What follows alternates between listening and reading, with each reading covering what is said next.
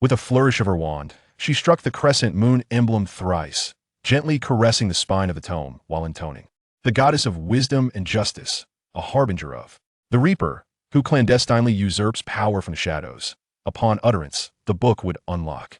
After Lin Xia commenced her studies at Hogwarts, she encountered a soul splitter, foolish as a worm, who perpetually bestowed upon her unexpected delights, leading her down the path of the oppressed. Navigating between realms, employing her own arcane arts as a foundation, she inadvertently embarked on a leisurely journey of wizardry. Chapter 1. The Transformation into Myrtis. Lin Xia gazed expressionlessly at the specter in the mirror, twisting a strand of hair between her fingers.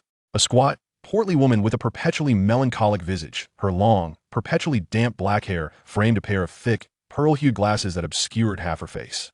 Surrounding her were 5 whimsical spirits, with wide faces and large mouths, their bright, round eyes gleaming as they frolicked and made faces at her. Fat Myrtle, ugly Myrtle, pitiful, weeping, morose Myrtle, and the Myrtle with a face full of blemishes. Lin Xia, her demeanor unperturbed, departed from the restroom equipped with a flushing toilet, having been in this place for 3 days. Several days prior, she had achieved a breakthrough in her family's tome, the 9 Heavens mystical record, reaching the profound realm of arcana. With her newfound, formidable consciousness, she unearthed a spiritual treasure buried in her ancestral land. A decayed, rusted bronze balance. In the post-apocalyptic era, where spiritual energy had waned to an almost negligible state, possessing even a fragment of a spiritual artifact could instill fear among the petty. However, she never anticipated that while meticulously restoring the balance artifact within her family estate, a tempestuous change would occur, a thunderstorm of unprecedented ferocity struck her clan that in an era where meteorological predictions had faltered, nature had devolved into a harbinger of calamity. As Lin Xia safeguarded her kin's retreat, a bolt of purple gold lightning struck her, rendering her unconscious. When she regained consciousness, she found herself in this strange new realm. Not only had she lost her original form, but she had also been transformed into something other than human. The whimsical spirits relentlessly pursued her, pelting her with moldy peanuts while the peanuts posed no threat. Their merriment was unyielding. The Myrtle discussed by others, the Myrtle who weeps in secret, oh, the gloomy, unlikable Myrtle. A voice within her consciousness screamed uncontrollably, tears streaming down her cheeks. Lin Xia's body twitched as she struggled against the profound desires of that other soul. Elevating herself into the air, she sobbed sorrowfully, turning to plunge headfirst into the very toilet she had previously encountered, splashing water upon the malicious spirits. Taking several deep breaths, she swiftly ascended, disregarding the constraints of space, traversing through layers of reality, escaping the troublesome spirits, and arriving at the 6th floor of the castle. Upon noticing the bewildered expression of the boar statue, Lin Xia ceased her movements and drifted to the 4th room on the left, uttering the incantation, fresh pineapple. The door swung open, revealing a rectangular bathtub adorned with white marble, its edges embellished with 100 golden faucets, each topped with a gem of a different hue. The opulence was resplendent, shimmering brilliantly.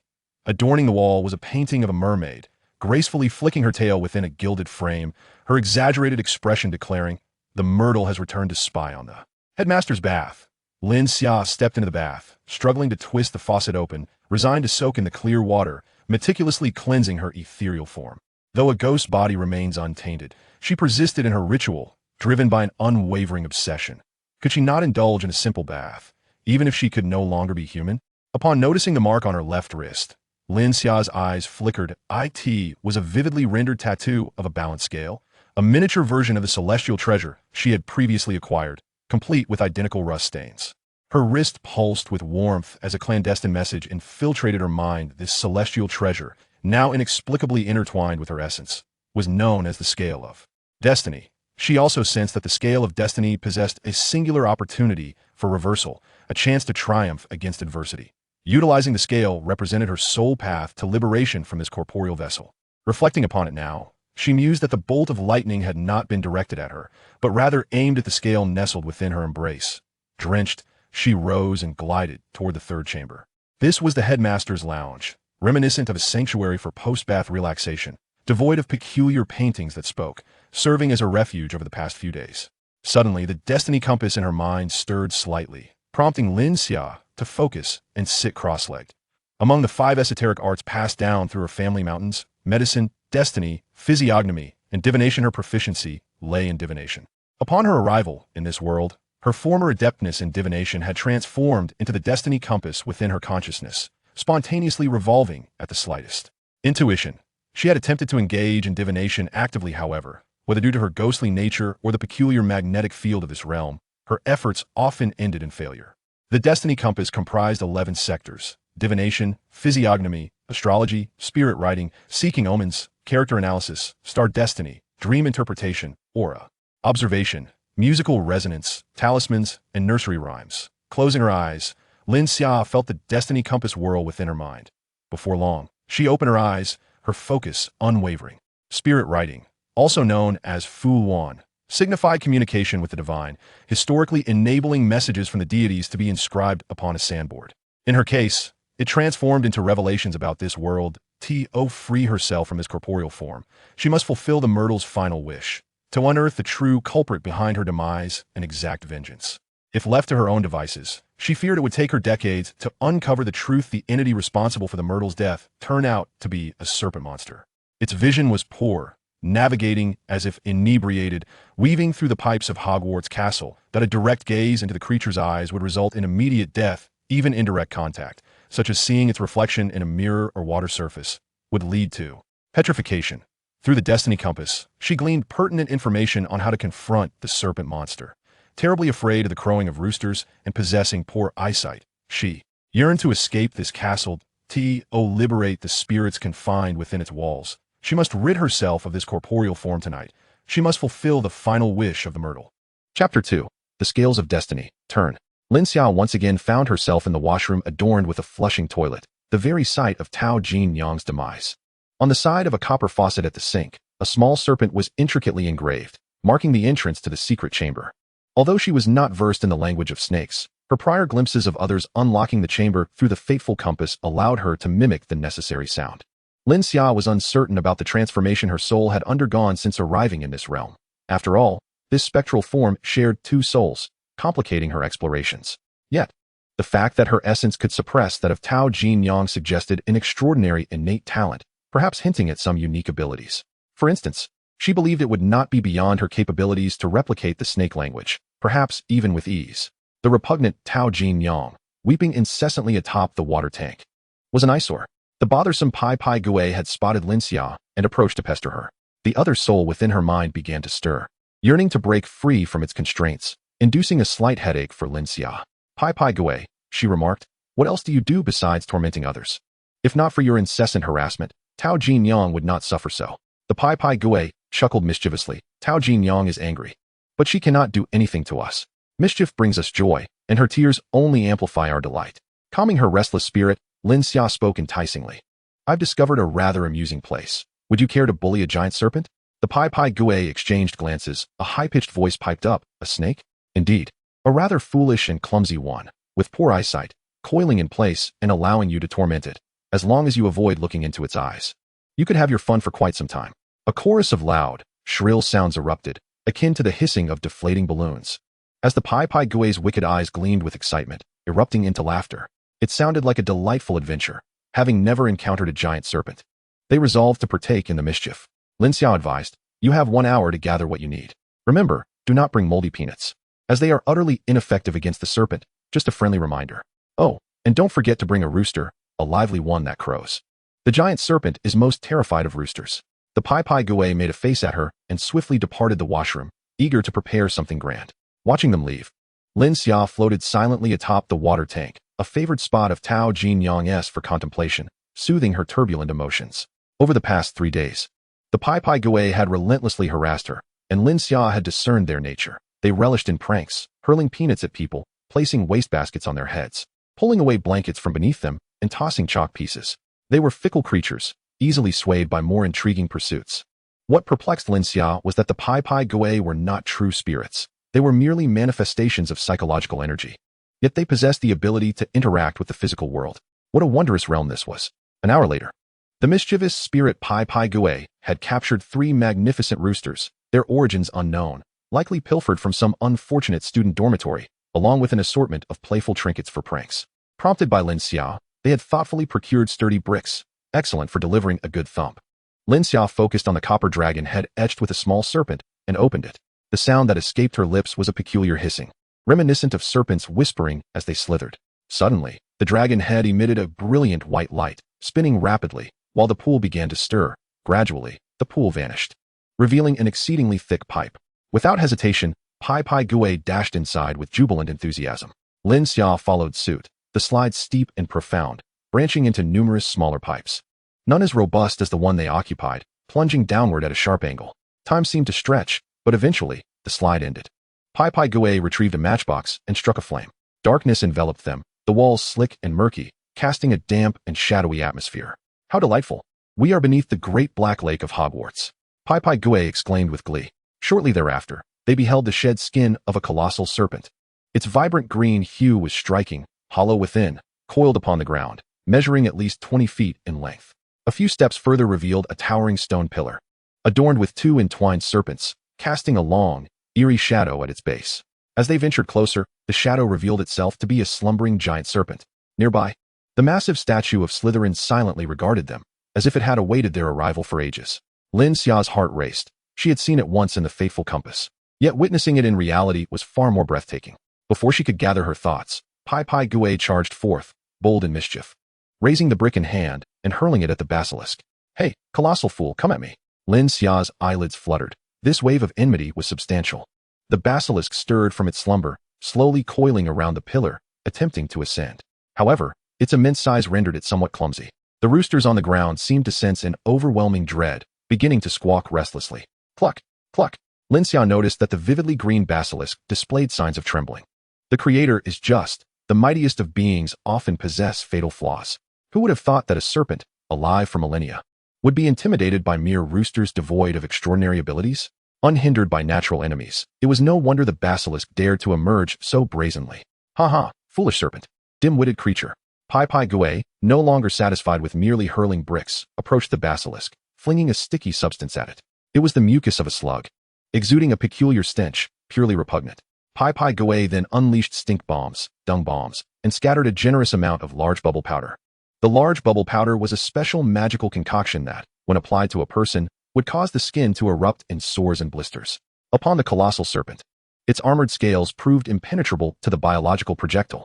Yet, this creature's fecal projectile was not without effect. Lin Xia observed the serpent unfurl its menacing maw, revealing two sharp fangs, while its forked tongues darted out like lightning, seeking to ensnare the mischievous Pippi Gui within the confines of the enclosed space. The potency of the biological projectile escalated exponentially. The serpent's robust tail crashed against the pillar in a futile attempt to dislodge the clingy Pippi Gui, which remained stubbornly airborne, never approaching the stone column. As the serpent prepared to descend from the pillar, Lin Xia could not ascertain whether the specter would vanish completely upon being seen. Thus, she uttered, "Wrap around the pillar and do not move." Strange hissing sounds echoed as Lin Xia commanded the serpent in the serpent tongue to remain still. This command did not originate from the knowledge of the compass. Rather, upon articulating her first phrase in serpent language, Lin Xia discovered her innate talent for serpentine speech. The serpent froze, hissing, "Are you a descendant of Salazar?" It was perplexing how Salazar could have two heirs. The hissing voice returned, the crowing of a rooster in fear, and Pippi Gui's excited shrieks resonated throughout the chamber for a full 3 hours. Bound by her command, the serpent offered no resistance, its breath gradually waning under the torment of the rooster's crowing. Sensing the moment was ripe, Lin Xia summoned another fragment of her soul. "The true culprit behind your demise stands before you. Do you wish to seek personal vengeance, even at the cost of your own life? Peach Blossom Maiden. Do you wish to persist in a ghostly existence, neither human nor spirit, submerged in the sorrow of death, tormented by Pippi Gui day after day? Or will you choose to embark on a grand adventure? Death is merely another magnificent adventure." With a fierce scream laced with profound hatred, Peach Blossom Maiden extricated herself from her corporeal form, transforming into a wisp of ethereal white light that surged toward the serpent. In that instant of entanglement between Pippi Gui, Peach Blossom Maiden, and the serpent, Lin Xia swiftly retreated and decisively activated the scales of fate. Chapter 3. Sacrifice of Peach Blossom Maiden. A rusted, ancient bronze balance appeared before Lin Xia. The balance, adorned with intricate and elaborate engravings, depicted scenes of yore. Individuals kneeling in worship before pyramids, others sacrificing animals, and pilgrims seeking their utopia. Alas, the extensive corrosion marred many exquisite designs, exuding an air of desolation. The serpent's soul was drawn by the potent allure of the balance, slowly disentangling from its corporeal vessel as it roared in fury, its very essence trembling with rage. Unlike the struggle to extract the serpent, the souls of Peach Blossom Maiden, Pippi Gouet, and the rooster had already been drawn out and placed upon the left side of the balance. In a state of panic, Pippi Gouet and the rooster shrieked. Yet their voices were firmly ensnared within the balance, unable to escape. Peach Blossom Maiden glared at the serpent with venomous disdain, exclaiming, "I want it dead. I want it dead." Under Lin Xia's watchful gaze, the already weakened serpent was finally drawn out in its entirety, its soul resting on the right side of the balance.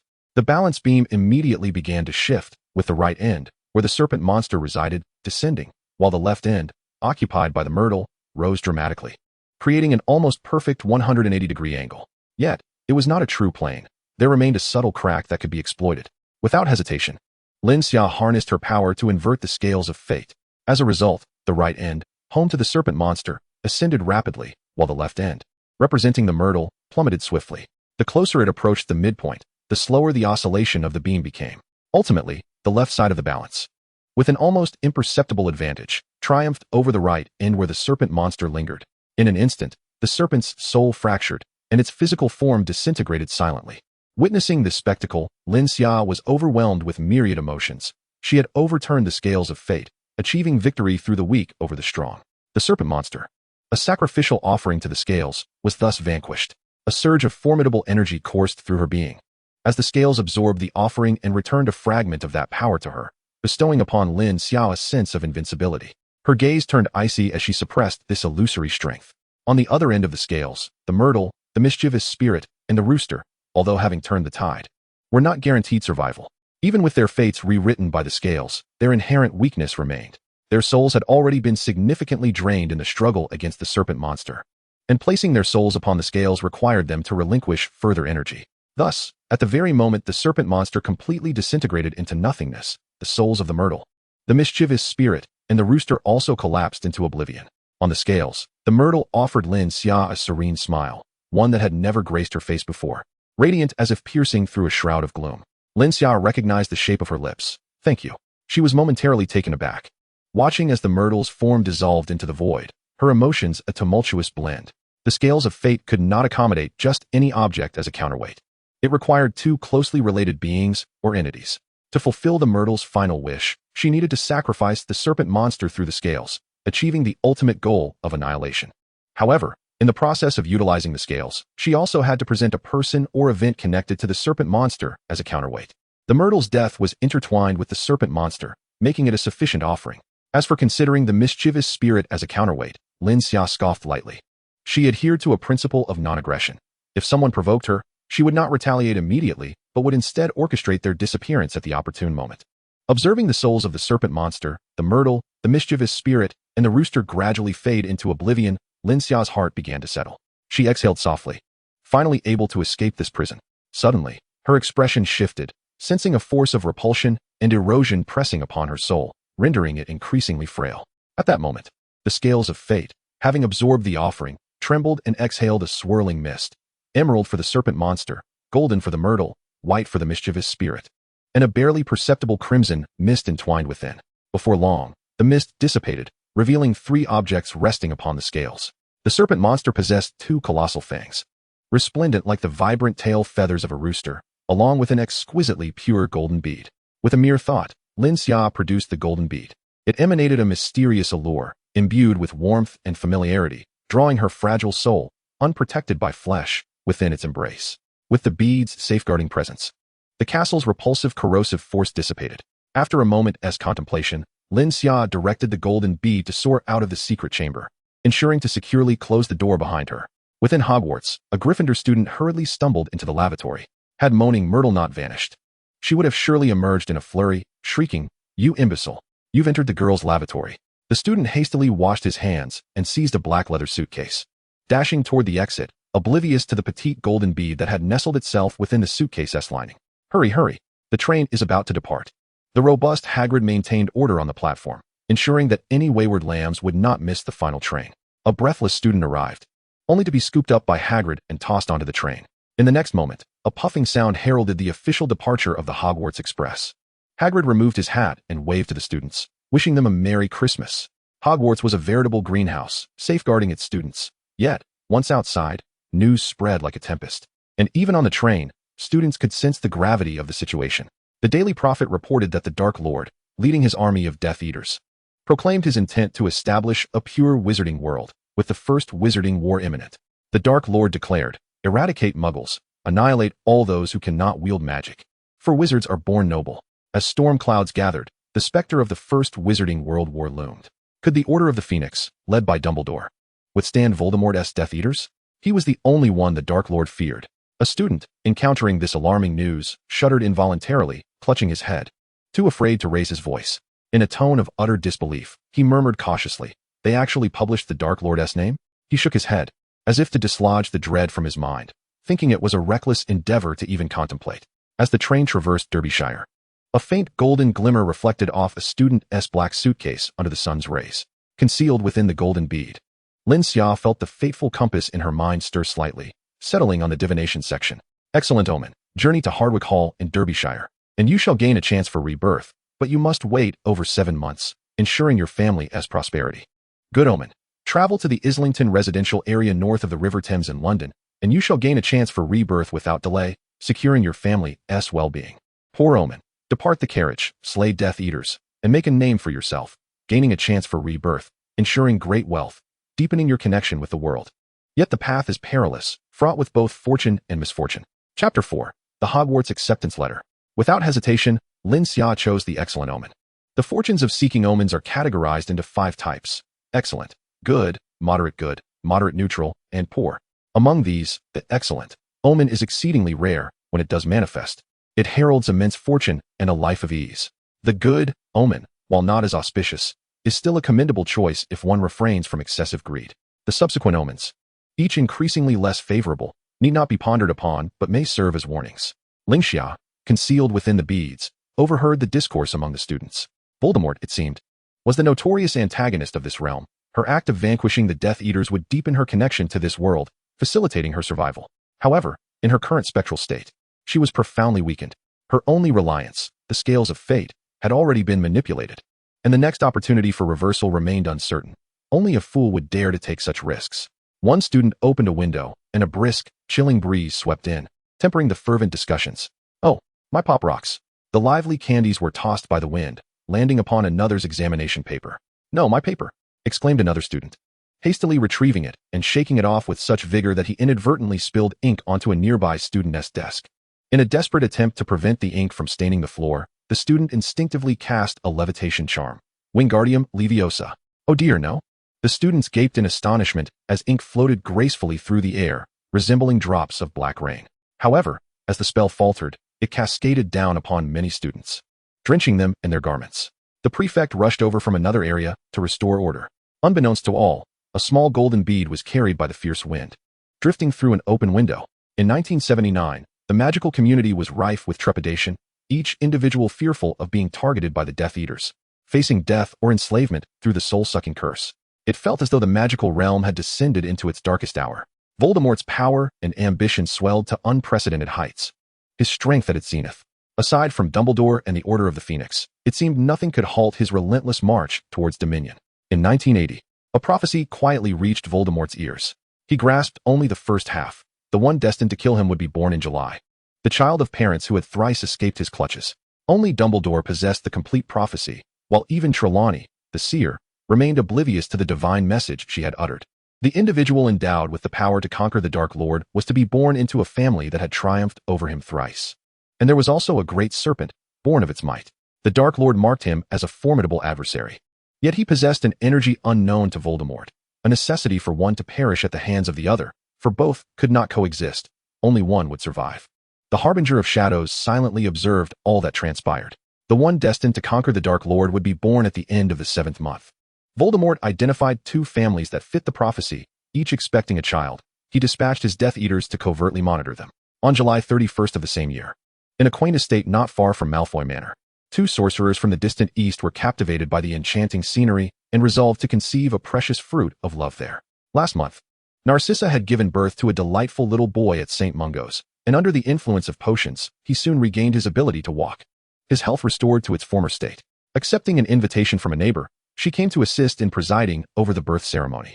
Even from a few meters away, Narcissa could sense the profound, dragon-like power emanating from the two foreign sorcerers, a force deeply rooted in their bloodline. This overwhelming strength compelled the ambitious Narcissa to seek their friendship, repeatedly affirming her decision, as these Eastern sorcerers were undeniably formidable yet possessed a gentle demeanor. Even her husband, the high-minded Lucius Malfoy, acknowledged her choice, eager to cultivate ties with the Eastern sorcerers to potentially market their family as products in the East. The birth and legacy of Eastern sorcerers ensured that all talents would be inherited by their offspring, alleviating concerns of producing a squib. The sole drawback was that, due to the bloodline nature of sorcery, once passed to the next generation, it could hinder one's own power from advancing, or even lead to its decline. Thus, the legacy of sorcery demanded far more diligence than that of wizardry. At 8 o'clock in the evening, a resounding cry of a newborn pierced the air, allowing Narcissa to finally exhale in relief as she assisted Charlie, wiping the sweat from her brow. Narcissa lamented, "It's all Voldemort's fault for keeping a close watch on St. Mungo's. Otherwise, you could have delivered there and spared yourself some suffering." Charlie smiled faintly, her delicate features betraying weariness. "It's all right. With Lin Xia here, I could give birth anywhere." Lin Xia, taking the baby girl from Charlie's arms, locked eyes with her amber gaze, and an inexplicable thought flickered in his mind. Lin Xia. A year later, on October 31st, 1981, Voldemort was repelled by Harry Potter's reflection of the Avada Kedavra curse, a spell that had claimed the lives of many wizards. Tearing his body apart in an instant and stripping away his magic, gravely weakened, he fled into obscurity, while the wizarding world finally emerged from the shadows, welcoming the long-awaited sunlight. In November of that same year, Dumbledore suddenly collapsed, and after a month of deep slumber, he awoke, claiming to have received a divine mandate from Merlin in his dreams, resolving to assume the role of Minister for Magic. Time swiftly passed, leading us to 1991. Lin Xia, have you received your acceptance letter from Hogwarts? A boy with a slicked-back hairstyle and suspenders dashed into the manor, leaping about on the rug without bothering to remove his shoes. As he bounced, he waved his wand, clearing the area with a flourish. Lin Xia, clad in the white training robes prepared by her parents, sighed in exasperation. "Draco, take your practice to your training room. Do not practice your spells in my manor." Draco, with his pale complexion, platinum hair, and gray eyes resembling his father's, yet softened by Narcissa's influence, mischievously replied, "The practice room is too dull. Real combat practice is far more enjoyable. Besides, don't you often practice magic at my house?" He inquired once more about the previous question. "Have you received your acceptance letter from Hogwarts?" Lin Xia shook her head, her rosy cheeks adorned with a serene expression. "No.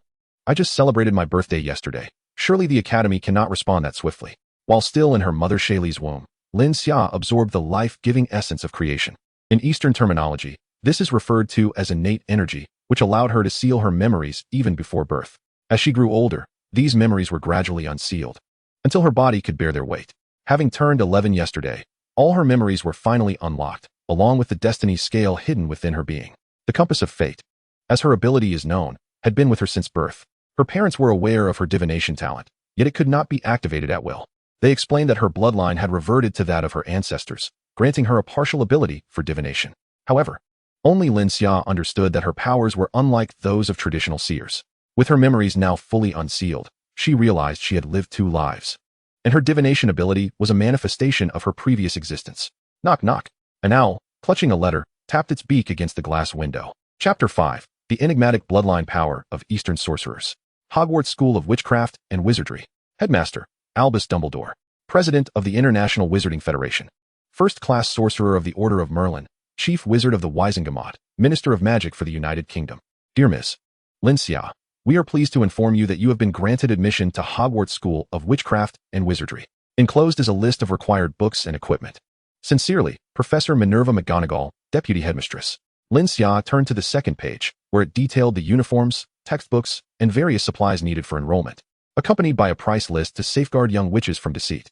Lin Xia noticed a beautiful tabby cat, its eyes framed with dark markings that resembled a pair of glasses.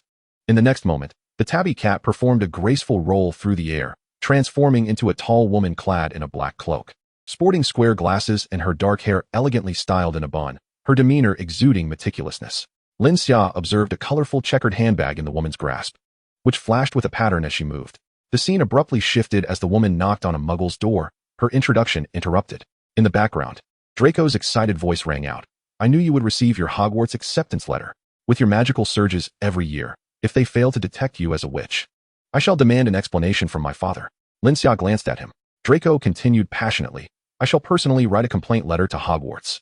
Narcissa and Shaylee arrived together, announcing, "Children, prepare yourselves. We are off to purchase your Hogwarts supplies." Lin Xia looked at her gentle mother, who, like her, possessed a mane of mysterious black hair.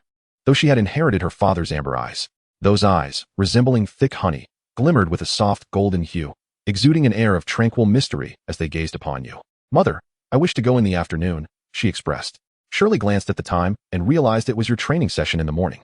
She smiled and readily acquiesced to the request. "All right, we shall go in the afternoon."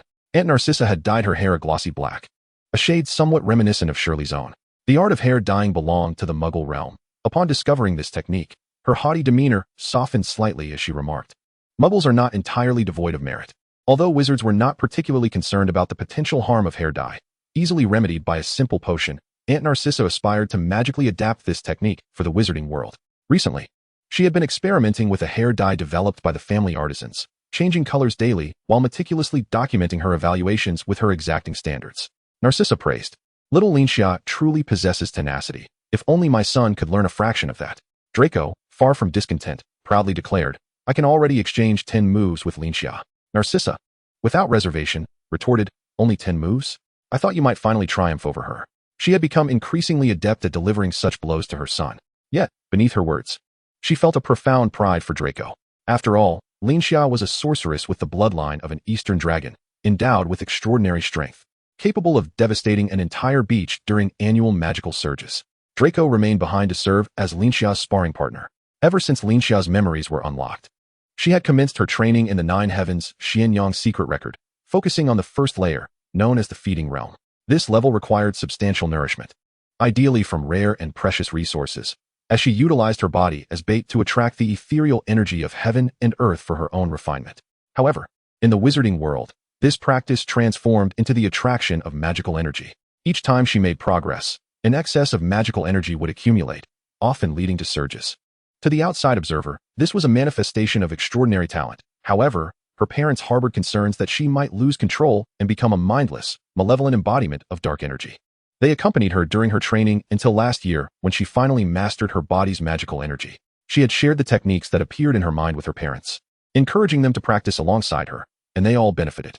The power of the Eastern sorceress bloodline was indeed a remarkable tale before her memories were fully awakened. She regarded her parents as her closest confidants, expressing her thoughts freely. They attributed this to the latent power within her bloodline. Even the emergence of techniques in her mind was seen as a sign of ancestral return, as the power imprinted in her bloodline shattered her chains and infused her with strength. In the afternoon, Lin Xia, accompanied by her mother Shirley and father Lin Rue, traveled in a Rolls-Royce driven by a house elf to the Malfoy Manor. Although the Malfoy estate was a mere 5 kilometers away, it was protected by a disillusionment counterspell, rendering apparition impossible. Given the choice between broomstick flight and a car ride, Lin Xia and her parents unanimously opted for the most comfortable mode of transport. The Malfoy family displayed no overt dissatisfaction with this arrangement.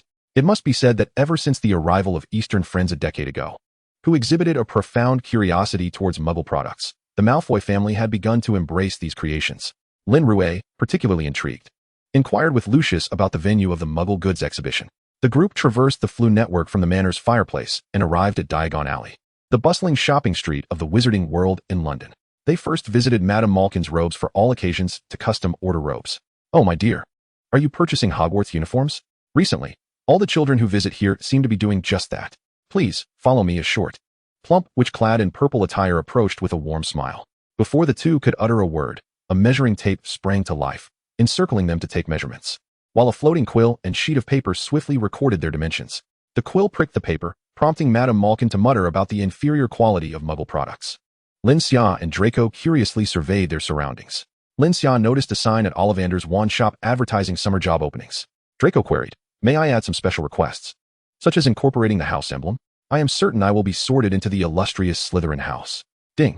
The robe shop welcomed another customer, a frail, black-haired boy with slightly curly hair and glasses. Draco frowned and criticized, "This is utterly inhumane." Madame Malkin concurred, "This regulation has significantly reduced my additional orders." "Hey you, are you also going to Hogwarts?" Draco inquired, casting an envious glance at the boy's dark hair. If he too possessed black hair, could he not become as formidable as Lin Xia?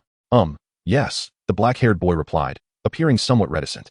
The boys quickly engaged in conversation. But the atmosphere grew increasingly tense as Draco posed questions about why first-year students could not possess their own broomsticks, and expressed his disdain for being sorted in a Hufflepuff, even mentioning the giant named Hagrid who served as a keeper. At this moment, Lin Xia interjected, "Draco, we should be on our way. I must remind you that even if you wish for special customization, your gold coins are insufficient." Their parents, satisfied with the children's desire for independence, left them 50 galleons to explore the shopping street while they ventured to an ice cream shop. Lin Xia calculated that the amount would suffice for their purchases with little left to spare.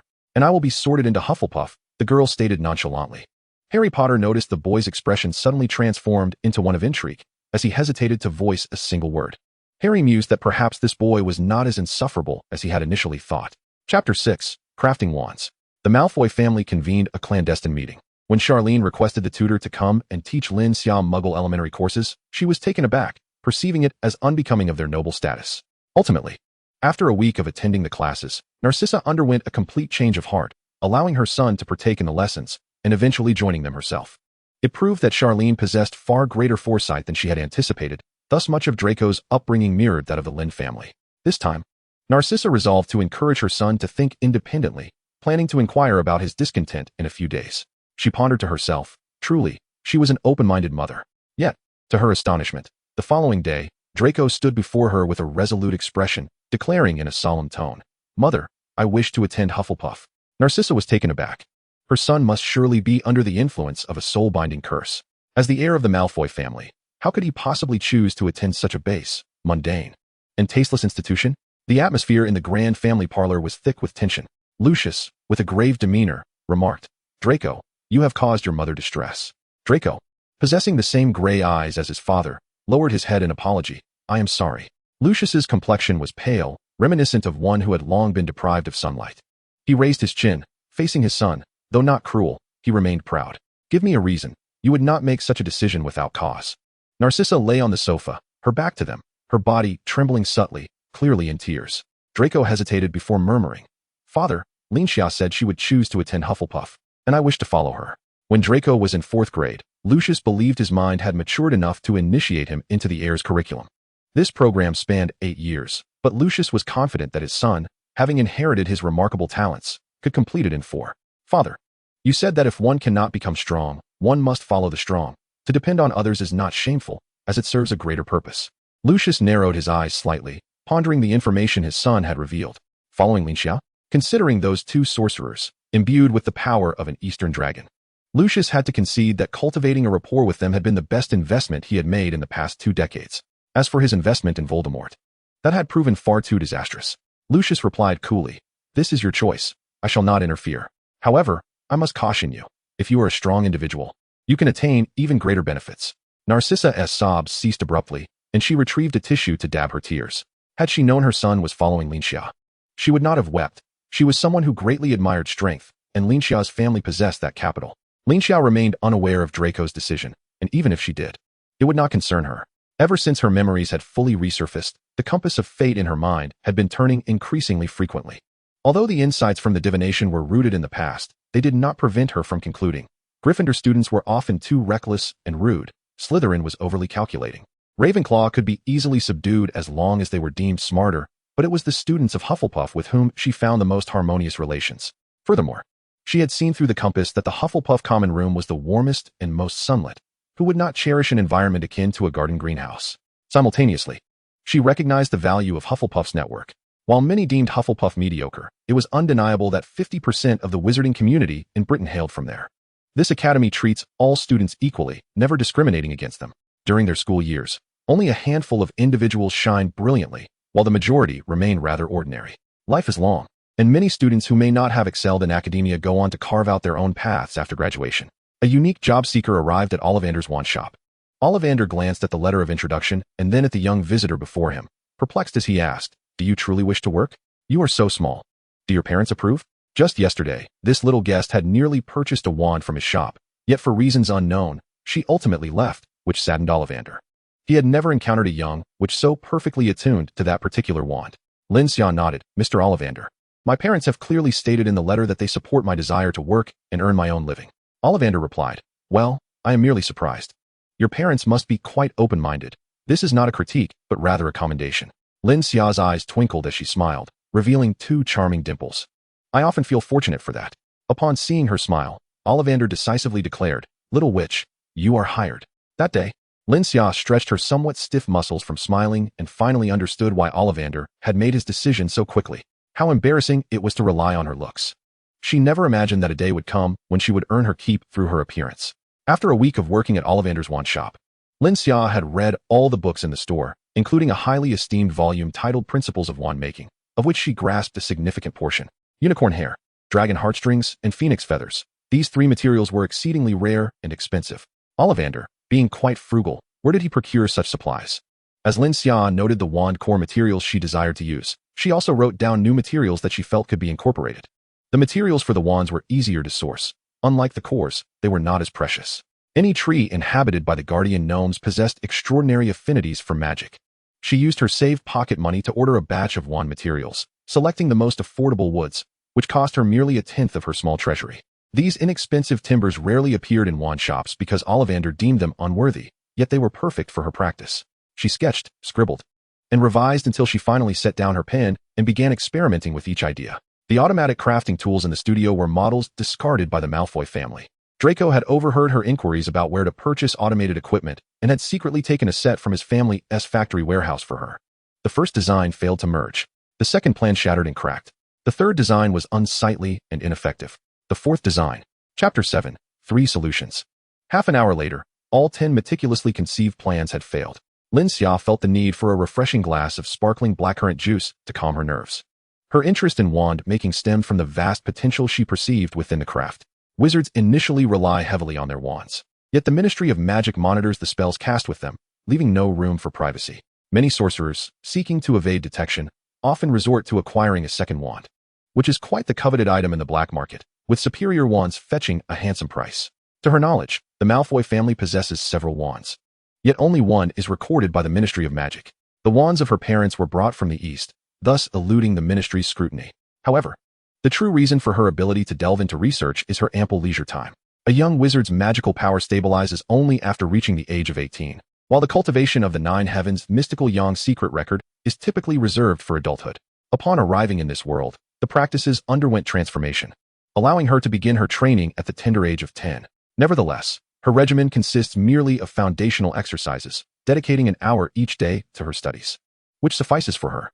As for her magical aptitude, it deepens inherently with her practice, requiring no deliberate training, an advantage bestowed by her technique, or perhaps her lineage. Is it imperative to utilize the pelts of rare magical creatures as wand cores? Could there be more accessible materials that could be mass-produced? Lin Xia pondered deeply. In this world, the more harmonious an object is with magic, the more formidable it becomes. The quest to discover a commonly found, yet magically resonant substance is akin to searching for a novel material. Perhaps she could explore synthetic avenues, employing science to triumph over magic?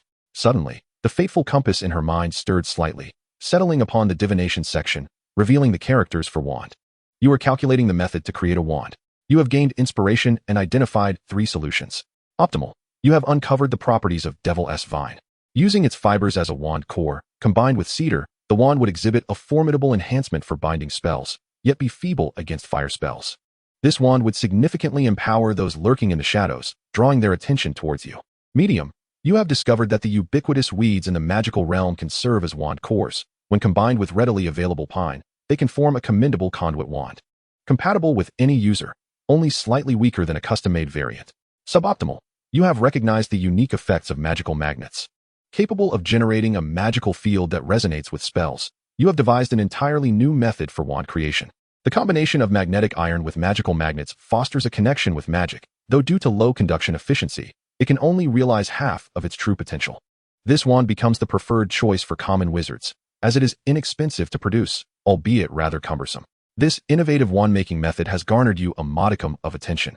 Lin Xia swiftly resolved her decision. Only a child would make a choice, while an adult desires everything. From a safety perspective, she could initially discard the suboptimal option, gradually transitioning to the medium and optimal choices. In the wand shop, Ollivander stood aghast, watching Lin Xia as she took a substantial scoop of ice cream, this being her 5th serving. Are you all right? With such a small stomach, how can you possibly fit so much ice cream? This inquiry marked the onset of Ollivander's nightmares.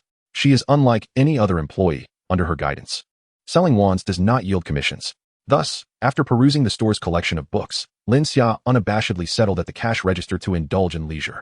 Ollivander did not admonish her. Instead, he perceived this as the inherent nature of young witches and wizards. He mused that her diligent demeanor might evoke a sense of exploiting child labor. Consequently, throughout the day, Ollivander remained oblivious to Lin Xia's presence at the register, where her chatter was incessant. As she nibbled, she cast innocent glances his way, her cheeks adorned with a delightful medley of chocolate, raspberries, and crushed nuts. Setting down her spoon, she declared, "Mr. Ollivander, you did suggest I could help myself to whatever I fancied." Noticing 5 bowls of ice cream, Ollivander gently reminded her, "Little witch, I am merely concerned for your health." Lin Xia reassured him, "There is no need for concern. I simply have a hearty appetite." Seizing the opportunity during a lull in customers, Lin Xia dashed to the leaky cauldron. The bar was dim and modest, featuring a counter and a few tables shrouded in shadows, giving it a dilapidated charm. Yet, Lin Xia understood that the bar's ambience transformed from day to night. "Hey, little one, this bar isn't meant for someone your size. Where are your parents?" inquired Tom, the burly proprietor, bending down with a somewhat intimidating scarred visage. Lin Xia responded, "Uncle, I would like 2 of the top 10 signature dishes. Please have them delivered to Ollivander's wand shop." Ollivander was indeed a shrewd businessman, allowing such a delightful youngling to labor. Tom hesitated, wanting to pat her head, but fearing it might startle her, so he handed her a squeaking candy rat instead. Lin Xia graciously expressed her thanks. Upon returning to the shop, she was greeted by the arrival of customers, 9 individuals, adults accompanied by young witches and wizards, their hair resembling a uniform shade of ginger, leaning towards deep brown. "Good afternoon, Mr. Weasley," Ollivander began, rambling. 11 inches, made of cedarwood, am I correct? This is a sturdy wand, possessing exceptional loyalty. Mrs. Weasley, it has been a while. You remain as cheerful as ever. Yours is, Mrs. Weasley interrupted Ollivander's pleasantries. "Ollivander, we need to purchase a wand for Ron, our youngest son, and we require additional items. We must be swift." "At your service," responded Ollivander, his light-colored eyes shimmering like crescent moons in the dimly lit shop. He leaned closer to Ron, nearly pressing his nose against the boy's face, causing Ron to tense and hold his breath, his hair standing on end. "I perceive the desires within your heart. Intriguing, very intriguing. You are suited for a unicorn tail hair." Mrs. Weasley's expression shifted slightly as she grasped Ron's arm, exclaiming hurriedly, "Wait. We have an urgent matter to attend to. We must leave." The chaotic aftermath of the old wand mishap in class had caused significant disorder. Just as the Weasley family approached the door, Lin Xia suddenly spoke up, "Mr. Ollivander, with the shop being so busy, wouldn't it be prudent to hire an additional staff member?" Mrs. Weasley turned to the source of the voice and noticed a sweet-looking girl with black hair. She appeared diminutive, nearly buried beneath an array of wand boxes, her fair skin contrasting with her hair, which was tied into a high ponytail with a bear-shaped hair tie. Chapter 8, Staff Training Guide. Without a moment's hesitation, Ollivander declined, asserting that his modest establishment required only 2 employees. As one of the 3 foremost wand makers in Europe, Ollivander's wands were renowned throughout the continent. The wands sold to Hogwarts students were merely at cost price. Lin Xia had witnessed him sell to other adult wizards at prices that soared to hundreds of times that amount. Ultimately, it was a matter of frugality. Otherwise, he would not be seeking part-time help. Lin Xia pointed to the bewildered Ron, saying, "Sir, I believe this boy possesses great potential. He appears industrious and genuine." Ollivander scrutinized Ron with a discerning gaze, while Arthur, the head of the family, understood the implication and chimed in, "My youngest son helps with household chores." The Weasley family did not appear impoverished. Arthur worked at the Ministry of Magic and had earned Dumbledore's favor. However, his brash nature and forthright manner had alienated many. Unlike others who could navigate the system for personal gain, leaving him with only the basic salary provided by the ministry. With 9 mouths to feed, their savings had merely transformed from a mere 1 galleon to 10. Ron needed to purchase numerous items for school, not just a wand, and Molly initially intended to wait until acquiring other necessities before considering a solution.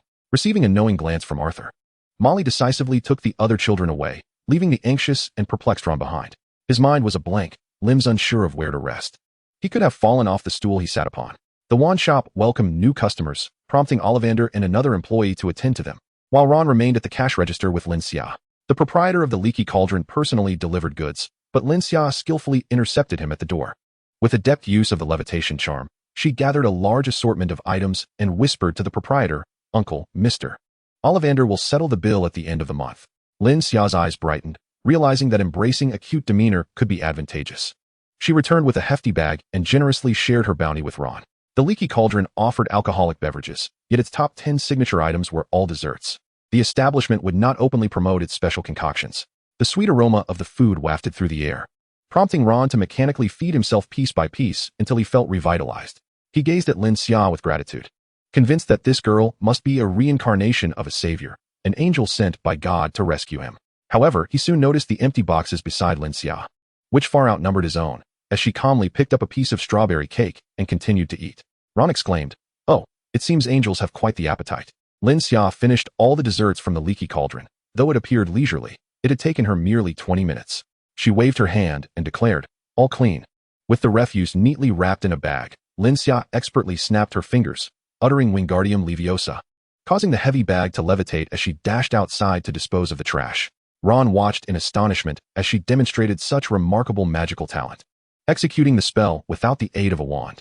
After eliminating the evidence, Lin Xia found the opportunity to introduce the wand shop to the newly arrived employees.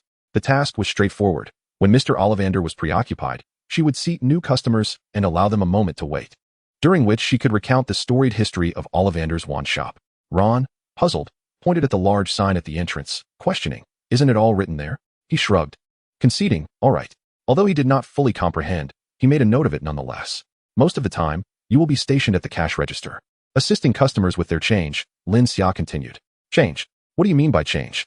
Ron stammered, suddenly growing anxious, his complexion paling. "What if I give the wrong change? Do I have to compensate? I don't have that much money." "Don't worry," Lin Xia reassured him. "I've requested a calculator from the boss, which will automatically tally the amounts during checkout." With this, Ron felt a wave of relief, especially after successfully assisting a customer with change himself. Raising his head high with newfound confidence, Lin Xia then handed him a note detailing the tasks he was to perform while customers waited, the information he should share, and a reminder to say, "We hope to see you again," as customers departed. "You must memorize this fluently within 2 days to pass this recruitment," Lin Xia stated calmly, her gaze unwavering. "You must accomplish it." Ron's face flushed crimson as he considered defending himself, but Lin Xia's next words halted him. "Ron, do you still wish to have your own wand?" His throat tightened at her inquiry. Lin Xia spoke with a serene demeanor. "You may not fully grasp why your parents left you here, but it is evident they hope you can earn enough to buy your own wand through hard work. Ron, your family has many responsibilities, and your parents face their own challenges. I can tell that your brothers also work to earn money." She continued, "Moreover, working part-time is nothing to be ashamed of. I have learned a great deal through my own labor, earning extra galleons, ensuring I never lacked for spending money while studying." Ron fell silent, lowering his head, his eyes glistening with unshed tears as he tightly clutched the note. After a few moments, he began to quietly recite it. The evening business thrived, and even with Ron's assistance, Lin Xia found herself obligated to work overtime. With a nonchalant smile, she remarked, "Sir, I still need to grab a bite to eat later. You can treat me." Ollivander generously replied, "Feel free to eat whatever you like. And the same goes for the other employees, just charge it to my account." Lin Xia pondered for a moment before inquiring, "Could I take some precious materials to cook?" Ollivander looked at her quizzically, unconvinced that there was anything in his shop suitable for cooking, as those were magical materials, some of which could be fatal if ingested.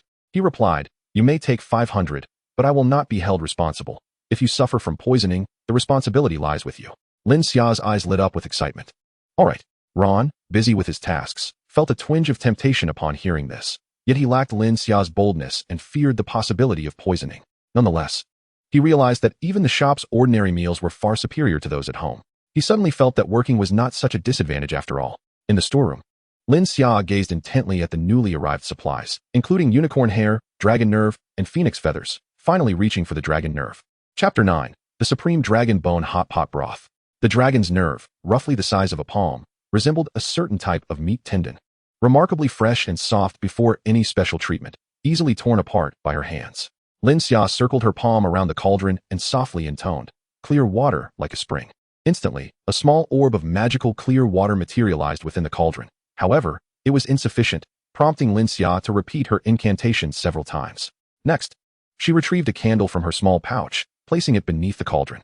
Bringing her hands close to the flame, she rubbed her thumb and index finger together. Murmuring, flames blazed fiercely. A faint flicker ignited, yet Lin Xia felt it inadequate, so she added another piece of candle and recited the incantation once more. The magical aptitude bestowed upon her by the feeding realm allowed her to effortlessly chant spells while performing the corresponding gestures, albeit with somewhat diminished potency, limited to a few spells expressible through gestures. Nevertheless, it sufficed for Lin Xia. Practitioners of the wizarding world generally lack the knowledge to handle dragon nerves, rendering them akin to chewing rubber, quite unpalatable and yielding no beneficial effects without the appropriate potions. However, this posed no issue for Lin Xia. She extracted 2 jars of medicinal powder from her pouch. One contained ginseng, poria, white atractylodes, and licorice, while the other housed rehmannia, white peony, angelica, and chuancio. The herbs within the powders could be combined to create the 8 treasures soup, intended to replenish vital energy and blood. Upon pouring both jars into the cauldron, the clear water transformed into a thick, black mass, exuding an indescribable aroma. Unfazed, Lin Xia delved back into her pouch, producing another jar filled with astragalus and cinnamon, merging it with the previous 8 ingredients to formulate the 10 complete nourishment soup.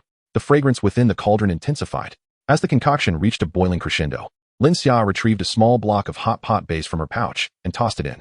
The pungent medicinal aroma was promptly subdued, replaced by an assertive, spicy scent that boldly invaded her nostrils. The hot pot base was crafted by her parents upon her request, a flavor beloved by the entire family. The dragon's nerves danced in the boiling water, rising and falling, but Lin Xia was not yet satisfied. She pulled out several slices of fatty beef, tripe, lamb rolls, beef rolls, and fish fillets from her pouch. Lastly, she produced a stack of sauces, sprinkling a handful of minced garlic and scallions. Lin Xia continued to rummage through her pouch, seeking additional items to add, but ultimately had to concede defeat. The cauldron was simply too small. As the meat rolls simmered within the cauldron, Lin Xia meticulously counted down the seconds, ready to devour them the moment the time was right. The first morsel she indulged in was, of course, the dragon's nerve, a paramount delicacy, often difficult to procure even with the means to do so. As for the flavor, Lin Xia chewed thoughtfully, finding it rather unpalatable, primarily due to undercooking. Cooking dragon nerves required more than mere ordinary flames, as some dragons possessed an innate affinity for fire, rendering them impervious to standard heat. Her method of preparation was merely a less repulsive alternative to consuming them raw, made tolerable with the addition of condiments. Next came the tripe, fatty beef, and lamb rolls. The first layer of the 9 Heavens Mysterious Sun's secret record began to operate autonomously, digesting the supplements she had ingested. Lin Xia felt an intense heat coursing through her veins, a warm current flowing from her stomach to the entirety of her being. The experience she had acquired from her previous cultivation proved invaluable. She set aside the challenging dragon tendons for the moment, choosing instead to gradually absorb the other supplements. Later to meticulously refine the medicinal essence of the dragon tendons. The redness of her skin, a result of the boiling blood, gradually returned to its original state under the influence of the 9 Heavens Mysterious Sun's secret record. Lin Xia retrieved a wet wipe from her small pouch, wiping the sweat from her forehead, unable to determine whether her discomfort stemmed from the spiciness or the exertion of her practice.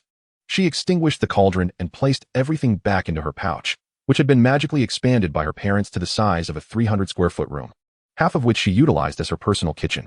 Just before departing, a thought flickered through Lin Xia's mind, prompting her to retrieve the cauldron once more. She took out a small vial from her pouch, poured some broth into it, corked it securely, and declared it perfect.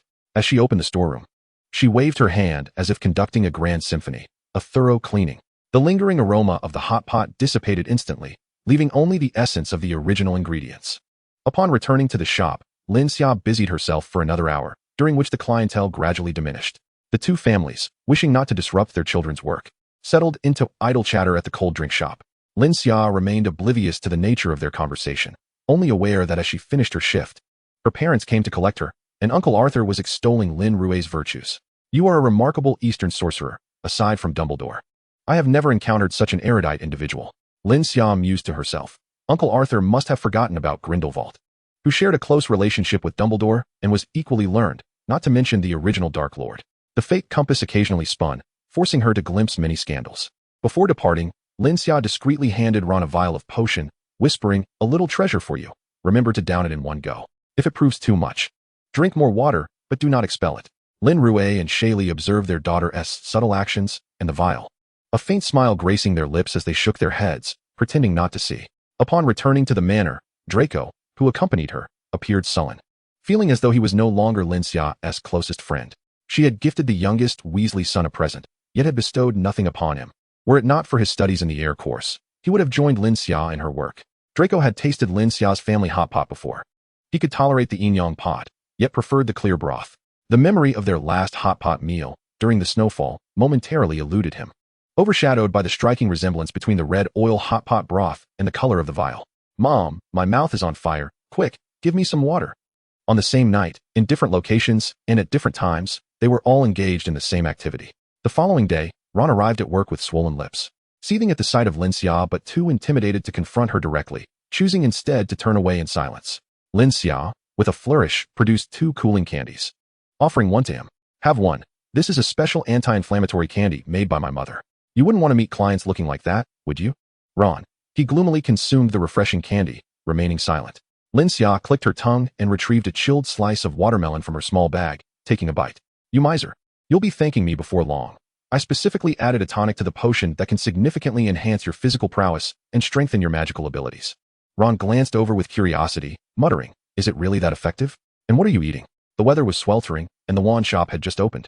Without any cooling devices yet in operation, Lin Xia handed Ron a piece of watermelon from her bag, saying, I swiped it from home. She was always generous when it came to sharing delicious food with her friends. Ron enviously remarked, your family is so wealthy. It seems like you have everything. Lin Xia replied, this is a common muggle fruit, easily obtainable for just 1 canute. Ron, you actually possess a great deal as well. There's no need to envy others. As for the changes in your body, take a moment to calm yourself and you will notice them. Chapter 10, The Platform. Where Dreams Begin. 2 days later, Lin Xia resigned from her part-time job at Ollivander's, earning 15 galleons and additionally acquiring a wand of her own. It was a remarkable wand made from the tail feather of a thestral, crafted from beech wood, measuring 13 inches. Ollivander gazed at Lin Xia, his pale irises resembling a full moon suspended in the sky. The power of the thestral could only be perceived by those who had witnessed death. It was once considered by the wizarding world to be the creature closest to death, with some claiming it to be a creation of the Grim Reaper. He rambled on, gently caressing the wand box, clearly reluctant to part with it. Using such a core was the most unpredictable. It could be immensely powerful or exceedingly weak, with the beech wood amplifying its characteristics. Only a wizard of exceptional intellect could wield it. Those with narrow minds and obsessive traits would never unlock its true potential. Lin Xia nonchalantly accepted the wand. There had been an offer of 10,000 galleons for it once, but I could see at a glance that the buyer was not its rightful owner, hence I declined. Lin Xia cleared her throat softly and cautiously placed the wand into the box. Ollivander, having discerned her thoughts, was not surprised. After all, she often stroked that wand while working, hoping to deepen their connection through metaphysics. A wand core made from the horn of a horned serpent, crafted from walnut wood. Measuring 14 inches, it is unconventional, possessing acute intuition and formidable insight. In times of danger, it will alert its master. A truly extraordinary wand. Ollivander shook his head nervously, exclaiming, oh, serpent horn. It reminds me of a great wizard who once used a serpent's horn to craft his wand, Salazar Slytherin, who used the horn of a basilisk. Basilisks are truly fascinating creatures. I've heard they are favored pets of the Grim Reaper. Isn't that remarkable? He inquired. Ollivander chuckled, gently patting the little witch on the head. You know, many things in this world can help you avoid risks. May you walk the right path. Watching Lin Xia's departing figure, Ollivander suddenly felt an inexplicable premonition, as if he were witnessing a new crescent moon rising steadily into the sky. Dear Mr. Ollivander, I hope this letter finds you in good health. By the time you receive this correspondence, I will either have arrived at Hogwarts or be en route to it. As I embark on my journey into a new college, my heart brims with excitement, often recalling your wise teachings, to remain humble, to nurture my passions, and to stay on the righteous path. I must share with you that on the 15th of August, during the Mid-Autumn Festival, my longing for home overwhelmed me. I prepared an array of delectable offerings to honor the moon, though only a modest portion found its way into my stomach. I trust you can empathize with my sentiments, as my hometown remains my deepest yearning while I am in a foreign land. The bills will be presented to you for your signature at the end of the month. I wanted to clarify this in case it was unclear. The students will forever remember your generosity. Regrettably, I must inform you that I inadvertently boiled some dragon heartstring from your inventory in scalding water, consuming half of it. However, fret not, for my family has already assisted me in resolving the ensuing magical surplus and its conflict with my health, so you need not worry about my well-being. In closing, I wish to express my heartfelt gratitude. You are the most generous of proprietors and the most magnanimous of teachers. Wishing you good health and abundant fortune, your student. Lin Xia, August 31st. Enclosed is my report on the discovery of a magical magnet capable of forming a magical field that resonates with spells. Additionally, I have perhaps stumbled upon a novel method for wand making, though it requires further refinement, and I would be grateful for your assistance. May we both continue on the rightful path. On this same day, the staff at Ollivander's found Mr. Ollivander to be rather peculiar. Initially, he wore a look of helpless amusement, followed by a loud reprimand, and finally, he scrutinized a report with a serious demeanor. Mumbling to himself, this is indeed a remarkable discovery, perhaps even a great one. She has uncovered an entirely new method of wand making, though her actions leave me feeling somewhat befuddled. Mother, there are so many people here, Draco exclaimed, his childlike curiosity leading him to gaze around the bustling train station. a place he had never visited before. Narcissa replied, "Most of these people are muggles. This station is quite popular among them. My dear, I should take you to a muggle market sometime.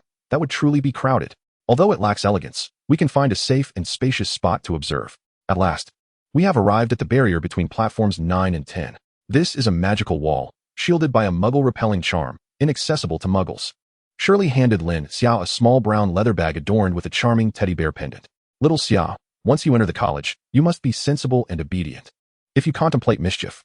Shirley paused, while Lin Rue, with one arm around his wife and the other cradling their daughter, ushered them through the magical wall. "Then you must conceal your tracks."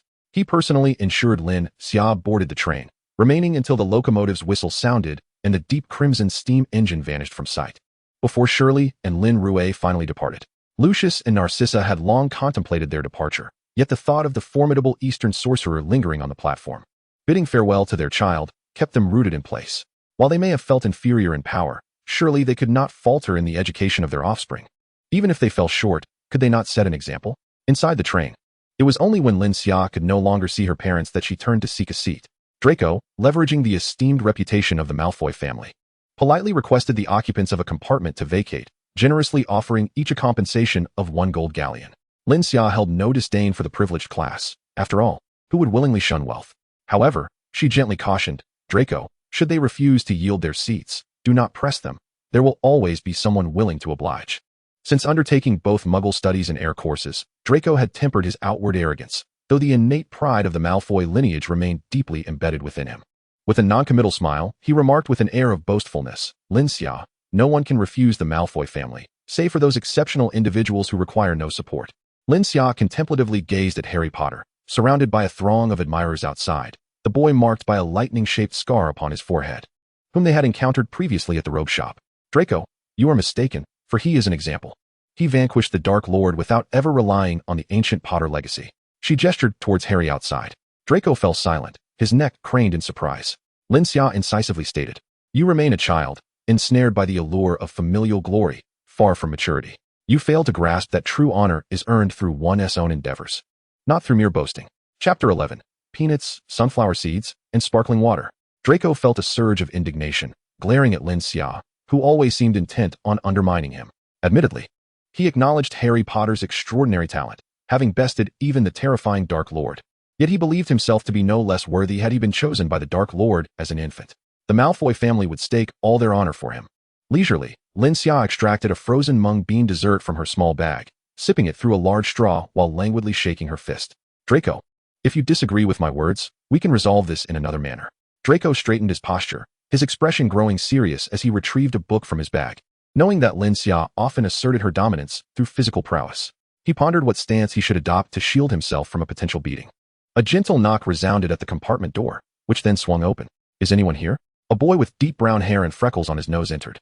Upon spotting Lin Xia, Ron's eyes sparkled with recognition. "Lin Xia, you're going to Hogwarts as well? That is wonderful. With 3 prominent schools in Europe." Lin Xia's distinctive black hair hinted at her Eastern heritage, having just grown familiar with her. Ron hadn't had the chance to inquire about her school after she left the wand shop. Lin Xia lifted her gaze, offering him a warm smile. "Ron, it's a pleasure to see you again." She noticed the wand in his hand.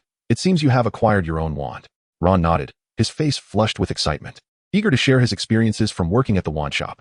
Suddenly, he heard a light cough and realized there was another person in the booth. A boy with platinum blonde hair was engrossed in a book, occasionally covering his mouth to cough, seemingly lost in concentration. Ron noticed the book in his hands. The cover depicted a slanted cylindrical tower, oddly tilted yet miraculously upright, with a figure standing atop, tossing a ball downwards. Below, a crowd on the lush green grass cheered towards the ball. The cover was peculiar, suggesting they were engaged in some mysterious ritual. Ron glanced at Lin Xia and noticed she too held a book. Its cover featured 2 triangles enveloping a circular symbol, adorned with an array of incomprehensible lines, some straight, others twisted or slanted, forming an enigmatic yet orderly design. Again, he was confronted with another strange tome. He quickly changed his words. "Lin Xia, I have friends waiting for me in another booth. I shall join them for now, and we can converse at the academy later. I should be sorted into Gryffindor." He puffed his chest with pride, proclaiming, "Our family are all brave lions." Lin Xia nodded. "All right, Ron. I believe I will be sorted in a Hufflepuff. Badgers and lions have always been friends." "Also, Ron," she said, gazing disapprovingly at his wand waving about, "the wand is our companion. You ought to cherish it. What if you accidentally break it?" Once Ron departed, Lin Xia cast another glance at Draco, who still had his head bowed over his book, though his hand was no longer covering his mouth. She shook her head and resumed her study of geometry. Ron encountered his twin brothers, who led him to a booth where none other than the famous Harry Potter sat. As they became slightly acquainted, Ron brought up the earlier booth they had entered. With exaggerated astonishment and disbelief, he exclaimed, "I detest dealing with books, yet those two were clutching thick tomes. It's terrifying. I would suffocate in such an environment. I cannot remain silent." Harry replied, "Perhaps they simply adore reading and excel academically. I attended a Muggle school where I had to read every day. Do you see my glasses? The doctor said my nearsightedness is due to late nights spent reading. Yet my grades were not impressive." At that moment, a cheerful woman with dimples pushed open the booth door, asking, "Darling, would you like to buy some snacks?" Harry, having skipped breakfast, sprang up to investigate. Ron pulled a gold galleon from his pocket and generously offered, "What would you like?" "It's on me." Harry purchased a variety of treats. Bertie Bott's every flavor beans, exploding bonbons, chocolate frogs, pumpkin pasties, and cauldron cakes. He even spotted peanuts, sunflower seeds, and sparkling water. In the corner of the cart, there were several bottles containing suspicious substances labeled with intriguing names. Harry read the words on the packaging, feeling they were somewhat awkward. They seemed rather mundane, as if they were completely still. The vendor chuckled warmly, explaining, "These are snacks from the East. This year, we have hundreds of students from the East enrolling, and these are specially prepared for them." Ron exclaimed joyfully, "Yes, I know Lin Xia, who has Eastern heritage." He had purchased all the Eastern snacks, and along with Harry's share, they spent a total of 15 silver sickles and 12 bronze nuts. Harry thought to himself how much Ron valued that Eastern friend. As Harry munched on the food, he listened to Ron's convoluted tale of his history with treasure hunting. "I worked at Ollivander's wand shop, and I earned my own wand along with 10 gold galleons. Lin Xia left a letter for me before she resigned. By the way, I took her position when she left. She trained me to be a shop assistant before departing. Lin Xia advised me to save more money and to keep it in several places for emergencies, so I divided my galleons among various hiding spots." Ron said angrily, "The galleons in my piggy bank were taken by my mother to help with household expenses. The ones in my drawer mysteriously vanished as well. I suspect my twin brothers took them, as they love to play pranks." Harry, puzzled, asked, "What about the money you have now?" Ron popped a Bertie Bott's every flavor bean into his mouth, grimacing as he exclaimed, "Oh no, this tastes like stinky socks." Harry looked at the food in his hand, feeling as if it had absorbed the unpleasant flavor. Ultimately, he finished most of the food and gave Ron the collectible cards from the chocolate frog, which included the two cards Ron desired, Agrippa and Bodellamy. In a compartment several meters away, Lin Xia curiously observed the Eastern delicacies on the cart and purchased them all. The vendor, still smiling, replenished his stock from a box, and Lin Xia emptied it once more. This exchange continued thrice until the vendor's grin began to wane, prompting Lin Xia to finally cease her purchases, remarking, "I ought to leave some for the other Eastern wizards. I believe they will need them as well." The vendor praised her, saying, "You are truly a kind little witch." Just as the vendor departed, a toad leaped into the compartment. Chapter 12, Dream Divination. Upon locking eyes with Lin Xia, the toad immediately froze, squatting in place. A boy outside was wailing, "Toad! Who has seen my toad?" Draco observed the frozen toad with a peculiar expression, wondering if it could be the one in question. In the next moment, he saw Lin Xia slightly lift her head, leisurely extending her right index finger to press against her neck, her voice resonating like a bell. An invisible force of magic coalesced, and the spell was successfully cast. Though its power was modest, just enough for passers-by outside the compartment to hear. "The toad is with me." Neville rushed in hurriedly, stumbling as his robes tripped him, causing him to fall and land on the toad. "Oh, my toad." Neville quickly rolled over, cradling the toad in his hands for a careful inspection, relieved to find it unharmed. "Thank you for finding my toad," he expressed gratefully. Draco shook his head, modestly lifting his chin. "It was not I who found it. It was Lin Xia." Lin Xia smiled lightly. "It wasn't exactly me who found it. It jumped in by itself." She bent down to rummage through her small leather bag, producing a delicate silver cage. "If your toad has a penchant for wandering, you can confine it here. Once you become more acquainted, it shall cease its escapades." Neville cautiously accepted the cage, stuttering, "Thank you, I can pay for it. It's hardly worth a few coins. Consider it a gift from me." "Neville, have you found your toad?" A girl with a mane of thick brown hair and prominent front teeth entered, her tone somewhat haughty and dismissive. Upon spotting Lin Xia, particularly the book she had set aside, the girl's eyes sparkled with interest. "Which school did you attend previously?" "The cover of that book resembles the geometric shapes I learned in mathematics." She spoke in a rapid succession. "Lin Xia, have you located Neville's toad?"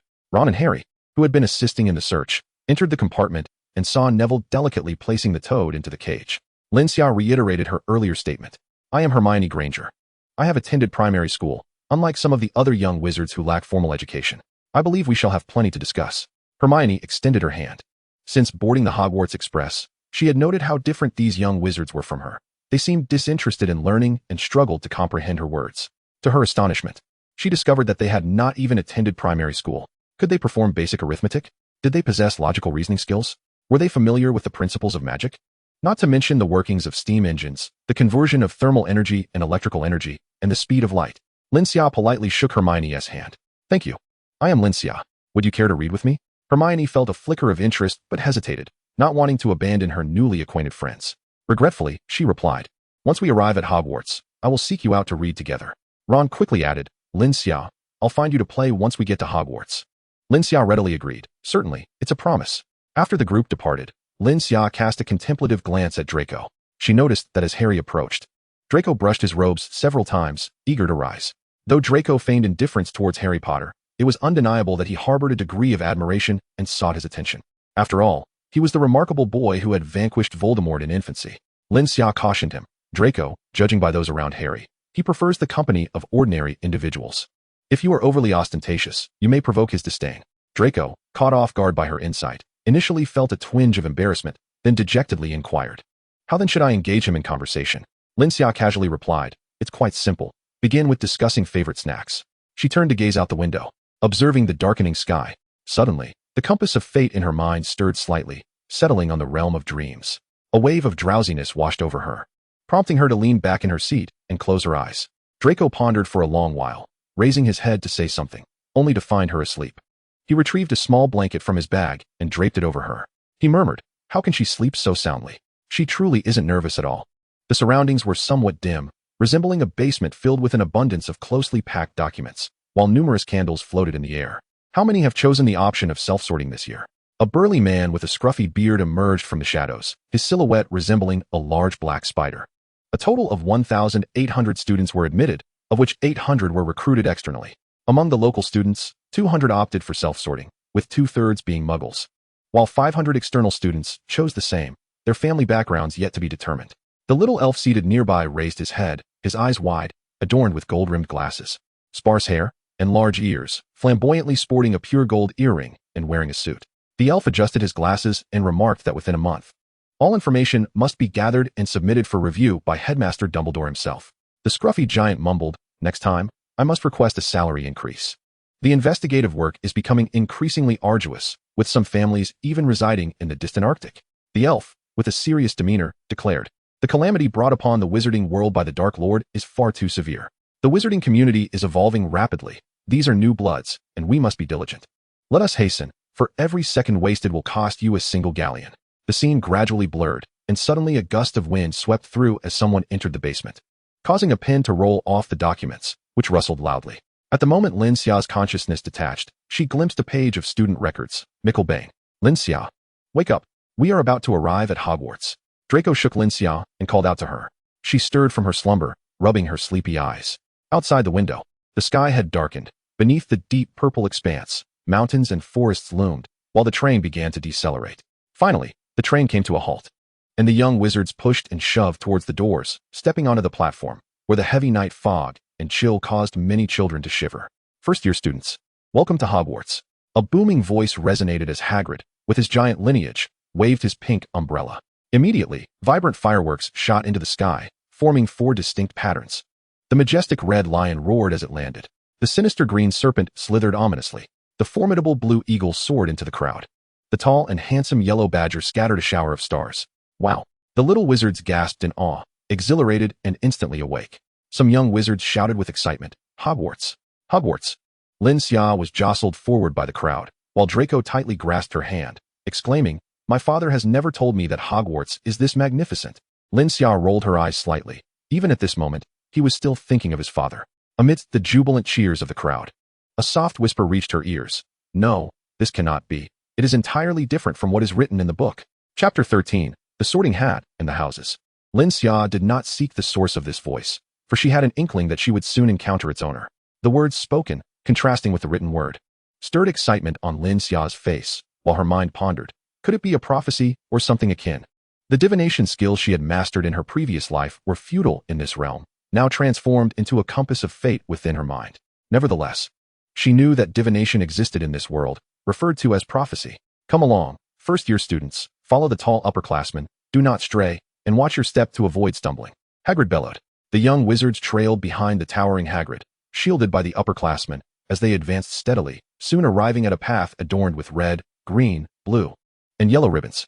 Hagrid instructed, new students, observe my movements. Since Hogwarts is quite distant, the school has laid out a quick slide to expedite your journey. Simply stand upon the ribbons, and they will carry you forward automatically. Hagrid positioned himself on the red ribbon emblazoned with a lion, and as he tapped the ground with his small umbrella, the ribbon began to roll forward rapidly, whisking him to the other side. He then leaped onto another ribbon. In the blink of an eye, he was far from the young wizards. The little sorcerers gasped in awe as they eagerly stepped onto the ribbons. Lin Xia chose the Badger House ribbon, subsequently trying out all the ribbons from the other houses, relishing the sensation akin to sliding down a moving slide. With the aid of the swift slide, the majestic castle in the distance grew ever closer. Towering like clouds, its spires reached for the heavens, and the myriad windows twinkled under the starlit sky, exuding an air of mystery and solemnity. All the young wizards gathered on the lawn before the castle, craning their necks to behold a structure that seemed to loom above them. A curious little wizard approached Hagrid and inquired, "Professor, I have heard that there are many trees at the entrance of Hogwarts, and at night, the shadows make the path unclear. Additionally, one must pass by a dark lake known as the Black Lake." Hagrid replied sheepishly, "Child, I am not a professor. I am merely your guide. And you may call me Hagrid." "You are correct. 10 years ago, Hogwarts was indeed like that." He paused, reflecting on Dumbledore's rise to power. He is a great wizard who has implemented many reforms that have greatly benefited the school, including alterations for the safety of young wizards regarding the Black Lake. Perhaps the Black Lake heard of our decisions. For one night, it relocated to the rear of Hogwarts, adjacent to the Forbidden Forest. Hogwarts possesses a unique spirit. It is not merely a school, but a formidable fortress. You must never provoke it. Hagrid's words served as a warning, intended to deter them from defacing the walls. A task he found tiresome each year as he cleaned the remnants of their mischief. Lin Xia cast a lingering glance at the inquisitive little wizard. Recognizing him as the owner of the whisper she had heard, Hagrid raised his enormous fist and knocked thrice upon the castle's grand entrance. The doors swung open, revealing a vast foyer capable of accommodating several sports fields. A tall, dark-haired witch clad in a vibrant green robe stood at the threshold, her expression stern as she regarded the young wizards. The cacophony of their excited chatter was instantly silenced by her piercing gaze. After Hagrid completed the necessary formalities, the witch led the young sorcerers further inside, arriving at a corridor lined with multiple doors. From the right-hand door emanated a low buzzing sound, indicating a conversation within. However, the witch guided the newcomers to a spacious, empty room at the opposite end of the hall. Once all the young wizards were assembled, the witch spoke. "Welcome to Hogwarts. You may call me Professor McGonagall. The feast is about to commence, but prior to that, you must determine which house you will join. The sorting is a momentous ceremony. The 4 houses are Gryffindor, Slytherin, Ravenclaw, and Hufflepuff, each boasting a rich history and having nurtured many distinguished wizards." The lengthy introduction did not dampen the spirits of the young wizards. Rather, it heightened their excitement. Lin Xia felt a pang of hunger and retrieved a packet of sunflower seeds from her small bag, wishing for a little stool to sit upon. Professor McGonagall continued, "Now, you have 2 options. You may either participate in the sorting ceremony to determine your house, or choose your house independently. You may go to whichever house your heart desires." A brave young wizard inquired, "What is the difference between these 2 methods of sorting?" Professor McGonagall replied, "Essentially, there is no difference. Regardless of which house you come from, you are all students of Hogwarts. The former method involves the sorting hat determining your house, while the latter allows you to follow your inner calling." Another young wizard asked, "But what if we choose a house and later find ourselves placed incorrectly?" Professor McGonagall raised her chin, her demeanor serious. "The school has considered this. You will have a month to reconsider your choice, but only those who opt for independent sorting will have this opportunity. Remember, it is a singular chance." She emphasized, "If you find yourselves at an impasse, trust in your instincts. In just a few minutes, your sorting will take place before the entire school community." Draco's expression shifted as he expressed interest. "Lin Xia, what if we choose independent sorting?" He had been anxious about the possibility of the sorting hat placing him in Slytherin. By choosing independently, he could align himself with Hufflepuff instead. Lin Xia recalled the contents of her dream and shook her head. "No, Draco. My heart tells me I wish to be chosen by the ancient sorting hat." The notion of independent sorting raised her suspicions, especially with the phrase anomalies infiltrating lingering in her mind. Draco attempted to voice an objection, but Lin Xia added, "Draco, you hail from an esteemed lineage. You should adhere to the more venerable sorting tradition." "Very well," Draco conceded after a moment's hesitation, unable to formulate a counterargument. Moments later, under the guidance of Professor McGonagall, the young wizards formed 2 lines and exited the room, passing through another door into the opulent Great Hall. The young wizards gasped in awe. Even Draco could not suppress his astonishment. His family's estate paled in comparison. Thousands of candles floated gracefully above the hall, and when they looked up, they beheld a canopy of stars, as if they had arrived at an open-air venue, where the sorting ceremony was to take place amidst the twinkling constellations. Upperclassmen were seated at 4 long tables, each vast and adorned with vibrant house colors, gleaming gold plates, and high-stemmed goblets gracing each table. Some upperclassmen raised their goblets in a toast, smiling warmly at the newcomers, while others cheered and clapped, whistling in excitement. Welcome to Hogwarts. The infectious enthusiasm swept through the first years, who could not help but bounce with delight. Chapter 14. The Sorting of Hufflepuff. Professor McGonagall led the newcomers to the center and gently placed a 4-legged stool down, atop which sat a tattered, worn, and filthy sorting hat. Draco grimaced in disdain. Yet he noticed Lin Xia gazing intently at the hat. Do you not find it intriguing? Lin Xia chuckled softly. I sense it yearns for recognition. The hat seemed to possess an unusual magic, as everyone in the hall fixated on it in complete silence. Then, the hat began to move, splitting open down the middle like a mouth, and it began to sing. You may think me unremarkable in appearance, but do not judge by looks alone. If you find a hat more splendid than I shall gladly consume myself. The thoughts concealed within your minds cannot escape the discerning eyes of the sorting hat. Don me, and I shall reveal to you the house to which you truly belong. Perhaps you belong to Gryffindor, where courage resides deep within. Their valor, spirit, and chivalry render Gryffindor exceptional. You may belong to Hufflepuff, where integrity and loyalty thrive. The students of Hufflepuff are steadfast and honest, unafraid of arduous toil. If your mind is sharp, you might find yourself in the wise Ravenclaw, where the erudite gather to encounter their kindred spirits. Or perhaps you shall enter Slytherin, where genuine friendships may blossom.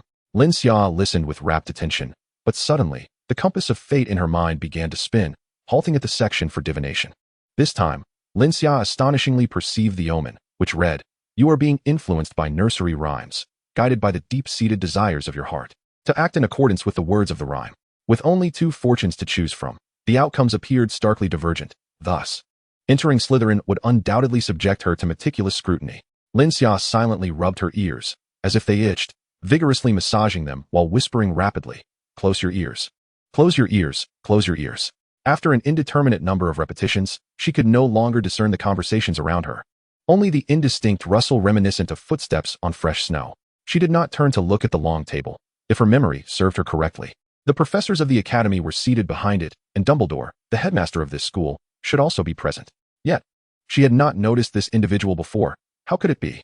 The aura of a headmaster could not possibly be so feeble.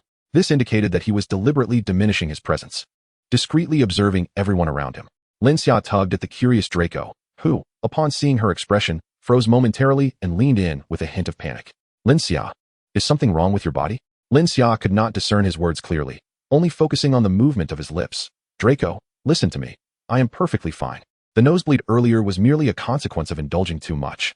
Previously, she had consumed dragon tendons, which, despite the assistance of the 9 Heavens mystical sun's secret record in aiding her digestion, left her bedridden for a week, accompanied by a nosebleed that lasted the same duration. What about the ring your father gave you? I believe Uncle Lucius would want the Malfoy family to witness the wondrous moment of sorting. Lin Xia had seen Draco's ring. It was a protective talisman crafted by her father at Lucius's considerable expense, capable of shielding its wearer from various mental attacks and insinuations. You are right. Draco was accustomed to heeding Lin Xia's words, a habit formed from their childhood. He retrieved a ring adorned with a dragon's head from his pocket and slipped it onto his finger. Lin Xia subtly averted her gaze, once more surveying the crowd. Although she could not clearly hear the sounds, there was no need to consciously mimic expressions. Human emotions were easily contagious. She observed the young wizards laughing and crying, and she found herself mirroring their joy and sorrow. Lin Xia, Professor McGonagall called out. Draco excitedly pulled Lin Xia, urging her to step forward. It's your turn. She stumbled out of the ranks, donning the hat that fortuitously obscured her eyes. She helped elderly individuals cross the street, picked up litter under the blazing sun, and guided lost souls along their paths. The sorting hat's voice approached, crackling and indistinct, until suddenly, a clear voice resonated in her mind. Hufflepuff. Oh! The Hufflepuff table erupted in jubilant cheers, and the fat friar ghost waved at her with delight. Lin Xia joyfully dashed toward the Hufflepuff table, joining the feast of delectable dishes. There was no need for excessive conversation. The essence of Hufflepuff was simply to relish the meal. Shortly thereafter, Draco donned the sorting hat, appearing somewhat anxious, repeatedly murmuring, Hufflepuff, Hufflepuff, Hufflepuff. Hey, lad, although your essence is largely concealed, I can still detect the scent of Slytherin. Draco retorted fiercely, be quiet. I wish to join Hufflepuff. Huh. A Slytherin wishing to join Hufflepuff. This is the most amusing jest I have heard this year. The Sorting Hat jeered sharply. Draco exclaimed, why can't I join Hufflepuff? I have volunteered in the Muggle community, assisted elderly people across the street, and worked on a farm. Stop. Your memories indeed reflect these deeds. So it is, you and that Hufflepuff girl share a childhood bond, yet her heart is far purer than yours. The Sorting Hat continued its rambling. However, I still believe you belong to Slytherin. No. Malfoy suddenly recalled Lin Xia's previous words. The Sorting Hat yearns for the acknowledgement of others. You are the astute and wise Sorting Hat. Surely you will place me in the house I desire, won't you? Upon my arrival, I overheard some individuals wishing to choose their own houses, and I felt they lacked an understanding of your grandeur. Everyone should rely on the Sorting Hat rather than that wretched self-selection. Well now, you are rather perceptive, aren't you? To discern my true essence, the Sorting Hat replied with a hint of satisfaction as it adjusted itself upon his head. However, I believe you still. Draco interjected. I shall persuade those desiring self-selection to choose you instead, exerting all my strength. The Sorting Hat promptly reconsidered, saying, let me reflect on this. While you possess the ambition of Slytherin and the pursuit of power, deep within you lies the integrity and kindness of Hufflepuff. Very well. Since you are so eager to be placed here, then. The Sorting Hat's voice abruptly ceased, only to resound loudly, Hufflepuff. Chapter 15. The Surge of Magic in a Chaotic World. Lin Xia clapped vigorously, and the Badgers joined in jubilant applause.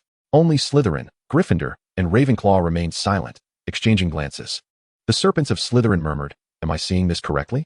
That platinum-haired boy, isn't he the heir of Malfoy? He actually did not join Slytherin. The Lions of Gryffindor remarked. A scion of the ancient pure-blood wizarding families is now in Hufflepuff? Could he be plotting to turn the honest Badgers into ambitious schemers? This must be a conspiracy.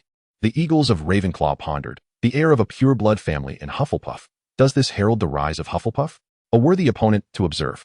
As for Hufflepuff, did they not realize Draco belonged to a pure-blood lineage? That was impossible. Before the test, Professor McGonagall had called out his full name, Draco Malfoy. But that was of little consequence. The essential point was that he had arrived at Hufflepuff, and from then on, everyone was a merry eater. Draco dashed to the Hufflepuff long table, applauding with the kind-hearted Badgers and savoring a delicious piece of cake. Lin Xia followed his gaze and spotted the little wizard who had previously conversed with Hagrid, the owner of that murmured voice. He looked on in shock at Draco, his face somewhat pale, murmuring to himself. Lin Xia understood a bit of lip-reading. He seemed to be saying, this is impossible. How could this happen? He should be in Slytherin. Hey, everyone, listen to me. I have an idea. Draco called out amidst the throng of new students. I promise. For those who initially wished to choose self-selection, if you are willing to choose the Sorting Hat, I will encourage you with a silver sickle, not for any other reason than to let you experience the magic of the Sorting Hat. With that, over 100 students who had intended to self-select reversed their decision in favor of the Sorting Hat. Professor McGonagall cast several serious glances at Draco, her demeanor stern and unyielding, yet she did not intervene. In total, Draco spent 9 golden galleons to sway 119 young wizards.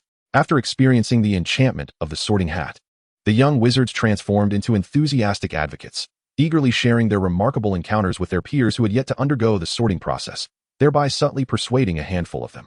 An hour elapsed before the lengthy sorting ceremony finally concluded. Although there was potential for a more extended event, the subsequent group comprised children who had chosen their own houses and were invited to the stage to articulate their reasons for their selections. The children, visibly anxious, managed only a few words before hastily exiting the stage, resulting in a somewhat abrupt conclusion. Among the students, those from Gryffindor were the most exhilarated, particularly because Harry Potter had joined their house. The senior Gryffindors raised their voices in jubilant exclamations. We have Potter! We have Potter! Lin Xia, attempting to block out the noise, found her efforts increasingly futile. She could faintly hear the sounds of the outside world and lifted her gaze. Dumbledore, tall and slender, with silver hair and a beard long enough to tuck into his belt, donned a flowing robe. Behind his crescent-shaped glasses, his striking blue eyes sparkled with vitality. And though his nose was lengthy, it had a slight tilt. Welcome, everyone, to Hogwarts as we embark on a new academic year. Before the feast commences, I wish to share a few words. Foolishness, whimpering, dregs, twist. With that, the feast officially began, and the food appeared to be unending. Nearly 2,000 new students were sorted, oblivious to how much longer they would wait, while some famished upperclassmen had already embarked on their third helping. At the Hufflepuff table, the fat friar raised his goblet, mingling among the students and toasting with them in jubilant celebration. Ultimately, the fat friar settled beside Lin Xia and remarked, I cannot quite explain why, but I sense a familiar aura about you that draws me closer. Lin Xia smiled and replied, perhaps I am a natural-born Hufflepuff. The fat friar chuckled heartily. a toast to the kind-hearted and upright Hufflepuffs. Lin Xia soon realized that the sustenance at Hogwarts was not genuine food, but rather a manifestation of magic. This magic could be shaped into anything. And the enchanted food consumed was, in essence, a means of absorbing magical energy. Food was an exception to the Gamp's law of elemental transfiguration, as nothing could be transfigured into food, save for one remarkable item. It was rumored that Hufflepuff's golden cup could endlessly produce food, potentially bypassing the transfiguration laws. Moreover, upon entering Hogwarts, Lin Xia discerned that the castle was imbued with magic, so abundant that one could almost inhale it. This environment was not only conducive to the growth of young witches and wizards, but also ideal for the advancement of adult sorcerers. In her mind, she concluded that it was wise to avoid provoking the professors of the institution. With such an overwhelming influx of magic, who could ascertain the true power of these educators? The Gryffindor Common Room was located on the 8th floor, nestled within its own Gryffindor Tower. Slytherin's Common Room lay underground. Ravenclaw's was situated in the Ravenclaw Tower, while Hufflepuff's Common Room occupied the 2nd floor, sharing a corridor with the kitchens. However, the prefect led the young wizards in a unified direction, exiting the Great Hall and proceeding to the right. After approximately 10 minutes of walking, the young wizards beheld a series of transparent, shimmering magical elevators, each twinkling with a myriad of star-like colors. The head of Hufflepuff, named Brew, introduced to the curious badgers, "This is one of Dumbledore's magnificent inventions, inspired by the Muggle concept of magical elevators. Each house boasts its own distinct magical elevator, differentiated by color, alongside 3 communal elevators. Fear not, children, for you shall not be tardy for your classes. In just a minute, you can ascend to your designated floor. Now, allow me to demonstrate its use." A small wizard interjected, "I have heard that Hogwarts is most famous for its moving staircases. Have they been abolished?" "What an excellent question you pose," Brew replied. "Indeed. But regrettably, I cannot award points. Otherwise, I would most certainly grant Gryffindor an extra point," he chuckled. "The moving staircases are notoriously mischievous. Not only first-year students, but even many upperclassmen often find themselves delayed due to the staircases changing direction. A significant incident occurred a decade ago when a first-year was trapped in the moving staircase for 3 days, prompting Headmaster Dumbledore to invent the magical elevators for our convenience. However, should you wish to explore the delights of the moving staircases, feel free to do so on weekends. The magical elevators are not in operation then, allowing us to cherish the traditions of Hogwarts." Lin Xia cast a glance at the boy, realizing he was Mickelbane. Yet she recalled that he was sorted by the Sorting Hat. Why would he also be under investigation? Did he possess prophetic abilities? Lin Xia pondered thoughtfully. Chapter 16. The Tree of Mutuality, the Bait Realm's Destruction. Hufflepuff's Common Room is situated on the 2nd floor, quite close. Yet it boasts 3 elevators shimmering with yellow starlight, whereas other houses have only 2. Hufflepuff is also the largest house in the school. For instance, during this new student enrollment, it claimed half of the incoming students. Each magical elevator can accommodate 50 students comfortably. And Lin Xia mused that if they were to squeeze a little, accommodating 100 would be no issue. As they traversed the corridor, they first encountered the kitchen, bustling with a multitude of house elves diligently preparing meals for the entire Hogwarts community. "Stop," Brew called, pointing to the right, towards a cluster of wooden barrels stacked against the stone wall. Lin Xia curiously observed as a rhythmic thumping sound emerged, and the barrels promptly opened, revealing a ginger-colored passageway behind them. "This is our Hufflepuff Common Room, shared by all 7 grades. We have designated areas for each year, but do not be overly reserved. The upperclassmen welcome your playful explorations at any time." Brew winked at the newcomers, speaking kindly. Lin Xia stepped inside, entering a warm and inviting common room. Above the wooden fireplace hung a portrait of Helga Hufflepuff, the founder of their house, smiling as she raised a small 2-handled golden cup in a toast to the students. The walls were adorned with frames depicting jovial badgers dancing, charmingly endearing. As she surveyed her surroundings, she noted the low ceiling, honey-colored wooden tables and chairs, the yellow and black decor, and the vibrant magical plants harmoniously surrounding them. Lin Xia traversed past the cacti that greeted her with gentle waves, alongside numerous ivy and fern plants that seemed to dangle from the ceiling, softly brushing against her cheek. Here, a multitude of circular windows revealed the twinkling expanse of the starry sky outside. Approaching one of the windows, she looked down, her eyes shimmering with curiosity. Beyond the glass, she could see the verdant lawn and the grand entrance of Hogwarts, where many tall, adult wizards were entering and exiting the hall. She etched this scene into her memory and followed the group to the dormitories behind the common room. There were a total of 9 doors, each adorned with a sign inscribed in a whimsical font indicating the respective years, 1st, 2nd, and 7th. Blue reminded them, "You'd best memorize the appearance of the year doors. These words are quite mischievous and frequently swap places, often leading younger students into the upperclassmen's dorms, leaving them utterly bewildered." "Oh wow." With wide eyes, the young wizards pushed open the first-year door, as if stepping into a lush, dense forest. Countless plants flourished wildly within this woodland, while small creatures perched in the trees. Some, upon hearing the commotion, hid behind the trunks, peeking curiously at the newcomers. The only lament was the absence of the starry sky. Blue proudly proclaimed, "Our Hufflepuff dormitory surpasses that of any other house. The boys' area is on the left, and the girls' area is on the right. Do not attempt to muddle through. There are barriers in place to discern gender." He continued, "You may freely choose your preferred living arrangement. If you desire the camaraderie of the dormitory, you may reside there and forge friendships. Alternatively, if you wish to experience the wilderness, you may inhabit a treehouse, a favored retreat for badgers, where you can enjoy solitude by simply inscribing your name on the tree. As for the curriculum, I shall not disclose it directly, but you may seek treasures within the forest. We have left some gifts for you there. Oh, and do remember, large pets are not permitted here." The newcomers cheered, rushing into the forest, enchanted by the wonders surrounding them. Draco halted Lin Xia, eager to express, "I want to live alone. I shall transform my treehouse into a Slytherin sanctuary and keep snakes as pets." Lin Xia firmly countered, "No, Draco. You require communal living more than anything. You must learn the ways of coexistence from your roommates, or when you next encounter Harry. Will you still wish to be introduced to him?" She spoke with gravity. "I generally refrain from interfering in your decisions, but upon choosing to join Hufflepuff, do not forget the essence of Badger loyalty, integrity, and diligence. We are the industrious Hufflepuffs. If you cannot grasp this, I suggest you promptly write to your father, requesting a transfer as a board member." Draco hung his head, remaining silent. Lin Xia proceeded to the girls' dormitory, certain that she would indeed choose to dwell in a treehouse. She sought a space of greater privacy, conducive to her cultivation. Turning her gaze toward the distance, the trees appeared as though crafted from the same mold, with students already locating their desired treehouses. As Lin Xia approached the trees, the compass of fate in her mind began to rotate gently, settling upon the category of divination. She was somewhat astonished. Could one truly discern the essence of trees? In the next moment, to Lin Xia's eyes, the trees emanated various hues of mist, predominantly white, with occasional shades of yellow, green, and purple. The white mist signified ordinary trees, while the yellow mist indicated a slight superiority. Trees cloaked in green mist were deemed unsuitable for habitation, whereas those adorned with purple mist represented exquisite treehouses. As Lin Xia prepared to approach a tree exuding purple mist, which was situated at a distance, her peripheral vision caught a fleeting glimpse of golden shimmer. She swiftly turned her head, but at that instant, the abilities bestowed by her divination faded away. Following the memory imprinted in her mind, she traversed to a particular location, methodically inspecting each tree. Before long, she identified the treehouse that had once emitted golden mist, easily distinguishable.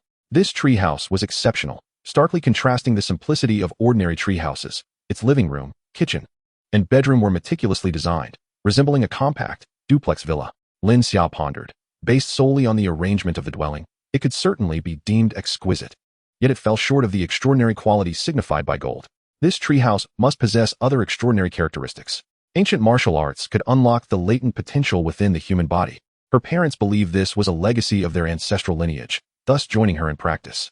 It became evident that martial arts not only fostered well-being, but were also quite effective in confrontations. The Nine Heavens, Xianyang's secret record began to operate autonomously, concentrating energy within her abdomen, gradually dissipating the dragon tendons therein. The power of the dragon tendons coursed through her body, her blood gradually heating, boiling with fervor. Under Lin Xia's control, the power flowed silently through her veins, dispersing quietly into every corner of her being. The feeding realm primarily focused on strengthening the foundation and establishing a profound base. The first level of the Nine Heavens, Xianyang's secret record, contained no offensive techniques. Yet, the enhancements to her physical capabilities brought about by the martial arts accelerated her aptitude as a sorceress. Initially, her sorceress qualifications, already superior to those of an ordinary apprentice due to multiple surges of magical energy during her training, reached new heights after being tempered by the power of the dragon tendons.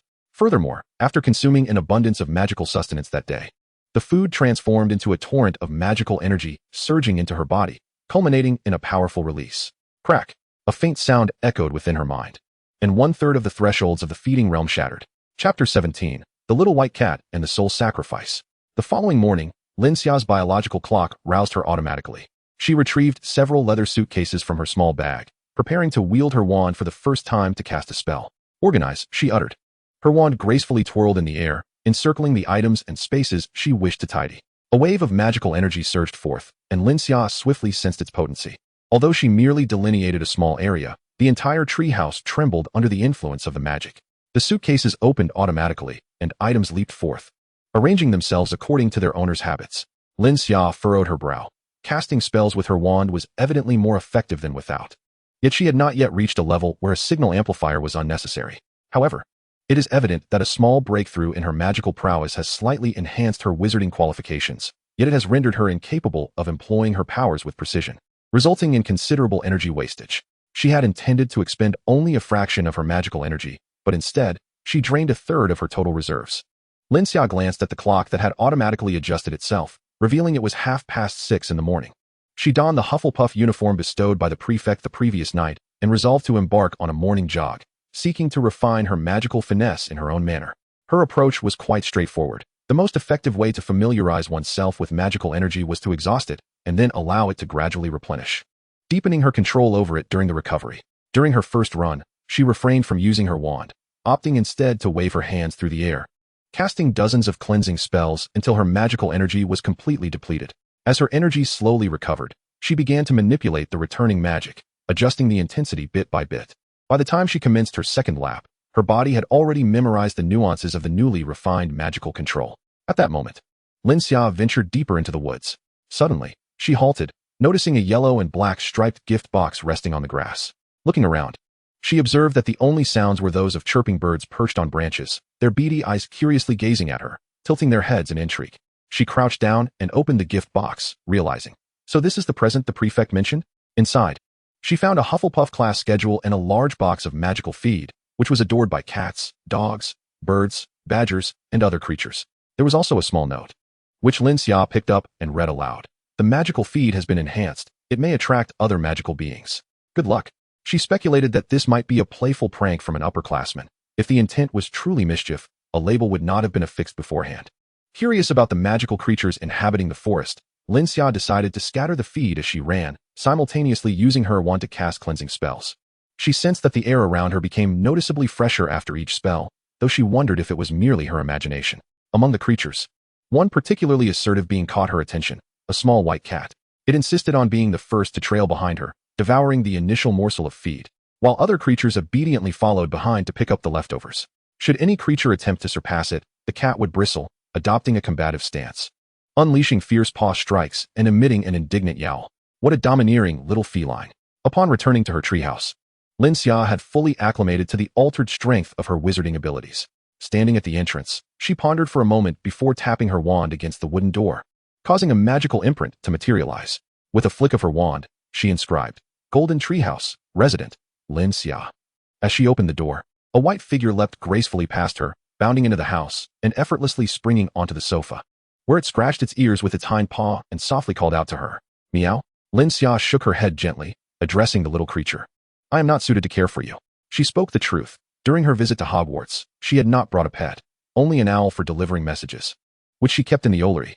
The kitten seemed to comprehend her words, mewing softly in a sweet, childlike tone, its clear blue eyes appearing to convey, I am well behaved. Lin Xia sighed, hesitant to act, fearing she might succumb to the urge to pet the cat and find it hard to stop. Suddenly, the mark of the scale of destiny on her wrist began to warm slightly, becoming faintly visible. Lin Xia glanced down, sensing that the scale of destiny had developed a second function, or more accurately, a derivative of its primary function. The foremost capability of the scale of destiny was sacrifice. She could draw strength from the offerings, and if the offering was sufficiently powerful, it could even refine related magical artifacts. As for the ability to turn the tide from weakness to strength, that was her own power, possibly one reserved for the master of the scale. But it was not an inherent function of the scale itself. Currently, her reversal ability had yet to manifest, requiring her to tread carefully in the wizarding world. And it was not infallible. Significant disparities in strength could still lead to failure. Now, the scale of destiny had unveiled a second function, branching from the concept of sacrifice into complete sacrifice, soul sacrifice, and energy sacrifice. Using the soul of a myrtle to vanquish a basilisk was a complete sacrifice, resulting in the basilisk's total annihilation. Simultaneously, Lin Xia perceived that if the sacrificial object did not resist, she could freely control the intensity of the sacrifice and gain insight into the mysteries of the offering, including its soul. A thoughtful expression crossed her face as she regarded the little white cat, and she suddenly smiled. It seems you are a rather extraordinary magical creature. Since the awakening of all her memories, this was the first instance the scale of destiny had stirred within her for the sake of a mere cat. Lin Xia approached, gently scratching the kitten's chin, locking eyes with its azure gaze. Her amber eyes reflected a golden lake, where a massive basilisk swam serenely. Relax, do not resist. Open your heart. In the next moment, a rusty bronze scale appeared before Lin Xia. The kitten's soul detached from its body, resting on the right side of the scale, while she stood on the left. The kitten rose swiftly, yet it did not seem agitated, calmly meeting Lin Xia's gaze. Soul sacrifice. The thought flickered through Lin Xia's mind, and she sensed the kitten's soul opening to her. Deep within its essence lay a minuscule, nearly imperceptible cat, shifting between black and white hues. Lin Xia controlled the intensity of the sacrifice, imprinting her essence onto its soul, thus terminating the offering. The scale of destiny gradually faded, and Lin Xia noticed the bronze rust upon it seemed to lighten slightly. The little white cat lay languidly on the sofa, its ears drooping lifelessly. Lin Xia cradled it in her arms, and the Nine Heavens Xianyang's secret record activated spontaneously, transmitting a portion of energy to the kitten, which instantly perked up. Brimming with vitality, she attempted to harness her magical powers once more, and to her surprise, the little white cat was capable of absorbing magic. Yet it seemed to favor the energy from the mystical records of the Nine Heavens even more. Perhaps due to the connection with her aura, it effortlessly embraced this energy. A gray-brown speckled lark, clutching a letter in its beak, tapped at her wooden window. Chapter 18, The Hufflepuff Tea Party. Lin Xia opened the letter to find an invitation from Draco to join him in the common room for some study. By daylight, the Hufflepuff common room appeared even more enchanting. Soft, golden sunlight poured in, while the greenery hung in the air, draped in a shimmering mist. The floating dust particles sparkled like twinkling stars. This flavor is delightful, remarked one of her plump roommates. I prefer this one, her slightly leaner roommate said, pointing to another dessert. And you, Draco? They inquired. Draco pondered for a moment, suggesting, perhaps we could try some Eastern delicacies, like stinky tofu? That's a fine idea. But let us avoid stinky tofu in the morning, as well as spicy hot pot and other heavily flavored dishes, Lin Xia interjected. She approached and sat beside Draco, casually picking up a piece of cream strawberry cake and offering a morsel to the little white cat. The Hufflepuff common room was abundant not only in plants, but also in food. Just a few steps away led to the kitchen where one could place an order. The house elves were always eager to serve the students of Hufflepuff, a practice believed to be rooted in the legacy of the founder, Helga Hufflepuff, who had taken in house elves and provided them with a livelihood to spare them from exploitation. Draco curiously observed the little white cat perched on the sofa and asked, Lin Xia, did you not bring a pet with you? Lin Xia nodded. I didn't have one before, but now I do. I found a gift while jogging this morning, which contained food that attracted this cat, and I decided to adopt it. The little white cat was an elegant female, and as Lin Xia stroked its head, she contemplated naming her black and white duo. However, reconsidering, she mused it would be more fitting to call her White Fairy. The cat mewed a few times, extending its tongue to lick Lin Xia's palm, seemingly pleased with the name. Draco lamented, we too found a gift, left it on our dorm bed, but unfortunately, the magical food attracted only birds. But the birds are quite lovely. His roommates chimed in. Listening to their songs is quite enjoyable. Draco felt a twinge of despair. Why could these two fall asleep amidst the birds' melodies while he struggled with insomnia? Noticing Draco's pronounced dark circles, Lin Xia couldn't help but chuckle, offering him a few peppermint candies to invigorate his mind. Draco, she reminded, you use magic at home. Why forget it at school? If you find the environment lacking, strive to create a better one and make the most of the magic you've learned. Draco seemed contemplative. One morning, they all engaged in self-study, and gradually more young wizards joined them. Initially drawn in by the delightful aroma of delectable food, they indulged in not only the usual fried chicken and roasted duck, but also an array of intriguing Eastern dishes. Fried spring rolls, pancake fruit, steamed buns, mantu, deep-fried dough sticks, and century egg with lean pork porridge. Lin Xia had yet to master the art of transfiguration, primarily due to a lack of systematic study. Even with exceptional talent, it was implausible to expect that after merely a few attempts, one could effortlessly transform an object into a long table. Observing the increasing number of young wizards arriving, she requested Draco to summon a senior for assistance in conjuring a long table. The senior Draco found was Cedric Diggory, who, upon hearing Draco's request, willingly agreed to help. He went to the first-year common room and transformed a chair into a grand long table. He also conjured numerous containers to hold the food, meticulously organizing the items by category, and transformed the abundant greenery into small chairs adorned with a striking badger pattern, which boasted a splendid texture. The young wizards were left in awe. Cedric shrugged and remarked, Dear badgers, every senior is more than willing to lend a hand. Should you require assistance, do not hesitate to seek us out. A brave young wizard posed a bold question. What if the seniors cannot assist us? Cedric chuckled heartily. Then they will find someone who can. Hufflepuff is known for its unity. Lin Xia made a special trip to the kitchen to communicate with the house elves, teaching them how to prepare milk tea, fruit tea, lemon tea, various flavored sparkling waters, and the proper brewing techniques for green and black tea, enhancing their aromas. The house elves of Hogwarts were moved to tears, vowing to serve Hufflepuff diligently, proclaiming that Hufflepuff students were the very best.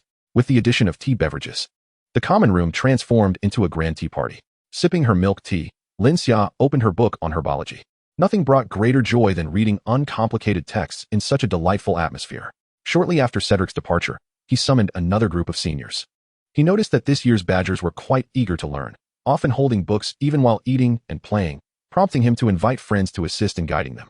In reality, only Draco and Lin Xia were engrossed in their books, but as Lin Xia ordered more delicacies, Draco's roommates felt somewhat embarrassed.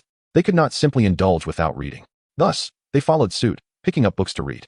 Those young wizards drawn in by the food were inspired by the scholarly atmosphere, eating while reading, until eventually, every newcomer arrived with a book in hand. The seniors initially thought Cedric was speaking nonsensically until they witnessed this scene. Profoundly believing that this year's House Cup held promise, they eagerly moved among the young wizards, answering their inquiries. "Senior, I feel my hands are clumsy. What if I misconfigure a potion?" "Fear not. The supply of ingredients for class is ample, especially in the lower year potions classes. If you make a mistake, simply reconfigure it promptly. Do not panic. As long as you follow the book's steps, the success rate for potions is quite high." "Senior, when will I be able to conjure such a beautiful long table?" A touch of innate talent, coupled with a multitude of days dedicated to diligent effort, can yield remarkable achievements. Those endowed with magical prowess often possess talent, yet they frequently lack the industriousness that cultivates true excellence. What the students remain unaware of is that on the first day of the new semester, Professors Dumbledore, McGonagall, Snape, Flitwick, and Sprout commenced their routine inspections. This was one of the measures instituted by Dumbledore a decade ago, mandating professors to take greater responsibility for their respective students. Their initial destination was Gryffindor. Chapter 19, Emergence. The Gryffindor common room was as boisterous as ever, with the spirited young lions creating a delightful cacophony. Dumbledore polished his crescent-shaped spectacles with a handkerchief, reminiscing fondly, every year. "Apart from the welcome feast, this day is what I anticipate the most. Witnessing these lively and charming children always evokes memories of my own youth." Snape, with an impassive expression, countered, "Headmaster, your youth is distinctly different from theirs. No student can match your remarkable prowess." The underlying implication being, how could one empathize with the ordinary students? Dumbledore, replacing his spectacles, replied with a gentle demeanor, "Severus, every student harbors boundless potential." Upon entering the Slytherin common room, the serpents exuded a demeanor of restrained elegance. Although they too were unable to suppress their excitement, they made a semblance of decorum. Nevertheless, a few audacious youngsters boldly proclaimed, "I am the heir of Slytherin, and I shall lead Slytherin to glory." To which Snape remarked, very much in keeping with Slytherin-esque character. Next, they ventured into the Ravenclaw common room, where the students maintained a quieter atmosphere, tinged with a hint of tension. Each student diligently perused their books, fearful of being outdone by their peers from other houses. Yet, the palpable thirst for knowledge was evident, a driving force that would propel them onward. Professor Flitwick nodded in approval, stating, "They are all exemplary Ravenclaws." Finally, they arrived at the Hufflepuff common room. Upon entry, they were met with a startling sight. The Badgers gathered together, sipping tea while engaging in intellectual discourse.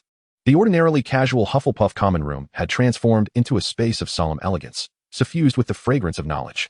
Professor Sprout stood momentarily stunned, attentively listening to confirm that her students were indeed discussing academic matters.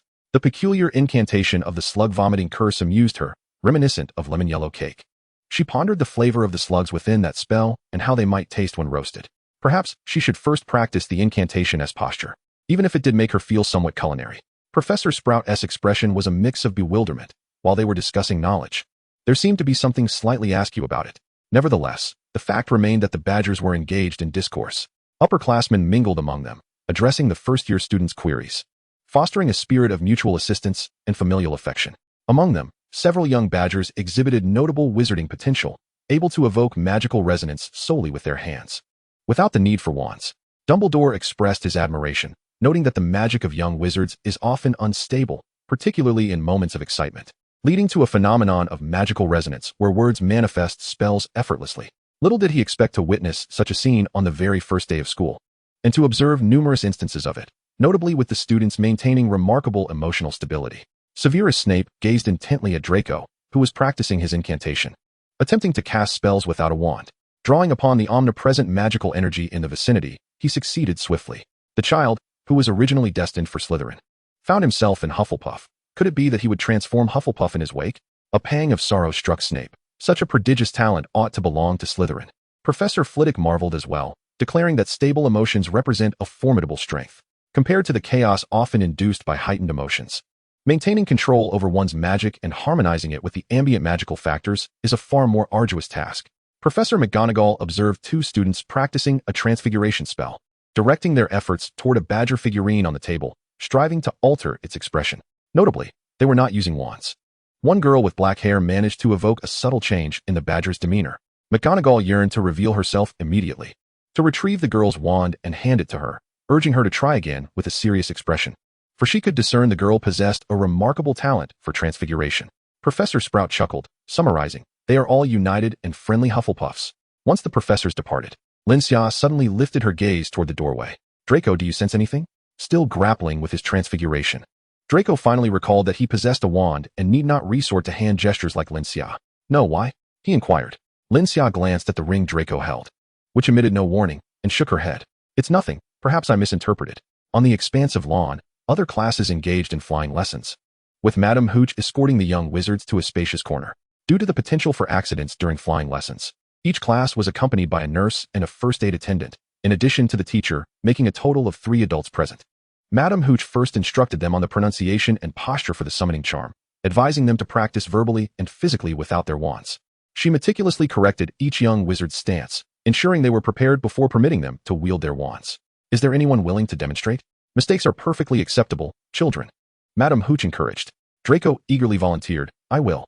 "Splendid. Hufflepuff earns 10 points." Madame Hooch exclaimed. Draco pointed his wand at the broomstick, declaring, "Broomstick, come here." The broom instantly soared into his outstretched hand. Madame Hooch nodded in approval. "Excellent. Hufflepuff earns another 10 points. Now, everyone may give it a try, but remember, do not mount them. That would be perilous." Lin Xia succeeded on her first attempt, finding it effortless. Draco, an ardent Quidditch enthusiast, possessed a broom at such a tender age, and even she had received several brooms from him as gifts. Compared to the soaring broomstick, she preferred the Muggle automobile. However, the Quidditch matches were undeniably captivating, evoking a sense of life and death stakes, thrilling and perilous. Suddenly, a young wizard from Slytherin could no longer contain himself and mounted the broomstick, inadvertently triggering it to ascend wildly into the sky. "Help! Help!" Madame Hooch exhibited agility that belied her stature, executing a leap and somersault. The broomstick responded to her call, landing deftly in her palm. Without hesitation, she rolled onto the broomstick, soaring skyward like a rocket, swiftly seizing hold of the young wizard's errant broom. "Calm down. Control the broom and descend gently. Do not panic." The entire sequence unfolded with such fluidity, as if rehearsed in advance. "Wow." The young wizards erupted in cheers and applause, witnessing an impressive and rapid rescue. Madame Hooch, too, allowed herself a rare moment of relief, a smile gracing her lips. Yet soon thereafter, chaos ensued. It was not solely the Slytherin wizards causing trouble, as the Hufflepuff wizards were equally unruly. 3 adult wizards were caught in a whirlwind of frantic rescues, utterly disoriented. Heavens! One young wizard merely grasped the broom with his hand when it abruptly surged upward, sending him into a fit of terrified screams. He had only lightly held the broom, failing to grip it tightly, and his body was already detached from the broom, plummeting downward. The other 3 wizards were occupied rescuing other young wizards and had failed to notice the situation here. Draco instinctively mounted a broomstick, intent on catching the falling girl. His flying skills were decent, but he had only flown for fun, lacking any formal training.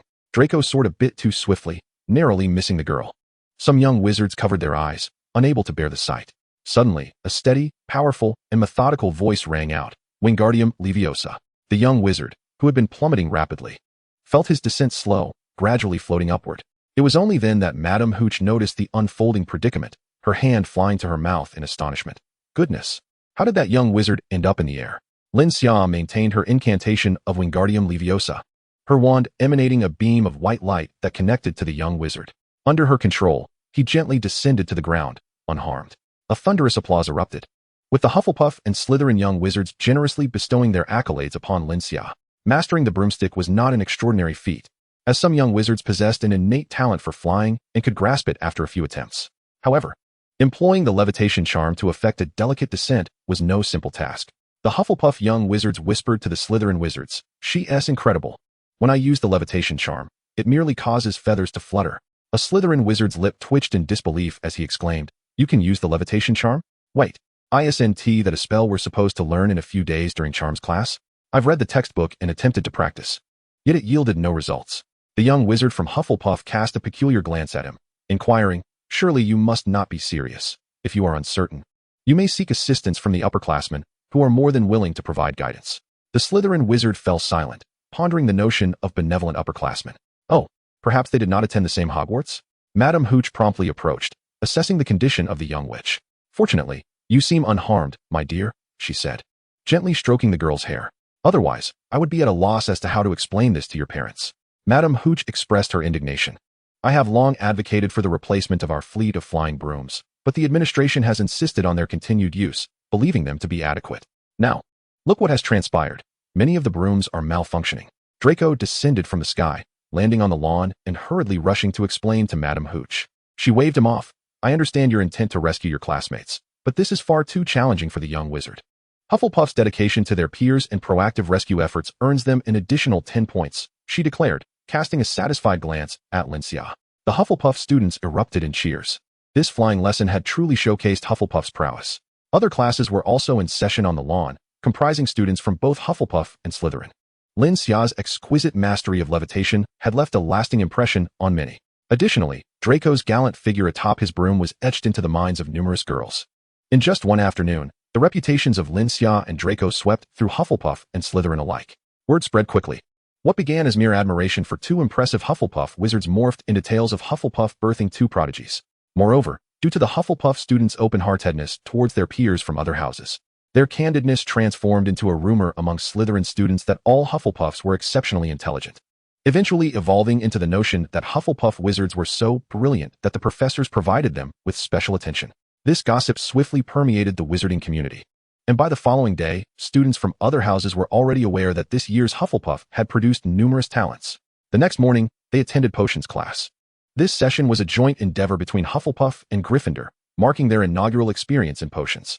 Although the classroom was situated in the chilly underground, colder than the castle's main tower above, the glass jars lining the walls, filled with preserved animal specimens, elicited shivers from onlookers. Yet, in contrast to the monotonous dissemination of knowledge, the young wizards exhibited a palpable enthusiasm for the hands-on nature of potions. Lin Xia, Ron exclaimed joyfully, waving his arms in the classroom as Lin Xia entered. She approached him and noted his rosy complexion, clearly reveling in the life at the academy. It seems you are faring quite well, she teased. Ron shyly smiled. He had grown fond of Hogwarts, where an abundance of food awaited him, and his spacious quarters afforded him ample personal space. Most importantly, everything about Hogwarts was simply enchanting. Lin Xia seemed to have pondered something and said, Ron, I wonder if you have gathered any information about work-study opportunities. I plan to work at Hogwarts this weekend. Ron quickly shook his head. I don't work. I prefer to savor life a bit longer. All right, feel free to ask me if you need anything in the future. Draco interjected, Lin Xia, we should find a seat. Beside Ron sat Harry and Hermione, along with Mickle Bane, whom Lin Xia secretly observed. There were 2 empty seats next to Mickle. Although Draco wished to engage Harry in conversation by occupying one of those vacant spots, his family's pride forbade him from lowering himself. As for Mickle, he was unfamiliar with Lin Xia and even more so with Draco, with Harry remaining silent. He was even less inclined to initiate any dialogue. Hermione slightly lifted her chin. Lin Xia, if you don't mind, you may join us over here. Ron nodded vigorously. Yes, come sit with us. He instinctively felt that Lin Xia was quite adept at practical tasks and might be able to assist him in class. Just as Lin Xia and Draco settled down, Professor Snape entered the classroom. Diverging from Professor McGonagall's teaching style, Snape's first action was to take attendance. He swiftly called out the names of Hufflepuff students before proceeding to Gryffindor. When he reached Harry's name, he suddenly paused. Ah, yes, he drawled slowly, Harry Potter, the illustrious newcomer among us. An immediate hush fell over the room. Not a single student dared to utter a sound. After a brief silence, Snape continued with the roll call. His eyes were dark, reminiscent of Hagrid's, yet devoid of Hagrid's warmth, resembling 2 cold, hollow, black tunnels. You are here to learn the precise science and rigorous craft of potion making, he began, his voice barely above a whisper, yet every word was clearly comprehensible to all. Professor Snape possessed an effortless authority that kept the classroom in perfect order. Since there will be no foolish wand-waving here, many of you may not believe this is magic, he asserted. I do not expect you to truly grasp the wonders of a cauldron simmering gently, emitting fragrant wisps of steam. You will not genuinely understand the enchanting liquid that flows through one's veins, evoking the heart's desire and blurring the will. His voice seemed to carry an alluring quality. I can teach you how to elevate your reputation, brew glory, and even stave off death. However, there is one condition.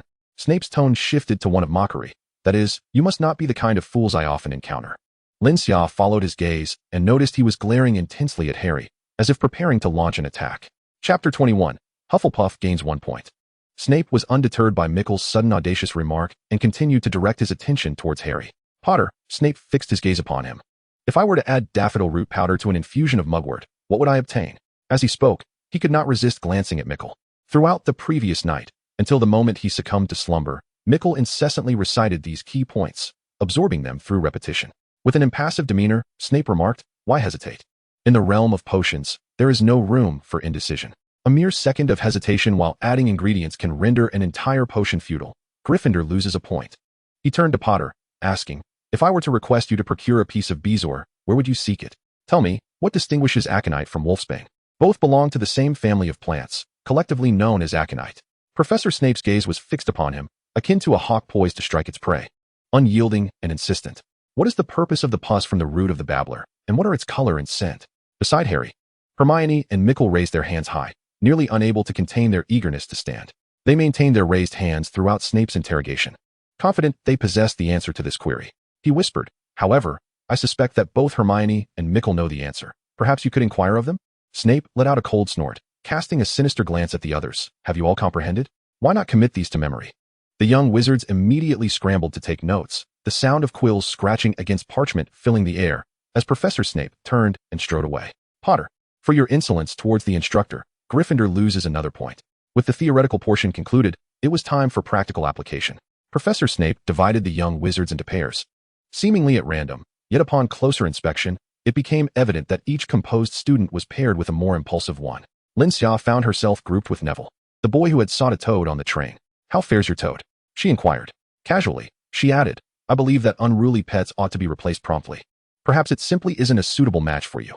Neville hesitated, replying, "But it was my grandmother who bought it for me." Lin Xia shook her head.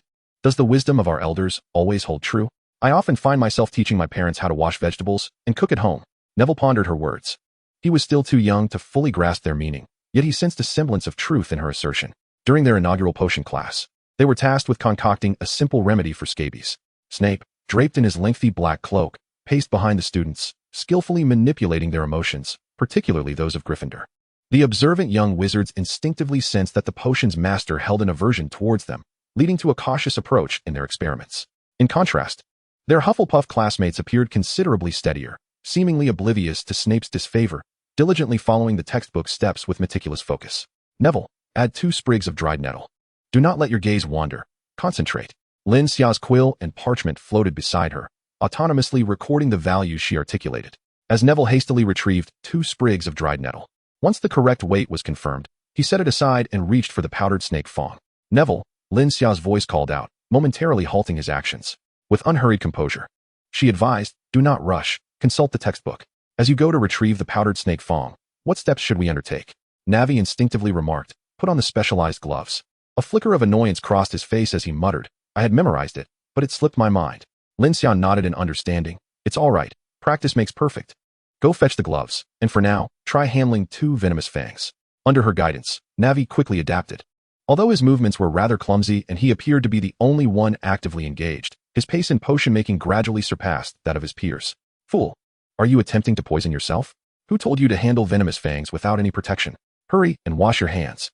Snape's voice boomed with disdain. "Are you brewing mucus slugs? You can't even distinguish between dried nettles and mucus slugs. Has Gryffindor's intellect been reduced to mere muscle? And you, how could you possibly botch the first step of igniting the cauldron? I would have thought anyone could at least manage to light a cauldron after reading the instructions." Snape unleashed a venomous tirade, indiscriminately attacking the students with his sharp tongue. The Hufflepuff students fared slightly better, typically receiving comments of mediocrity, while those from Gryffindor were essentially branded as hopelessly foolish. Stopping before Draco, Snape regarded him silently, drawing the attention of the surrounding students. Draco's movements were impeccably standard, and his expression radiated focus, evoking the air of a master rather than a novice in potion-making. This was no coincidence, for his father, Lucius, was a skilled potion maker and frequently corresponded with Snape regarding potion-related matters. Lin Xia's own initiation into potions had begun alongside Draco. Snape remarked coolly, "Utilize the boiling method to handle the mucus slugs with tentacles. I do not expect you all to achieve his level of perfection, but at the very least, handle them without trepidation. You are the masters of potion-making, not its fearful subjects." Suddenly, a loud hissing erupted, and a cloud of acidic green smoke billowed from a potion in the underground classroom. Its owners, Ron and Seamus from Gryffindor, flailed in a panic, attempting to cover the cauldron's opening with its lid in hopes of suppressing the noxious fumes. Fool, quickly remove your hand. You must have placed the hedgehog spines in without lifting the cauldron off the heat. That smoke is toxic. Ron, startled, nearly dropped the lid into the cauldron as a clear incantation rang out. Wingardium Leviosa. It was Lin Xia who intervened. With the levitation charm, she lifted the lid, preventing the suspicious liquid from splattering, and swiftly approached Ron, retrieving a tube of sulfur ointment from her pocket to apply. Ron's neck and arms were already breaking out in swollen welts, the result of prolonged exposure to the noxious smoke. He promptly squeezed the yellow ointment onto his arm, feeling a cooling sensation accompanied by a pungent odor reminiscent of rotten eggs. Snape scrutinized Lin Xia with a discerning gaze, recalling that she was among the few Hufflepuff students capable of performing magic without a wand. Lin Xia, he pronounced her name with precision, his tone dripping with condescension. What remedy have you administered? While scabies is common, the wrong treatment can exacerbate the condition, and I would prefer he not attend class sporting unsightly welts. Snape, with an impassive expression, stated, sulfur, sulfuric acid, warmth, toxic. With each word he uttered, Ron's heart quivered slightly. Snape cast a fleeting glance at Ron and continued. It can be used for pest control, disinfection, and laxation. Your silver lining amidst misfortune is having a reliable friend. Chapter 22. Transfiguration. Thanks to Snape, Lin Xia and Draco had become the talk of Gryffindor. Gryffindor referred to Draco as an impeccable experimental machine, even surpassing that arrogant old man, while Lin Xia was hailed as a valiant warrior who dared to seize sustenance from the jaws of the proud elder. Draco expressed his annoyance to Lin Xia about this labeling. Why am I the experimental machine while you are the warrior? With the midday sun shining brightly, Lin Xia, not wishing to sleep, sent a lark to convey a message to Draco, inviting him to join her in the common room for some reading. Draco readily accepted and brought along his two gluttonous roommates. One was named Tor, and the other Robin, who picked up their textbooks to prepare for the afternoon classes. While Draco and Lin Xia delved into supplementary materials, the wizarding world was not devoid of clever minds. Some students, upon graduating, found certain Hogwarts textbooks overly obscure and thus published guides to assist young wizards in deepening their understanding. Lin Xia was engrossed in a guide related to charms, whereas Draco focused on potion handling. As she leisurely turned a page, the fragrant paper crackled softly, while the white fairy dozed on her lap, occasionally twitching her cat ears. Wasn't it preferable to be a precise experimental machine, ensuring a flawless outcome, rather than a warrior challenging the authority of a professor? Lin Xia teasingly inquired, or does Mr. Draco perhaps prefer the title of warrior? Draco, caught off guard, turned his head and huffed dismissively. The term warrior seemed rather tasteless, so he resigned himself to being merely an experimental machine. Meanwhile, the Gryffindor common room buzzed with activity. Mickle pestered Ron with questions about Lin Xia and Draco. Irritated, Ron replied, all I know is that Lin Xia comes from a less fortunate background and works at the wand shop. As for her relationship with Draco, how would I know? Why would a pure blood like Malfoy be in Hufflepuff instead of Slytherin? I have no clue. Stop asking me. If you're so curious about Malfoy, why not ask him yourself? He seems quite polite. Mickle found himself at a loss for words, having been stumped by Ron's retort. He had never liked Ron's demeanor while reading, and his opinion remained unchanged. Hermione picked up the sulfur ointment, her eyes sparkling with curiosity. I researched scabies potions and found no sulfur included, yet the professor claimed sulfur could disinfect and sterilize. How marvelous. How could she possess such a miraculous ointment? Ron boasted. This must be a trinket Lin Xia brought from the East. She enjoys experimenting with peculiar scents. He had also bought a plethora of Eastern snacks and resolved to find a time to deliver them to Lin Xia. Harry remarked. Draco and Lin Xia seem to have a rather close relationship, which surprises me. Draco has always struck me as a bit arrogant. Ron had never interacted with Draco, but due to Lin Xia's influence, he held no animosity towards him. Coming from a pure-blood family, Draco's arrogance was to be expected. Families like his often looked down upon others. However, I can assure you that Lin Xia would never behave in such a manner. Hermione's eyes sparkled with enthusiasm. When will you seek out Lin Xia? I wish to accompany you. I want to discuss sulfur with her. Ron hesitated. What about tonight? The Professor of Charms. The remarkably diminutive Professor Flitwick had to stand atop a stack of books to reach the lectern. Like Professor Snape, he began the class by calling the roll, and this lesson was attended by both Hufflepuff and Ravenclaw students. Professor Flitwick taught the young wizards their first spell, the levitation charm, Wingardium Leviosa, with a serious demeanor. He cautioned, do not forget the subtle wrist movements we have been practicing, a swish and a flick. Remember, a swish and a flick. Pronouncing the incantation correctly is equally vital. Should anyone mispronounce it, you may find yourself on the floor with a bull standing on your chest. The young wizards struggled with their control, despite extensive practice. Only a select few succeeded in executing the spell. The Ravenclaw students felt disheartened, believing that the Hufflepuff wizards were more adept than they. After all, the majority of those who managed to perform the charm were Hufflepuff students. In the charms class, Lin Xia and Draco were not the only stars. Other Hufflepuff students also successfully cast the levitation charm, thanks to the guidance of their upperclassmen from the previous day. Nevertheless, Lin Xia and Draco remained the center of attention. Although both successfully cast the spell, their levitation charms differed significantly from those of their peers. While the other students could only make feathers dance gently, these two had already managed to levitate books, desks, and other objects. Lin Xia, in particular, had twice used the levitation charm to assist fellow students.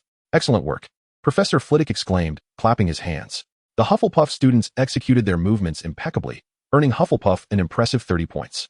The Badgers celebrated joyfully, their spirits soaring as they engaged in spellcasting. A nervous Ravenclaw student, having mispronounced the incantation, inadvertently summoned a large bull. The classroom erupted in chaos as students scrambled to avoid the creature. Lin Xia remained calm, sensing that Professor Flitwick possessed the skill to resolve the crisis. In contrast, Draco bravely took the initiative to help, casting the stunning spell. A beam of red light, imbued with a stunning aura, shot from his wand and struck the bull. The bull merely shook momentarily before charging forward again. The spell had been cast correctly, but the young wizard's magical energy was insufficient to make it effective. Stupefy! A somewhat shrill voice echoed nearby, as Professor Flitwick's wand emitted a thicker beam of red light directed at the bull. In the next instant, the bull collapsed to the ground. After calming the students, Professor Flitwick awarded Hufflepuff an additional 10 points. Merely 2 days into the school year, Hufflepuff was already far ahead in the House Cup standings. This heightened the enthusiasm of the senior students, who, despite their demanding academic schedules, would take turns visiting the Little Wizard's common room in the evenings to provide guidance. The tutoring offered by Hufflepuff was particularly engaging. They never pressured the young wizards to learn specific subjects, but instead inquired about their interests. If none were found, they could first enjoy some snacks, observe how others played, or simply experiment at their leisure. Once a direction of interest was identified, it was never too late to seek assistance. That evening, Lin Xia participated in a tutoring session focused on transfiguration. Cedric, highly skilled in this art, was more than willing to mentor Lin Xia and Draco, who insisted on following her lead. Transfiguration is a complex discipline encompassing not only standard transformation spells, but also conversion spells, summoning spells, vanishing spells, animagus transformations, human transfiguration, apparition, and the mobilization of stone statues. Draco remarked, "In our charms class this afternoon, someone summoned a bison. If it were me, I would have used a transformation spell to turn it into an immobile stool, like this." With a flick of his wand, he transformed a fluttering bird into a stool with wings, demonstrating his point. Cedric, opting for a less complete transformation, turned the bird into a flying stool. "You see, transfiguration significantly diminishes the danger posed by other creatures," he explained. Lin Xia, intrigued by the art of transfiguration, continued to practice on her badger figurine. This time, she drew her wand and effortlessly altered the expression of the figurine, now contemplating a change in its appearance. Meanwhile, Ron, accompanied by Hermione, Harry, and the inexplicably trailing Mikkel, embarked on a castle adventure. Chapter 23, The Sacrificial Technique, Transforming Oneself into a Crucible. The common rooms of the 4 houses were isolated from one another, with only the members of each house privy to their specific locations and relevant passwords. They first sought the help of nearly headless Nick, the ghost, but he was unaware of Hufflepuff's common room location. Subsequently, they approached the fat lady portrait. She shook her head, saying, "Children, no matter how much you praise me, I cannot tell you where their common room is. That place is always filled with the delightful scent of cream." Mikkel persistently suggested, "Why don't we check the kitchen on the 2nd floor? The aroma of cream is strongest there. Perhaps their common room is nearby?" Ron dismissed the idea without a second thought, exclaiming, "Impossible. Who would place a common room so close to the kitchen?" He looked at Harry, who nodded in agreement. Suddenly, they spotted their defense against the dark arts professor, Quirrell, hurrying down the corridor, his large purple scarf lending him a comical and peculiar appearance. Approaching him would likely reveal the distinct odor of someone who hadn't bathed in days. They intended to ask Quirrell for directions, but noticed his urgent pace, suggesting something significant had occurred, prompting them to follow him unknowingly. After 2 hours of transfiguration tutoring, Lin Xia was now capable of repositioning her badger figurine from a joyful run to elegantly playing the saxophone. The clearer the figurine in your mind, the more complete your transformation technique will become. At times, I perceive transformation as a puzzle. One must assemble it into the desired image rather than concern oneself with its original form. He ultimately reminded, aside from food, it does not fall within any transformation laws. A flicker of contemplation crossed Lin Xia's eyes, suddenly sparking an idea. While transformation cannot render objects into food, it can morph them into creatures resembling food. If applied to oneself, could it facilitate an expedient escape from the battlefield? However, this is quite challenging, as the energy within a sorcerer is considerably distinct from that of ordinary items. yet it remains a potential avenue for research, even if it cannot be utilized on herself. Lin Xia glanced at the languid white fairy beside her. It could be employed on other matters. She deliberately packaged a substantial amount of food, consuming it while digesting magical energy. Upon finishing all the food, she activated the Nine Heavens secret record, and under her guidance, the food swiftly transformed into magical energy, which then transmuted into a unique force gradually disseminating throughout her body. The Nine Heavens secret record, having assimilated into the sorcerer world, significantly diverged from the cultivation methods of her previous life. Previously, she cultivated the power of the profound yang through her techniques, whereas now, what she was honing resembled a magical energy imbued with special attributes. The magical energy in the sorcerer world possesses numerous properties, akin to the four elemental attributes of the Hogwarts houses: wind, fire, water, and earth. Within her, a multitude of complex magical attributes resided, including the sacrificial power from the scales of fate, the magical attributes derived from consuming various foods, and the absorption of the elements dispersed by the four houses. Yet, under the dominion of the Nine Heavens secret record, all these were gently transmuted into a singular special attribute, serving as nourishment to refine the foundation of her existence. Suddenly, a flash of inspiration illuminated Lin Xia's mind, causing her body to momentarily pause. If she were to sacrifice the Nine Heavens secret record, could she then gain insight into the mysteries of her techniques, even altering her methods at will to guide her cultivation? The Nine Heavens secret record comprises 5 levels of cultivation: the Bait Realm, Foundation Establishment Realm, Profound Canon Realm, Vitality Cultivation Realm, and Secret Refinement Realm. The Bait Realm significantly enhances combat prowess, while the Foundation Establishment and Secret Refinement Realms, along with the Profound Canon and Vitality Cultivation Realms, focus on mental fortitude and solidifying one's foundation, primarily providing auxiliary enhancement rather than direct elevation of combat strength. With her thoughts crystallized into action, Lin Xia seated herself cross-legged on the bed, palms facing upwards, assuming a unique entwined posture, and fully engaged in her technique. The Scales of Fate. An ancient bronze scale materialized before her, and she delineated the Nine Heavens secret record with her mental prowess, infusing it with all the insights gleaned from her previous life as cultivation of this technique. An intangible book, shaped by her spiritual energy, was placed on the right side of the Scales of Fate, while she stepped forward, physically positioning herself on the left side. The scales began to oscillate violently, gradually slowing until they came to a standstill.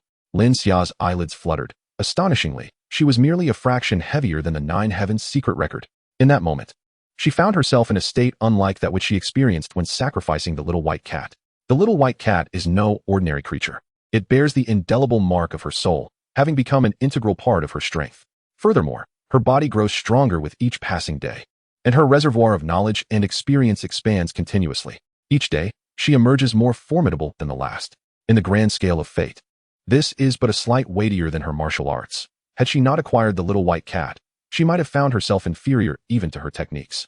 This illustrates that the record of the Nine Heavens and mysterious sun holds depths yet to be explored.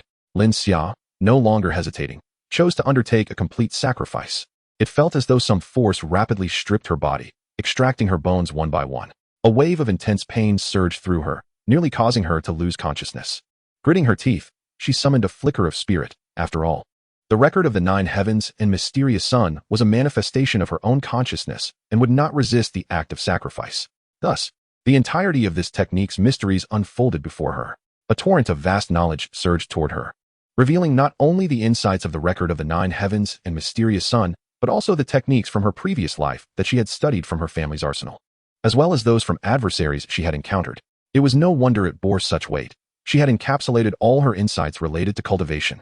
With her body's capacity limited, Lin Xia could not fully digest and unravel all these revelations, but could only select the knowledge pertinent to the Bait realm for deeper exploration. Past experiences in cultivation, the obstructions felt while practicing techniques, changes in her innate wizardly qualities due to her enhanced prowess, and the absorption of various magical attributes all coalesced.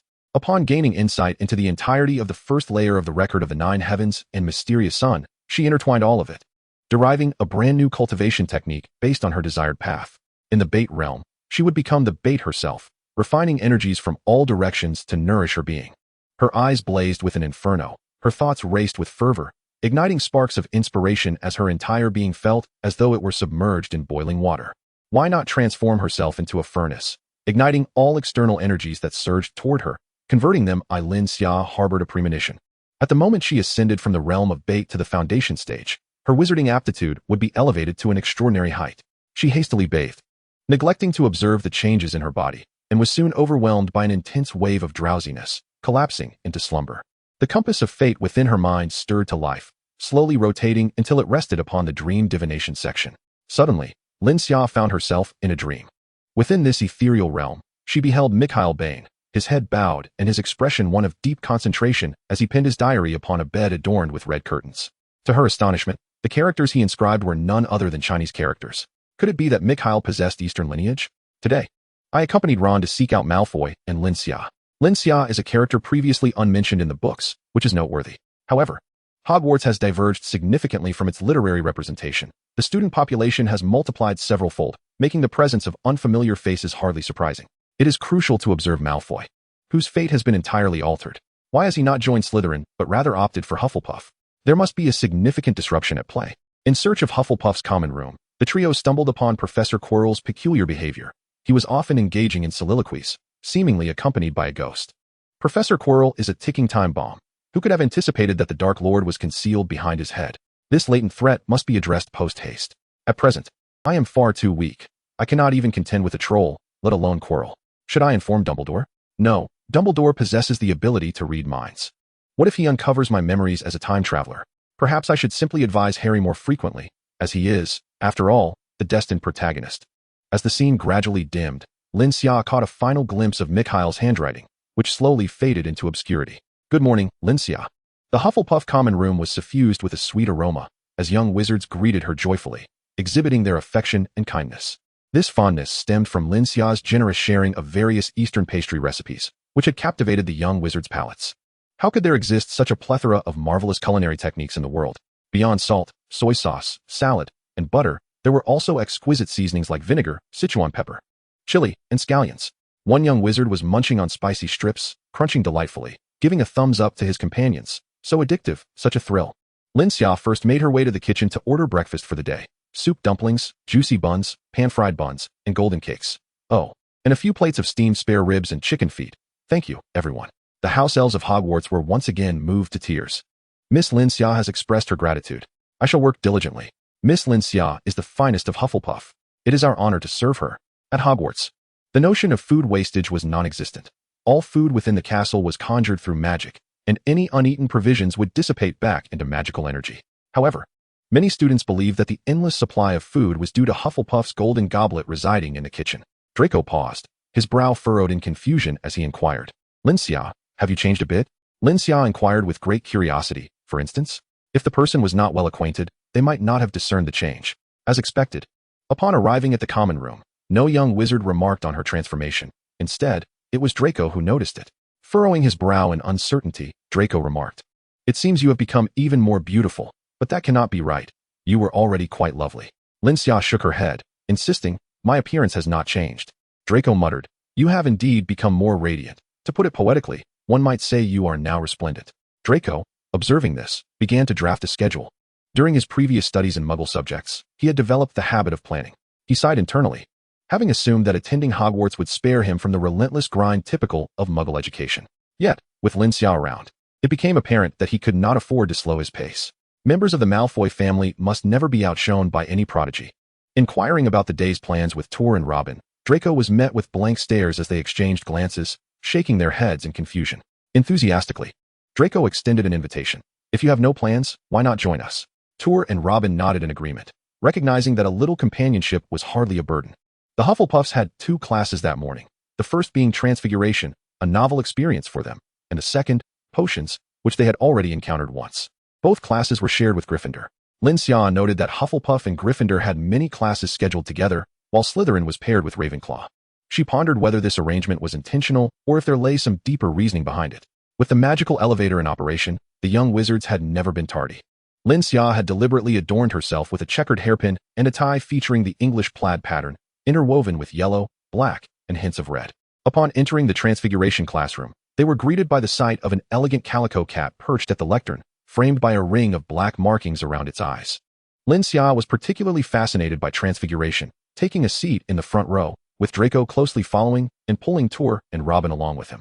Sitting in the front row meant no daydreaming, no mischief, and no distractions. Yet, what did that matter? The Hufflepuff students remained composed. They were not foolish. Fully aware of their limitations, yet they chose to sit together with friends regardless. Acknowledging the futility of the endeavor but still pursuing it exemplified the unique bravery of Hufflepuff. Each desk was adorned with a matchstick, and Lin Xia, having already reviewed the lesson, began to focus intently on transforming the match into a needle. Whether it was her imagination or not, her wrist moved with increased fluidity as she wielded her wand, her magical energy flowing seamlessly, akin to a motor that had been freshly lubricated, now operating with greater speed. Nearby, Robin and Tor gasped in astonishment, while Gryffindor students watched her in disbelief. In mere moments, the matchstick on Lin Xia's desk had transformed into a gleaming silver needle. Meanwhile, Draco was still struggling with his matchstick. Aware of his own limitations compared to Lin Xia, he recognized her as a prodigy, a remarkable being endowed with the bloodline of the Eastern Dragon. However, his father conveyed to him that focus is a magical force, capable of transforming the ordinary into the extraordinary and enhancing the brilliance of the gifted. As for the monsters, why would one compare themselves to those who exceed the limits? 5 minutes later, Draco successfully transmuted his matchstick into a silver needle, which, though larger and less aesthetically pleasing than Lin Xia's, remained a needle nonetheless. Applause erupted from the Hufflepuff wizard, prompting even the Gryffindors to join in. Mikkel refrained from clapping and muttered, "Hufflepuff is gaining points again. They always seek the spotlight." The trio exchanged puzzled glances, with Hermione bluntly stating, "I too wish to shine, but I find it beyond my reach. I believe we must strive harder in our studies." A hint of distress crossed Ron and Harry's faces. Chapter 25. The Greatest Disadvantage of Transfiguration. As the children applauded, the elegantly seated tabby cat on the podium suddenly straightened and leaped to the ground. Upon landing, the cat transformed into a woman clad in a black cloak, adorned with an elegant black hat, Professor McGonagall. The young wizards recognized her as the stern witch who had sorted them into their houses. Professor McGonagall nodded slightly at Lin Xia and Draco, declaring, 10 points to Hufflepuff for an impressive transformation. She then addressed the other young wizards, her voice soft yet imbued with an intimidating authority. Transfiguration will accompany you throughout your educational journey. It is a sophisticated spell and an intricate magical skill. No wizard dares to proclaim themselves a master of transfiguration. After a brief pause, she continued, it can transform inanimate objects into living beings, and vice versa. It is the source of energy conversion. You will grasp the essence of magical power, seize the souls of living creatures, while simultaneously bestowing life upon the lifeless. With an elegant flick of her wand, she lightly tapped the podium. Soon, a charming little pig appeared before them, lively and seemingly real. How marvelous! Ron exclaimed, gripping Michael's arm tightly. Harry, I want to learn transfiguration. Harry nodded in awe. Magic is truly incredible. Mikkel rolled his eyes. Ron, you've grabbed the wrong person. Ron quickly released his grip, apologizing. I'm sorry, I got too carried away. The students were all aflame with excitement. Yet the daunting intricacies of introductory transfiguration proved challenging for many young wizards. By the end of the lesson, only a few Hufflepuff students had managed to sharpen one end of their matchsticks slightly. Among the Gryffindors, only Hermione succeeded. Professor McGonagall awarded each house an additional point. Professor, I have a question, Lin Xia said, approaching McGonagall after class instead of leaving immediately. McGonagall regarded her checkered hairpin and tie, her expression softening. Lin Xia, you possess considerable talent in transfiguration. There is no need for undue haste. Assuming Lin Xia sought advice on enhancing her skills, McGonagall was taken aback when Lin Xia shook her head and expressed her earlier contemplation. I wish to know if this inspiration can be realized. Professor McGonagall pondered for a moment before articulating, in my practice of transfiguration, I primarily transform inanimate objects into living beings, guiding them through predetermined patterns, which falls far short of imbuing them with a soul. However, the transformation of living creatures into inanimate forms, or into other living entities, is significantly more challenging. It touches upon the intricacies of the human spirit. Only an animagus can retain their consciousness while undergoing transformation, as directly applying transfiguration to a living being may inadvertently alter their cognitive faculties. For instance, should a person be transformed into a pig, their mind would likewise assume the characteristics of porcine intellect, resulting in the forfeiture of their human awareness. Moreover, such transformations are profoundly distressing for the living beings involved. Additionally, without the countercharm to reverse the transformation on the pig, the individual may remain in that state indefinitely, even convincing themselves of their identity as a pig. With a serious demeanor, Professor McGonagall warned, Lin Xia, your thoughts are perilous and not suitable for you to explore at this juncture. Softening her tone, she added, should you have any inquiries regarding transfiguration, do not hesitate to visit my office, which is nearby. Thank you, Professor, Lin Xia replied, a glimmer of joy illuminating her amber eyes, akin to radiant gemstones. No need for thanks. Cedric mentioned to me yesterday that your house has produced a remarkably talented transfiguration student. along with several others of considerable promise. Although Professor McGonagall was the head of Gryffindor, her strict nature ensured she treated all students equally, appreciating those who demonstrated diligence. She equally admired the industrious and gifted Hufflepuffs. Rushing against the clock, Lin Xia entered the subterranean potions classroom. Professor Snape stood at the podium, his gaze icy and predatory, akin to a serpent surveying restless hatchlings. Draco had secured a seat for Lin Xia, and this time they were seated with Harry. As Lin Xia settled in, she noticed Draco already engaging Harry in conversation. Inquiring about his preferred snacks, Lin Xia mused, "At last, there is some progress. We shall continue with the preparation of the Scabbers potion. I trust you will not present me with another dismal outcome as you did last time." Professor Snape's chilling voice resonated through the room. Suddenly fixing his gaze on Lin Xia, reminiscent of a serpent bearing its fangs. "After all, you shall not have the luxury of a second courageous companion." Lin Xia interjected. "There is no need for that, Professor. I truly do not aspire to be a hero." Perhaps due to Snape's intimidating presence, the young wizards, though somewhat apprehensive, executed their tasks with remarkable care, committing few errors. Lin Xia partnered with Neville. Under her guidance, he successfully concocted a vial of Scabbers potion, with ample materials remaining. Encouraging him, she urged Neville to attempt producing another vial independently. Simultaneously, she skillfully prepared her own vial of the potion, though some flashes of inspiration eluded her grasp, which left her feeling somewhat vexed. In that moment, Lin Xia realized that within the golden wooden house, her creativity seemed to flourish abundantly. Yet, each time she practiced, she felt fatigued, only to awaken the next day invigorated. Perhaps the golden house possessed restorative properties. Unconsciously, Lin Xia retrieved sulfur from her small bag and added it to the still-boiling cauldron, forgetting that at this stage, she should have included 4 horned slugs. Professor Snape's voice unexpectedly emerged from behind. "Potion-making demands precision. Have you considered the potential consequences of your distraction? To forget the steps and contemplate adding sulfur is not the behavior of an exemplary student." Our esteemed Miss Lin Xia. Daring to alter a fundamental potion such as the scabious elixir, perhaps she has overlooked one vital truth. The more elementary the potion, the more classic its nature. Professor Snape stated bluntly, "If you channeled your fanciful ideas into the precise measurement of potions, I believe your skills would advance remarkably."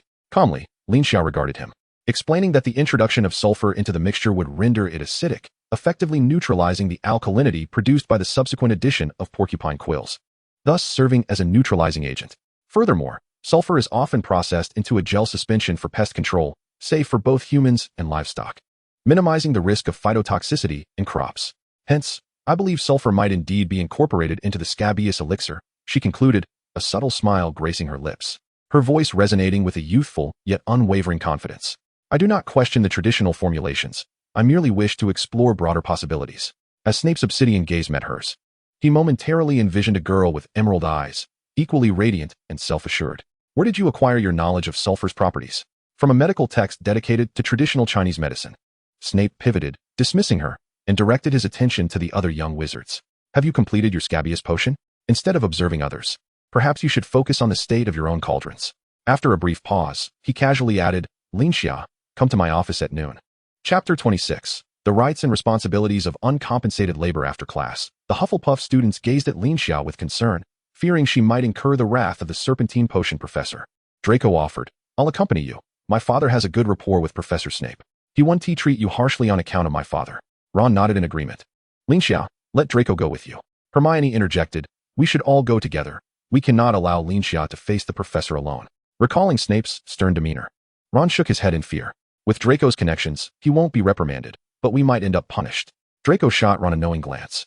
Harry, feeling conflicted, believed they should all attend, yet felt their relationship with Lin Xia hadn't yet reached the level of shared adversity.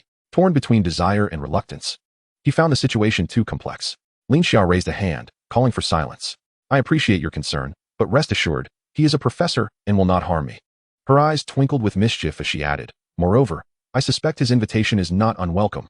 Remember, I spoke back to him, yet he did not deduct any points." This rationale appeased the others, though Draco continued to shadow her after lunch, chattering incessantly. Lin Xia glanced at Tor and Robin. They exchanged glances and maneuvered Draco away, leading him elsewhere. "Lin Xia, wait for me. I will definitely come to save you. If it becomes impossible, just call my father's name." Lin Xia pondered. Perhaps she should remind Draco that excessive reading of novels is ill-advised. To the unknowing, one might think she was about to face a ferocious dragon. Professor Snape's office was situated underground, not far from the potions classroom. As Lin Xia entered, she found the room dimly lit, with hundreds of glass bottles lining the shelves. sticky specimens of flora and fauna floating in vividly colored potions. Snape bent his head low, diligently concocting a potion. He poured 3 vials of green liquid into the cauldron, and Lin Xia seemed to catch a faint scent of fresh grass. He then added 2 bundles of grass-like plants, stirring clockwise 3 times, and subsequently waved his wand. Although no incantation was spoken, Lin Xia could sense a surge of magic swirling within the cauldron. Once he completed his task, Professor Snape lifted his gaze to Lin Xia, speaking in an arrogant tone. This potion is brewed for one incapable of standing in their rightful position. Your weight is worth knowing the name of this potion, the compound potion. Snape nodded slightly, remarking, your theoretical knowledge is commendable. Lin Xia smiled in response. Draco's theoretical grasp surpasses mine. He is deeply passionate about potions. Yet, Snape interjected, but his talent does not compare to yours. Draco indeed possessed a remarkable aptitude for potions. Adept at precisely measuring ingredients, destined to become an exceptional potion maker. However, Lin Xia had an instinctual flair for combining various potion types, more inclined towards creation than methodical preparation. In Snape's eyes, Lin Xia already harbored the potential of a master potion maker. Professor Snape extended an invitation to Lin Xia. During my correspondence with Lucius, he often mentioned you, praising your unique insights into Eastern magical plants. Would you be interested in joining my laboratory? Had it been another professor, Lin Xia might have felt flattered by their recognition of her talent. Yet with Snape, the more she contemplated, the more peculiar it felt. Surely, he wasn't attempting to deceive her into laboring for free? Cautiously, Lin Xia replied, Professor, I need to consider this. I have just enrolled and am unfamiliar with the academic environment and the pressures of study. Moreover, what would I gain from joining your laboratory? She refrained from inquiring what Snape would gain from her involvement, as it was his laboratory, not hers. The potion's birth within his domain would inherently bear his name. Should she create any innovative or improved potions, it would not only elevate her reputation but also enhance Snape's standing. The greater the fame, the more sought after the potions, consequently inflating their market value. Snape drawled in his elongated manner, a perfectly reasonable request. Slytherin never shuns a fair exchange. He handed Lin Xia a piece of parchment, detailing the responsibilities of joining his laboratory alongside the benefits she could reap. Lin Xia merely cast a cursory glance before pocketing it, deeming this not the appropriate setting for research. Upon returning to the golden wooden house, with a bit of leisure time remaining, Lin Xia took out the note to examine it. Entitlements 1. A monthly allocation of magical plants for practicing potion making. 2. Guidance will be provided at any time regarding the challenges encountered in potion brewing. 3. Rare magical plants can be procured through laboratory channels. Obligation. 1. A specified quantity of potions must be produced monthly as per my requirements. 2. The topics will be initiated by me. 3. The allocation of losses will be determined by me. Upon reading this, Lin Xia chose not to delve further.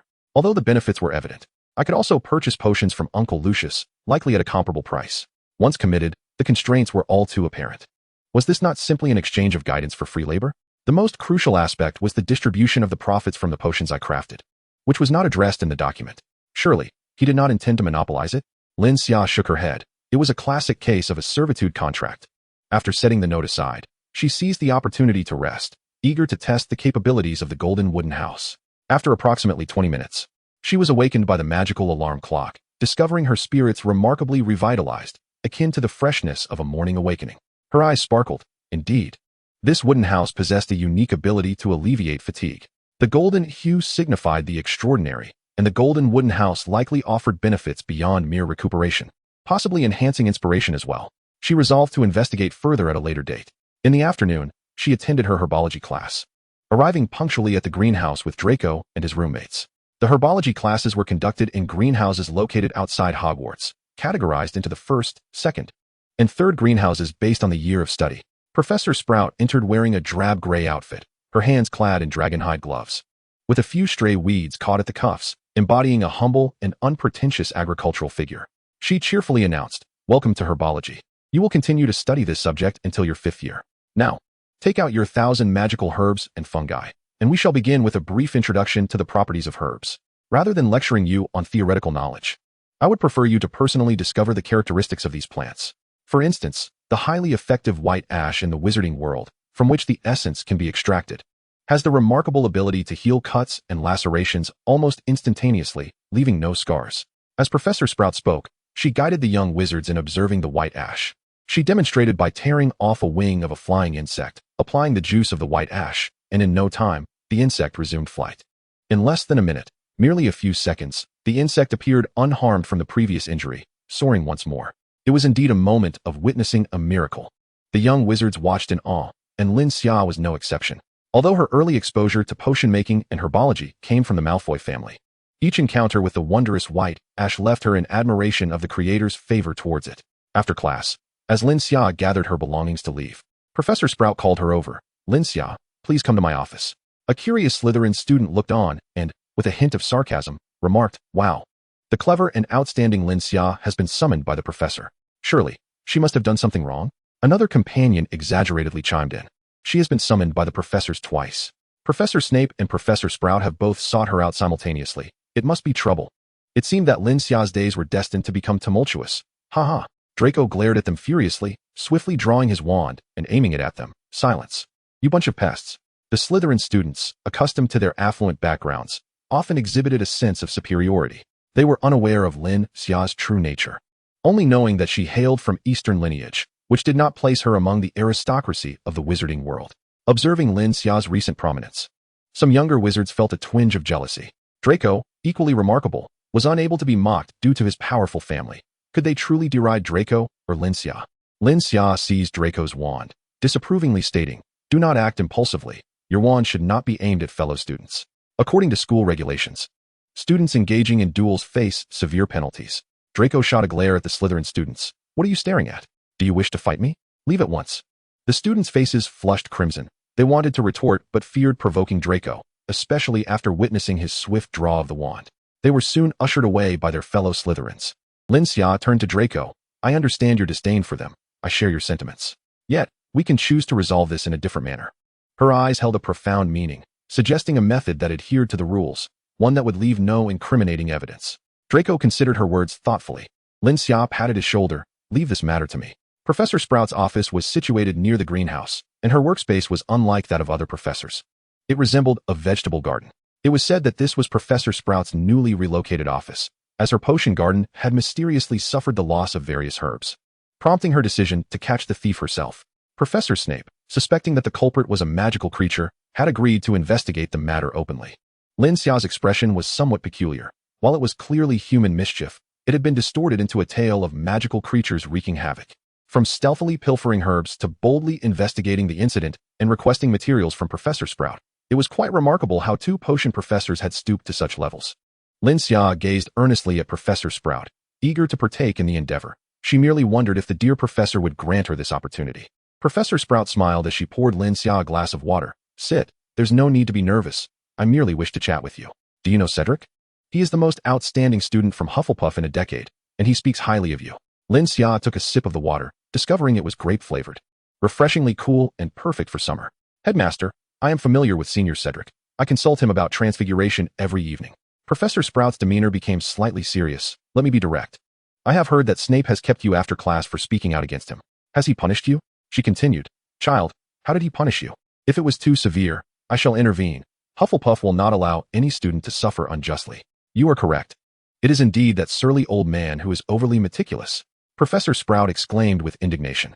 Lin Xia felt a mix of amusement and exasperation, realizing that a young wizard must have gone to the headmaster to complain on her behalf. It was hardly surprising, given Professor Snape's well-known difficulty in dealing with others. Shaking her head, Lin Xia replied, "That is not the case, headmaster." She recounted the entire sequence of events, and Professor Sprout breathed a sigh of relief. "Ah, so it was this matter. I thought that old miser was truly fixating on a student." She inquired, "And what about you? Do you wish to visit his laboratory?" Lin Xia hesitated for a moment before shaking her head. "I have only just started school. I feel it is too early to engage with such matters. I wish to relish my time at the academy." Professor Sprout concurred. "Your perspective is commendable. You are still quite young and should not be immersed in experiments too frequently, as it could severely encroach upon your leisure pursuits.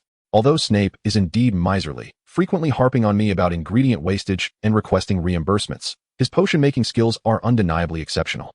However," Professor Sprout continued, "since he believes you possess talent in potion-making, it seems your abilities are indeed remarkable. To disregard them would be a considerable waste." She winked at Lin Xia, suggesting, "Why not assist me in my herb garden? You need only come by on Saturday mornings, and I can provide you with some of the ingredients from the garden." She added, "By the way, I hear you are seeking work-study opportunities. Helping me would count as part of that, and you would receive an additional galleon each week." Without hesitation, Lin Xia declared, "Professor, I will work in your herb garden." The provision of ingredients implied that Professor Sprout would not interfere with her potion making, merely supplying her with raw materials. Being from the same academy, Lin Xia certainly wished to prioritize her own community. Professor Sprout extended her hand with a smile. A delightful partnership, Lin Xia. Should you concoct a new potion, do remember to sell it to me first. Lin Xia readily shook her hand, acknowledging that while she was uncertain of her success, if she did succeed, the professor would undoubtedly be the first to know. Time flew by, and the young wizards were about to experience their first weekend at Hogwarts. On Friday evening, under Michael's subtle guidance, Harry and his friends found themselves in the kitchen on the second floor. There, they coincidentally encountered a group of Hufflepuffs in search of snacks, who led them into the common room. Chapter 28. The treehouse once resided in by the founders. Ron quickly spotted Lin Xia, who stood out distinctly, surrounded by many young wizards practicing spells together. He felt a moment of trepidation. Why did he sense the aura of a top student emanating from the Hufflepuffs? It was quite intimidating. Did they not venture out to play during their break? Ron. Draco was the first to notice him, greeting him, prompting Lin Xia to look up. On the table, a badger figurine wobbled precariously. Mikkel cast a glance, noting that the figurine seemed on the verge of falling apart. Where had it been purchased? Given its poor quality, Ron approached and began to unpack his belongings from his backpack, one by one. Previously, at the station, I encountered a plethora of oriental snacks and purchased a selection to bring back. I am grateful for your diligent guidance in my work. Lin Xia was somewhat taken aback, yet she graciously accepted Ron's gift. Although her intention was to prevent Ron from facing calamities in class, serendipity bestowed upon her the friendship of Ron, which was indeed delightful. Are you all heading out? Lin Xia inquired curiously as she noticed them preparing to depart. Lin Xia furrowed her brow. It was already evening. And would Professor Quirrell still be at Hogwarts? At that moment, Mikkel spoke up. Yes, we have arranged a meeting with the professor in advance. Knowing that Quirrell posed a potential threat, it was clear that this individual harbored ill intentions. Mikkel fixed his gaze on Lin Xia and suddenly suggested, why don't you join Draco as well to enhance your knowledge of defense against the dark arts? Lin Xia's expression shifted to one of disdain as a thought crossed her mind. As for Professor Quirrell, I think I shall pass.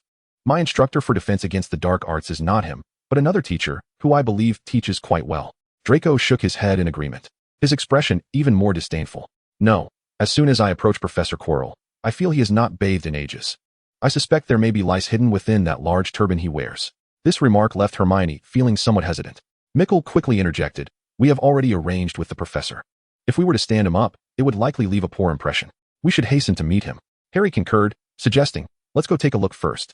Lin Xia heard this, and as Hermione walked, she proposed that for the next time, they should arrange with a different professor for the defense against the dark arts class. This time, she also packed a considerable amount of food. The food at Hogwarts was imbued with magic. Ordinary young wizards could consume as much as they wished, and any surplus magical energy would be expelled.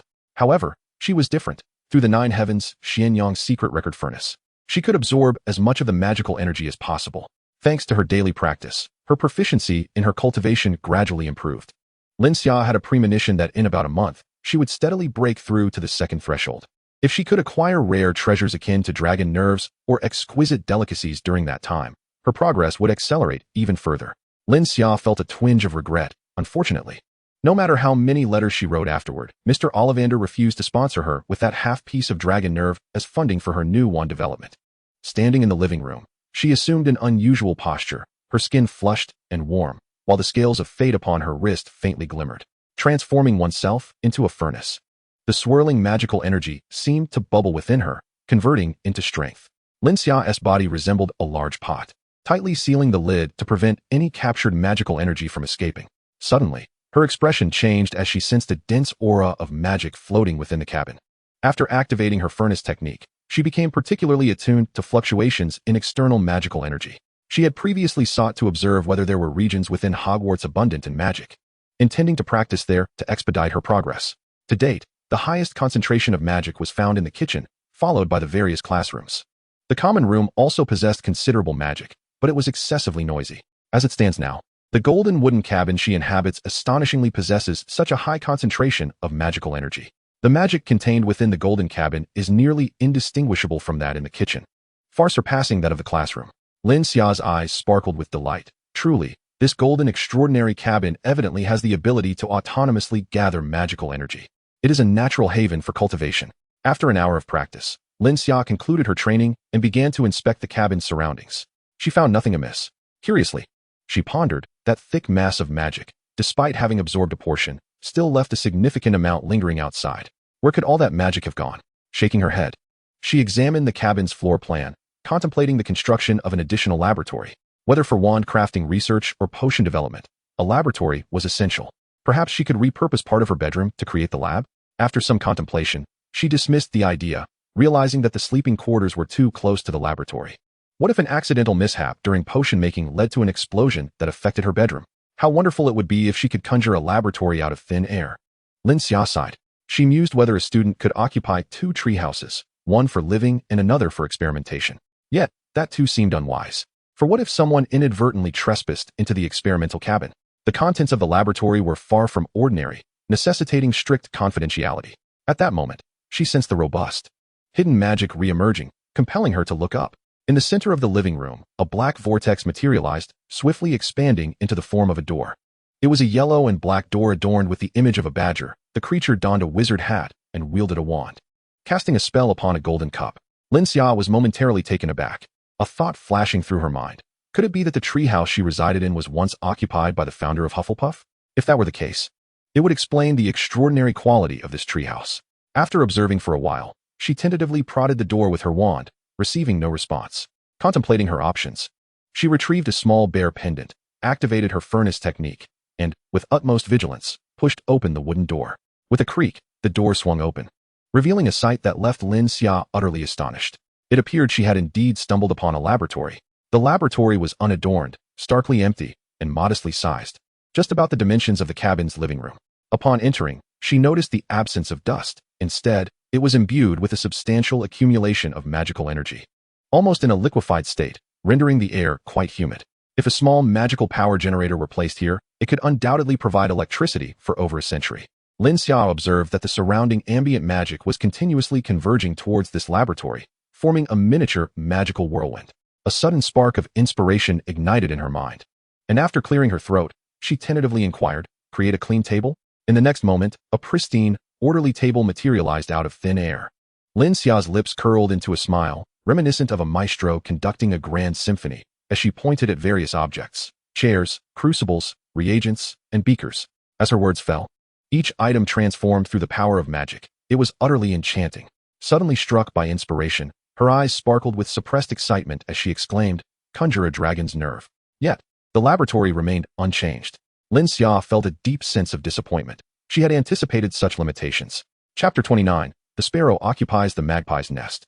After numerous experiments, Lin Xia discovered that the laboratory could only produce mundane items. Magic could not transmute into objects associated with magic itself. The laboratory had to remain as it was. It was impossible to transform it into another space for storage or cooking. Nevertheless, Lin Xia found great satisfaction in this.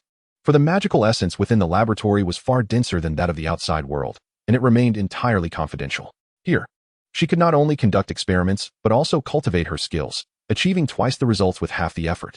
The only drawback was its size. But as long as she did not clutter it with materials, this was of little consequence. She meticulously arranged her wand research tools and created additional vessels necessary for potion brewing before departing the laboratory. Everything was in place, save for a fortunate twist of fate. Tomorrow, she would visit Professor Sproul to work and, incidentally, procure some magical herbs to commence her experiments. While concocting a scabies potion, she had an inkling that sulfur could synergize with it, yet she lacked concrete experimentation. Regarding her innovative wand-making methodology, she had long prepared her thoughts, waiting to gradually unveil them in correspondence with Ollivander to substantiate the Ministry of Magic's subsequent investigations. As she drifted into slumber, the compass of fate in her mind stirred slightly. Pausing at the section concerning dream divination, Lin Xia found herself in a dim, damp place, reminiscent of an underground water prison. Scattered about were a few individuals, each donning heavy hats that obscured their features. Before her appeared a tall, dark-skinned woman, looking haggard and disheveled, though hints of her previously exquisite features lingered. She raised her wand and tapped the window, uttering a spell, causing a vial of potion to materialize. Lin Xia watched as the woman swiftly consumed the potion, transforming in the blink of an eye into another woman. This was undoubtedly a polyjuice potion. The scene shifted abruptly. The woman was now standing before a towering, pristine white building, elevated above the surrounding shops. Beside the polished bronze door stood a fairy clad in a crimson and gold uniform, wearing a pair of pure gold monocles. The woman entered, and the fairy bowed slightly. Beyond the bronze door, a second door appeared, this one silver and adorned with numerous warning inscriptions. Assuming another's visage, the woman passed through the second door. The view suddenly expanded into a grand marble-floored hall, where hundreds of fairies occupied high stools, some weighing coins on bronze scales, others examining gemstones through magnifying glasses, and some recording information in ledgers. Countless doors adorned the hall, some opening onto the ground, others suspended in midair, creating a dizzying spectacle of bustling activity. The woman, with an air of calmness, strode towards one of the doors. The scene shifted, revealing her arrival at a secret vault via a small cart.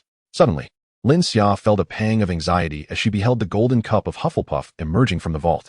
Her certainty stemmed from the fact that the woman had deliberately lifted the cup, gazing at it longingly, cradling it against her cheek, and kissing it. This cup was identical to the one she had seen in the portrait. The scene morphed once more, and the woman was now in another secret vault, seemingly intent on retrieving an object, but inadvertently disturbing a slumbering dragon.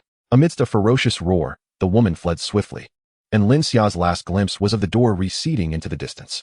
In the underground vault 713, her vision abruptly plunged into darkness. Perhaps it was the overwhelming enhancement from the new technique's furnace that awakened the destiny compass. Soon after, Lin Xia found herself in a second dream. This dream felt exceedingly familiar, as it unfolded within the hallowed halls of Hogwarts. Among the figures present was Professor Quirrell, her acquaintance from the Defense Against the Dark Arts class. Quirrell sat in his office, his expression suddenly contorted in agony, pleading, "Master, please do not torment me. I shall obey your commands." In a moment of desperation, he struck his head against the desk, weeping profusely, as if a chill wind swept through. Lin Xia heard a raspy voice, cold and serpentine. "Quirrell, my most loyal servant, the time has come for you to offer everything to me. The night after tomorrow, you must venture into the Forbidden Forest. I require the blood of a unicorn to restore my strength." Quirrell, in his torment, accidentally dislodged a corner of his scarf, revealing a peculiar, sunken, blurred eye. Upon seeing that eye, Lin Xia was overwhelmed by a fierce desire to possess it. Her entire being yearned to offer it as a sacrifice. Startled, Lin Xia awoke, her gaze lowered to the fate scale adorning her wrist. As she caressed it, the tattoo radiated a gentle warmth, reflecting on the two sacrifices made to the fate scale, which had caused the rust to diminish. She felt a premonition that the face behind Quirrell's head held significant value for the fate scale. Both the fate scale and the destiny compass were intricately linked to her existence, consistently offering her reminders. In the wizarding realm, dreams held a mysterious power, encompassing prophetic dreams, ominous dreams, and divinatory dreams. The nature of her previous dream remained unclear, but the latter stirred a notion within her. Could it be a dream of fortune? She pondered, then retrieved a piece of parchment to sketch a quick depiction of a tall witch with dark skin, accompanied by a few words, "Lestrange's vault." She felt an uncanny familiarity with this woman, as if she had encountered her before. The following morning, despite having experienced 2 dreams the previous night, Lin Xia enjoyed a restful sleep. The golden wooden cabin possessed restorative qualities, allowing her to awaken rejuvenated. She jogged around the exterior of Hogwarts Castle, inadvertently bringing Draco along, who in turn summoned his roommate. His roommate found running laps quite an exhilarating activity, and soon enough, he gathered other Hufflepuff students to join. Before long, numerous early-rising Hufflepuffs were drawn outside to frolic. As they leisurely jogged, they engaged in discussions about their breakfast choices for the morning. Lin Xia's physical condition had improved significantly. She completed 3 laps, while Draco managed only 1. Despite this, Draco remained the swiftest among the young wizards. Breathing heavily, he remarked, "Lin Xia, could the legacy of Eastern sorcerers truly endow one with such remarkable physical prowess? I believe you ought to transfer to Gryffindor. You possess the strength of a lion." Lin Xia smiled gently. "Draco, if you wish to learn, I can teach you, but you must swear an oath to keep it confidential." Draco was somewhat intrigued. He had studied some martial arts and could barely contend with an average adult. Yet, compared to Lin Xia, he would only find himself on the receiving end of a thorough beating. Is that truly possible? Isn't it said that the legacy of Eastern sorcerers can only be passed to those of the same bloodline? Lin Xia shook her head. Some do not require such lineage. And the cultivation techniques are quite selective. Not everyone is suited for them. You may consider it. In her previous life, she had perused all the cultivation texts within her family, and selecting a suitable one for Draco would not pose much difficulty. While the techniques were indeed precious, their value depended on their application. As a member of her inner circle, his strength would ultimately benefit her. Lin Xia never believed she could carve out a niche for herself in the wizarding world alone. The wizarding realm was shrouded in mystery, with even centuries-old wizards existing within it. Having not witnessed many sights in her past life, she aspired to ascend to the highest peaks in this one. Chapter 30. The Great Gringotts Heist. Professor Sprout's work in the herb garden was not overly taxing. Yet Lin Xia was obliged to attend a morning full of lectures on advanced herbalism. Having grasped the basics of herbal studies during her time at Malfoy Manor, the professor, aware of her and Draco's progress, proceeded to impart more advanced knowledge. Without further study, they would merely serve as mascots, left to watch in silence. Professor Sprout's garden contained only a small portion of intermediate magical plants, with the majority being advanced. There were no lower-tier plants. As for Draco, unable to leave school over the weekend and exempt from his air courses for the time being, he accompanied Lin Xia to work. Ultimately, he only faced further embarrassment, never surpassing her. Thus, Draco adjusted his approach, striving to match Lin Xia's pace. Although he still fell short, he managed to keep up with her capabilities. Once they completed their advanced studies and passed Professor Sprout's assessments, they would be officially tasked with managing the magical plants. Lin Xia glanced around. Although the herbs were not particularly beneficial for physical health, they were better than nothing, so she gathered a substantial handful. At noon, they first went to the castle for a meal. Suddenly, a flurry of owls swooped through the tall windows, depositing envelopes and newspapers onto the dining table. Lin Xia subscribed to the Daily Prophet, keeping herself informed about current events. Gringotts has been robbed. A wave of gasps rippled through the students. Gringotts is touted as the safest bank in the world. How could it possibly be robbed? Lin Xia glanced down, observing the fairies' animated depiction in the newspaper. The fairies asserted that the stolen vault had suffered no losses and announced their decision to replace the old fire dragon within Gringotts, even pledging to send representatives to the Muggle world to study their security systems.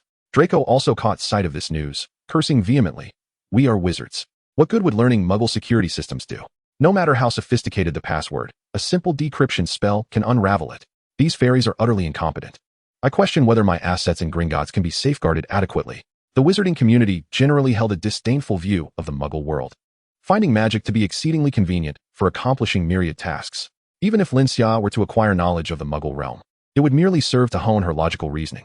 She recalled the woman from her dream, who effortlessly bypassed Gringotts' verification system, prompting her to inquire, Draco, why is there only one bank in the British wizarding world, and why is it managed by fairies? Has no wizard ever aspired to run a bank? Without hesitation, Draco replied, fairies excel at safeguarding wealth. Their love for gold qualifies them as neutral third parties. Given the choice, I would prefer to entrust my valuables to fairies rather than wizards. Lin Xia shook her head. You mentioned their affinity for wealth. How can you guarantee that the fairies will not covet your possessions?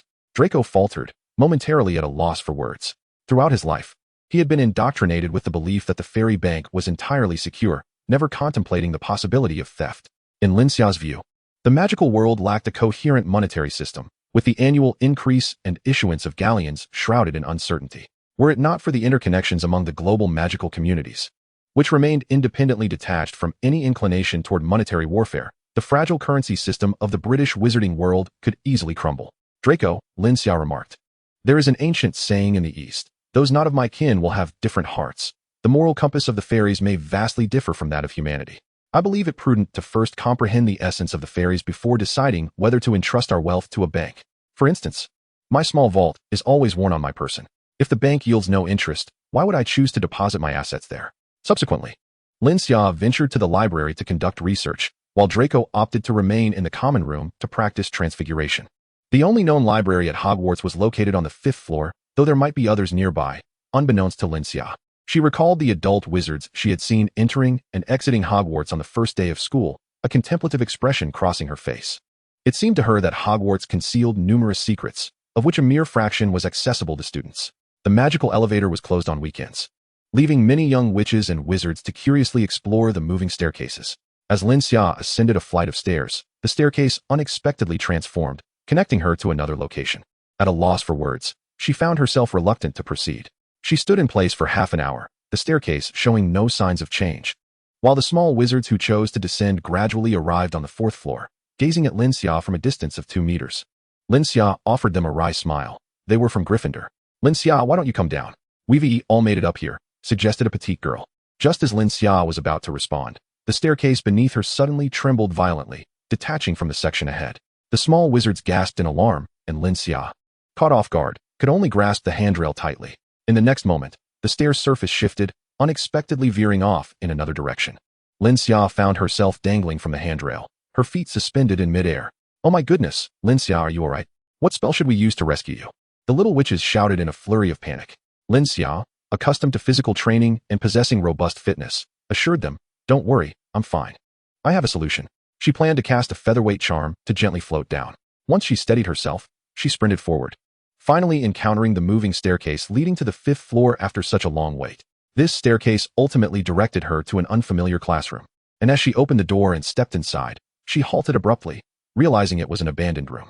Numerous desks and chairs were stacked against the walls, and the sunlight revealed a thick layer of dust upon them. Not far away stood an overturned wastepaper basket directly in front of her, and Lin Xia noticed an object that seemed out of place. It was an imposing mirror, towering to the ceiling, adorned with an ornate golden frame. It was supported by two claw-like feet, and at its top, a line of text was inscribed, Irresistible hair with wois. With a flick of her wand, Lin Xia caused a faint golden script to float in the air, mirroring the inscription above. After observing it for a moment, she waved her wand, rearranging the words. What I reflect is not your face, but the desires within your heart. Chapter 31. The Past and Present. Unforgivable Sin. Lin Xia felt her wrist, adorned with the scales of fate, warm subtly, and she discreetly lowered her sleeves. Undoubtedly, this was a remarkable artifact. The scales of fate responded to its presence, yearning to consume it. However, it was equally apparent that this was a blatant trap. First and foremost, she must not act rashly. Lin Xia steadied her breath, calming the slightly agitated scales of fate, and after a moment, the tattoo gradually returned to tranquility. Gently, she brushed her right hand over her left wrist, causing the scales tattoo to vanish instantaneously.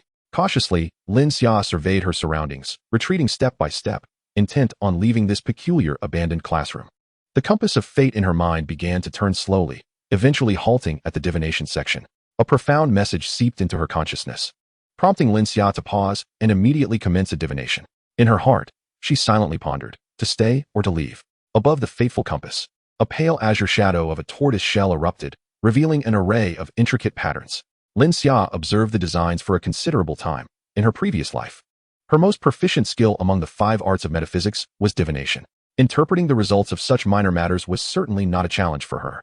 To exit would mean nothing would occur, yet she would miss certain opportunities.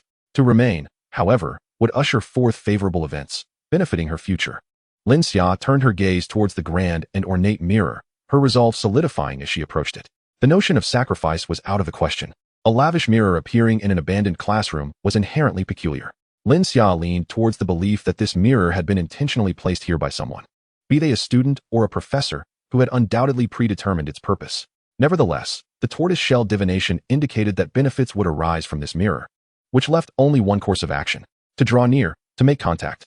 As Lin Xia approached, she noticed the mirror was devoid of any reflection of herself.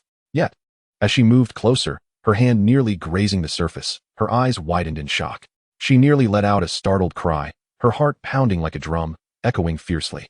Not only did she see herself in the mirror, but a multitude of familiar faces stood behind her. They were all individuals she had known in her past life, her parents, her siblings, and other family members. They stood together in joyful harmony, smiling at her with eyes that radiated warmth. Among them was her past self, beaming with joy as she gazed back at her. Lin Xia gasped, her fists clenched tightly, her gaze fixated on the mirror, as if her feet had taken root, rendering her immobile. The mirror reflected another world, where the warmth, beauty, and long-hidden desires of her heart surfaced one by one. Unconsciously, Lin Xia reached out, her fingers grazing the cool surface of the mirror. The chilling sensation jolted her awareness, reminding her that these were merely illusory reflections. Taking a few deep breaths, she realized that this was indeed the longing buried deep within her soul. Even though she had loving parents and a fulfilling family in this world, the warmth of her previous life's relatives tugged at her heartstrings. Ultimately, Lin Xia slowly turned away, a serene and composed smile gracing her lips. Those who abandon me cannot be retained. Yesterday cannot be held onto. She sensed, with a hint of intuition, that if she devoted herself to practice now, she might once again advance her progress. Exiting through another door of the classroom, Lin Xia made her way to the 5th-floor corridor, meandering until she arrived at the library. Her first pursuit was the herbal studies section, where she discovered a complete set of grade textbooks, and thus she took the 2nd-grade herbal studies manual. Subsequently, she visited the magical biology section and retrieved a volume titled Compendium of Magical Creatures. Quickly, Lin Xia located the description of the unicorn within the compendium. The unicorn is a precious, pure, beautiful, yet fragile being. Its blood can prolong a person's life, even when that individual is on the brink of death. The fragility of the unicorn renders the act of slaying one an unfathomable cruelty, a sin that cannot be absolved. The heavens will bestow a curse, and the perpetrator must pay a grievous price for such an atrocity. From the moment its blood touches the lips of a human, that individual is condemned to a life that is but a shadow of vitality, perpetually ensnared in weakness. Only one who possesses nothing yet yearns for everything would dare to commit such a heinous crime. Lin Xia pondered deeply. Voldemort's desire to drink unicorn blood undoubtedly stemmed from a wish to prolong his existence, yet he could not be oblivious to the curse's ramifications. Perhaps there exists some elixir capable of fully restoring one's vigor and magical prowess. Lin Xia turned the page leisurely, the sound of rustling paper filling the air. Within the wizarding world, numerous potions promised quick rejuvenation, but could mere ordinary concoctions truly mitigate the afflictions wrought by the curse? With this uncertainty in mind, she resolved to inquire with Professor Snape during their next potion class. She intended to bring Draco along, prompting him to share insights that her father would surely possess. Trusting that Professor Snape would generously illuminate their queries. On Sunday, Mikhail paced anxiously before Harry. "Harry, you mentioned you had a headache before. How do you fare today?" Harry shook his head. "It's gone now." Mikhail gazed down at his notebook for a moment, then resolutely asked, "Are you, Hermione, and Ron planning to visit Hagrid's hut today?" Ron's eyes widened in surprise. "How did you know?" In the next instant, he covered his mouth, a look of guilt crossing his face as he glanced awkwardly at Harry. Mikhail shrugged. "Your discussion was rather loud. It's no mystery to me." He turned to Harry. "I, too, wish to see Hagrid's hut. May I join you?" Harry first glanced at Ron, who shrugged helplessly in return. "Then let us go together," Harry replied. As dusk descended, Mikhail found himself struggling to swallow a rock-hard scone within Hagrid's humble abode, fearing for the integrity of his teeth. The small cabin comprised a single room, adorned with hanging hams and wild fowl, while a kettle of water simmered over a copper fire. In one corner lay a large bed, its bedding patched together from various scraps. Who could have imagined that the tattered blanket carelessly retrieved from beneath the bed was crafted from unicorn hair? Hagrid, having lit an oil lamp, stood up, his large black hound wagging its tail with excitement, its front paws resting on Harry, drooling onto his robes. With a hearty laugh, Hagrid said, "I can't let the young wizard venture out alone at this hour." Upon stepping outside the cabin, they were suddenly startled by the sound of hooves. Turning, Harry and the others beheld a centaur emerging slowly from the shadows into the light. With a grave expression, the centaur addressed Hagrid. "We have discovered a wounded unicorn deep within the forest. Its injuries have been inflicted by malevolent magic, causing it to bleed profusely. We require your assistance." Hagrid's demeanor shifted to one of seriousness as he replied, "I shall send word to the professors at Hogwarts immediately." He turned to Harry and the others, apologetically stating, "My dear children, it seems you must venture forth on your own. I shall have Fong guide you. Rest assured, he is a most reliable hound." Chapter 32, The Invasion of the Unusual. Harry remarked, "Could it be that someone sought to hunt the unicorn, inadvertently injuring it in the process? I recall that unicorn hair is quite valuable." Hermione shook her head, replying, "There is no need for dark magic to hunt a unicorn." The centaur mentioned that the unicorn's blood cannot be staunched. Harry, uncertain, suggested, perhaps that individual merely desired the unicorn, indifferent to whether it lived or died. Ron, overwhelmed by the conversation, found merit in both arguments. Suddenly, Mikhail interjected, "That person cares not for the unicorn's fate. They only desire its blood." The trio turned to him, noticing his hand clenching unconsciously as he calmly continued, "I once perused a book regarding magical creatures, which contained accounts of unicorns. It stated that their blood can prolong life, even for one who is on the brink of death." However, he shifted his tone. "Yet, unicorns are beings of unparalleled purity and fragility. Anyone who consumes their blood will be cursed, rendered perpetually weak and half alive." Mikhail asserted, "Moreover, have you noticed? The centaur mentioned that the unicorn's blood flows incessantly, unable to be halted, indicating that the individual merely seeks the unicorn's blood." Harry inquired, perplexed, "And what of the curse?" Hermione's eyes sparkled with realization as she quickly contemplated. "Unless that person possesses the power to counteract the curse, perhaps some item that restores vitality?" Ron became increasingly bewildered. Does such a thing truly exist in this world? Suddenly, Harry recalled the time Hagrid had taken him to Gringotts, where Hagrid had also retrieved an item. The midday newspaper had reported a theft at Gringotts. His instincts told him that the stolen item was the very one Hagrid had taken. Perhaps Hagrid knew what that item was. Someone was seeking what Hagrid had acquired. Hermione frowned. "Harry, you mentioned that Dumbledore instructed Hagrid to take it." Harry replied, "Thus, Dumbledore is also aware of this item. And now someone desires it to lift the curse brought by the unicorn's blood. If we discover who seeks that item, we may unveil the culprit behind the unicorn's injury." Mikhail decisively stated, "Yet, the evidence is far too scant. Let alone Dumbledore, Hagrid may not even believe our claims." Hermione added, "Therefore, we must first ascertain what item can resist the curse. Once we gather evidence, we can alert the headmaster and Hagrid to be on guard."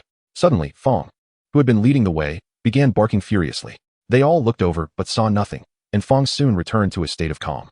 Quirrell wrapped his scarf tightly around himself, hastily moving through the corridors of Hogwarts, a voice in his mind incessantly cursing. Damn it. A mere dog dares to bark at me. You ought to cast an Avada Kedavra upon it." Quirrell, in a state of panic, exclaimed, "Master, there is Harry Potter," along with several young wizards. "Quirrell, you dare to question me?" A dark, hissing voice seemed to emanate from within him. Chilo painfully clutched his head, exclaiming, "No, master. Please do not torment me. I have not. Chilo, I have never feared Harry Potter. I am about to be resurrected, and he shall be my first stepping stone." Chilo gasped in agony, his face contorting in distress, lamenting that had he not ventured into that forest. Suddenly, the moving staircase shifted direction beneath him, causing Chilo to lose his footing and tumble into a corridor on the 4th floor. He cursed under his breath. Such outdated contraptions as moving staircases should be abolished forever. As he passed through a bustling hall filled with young wizards, the students turned their gazes toward the hastily striding Professor Chilo. The 4th floor offered a shortcut to the Gryffindor common room, as well as a concealed passage leading to Honeyduke's, the sweet shop in Hogsmeade. At the far end of a right corridor on the 4th floor stood a locked door, designated as a restricted area by Headmaster Dumbledore on the very night of the school year's commencement. Yet, this did not deter the students. Both older and younger ones explored this forbidden zone with keen curiosity. Consequently, the 4th floor had become a popular spot for weekend adventures. The only lament was that the locked door could not be opened with the unlocking charm, Alohomora. Unbeknownst to Chilo, as he hurried through the crowd, certain young wizards seemed to sense something amiss, their eyes glimmering with a crimson light, prompting them to subtly alter their steps and silently follow him. He was headed to the office of Professor Slughorn on the 7th floor of Hogwarts to procure a potion of polyjuice. Were it not for Voldemort's demands, Chilo would assuredly never engage with such unscrupulous potion masters. The mere price of a single vial of polyjuice potion amounted to 50 galleons. Had it not been inconvenient for him to venture outside, he would never have played the fool. Upon reaching the 7th floor via the moving staircase, an eerie silence enveloped him. There was not a single student in sight. However, Professor Chilo's expression shifted uneasily as he turned to gaze at the staircase. Having heard the sound of approaching footsteps, in the next instant, a procession of young wizards materialized before him. Unlike their usual demeanor, these wizards exhibited a strange glint in their eyes, staring blankly at Chilo. His face paled. There were aberrations, even in Hogwarts.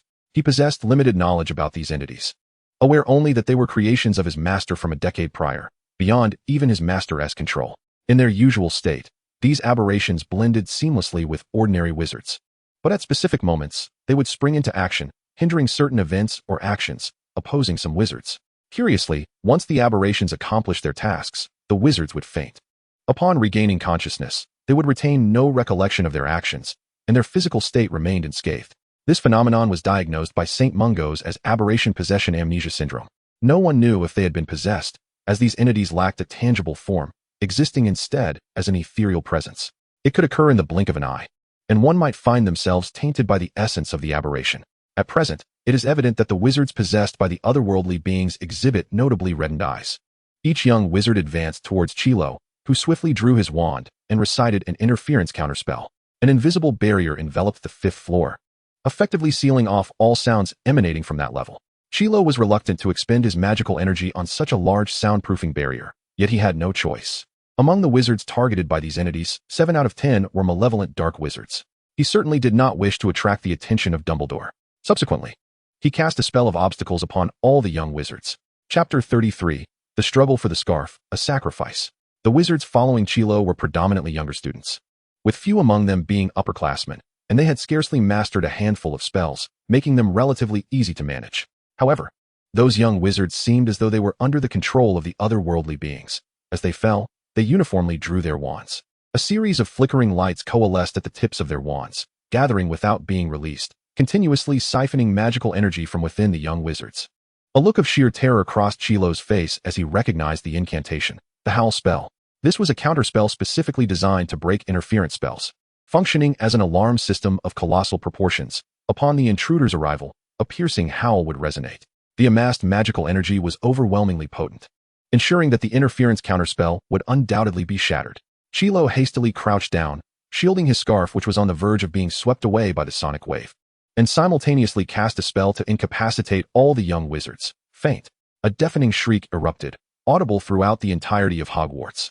Young wizards on the other floors instinctively glanced upward or downward towards the source of the sound. Only those in the common room remained oblivious, shielded by a formidable guardian spell, hearing nothing. Chilo urgently departed from the 7th floor, making his way to the 3rd floor where his office resided, needing to vacate the scene promptly. The moving staircase seemed to assist him at that moment, providing an unusually clear path. Just as he was nearing the 3rd floor, a cat lay in wait at the stairwell. It was a gaunt, dark gray feline known as Mrs. Norris, whose eyes bulged like light bulbs, reminiscent of its owner, Filch. Upon spotting her, Chilo felt a jolt of apprehension.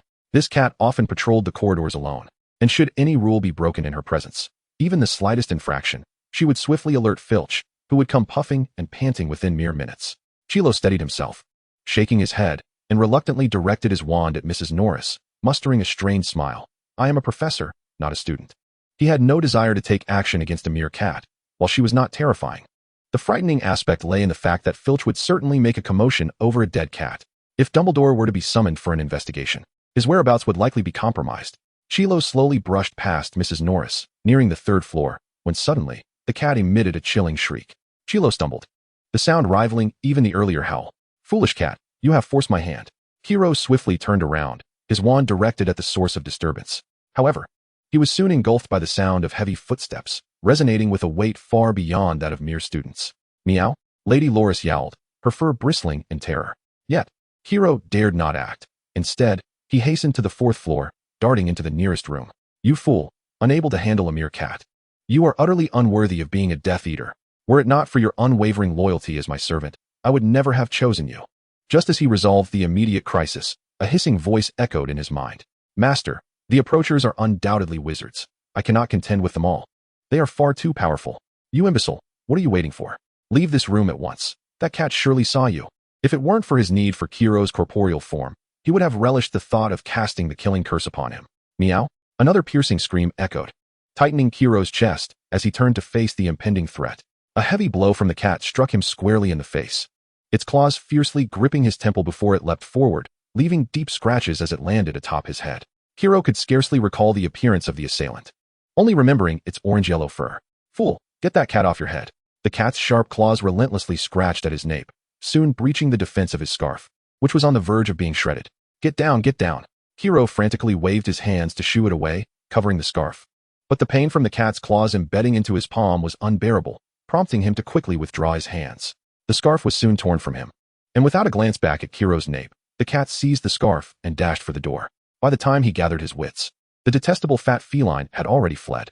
Fool, fool, quickly transform something into a scarf. Do you wish to go out looking like this? On the 7th floor of Hogwarts, the professors gazed solemnly at the multitude of unconscious students, summoning the prefects to identify each one. Professor McGonagall stated gravely, these students were admitted through self-sorting. The sorting hat could not detect their abnormalities. Snape scoffed, useless, even if they were filtered through the sorting hat. Prolonged exposure to these students would lead normal students to accept the taint of the aberrant. In my opinion, they should never have been admitted. Professor Flitwick disagreed. They have done nothing wrong, have they? Moreover, they were unaware of their differences until the anomalies manifested. Even when such traits do emerge, they have committed no malice. Professor Sprout sighed. I hope St. Mungo's makes swift progress. If this continues, we may face serious complications.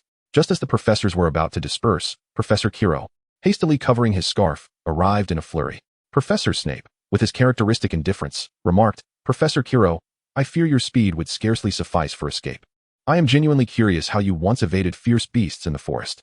Meanwhile, in an abandoned classroom on the 5th floor, the orange-yellow cat arrived at the door, which swung open automatically. The cat entered and leapt into Lin Xia's embrace. Lin Xia placed the scarf she had been holding in her mouth into her small leather bag, gently caressing its fur. The plump orange cat, with a slow flick of its tail, licked her hand with its coarse tongue, its fur gradually becoming shinier and whiter. Lin Xia's amber eyes met its gaze, a hint of a smile crossing her face as she extended her palm. Well done, White Fairy. The White Fairy tilted its head, retracting its sharp claws and softly patting her hand with its velvety paw, quickly departing the abandoned classroom, an enigmatic place with a magical mirror, not particularly safe. Lin Xia returned to the golden wooden cabin, summoning the scales of fate. A tarnished bronze balance appeared before her, its rust seemingly faded, though barely noticeable. Lin Xia sensed that while she practiced, the scales of fate absorbed some of her magic, slowly restoring themselves, albeit at a sluggish pace. She felt a twinge of anticipation for the day when the rust would vanish, wondering what new functions might emerge. Sacrifice. Chilo's scarf levitated gently, resting on the right side of the scales as Lin Xia prepared to position herself on that end. At that moment, the little white cat leapt up, standing on the right side of the balance. The White Fairy had transformed significantly, empowered by its concealed lineage and the strength Lin Xia had bestowed upon it through the soul imprint, now exuding an aura of wisdom and grace. It elegantly perched on the scale, leisurely licking its delicate paws, radiating a sense of tranquility. The scales of fate oscillated rapidly, completing their rise and fall in an instant. The right side, where the white fairy stood, descended heavily, lifting the scarf on the left. In a flash, the scarf shattered into nothingness, bestowing a surge of power back to Lin Xia, which in turn flowed to the white fairy, augmenting both parties. Yet, this was not the end. The scales trembled, releasing a swirling black mist. Soon, the mist dissipated, revealing a small black diamond resting atop the balance. Chapter 34, The Guardian Charm.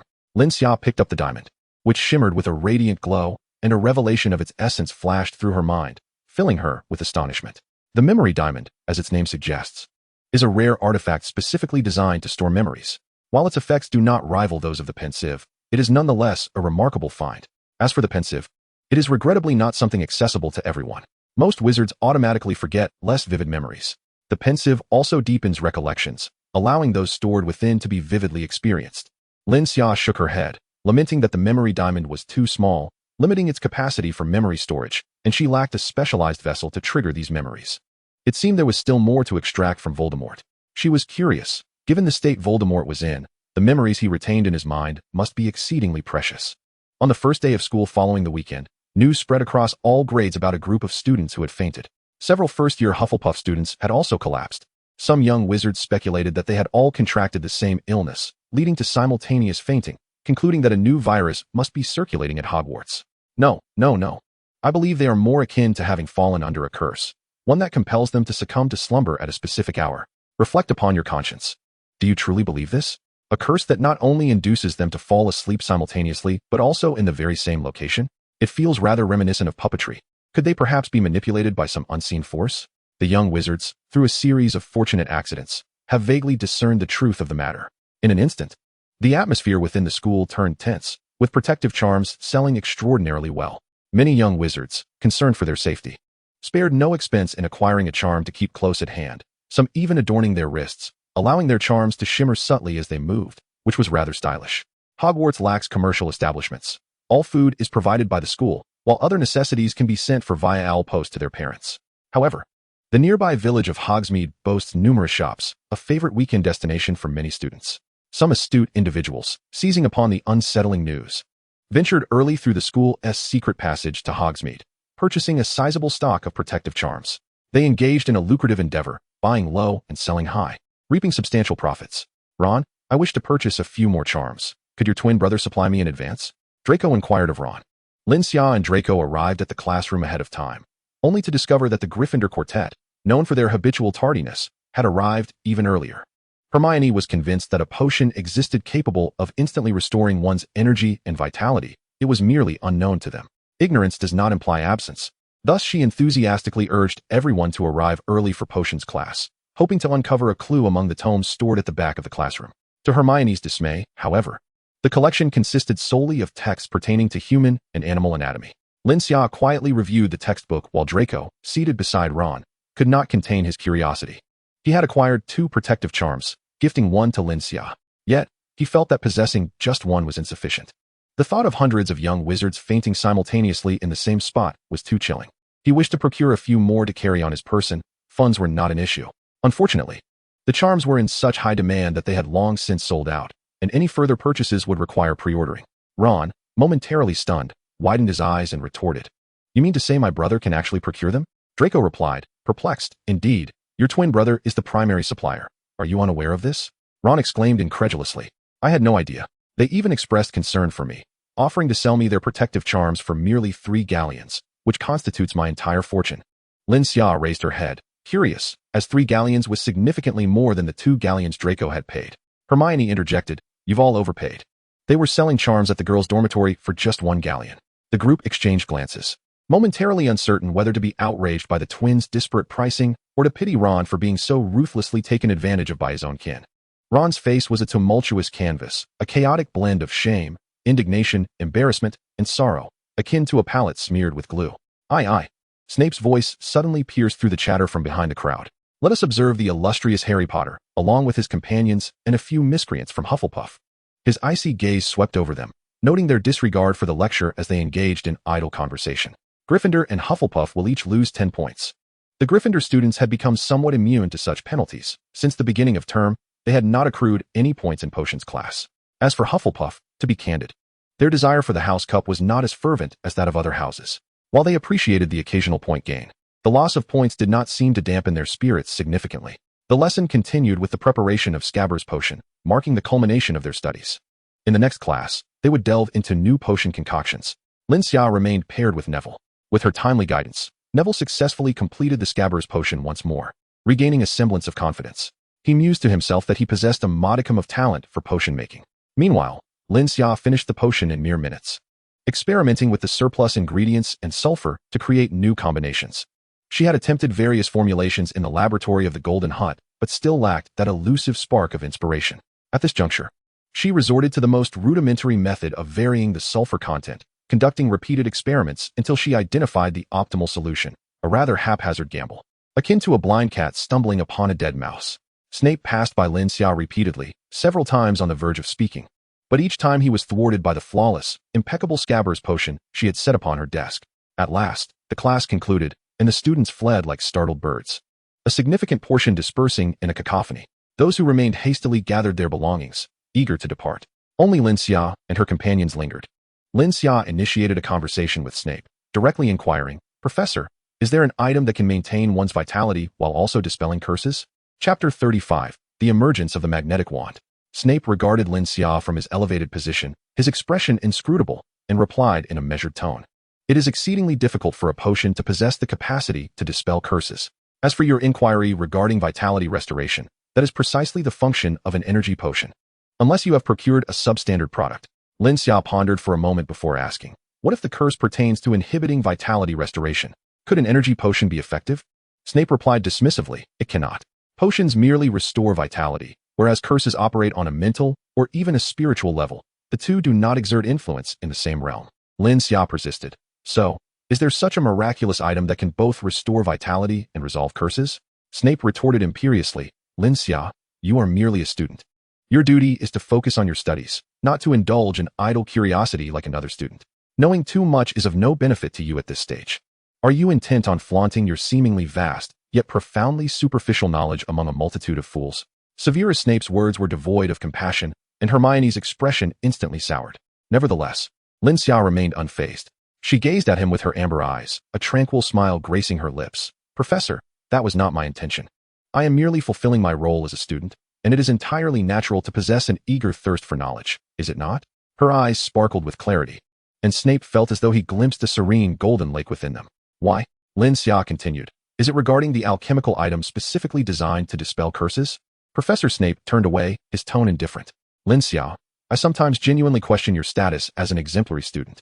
You display a level of ignorance surpassing that of some muggles I have encountered. Alchemical items do not negate curses.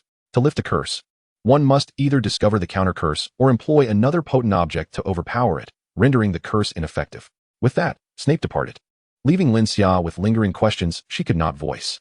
Turning around, Mickle stared at her, astonished, his complexion somewhat pallid. "Lin Xia, how do you know all this?" Lin Xia looked at him, perplexed. "What do you mean?" Mickle fixed his gaze upon her. "Why would you inquire about such matters?" "Curses, items for rejuvenation," Lin Xia replied. "This was the question assigned to us by Professor Sprout. She set it for us last weekend and instructed us to seek the answers ourselves." She glanced at Draco, who had grown up alongside her, their connection deeply attuned. Draco slightly raised his head, his demeanor proud yet reserved. "Indeed, this is Professor Sprout's assignment." Mickle seemed to relax a bit. Such matters could be clarified by consulting the professor at a later time, and they had no need to deceive him. Draco and Lin Xia exchanged a knowing glance before averting their eyes. There was still something Draco had not articulated, although it was Professor Sprout who had set the question. It was not she who had initiated it. Rather, Lin Xia had approached the professor on Sunday, and upon momentarily being unable to recall the answer, the professor had turned the question back to them, urging them to discover the solution. That evening, Draco and Lin Xia studied together in the common room. Draco waved his wand, prevent eavesdropping. An invisible barrier enveloped them, obscuring their voices from reaching the outside and concealing the movement of their lips from prying eyes. Draco, with a serious expression, inquired, "Today, Mickle's reaction to your question was quite peculiar. Why might that be?" "He instinctively believes you possess all the answers." Lin Xia pondered for a moment before replying slowly. "Draco, do you believe in prophecies? I once thought they were mere fabrications." She shook her head. If they were truly deceitful, the Dark Lord would not have targeted baby Harry. nor would he have been ultimately vanquished by an infant. She shifted her tone. I suspect that Mikkel may possess prophetic abilities, and that he can foresee details with remarkable precision. Draco furrowed his brow. Does his prophecy pertain to us? Lin Xia shook his head once more. On the contrary, it should be unrelated to us, which is precisely why it is so shocking, prompting inquiries as to why I would assert such a claim. According to his prophecy, we were meant to be entirely oblivious. Draco spoke with unwavering certainty. You are aware of his prophecy. Lin Xia gently nodded. This matter pertained to my abilities. Draco did not pursue the topic further. For Lin Xia was not only a wizard but also a sorcerer endowed with the extraordinary bloodline of the Eastern Dragon. He had heard from his father that many of a sorcerer's abilities lie dormant within their lineage, requiring no rigorous training. They would manifest once one reached a certain age. Naturally potent, yet exceedingly difficult to transcend. Concerning personal capabilities, even the closest of friends should ideally maintain discretion. Another weekend had arrived. All the upperclassmen flocked to Hogsmeade to procure protective charms. The inflated prices swiftly brought down. The Weasley twins had ceased engaging in such unprofitable ventures that merely attracted attention. Not only first-year students, but even those from other years began to don protective charms, each sporting 3 or 4. The reassurance provided by these charms alleviated the tension among the young wizards, allowing the castle to once again resonate with laughter and joy. However, this predicament severely troubled certain individuals. In the office, Quirrell appeared haggard, his complexion pale. Damn it. I can detect the nauseating, vomit-inducing scent of the Patronus charm. Quirrell, destroy all the charms they are wearing. Voldemort was faring poorly. As a parasitic entity, he too suffered. Quirrell, in a fit of remorse, wept, banging his head against the ground, pleading, Forgive me, master, I cannot do it, I cannot. Voldemort's voice was hoarse, reminiscent of some beguiling whisper. Oh, Quirrell, my most loyal servant, I can bestow upon you the power of eternal life, provided you obey my commands. Quirrell's expression gradually morphed into one of fervor, a glimmer of madness flashing in his eyes. Go forth, destroy those accursed charms. You would not wish for these trinkets to hinder my recovery, would you? Quirrell murmured, Yes. Master, I will obey your command. Within the golden cabin, Lin Xia was engrossed in researching wand-making techniques. The divination compass provided 3 methods for wand creation. The lower-tier option was related to the magical magnetic field formed by the magical magnet. This magnetic field could resonate with the ambient magical energy, thereby enabling a stable exertion of one's power. Lin Xia labeled this particular wand as the magnetic wand. The compass offered conceptual guidance. Yet the specific crafting method required Lin Xia's meticulous contemplation. Even so, she saved considerable time that would have otherwise been spent on experimentation. Having spent an extended period in the golden cabin, Lin Xia discovered yet another of its capabilities, enhanced concentration. She realized that conducting research within the cabin allowed for a significantly greater focus of mind and body compared to the outside world. To date, she had discerned 4 abilities of the cabin: magical concentration, focus, fatigue restoration, and flashes of inspiration. In the laboratory, iron, unrefined by further means, exhibited a magnetic attraction upon contact with the magical magnet. The force between them was sufficient to prevent several adult wizards from pulling them apart, even with all their strength. Suddenly, a spark of inspiration illuminated Lin Xia's mind, her eyes gleaming brightly. I find myself foolish, pondering why I must allow such a large piece of iron to be attracted by the magnetic stone. Instead, I could grind the iron into powder, rendering it even more impervious to destruction. She immediately set to work, her automated machinery humming with activity. Half an hour later, Lin Xia removed her goggles, her excitement palpable as she gazed at her palm. In her hand lay a wand, several times heavier than a conventional one, a magnetic wand. Chapter 36, The Trials of Skin Refinement. Dear Mr. Ollivander, greetings. How have you been lately? I am elated to share my joy with you regarding my groundbreaking research on a new wand-making method, which I have dubbed the magnetic wand. I am confident that if this momentum continues, within 2 months, the magnetic wand will truly come into existence. However, before that, I require your assistance. Mr. Ollivander, I would like to ask you to be a witness to this invention, which may not be epic-making, but certainly contributes to the rich tapestry of wand history. If possible, I hope to request the remaining dragon nerve as funding, for exquisite culinary delights can ignite my inspiration for wand crafting. Have you ever heard the ancient Eastern saying, Food is the heaven of the people? A well-fed body and a restful mind foster a spirit of diligence and perseverance. Indeed, sustenance is the primary productivity. I sincerely hope you can provide me with that last fragment of dragon nerve to propel the progress of the magnetic wand. Wishing you good health and prosperity, your student, Lin Xia. September 15th. Enclosed with the letter. Observations on the magnetic wand, the 100th experimental report, and the final issues to address regarding attachment difficulties and the unclear phenomenon of magical resonance. In a separate note attached to the report, I am drawing ever closer to the realization of the magnetic wand, my excitement surging daily, my resolve strengthening with each passing moment, yet I find myself in need of just a spark of inspiration. The dragon nerve could bestow upon me that final flicker of creativity. I urgently seek your assistance. May we both tread upon the right path. The resident staff at Ollivander's wand shop sensed something peculiar about Mr. Ollivander today. He had received another strange letter, alternating between laughter and ire, ultimately culminating in a fit of anger. Yet, strangely enough, Mr. Ollivander eventually retreated to the storeroom, retrieved a small box, and swiftly penned a letter, summoning an owl to carry it away. As he wrote, his expression was one of excitement, devoid of any anger. This led the resident staff to speculate that perhaps a younger descendant of Ollivander had penned the letter, for his demeanor was unusually vibrant. At Hogwarts, within the golden wooden cabin, Lin Xia operated the Nine Heavens' mysterious sun's secret record furnace. Contorting her body into a twisted shape as powerful magical energy surged into the furnace, transforming into a novel force that coursed through her entire being. Upon closer inspection, one would notice subtle changes in her skin. What was once slightly fair began to adopt a more understated, reserved quality, shifting from external brilliance to an inner depth, faintly shimmering with a warm, jade-like hue.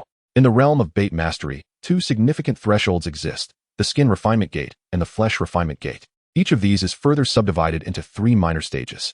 Prior to her adaptation of the furnace technique, Lin Xia had already surmounted 1/3 of these barriers. Following her embrace of the furnace technique, although her cultivation did not regress, it considerably broadened the foundational aspects of the bait mastery. Initially, breaking through the 3 barriers allowed for preliminary skin and flesh refinement, thereby paving the way for advancement to the foundation establishment stage. However, the entire framework of her cultivation system underwent a transformation, now delineated into 3 stages of skin refinement and 3 stages of flesh refinement, culminating in a total of 6 minor thresholds. At this juncture, Lin Xia found herself within the 2nd stage of skin refinement, her skin's hue beginning to alter. Only upon achieving complete mastery of skin refinement would her complexion become stable. An hour later, Lin Xia ceased her cultivation and glanced down at her skin, her expression contemplative. In her previous life, she had only reached this skin tone upon attaining full mastery of bait mastery. Yet in this life, she had achieved it merely in the 2nd minor stage, leaving her curious about the changes her skin might undergo upon completing the transformation of skin refinement.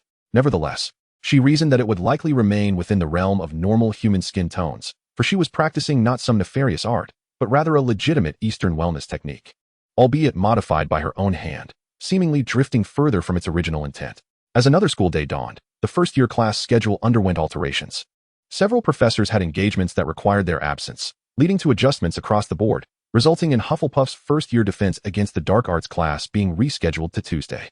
This lesson would be shared with the students of Ravenclaw. The Little Eagles of Ravenclaw appeared somewhat exhilarated, as they had previously attended this class alongside Gryffindor, under the tutelage of Professor Quirrell. Their initial enthusiasm quickly waned, as they left the class convinced that Professor Quirrell was rather ineffectual.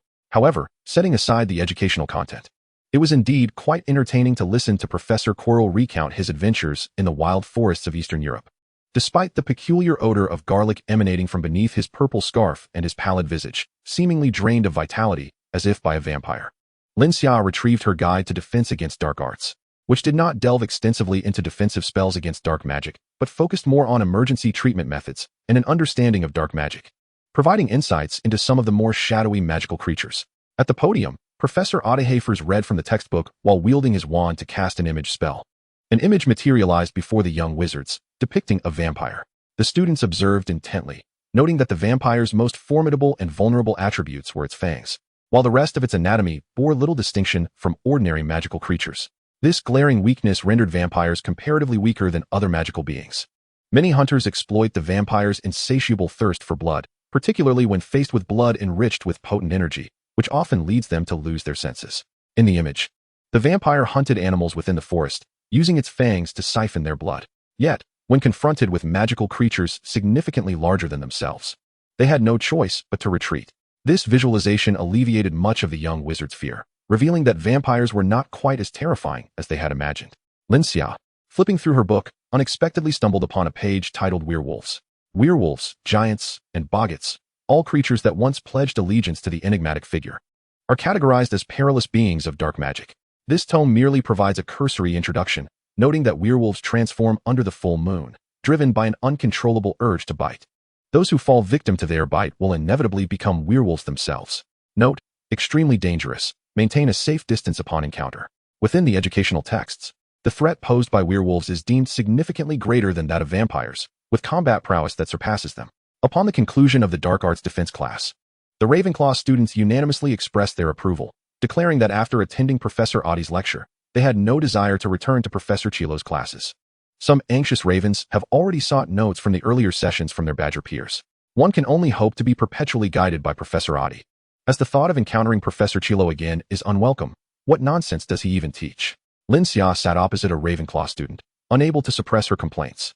Curiously, Lin Xia inquired, "Doesn't Professor Chilo cover these topics?" However, the answers to such questions were never disclosed during his lectures, nor are they part of the first-year syllabus. I suspect he might be reselling confiscated protective charms. What a deceitful professor. Lin Xia's eyes flickered momentarily, realizing that while resale might not be the case. Considering what lies hidden at the back of his mind, it is likely that certain individuals are being driven to desperation by the charms. Chapter 37, Surveillance. Hogwarts appeared tranquil during the day, with nearly all students engaged in classes. Only in the corridors adjacent to classrooms could one hear the murmur of conversation. Amid the somewhat desolate castle, Chilo stealthily traversed the 4th floor. This level housed a corridor adorned with suits of armor, leading to a trophy room. Chilo occasionally passed by, unable to gaze upon the glimmering silver and gold trophies, shields, medals, and statues, feeling a twinge of guilt. Voldemort, having sustained a facial scratch from a cat, regarded it as a profound humiliation and commanded Chilo to capture the audacious feline. Last week, Chilo conducted a discreet investigation, discovering that among the students, none owned an orange cat, suggesting it likely belonged to a professor. This revelation made him hesitant to search openly for the cat, opting instead to lie in wait at potential encounter spots, seeking a clandestine resolution. Coincidentally, a certain area on the 4th floor had been designated a forbidden zone by Dumbledore. Voldemort displayed great interest in this restricted area and showed no concern for Chilo's aimless search. Suddenly, Chilo paused, spotting a dark gray cat, Mrs. Norris. The feline appeared gaunt, her bulging eyes seeming to scrutinize him intently, as if a person were gazing back. Chilo's lips twitched as he noticed the protective charm adorning Mrs. Norris's neck, along with the tranquility charm and a whistle-like screeching charm. Filch was utterly deranged. Ever since he heard Mrs. Norris's piercing scream without capturing anything, he had placed significant emphasis on her. Furthermore, it was her scream that drew other students' attention to the peculiarities on the 7th floor. Thus, when Filch requested various defensive charms for Mrs. Norris, the Academy readily approved.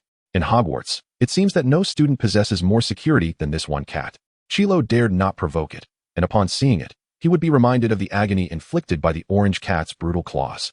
Professor McGonagall approached from a distance, her back straight and her expression grave, standing before Chilo, towering over him by half a head. She inquired with keen interest, "What brings you to the 4th floor?" Professor McGonagall continued sternly, "Professor Chilo, I have received numerous complaints from students regarding the inadequacy of your defense against the dark arts class. If this continues, you may find it difficult to pass the midterm evaluations of the Academy. You were brought to Hogwarts for your extensive experience in the Eastern European forests, where you are well acquainted with vampires, werewolves, and wraiths. Hogwarts expects you to broaden the students' horizons and impart effective emergency handling techniques, rather than regale them with irrelevant tales." Pausing, McGonagall added, "I do not wish to comment on individual teaching styles, but I hope you can implement changes this week. Otherwise, next week, you may find yourself summoned to the headmaster's office." Under Dumbledore's auspices, McGonagall had assumed the role of deputy headmistress 5 years prior. Dumbledore, also serving as Minister of Magic, had little time to attend to school matters, leaving most responsibilities to McGonagall. Rather than saying Chilo was appointed by Dumbledore, it would be more accurate to say he was invited by McGonagall to teach.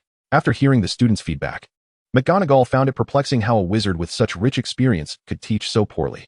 Chilo swallowed hard, nervously clutching his scarf, which he had chosen to replace with a black one, accentuating his already pallid complexion. "All right, Professor McGonagall." Before departing, McGonagall cast a glance at the distant Madame Loris, who observed her quietly. Once Chilo's trembling subsided, the 4th floor was deserted, not even a cat remained. At noon, a delightful mealtime commenced. The culinary offerings from the 4 houses displayed a stark contrast.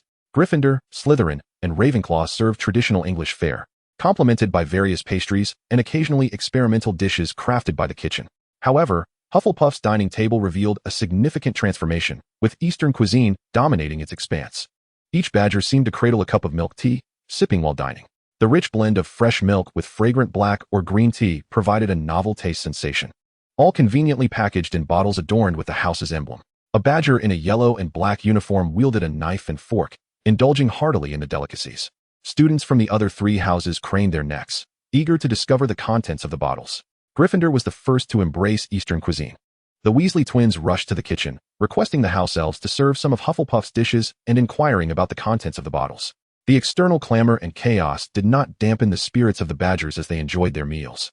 Particularly Lin Xia, whose appetite alone could rival that of several students, exhibited impeccable dining etiquette while consuming her food, yet her stomach seemed insatiable.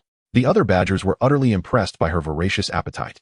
If a king of gluttony were to be chosen from among them, Lin Xia would surely be elected unanimously. The white fairy leaped several times before landing on Lin Xia's lap, stretching languidly before settling down. Lin Xia lowered her head and gently stroked its head, several images flashing through her mind.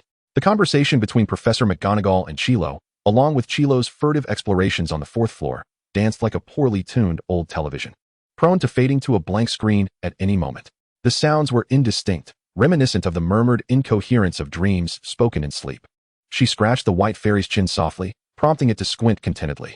After sacrificing Chilo's scarf, her abilities had only slightly increased, with her greatest gain being Voldemort's memory crystal. The little white cat, however, had grown significantly more astute. From that point on, Lin Xia could vaguely sense the white fairy's thoughts. After several days of exploration, the white fairy had begun to convey simple messages or images to her. Yet, given its feline nature, its perspective and thoughts differed greatly from those of a human, necessitating further training in this regard. Nevertheless, Lin Xia believed that once the white fairy became even more intelligent, these issues would be easily resolved. She fed the white fairy a piece of mackerel, her hand gliding from its head to the tip of its tail as she whispered, "Well done." Suddenly, a multitude of owls swooped in through the window, dropping a copy of the Daily Prophet onto Lin Xia's dining table. The Daily Prophet was relentless in its pursuit of the theft at Gringotts, unwilling to relinquish such a hard-won scoop, regardless of the amount of money Gringotts might offer. Abruptly, another letter landed on the table, accompanied by a small box. Lin Xia picked up the envelope and froze. Was it a letter from Ollivander? Could it be? She could hardly contain her excitement as she hastily tucked the small box into her pocket and then examined the letter. Chapter 38, Dragon Nerve Acquired. Dear Lin Xia, greetings. How has life at the Academy been treating you lately? I am delighted to hear about the significant progress you've made with the magnetic wand. I truly adore that name and can already envision its future. Once completed, it will undoubtedly be in high demand. Yet I firmly believe that the name magnetic wand is a genuine homage to this innovative creation. It is the most unique wand. I am pleased to see that, amidst your busy studies, you are also dedicating time to researching new wand-making techniques. However, do not forget that you are still young, and many magnificent vistas await you. I have reviewed your wand research records, and I must say, this documentation method is quite impressive. I have decided to adopt this format for my next wand creation. Additionally, after careful consideration, I have resolved to send you Dragon Nerve, but please understand, this is not a form of sponsorship. I cannot bear the thought of the magnetic wand being stuck in its final stages, so I sincerely hope that, as you mentioned, the Dragon Nerve will assist you in your research. This is merely a friend extending assistance to another within their means. There is no obligation to repay any favors. Just as one might casually pick up a dragon's nerve along the way. Your talent in wand making is unparalleled, second only to my own, and should the opportunity arise, I would be honored to witness the birth of a new wand within the month. Believe me, I am eagerly anticipating the festivities. May a glorious era soon dawn upon us, and may we all tread the righteous path. Wishing you academic success and good health. Yours sincerely, Garrick Ollivander. September 15th. Lin Xia glanced at the signatures several times, her eyelids fluttering at the date. The owl post of the wizarding world is remarkably efficient. It took only 3 days for a letter to arrive, yet she is even more astonished that Ollivander has sent her that half piece of dragon nerve. Although she has been diligently writing letters, striving to procure the remaining half, her primary intention is to have Ollivander as a witness, to substantiate her extraordinary talent in wand making. With records readily available for scrutiny, regardless of how others may investigate.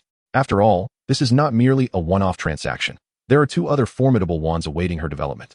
Ollivander seems far more eager than she anticipated, not only sending the dragon's nerve, but doing so via owl post. Does he not fear interception? It is well known that the magical creatures of the wizarding world, serving as couriers, have a notable rate of lost items. Lin Xia's eyes glimmered. Perhaps the dragon's nerve holds less value for Ollivander than she assumed?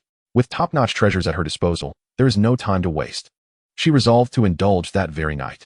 Ding dong. The professors of the 4 houses emerged, with Professor McGonagall at the forefront, holding a letter. It addressed the incident from last week regarding students inexplicably fainting on the 7th floor. Once the announcement concluded, the 4 professors exited the banquet hall, and the atmosphere erupted with chatter. It turned out that those students had been collectively placed under a hypnosis spell, resulting in their simultaneous slumber. Wasn't it against Hogwarts regulations to carry large magical items? How could such a powerful artifact go undetected? It likely resided within a containment box. As long as it remained unopened, who could ascertain its contents? I find it somewhat implausible that hypnotizing those individuals to the 7th floor was merely to allow them a nap. Is there not a possibility that someone was intending to execute a plan, only to be detected by the professors, prompting a hasty retreat? The discussions were fervent, and Lin Xia listened for a while, noting that not a single young wizard questioned the authenticity of the announcement. She glanced up at the older students, each bearing a grave and serious expression. "Harry, what is this?" An owl arrived belatedly, grasping a massive broomstick in its beak, visibly struggling to fly, and ultimately landing before Harry. He, too, was surprised, quickly opening the envelope. It was a gift from Professor McGonagall, a Firebolt 2000. Harry handed it to Ron, who gazed at it with envy, exclaiming, "The Firebolt 2000. I've never even touched one." Mikkel, standing nearby, observed Harry and Ron with a hint of nostalgia for the inseparable bond of the trio. Since arriving at Hogwarts, he had made considerable efforts to integrate into Harry's dormitory, becoming his roommate and desk mate, sharing conversations, meals, and homework. Yet, in Harry's heart, Ron remained his closest friend. A flicker of envy crossed his mind as he noticed that he was still using an outdated model. Lin Xia also cast a glance, recognizing the appearance of the Nimbus 2000. Draco, an ardent Quidditch enthusiast, often extolled its virtues in her presence, describing the sleek lines of the broom and its smooth power delivery system, with a sudden stop requiring a mere 0.5 seconds. However, she found it hard to identify whether the tightly wrapped object resembled a broomstick or the Nimbus 2000. Lin Xia remarked, "I shall prepare a hot pot for dinner. Come join me. After we dine, we can practice, and I will guide you." Draco, recalling the delectable taste of hot pot, nodded eagerly. While he could cook hot pot, he could never replicate Lin Xia's exquisite flavors. Even if she provided him with the sauce, he felt it couldn't compare to her culinary prowess. Lin Xia undoubtedly inherited extraordinary culinary techniques from the East. In the afternoon, they attended transfiguration class. A flurry of information swirled in her mind. Professor McGonagall had warned Quirrell that any alterations during class would require a change of scarf, and by 4 o'clock, the old scarf would be locked in the office. "Lin Xia," Draco queried, "you seemed lost in thought just now. What were you pondering?" Draco's eyes brightened. "Have you decided?"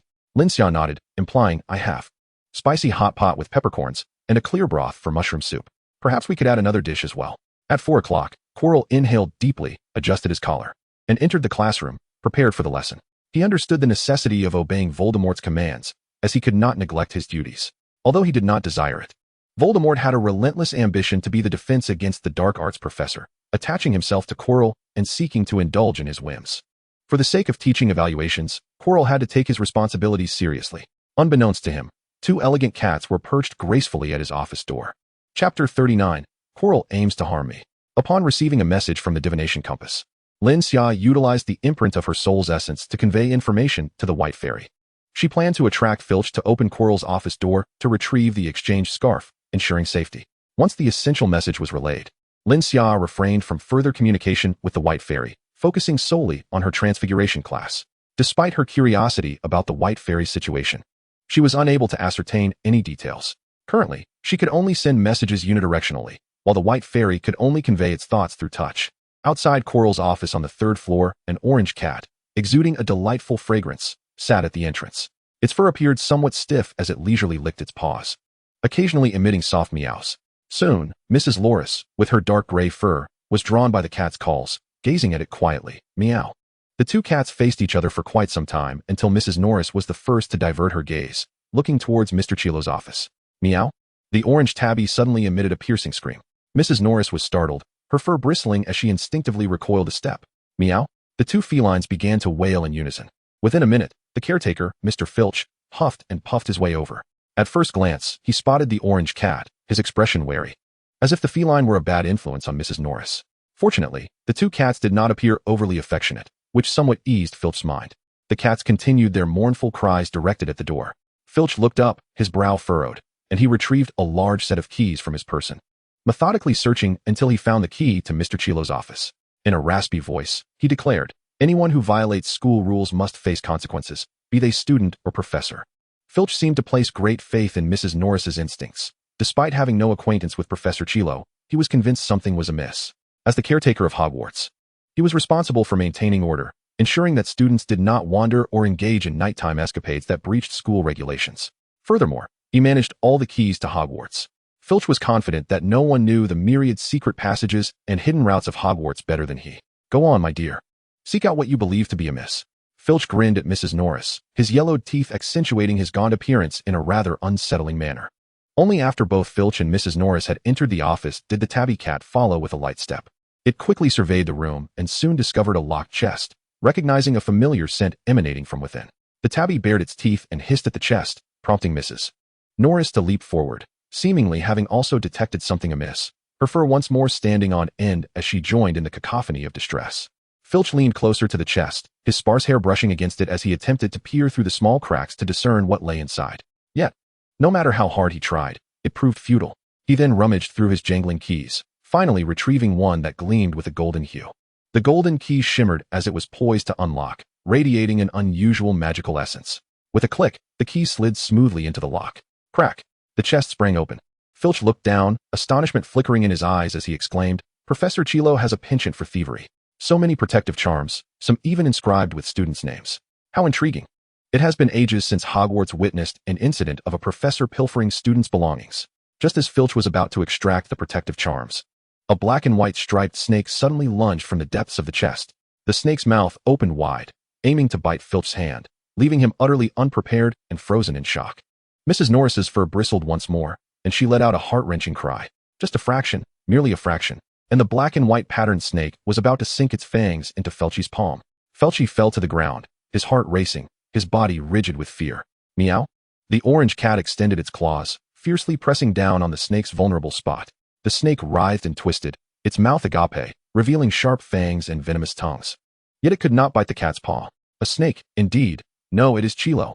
Chilo intends to harm me. He seeks to take my life. Filchy murmured in a daze.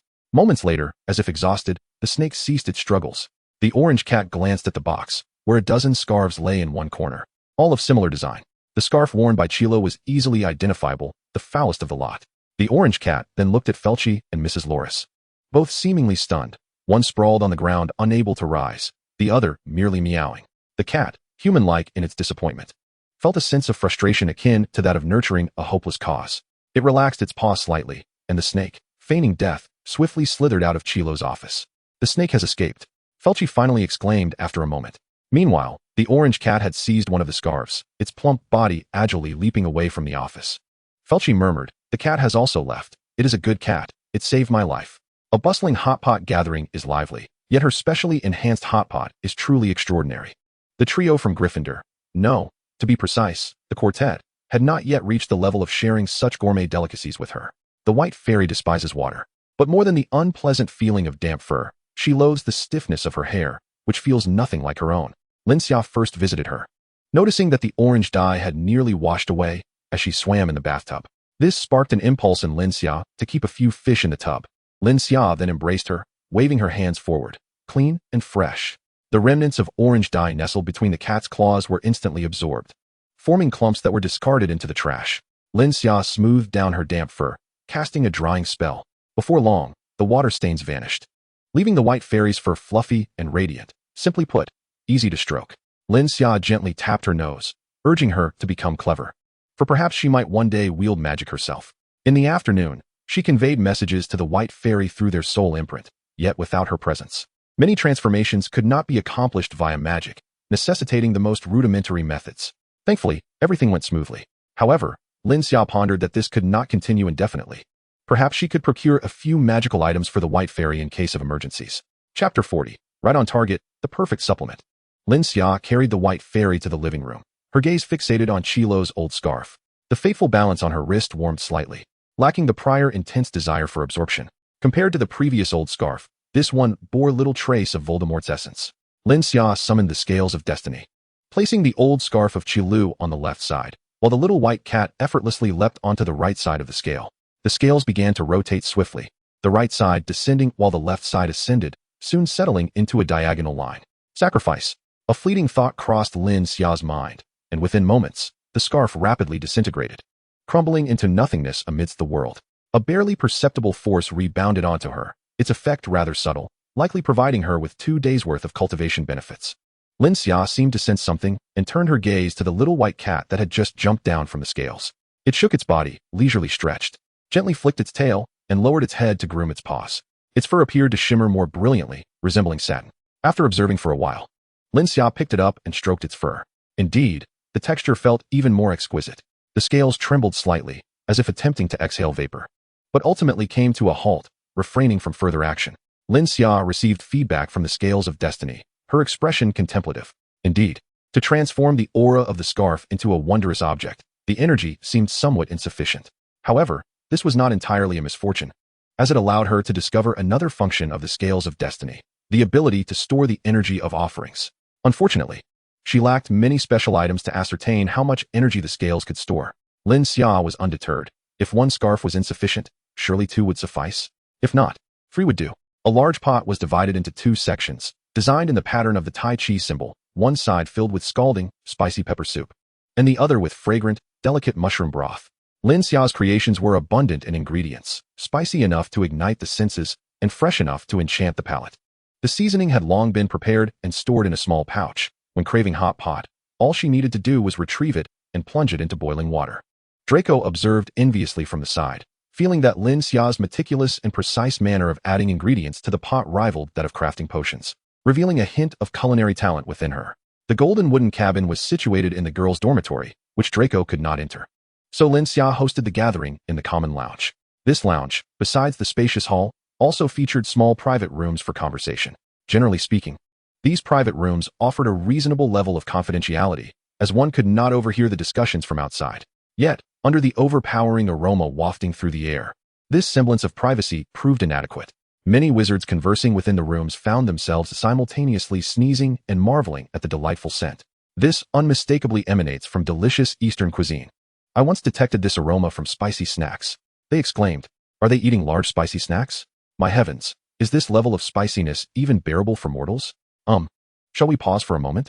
I'm feeling a bit hungry. Let us head to the dining hall for a bite." After adding the ingredients, Lin Xia took out a small box sent by Ollivander. Upon opening it, she was momentarily taken aback. Contrary to her expectation of half a dragon's nerve, this was, in fact, a complete dragon's nerve. In addition, Ollivander had taken special measures to remove the gelatinous substance and the meridians attached to the nerves, leaving only the pristine muscle. He also divided the muscle into several small pieces. Lin Xia counted them and found there were 10 in total. Perhaps due to her repeated and unabashed requests in her letters for this exquisite delicacy for nourishment, Ollivander had prepared the dragon's nerves to facilitate her consumption. This was precisely what Lin Xia desired. She speculated that Ollivander's decision to generously provide her with a complete piece after removing the gelatinous matter and meridians might be because these components were solely needed for wand making. While lost in thought, she did not hesitate to toss one of the pieces into the pepper pot. Draco had already begun devouring the mushroom soup base, timing the beef's immersion in the pot to ensure it was cooked to perfection while retaining its freshness. He swiftly retrieved the beef from the pot, foregoing any sauce and directly indulging in the meat. The savory flavor of the beef, coupled with the unique aroma of the enveloping fat, caused Draco to bow his head in fervent consumption, hardly pausing to speak. The texture was maddeningly delightful. After hastily eating several pieces of beef, he curiously inquired, "What did you just add?" Lin Xia fixed her gaze on the piece of dragon nerve, which was swirling in the boiling water, its color rapidly transforming to an elusive greenish hue. Contemplating for a moment, she fished out the greenish meat, likewise foregoing any sauce, and savored it. The texture was springy, somewhat reminiscent of chewing a tough piece of tendon.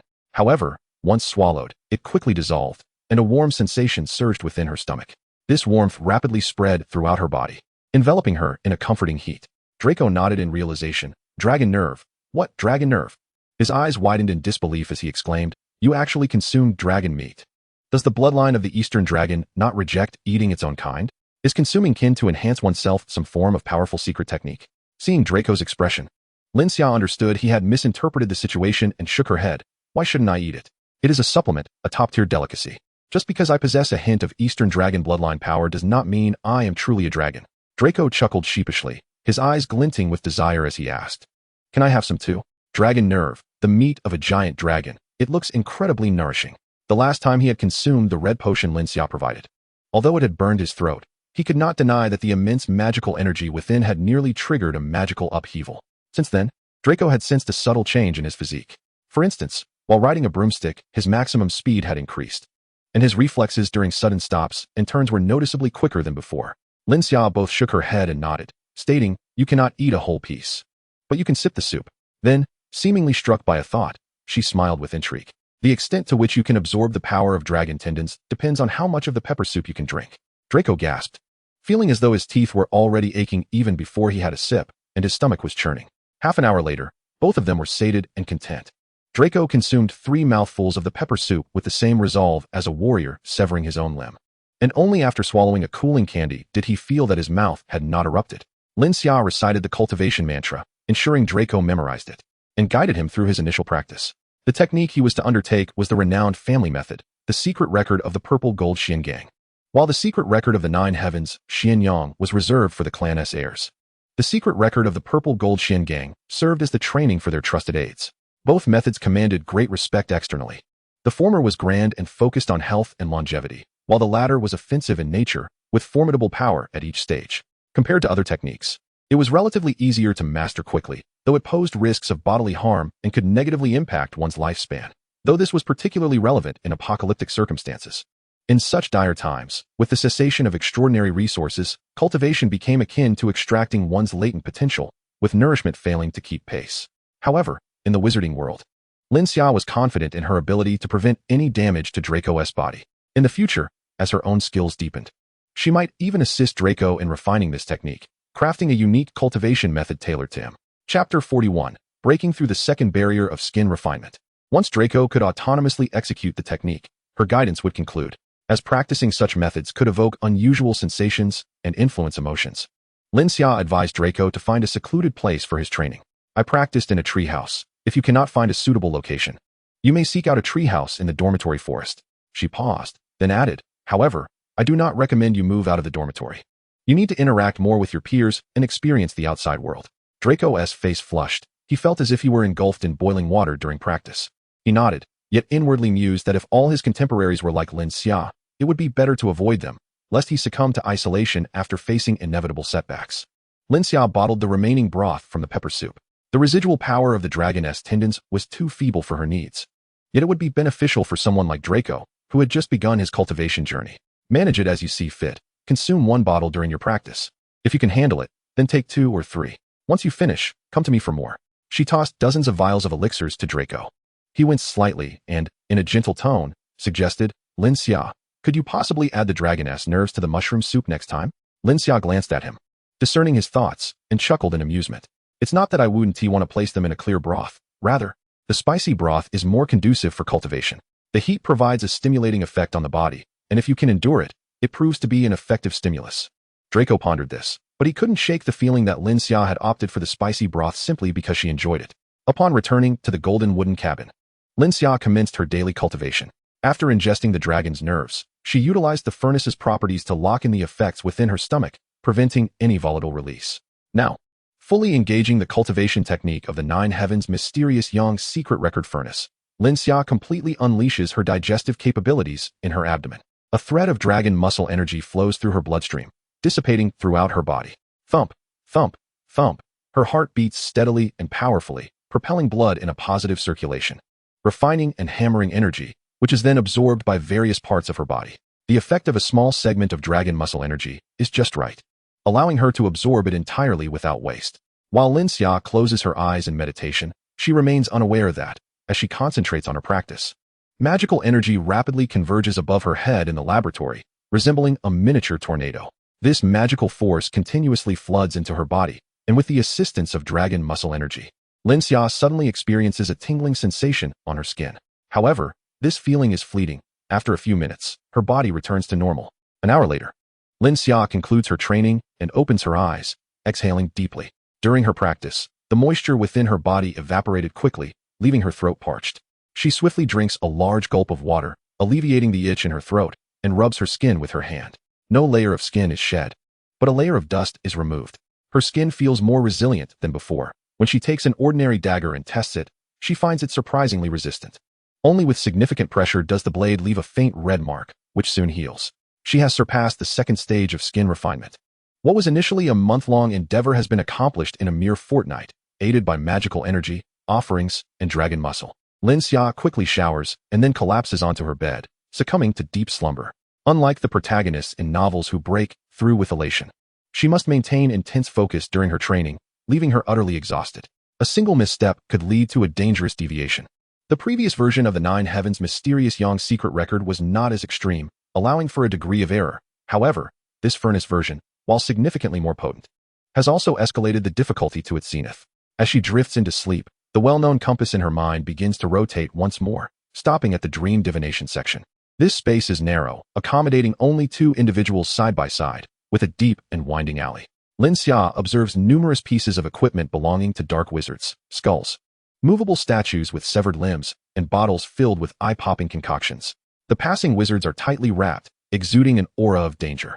Though this alley also offers a variety of goods, its atmosphere starkly contrasts with that of Diagonal Alley, resembling the darker side of the wizarding world. She sees Chilo entering a shop adorned with a ram's head, which displays an array of peculiar bones and intricately carved ivory. After conversing with the shopkeeper for a while, the shopkeeper departs and leads out a colossal creature. The shopkeeper hands Chilo several vials. This potion will induce slumber in the giant. This one will allow you to control it, and another will prevent it from going berserk, ensuring its swift demise. I recommend equipping the giant with a large club. It will enhance its combat prowess. Chilo's petite visage appeared to be enveloped by the oversized scarf draped over his head as he murmured, "No need. I am all prepared." The shopkeeper shrugged, lamenting the missed opportunity for another transaction. Chilo led the sluggish giant away, while several wizards nearby cast glances in their direction, only to avert their eyes upon encountering the creature. Lin Xia overheard a dark wizard commenting disdainfully, "Worthless trash, driven to madness, severely diminished in combat prowess. Capturing it would yield little utility." Following Chilo, Lin Xia's gaze suddenly flickered, revealing a hidden passageway leading to Hogwarts. Through this secret route, Chilo guided the dazed giant into the hallowed halls of Hogwarts. He had long anticipated the giant's emergence, indicating he likely knew the precise timing of its appearance. Lin Xia deduced. Upon sighting the giant, the fateful scale upon her wrist radiated a gentle warmth, undeniably suggesting that this was a reasonably viable offering. The dark wizard's criticisms in the alley seemed harsh, yet for Lin Xia, they were fortuitously aligned with her current circumstances. A flicker of contemplation crossed her mind as she strategized on how to dispose of the giant effectively. Before hastening to class, Lin Xia hastily penned a letter, entrusting it to the postal owl destined for Ollivander's wand shop.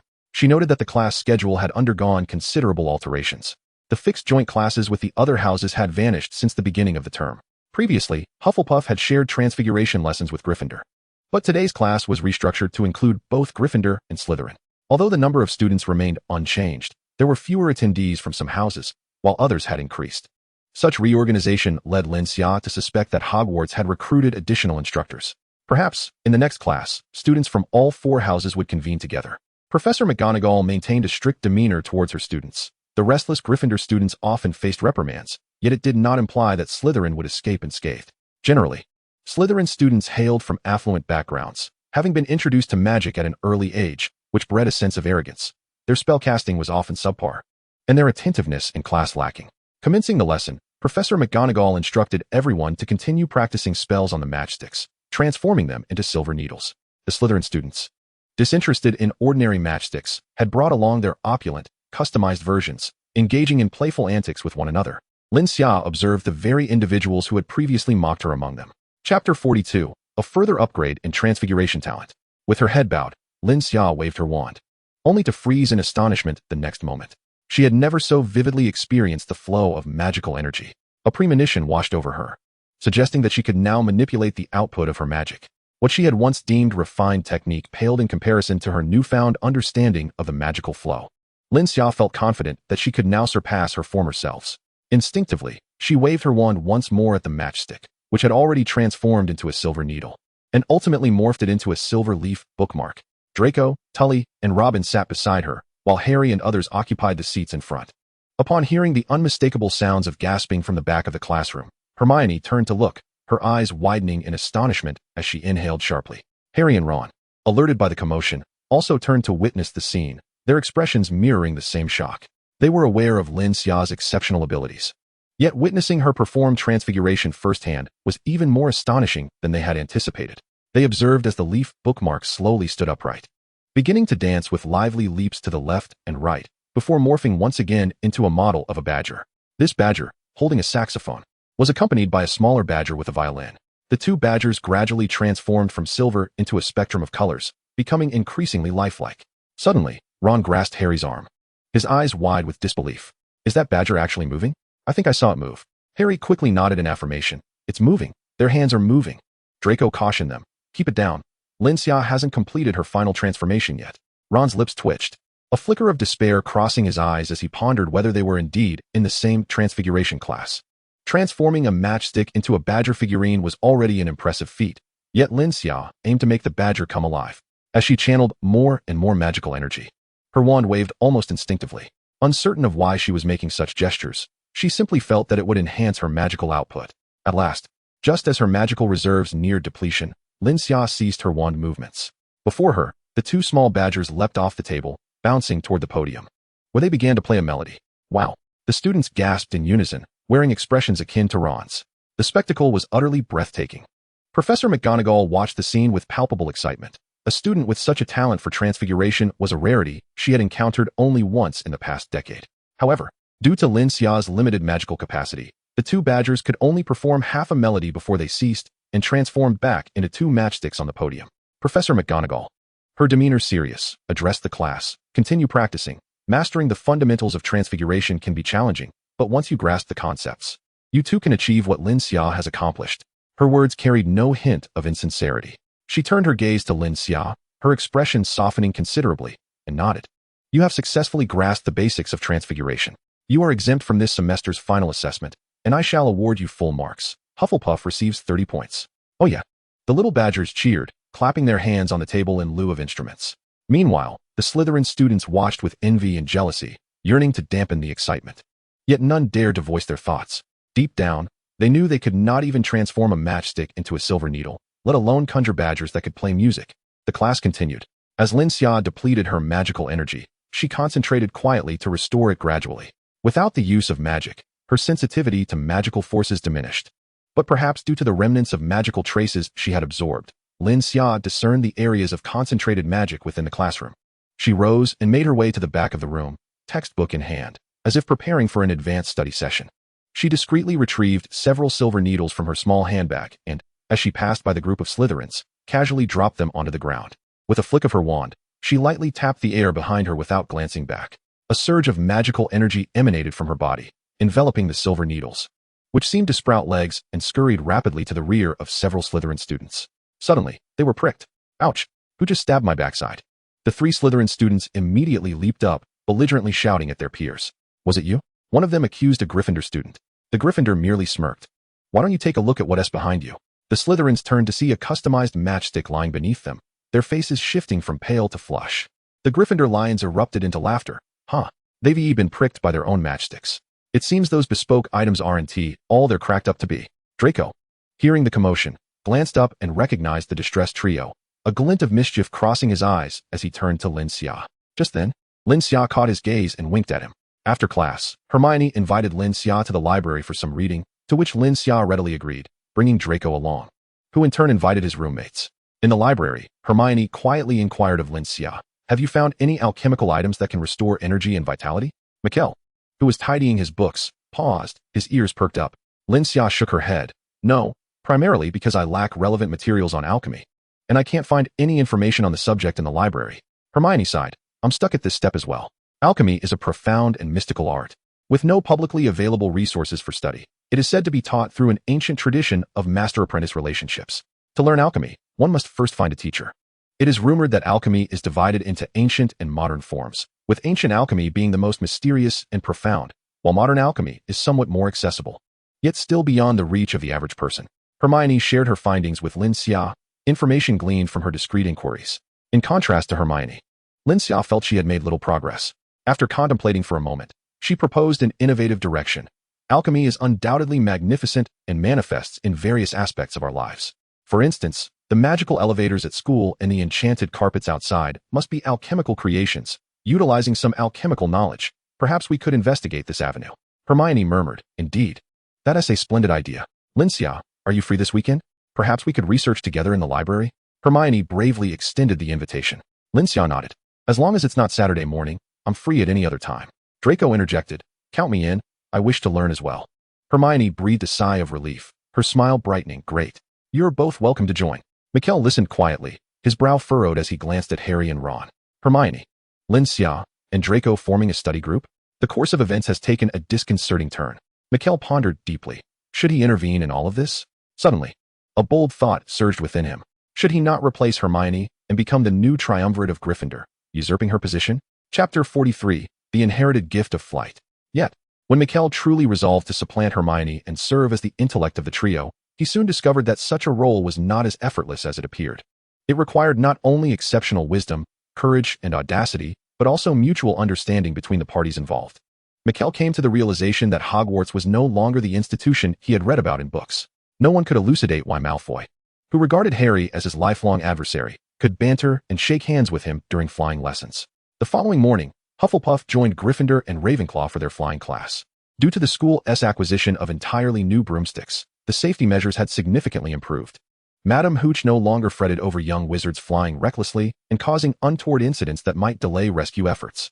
The batch of brooms introduced by the school was specifically designated for instructional purposes and came with an additional contract with the Flying Broom Company to incorporate a control spell. Whenever Madame Hooch wished, she could summon all the broomsticks into the air or bring them to a halt instantly. She instructed the young wizards to grasp their brooms and remain stationary in the sky, allowing her to fly over and provide assistance when needed. Upon witnessing this, Lin Xia felt a sense of relief. Truth be told, she did not wish to serve as an auxiliary rescuer during class. Everyone knew she excelled at the levitation charm, and if Madame Hooch were unable to assist, she would undoubtedly call upon her for help. Lin Xia privately thought that stepping in was not out of the question, but she was neither the class monitor nor the head of her year, and being an adorably inexperienced novice, she felt a raise in her allowance was warranted. Adding a position for a rescuer to her work-study program seemed reasonable enough. "Harry, let us play bean catch," Draco exclaimed, producing a large handful of beans from seemingly nowhere. Harry maneuvered his broomstick and swiftly flew over, stopping precisely in front of Draco with remarkable control. Curiously, he inquired, "What is this, and how do we play?" Draco replied, "It's a game I played with Lin Xia at the manor. We use the levitation charm to suspend these beans in the air, and then we release the charm, allowing the beans to fall freely. At the moment the beans descend, we soar into the sky to catch them. Whoever gathers the most wins." Harry's eyes lit up. Sensing that this game was exceedingly delightful, he hesitantly glanced toward Madame Hooch and softly asked, "Will the professor permit us to play this?" Draco dismissively responded, "We both fly exceptionally well. The professor won't mind. Have you noticed she hasn't cast a single glance our way since class began?" This statement held truth, for Madame Hooch had conveniently divided the students into two groups for more effective instruction. One group, consisting of skilled flyers, was directed to the right side of the field, while the other group, still mastering their flying, was sent to the left. She focused her attention on monitoring the fledgling wizards on the left. Harry, filled with enthusiasm, exclaimed, "All right, let us play." Draco summoned Lin Xia, instructing her to levitate the beans as high as possible, thereby granting them more time to search for them. Draco stipulated, it would be preferable if the beans could remain suspended in the air for over 30 seconds. This entailed some understanding of physics.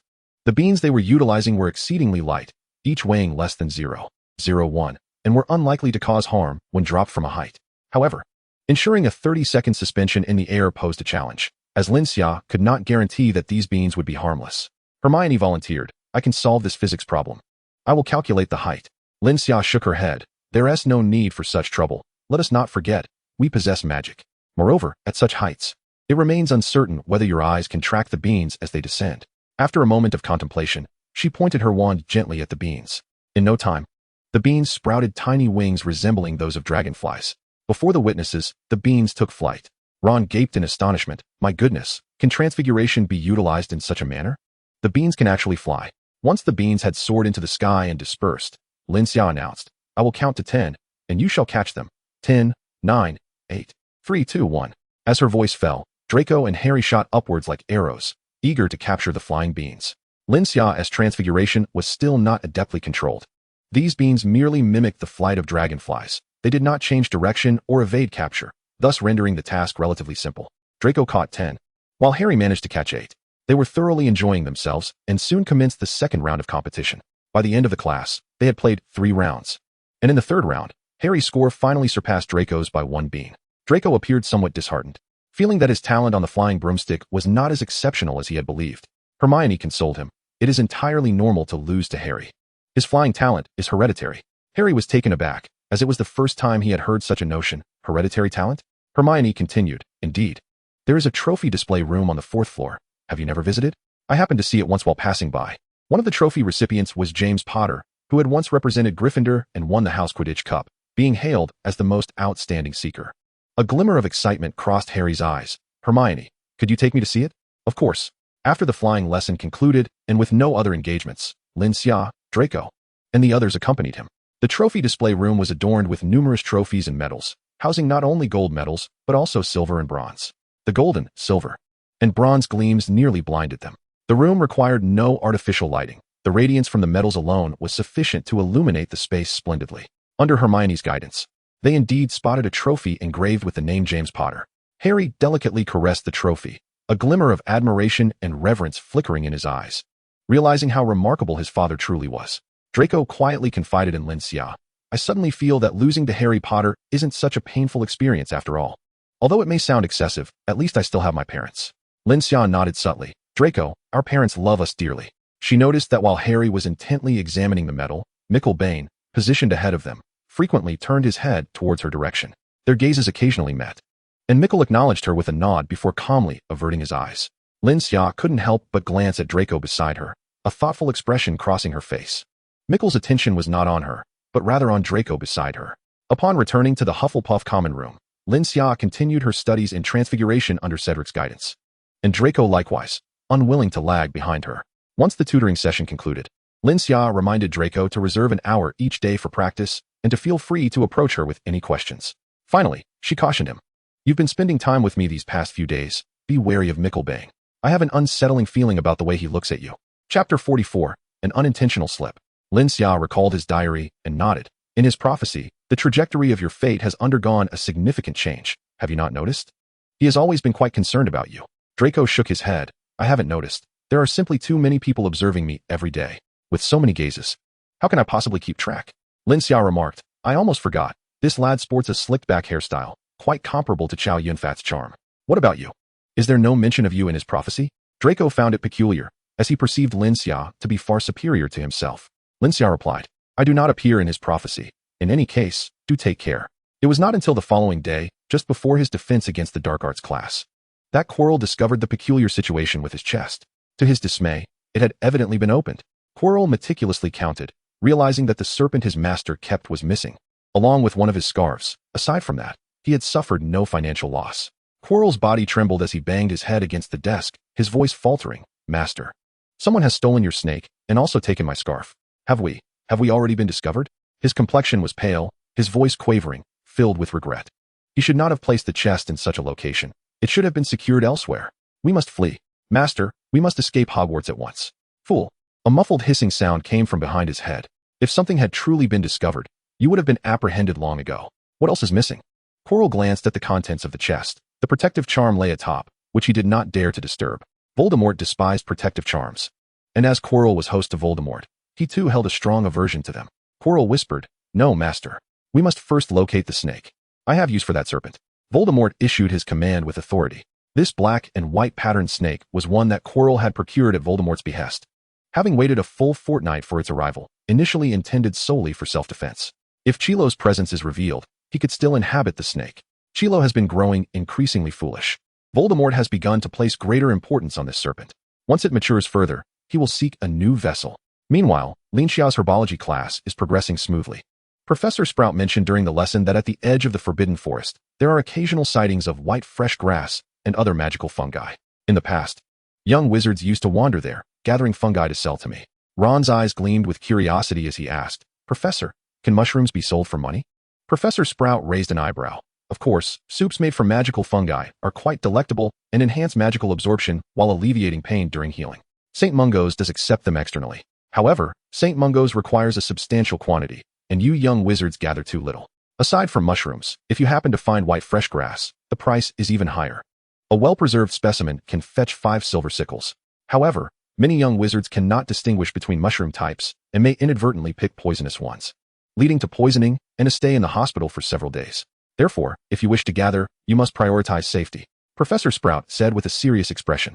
After class, Ron eagerly asked, Lin Xia, do you want to join me at the edge of the Forbidden Forest to pick mushrooms or white fresh grass? Hermione raised a concern. Ron, we lack knowledge about mushroom varieties. What if you accidentally pick a poisonous one? Ron replied, but the professor mentioned that many young wizards go to gather there. It should be relatively safe, or else the professor wouldn't say so. Harry agreed with Ron, thinking the professor had no reason to endanger young wizards. And the edge of the Forbidden Forest is not the forest itself. As long as they do not venture in, the risks should be minimal. Harry suggested. Hagrid's hut is also at the edge of the Forbidden Forest. Why don't we ask Hagrid first, and then go mushroom picking? Ron nodded eagerly. Mickle immediately chimed in. Sure. I'll go too. Are we going tonight? Ron shook his head. No time to waste. Let us go at noon. What if other young wizards go in the evening? If we go early, we might gather something. Mickle suddenly turned to Draco, extending an invitation. Malfoy, do you want to join us? You've never been to Hagrid's hut, right? It's quite fun. At that moment, Lin Xia's inner compass began to spin, settling on the divination section. A mysterious message entered her mind, and Lin Xia lowered her gaze. Ready to conduct a divination, she silently pondered, to go or not to go. A pale blue shadow of a turtle shell leaped forth, swiftly cracking open to reveal a web of explosive lines. The result was starkly evident. Lin Xia merely glanced and discerned it was an ominous omen. Follow the past, misfortune ensues, resulting in harm. Remain here, tranquility abounds. Only a fool would follow. Draco felt a flicker of interest. It wasn't that he desired to gather mushrooms. The Malfoy family has never lacked for money, but rather, he wished to spend time with Harry. Lin Xia declared, I won't be joining. I need to prepare for this afternoon's charms lesson. Hermione, with a competitive spirit, added, I won't go either. I'll stay and study. Draco recalled Lin Xia's reminder from the previous night and declined, stating his intention to study in advance. Ron appeared somewhat embarrassed, as it seemed to imply their lack of academic diligence. However, he soon reassured himself that he had always been rather inept, and whether or not he prepared made little difference. Moreover, after a morning full of classes, he found it impossible to concentrate on his studies during lunch. In the Great Hall, while dining, Lin Xia deliberately glanced towards the Gryffindor table, and indeed, Harry, Ron, and Mikkel were absent. Hermione hesitated for a moment before approaching Lin Xia. May I join you for lunch? Lin Xia smiled warmly. Of course, Little Badger welcomes everyone. She was somewhat aware of Hermione's awkward predicament. Several courses in Hufflepuff overlapped with Gryffindor, making Hermione's actions less than typical for a Gryffindor. Nonetheless, she felt it was acceptable. Had Hermione been in Hufflepuff, the Badgers would likely have welcomed her proactive demeanor. Suddenly, a flurry of owls swooped in, delivering a newspaper and a letter to Lin Xia. She first perused the newspaper, which headlined the Gringotts robbery incident, subtly indicating that no significant events were occurring in the wizarding world. Dear Lin Xia, hello. How has life in the academy been? I was nearly overwhelmed with excitement to send you a fan letter. You are simply marvelous. This is undoubtedly a monumental invention within the wizarding community. I strongly urge you to send me a magnetic wand. I can hardly wait to experience the effects of your new wand. You may not even realize the remarkable achievement you have accomplished. You have transformed wands into a wholesale commodity, no longer an exclusive luxury item, thus enriching the options available to wizards. Let me ponder this. You must hold a press conference at Hogwarts to announce your invention to all. Oh, and before that, you must publish a paper and obtain recognition from professional journals. No rush. We will take our time. First, you need to organize all your experimental reports. After reading the letter, Lin Xia belatedly thought to herself. It seems she had unwittingly embarked on something monumental. Chapter 45, The Fate Compass, Melody. Some revel in joy while others are engulfed in sorrow. Quirrell began to wander through the various floors of Hogwarts, ascending from the first to the second, then from the second to the third, and finally to the fourth. Even the students noticed Quirrell was in search of something, but when asked, he would stammer, This is merely routine patrol. The Weasley twins took a keen interest in this defense against the dark arts professor, with rumors circulating that he was concealing something within his heavy scarf, perhaps a treasure gifted by a small kingdom's prince. However, the twins speculated that Professor Quirrell wore the scarf to hide his baldness. This rumor spread, prompting passing students to glance at Quirrell, especially at his scarf-wrapped head. Quirrell's sense of unease intensified, not solely because he could not locate the basilisk, but also due to the peculiar glances he received from the students. In his mind, Voldemort incessantly cursed him, urging him to explore the darker, secluded corners. Professor Quirrell, a grave voice resonated from behind him. As Quirrell loitered before the trophy display on the fourth floor, Hero shuddered violently, turning to Professor McGonagall. Hello, Professor McGonagall. With an expression of grave concern, she replied. The board has received a report from the caretaker, Filch, claiming that you have unlawfully taken students' protective charms. Is there any truth to this? Without a moment's hesitation, Hero denied the accusation. No, I have not. He had only confiscated charms from students during class and picked up those that had fallen on the ground. He had never stolen any. Professor McGonagall looked deeply disappointed. Filch has provided evidence of your theft, stating that you possess a box containing hundreds of charms. How do you explain this? Hero's face flushed crimson. Those are all charms I found. I have a use for them. Found and useful? Professor McGonagall's demeanor turned icy. Then why have you destroyed those useful charms? Kiro's heart sank. This was...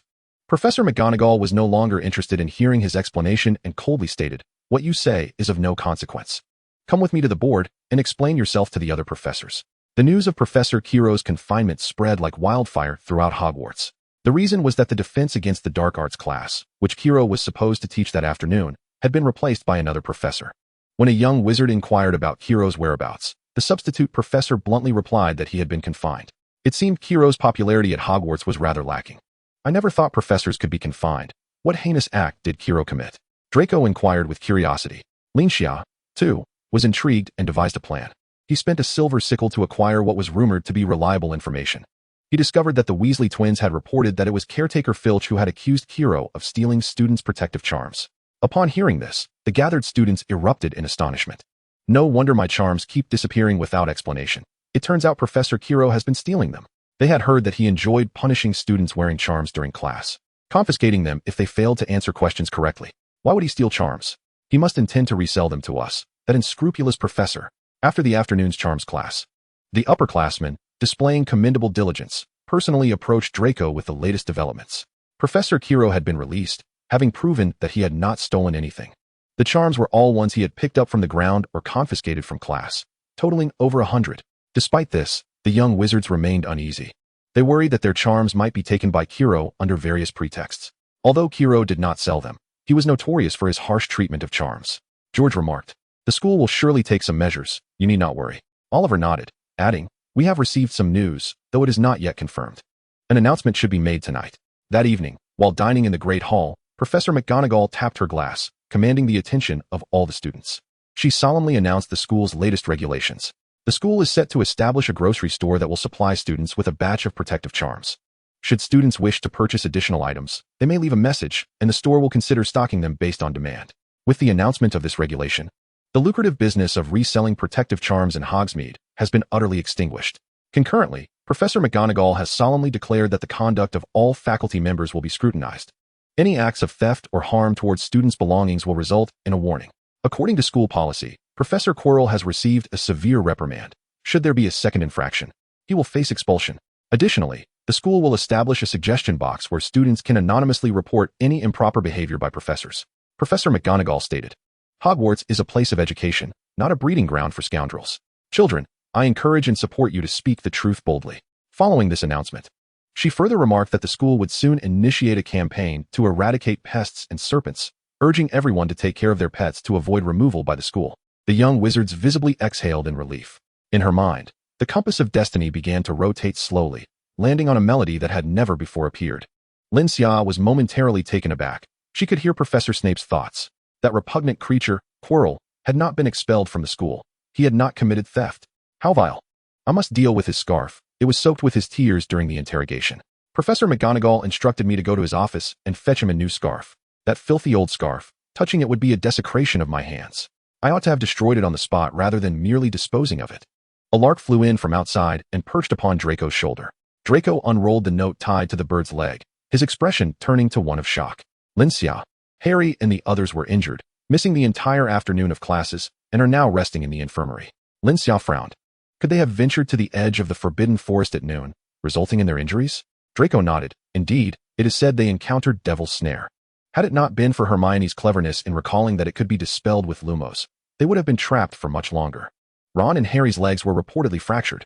Lin Xia glanced down and noticed that the infirmary was not far from the garbage dump, suggesting, "Let us go visit them." She deliberately brought her white fairy along, stopping by the dump before heading to the infirmary. Chapter 46, Re-entering a Memory Crystal. The nights at Hogwarts are tranquil. As Lin Xia and Draco departed from the castle gates, they encountered the caretaker, Filch. Filch, slender and slightly stooped, stood silently at the entrance like a statue. Though the sky had yet to darken, he already held a lantern in his hand.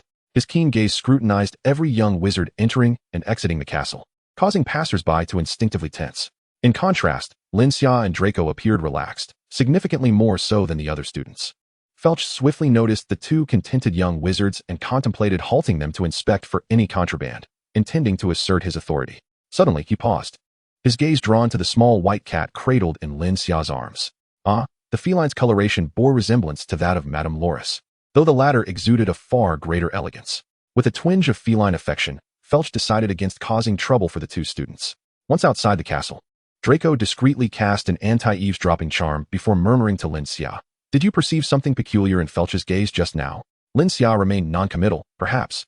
But he did not pursue us, did he? Draco pondered, recognizing the reality that not every Hogwarts staff member could be universally adored. As they walked, Draco sensed something amiss with their path. Lin Xia, are we not headed towards the infirmary? He queried uncertainly. Indeed. I need to make a brief detour to the refuse site near the infirmary to retrieve something. Kindly keep watch for me, Lin Xia replied calmly.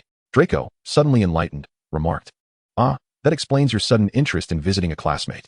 It's not typical for you to show such concern. Lin Xia chuckled. Having no intention of concealing her motives from Draco, she sought his assistance as a cover for her endeavor.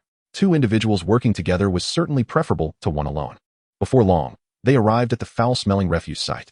Even before entering, Draco and Lin Xia were overwhelmed by the stench, promptly casting a bubblehead charm to encase their heads in glass-like aquariums. This spell allowed them to breathe underwater while shielding them from unpleasant odors. The white sprite, exhibiting a distinctly human-like disdain, nonetheless leapt from Lin Xia's embrace, nimbly navigating through the heaps of refuse. Its sense of taste was far more acute than that of humans, rendering it more susceptible to the foulness. Had it not undergone the transformative effects of Fate's scales thrice, enhancing its physical capabilities, it would not have been able to traverse the rubbish with such agility. The sprite quickly identified the scent of the Chilo scarf, offensive yet inexplicably alluring. Fortunately, Snape had not discarded the scarf too far, leaving it at the periphery of the refuse site. Not long after entering, the sprite paused, swiftly retrieving a scarf with deft movements. Lin Xia accepted the scarf, stowing it within her small bag. Draco furrowed his brow and inquired, "Isn't this Professor Chilo's scarf?" Without a moment's hesitation, he added, "If you require my assistance, do not hesitate to ask." As they exited the refuse site, the sprite appeared somewhat dejected, curling up beside Lin Xia. She repeatedly cast cleansing charms upon it and herself, finishing with a spritz of grape-scented perfume to dispel the lingering odor. Draco, embodying the essence of an elegant gentleman, applied a hint of lemon mint fragrance. For a gentleman's cologne is a mark of respect for guests. Following the map, they located the infirmary, but before entering, they overheard a quarrel among the Gryffindor quartet within. Hermione exclaimed, "You should not venture to the edge of the Forbidden Forest. Have you even glanced at the book Hagrid provided you?" Ron retorted, "We gathered a considerable amount of mushrooms. If we hadn't suddenly encountered the Devil's Snare, who would have known such a thing lurked at the edge of the Forbidden Forest?" Harry nodded in agreement. Hermione, irate, declared, "You two with broken bones are not permitted to speak." She turned to Michael, her anger palpable, and said, "You ought to have advised them to retreat at the first sign of danger." Michael stammered, "Hermione, I too fell into the trap of the Devil's Snare. How could I have extricated them? You can perform Lumos, or were you reminding me that it was the Devil's Snare?" Michael was at a loss for words. Did she truly believe everyone possessed her precise magical prowess? Could he conjure Lumos at will when he had never used that spell, having only heard of it? Knock, knock, knock. The door was rapped thrice. Hermione relaxed upon seeing Lin Xia, her tense demeanor easing as she opened her mouth to speak, only to close it in frustration. Lin Xia presented them with a bouquet of flowers, saying, "I heard you were in the hospital, Draco, and I came to check on you. How are you feeling?" Ron lowered his head, unable to meet Lin Xia's gaze, and Hermione remained silent, creating an awkward atmosphere. Harry felt compelled to speak. "Thank you. Madame Pomfrey said we are fine. A night's rest should suffice." Lin Xia looked kindly at Hermione. "Could you share with us the details of your adventure at noon?" Hermione nodded eagerly, recounting the moment she discovered the trio was missing after lunch. "I went to Hagrid, who mentioned they had left a while ago. I chased after them and found them ensnared. Had it not been for Michael warning me it was the Devil's Snare, I too might have been trapped. The more we struggled, the tighter it bound us." Curiously, Lin Xia inquired, "The Devil's Snare, if I recall correctly, thrives only in semi-shaded environments and should not be exposed to direct sunlight during summer. How could it possibly be at the edge of the Forbidden Forest?" "Swampy areas are more conducive to the growth of Devil's Snare," Hermione replied, shaking her head. "I do not know. Perhaps we should consult a professor." Michael immediately interjected, "No. We cannot let the professor know we discovered the Devil's Snare." The others turned to him, intrigued. Michael, visibly anxious and sweating, remained adamant against informing the professor. Though his reasoning was rather flimsy, it was oddly persuasive. If we harvest the Devil's Snare and sell it to the professor, we could earn a substantial amount of galleons. It is indeed a remarkable magical plant. Upon hearing this, Ron quickly sided with Michael, with Harry nonchalantly following suit. As for Lin Xia and Draco, they chose to remain silent, for the Devil's Snare was not their discovery. In pursuit of acquiring the troll, she must arm herself as best as possible. The little white cat calmly stood on the right side of the scales of fate, having reached a state of composure after several sacrifices. The scarf on the left side of the scale suddenly ascended, causing the right side represented by the little white cat to plummet. And the judgment was swiftly concluded as the sacrifice commenced. The scarf, under some indescribable influence, disintegrated gradually, and Lin Xia felt the empowering force of fate's balance. It was akin to the nourishing energy received during the previous sacrifice, albeit enhanced by 2 or 3 days of cultivation. Ultimately, the scarf worn by Chilo was too brief in its duration, having absorbed little of Voldemort's essence.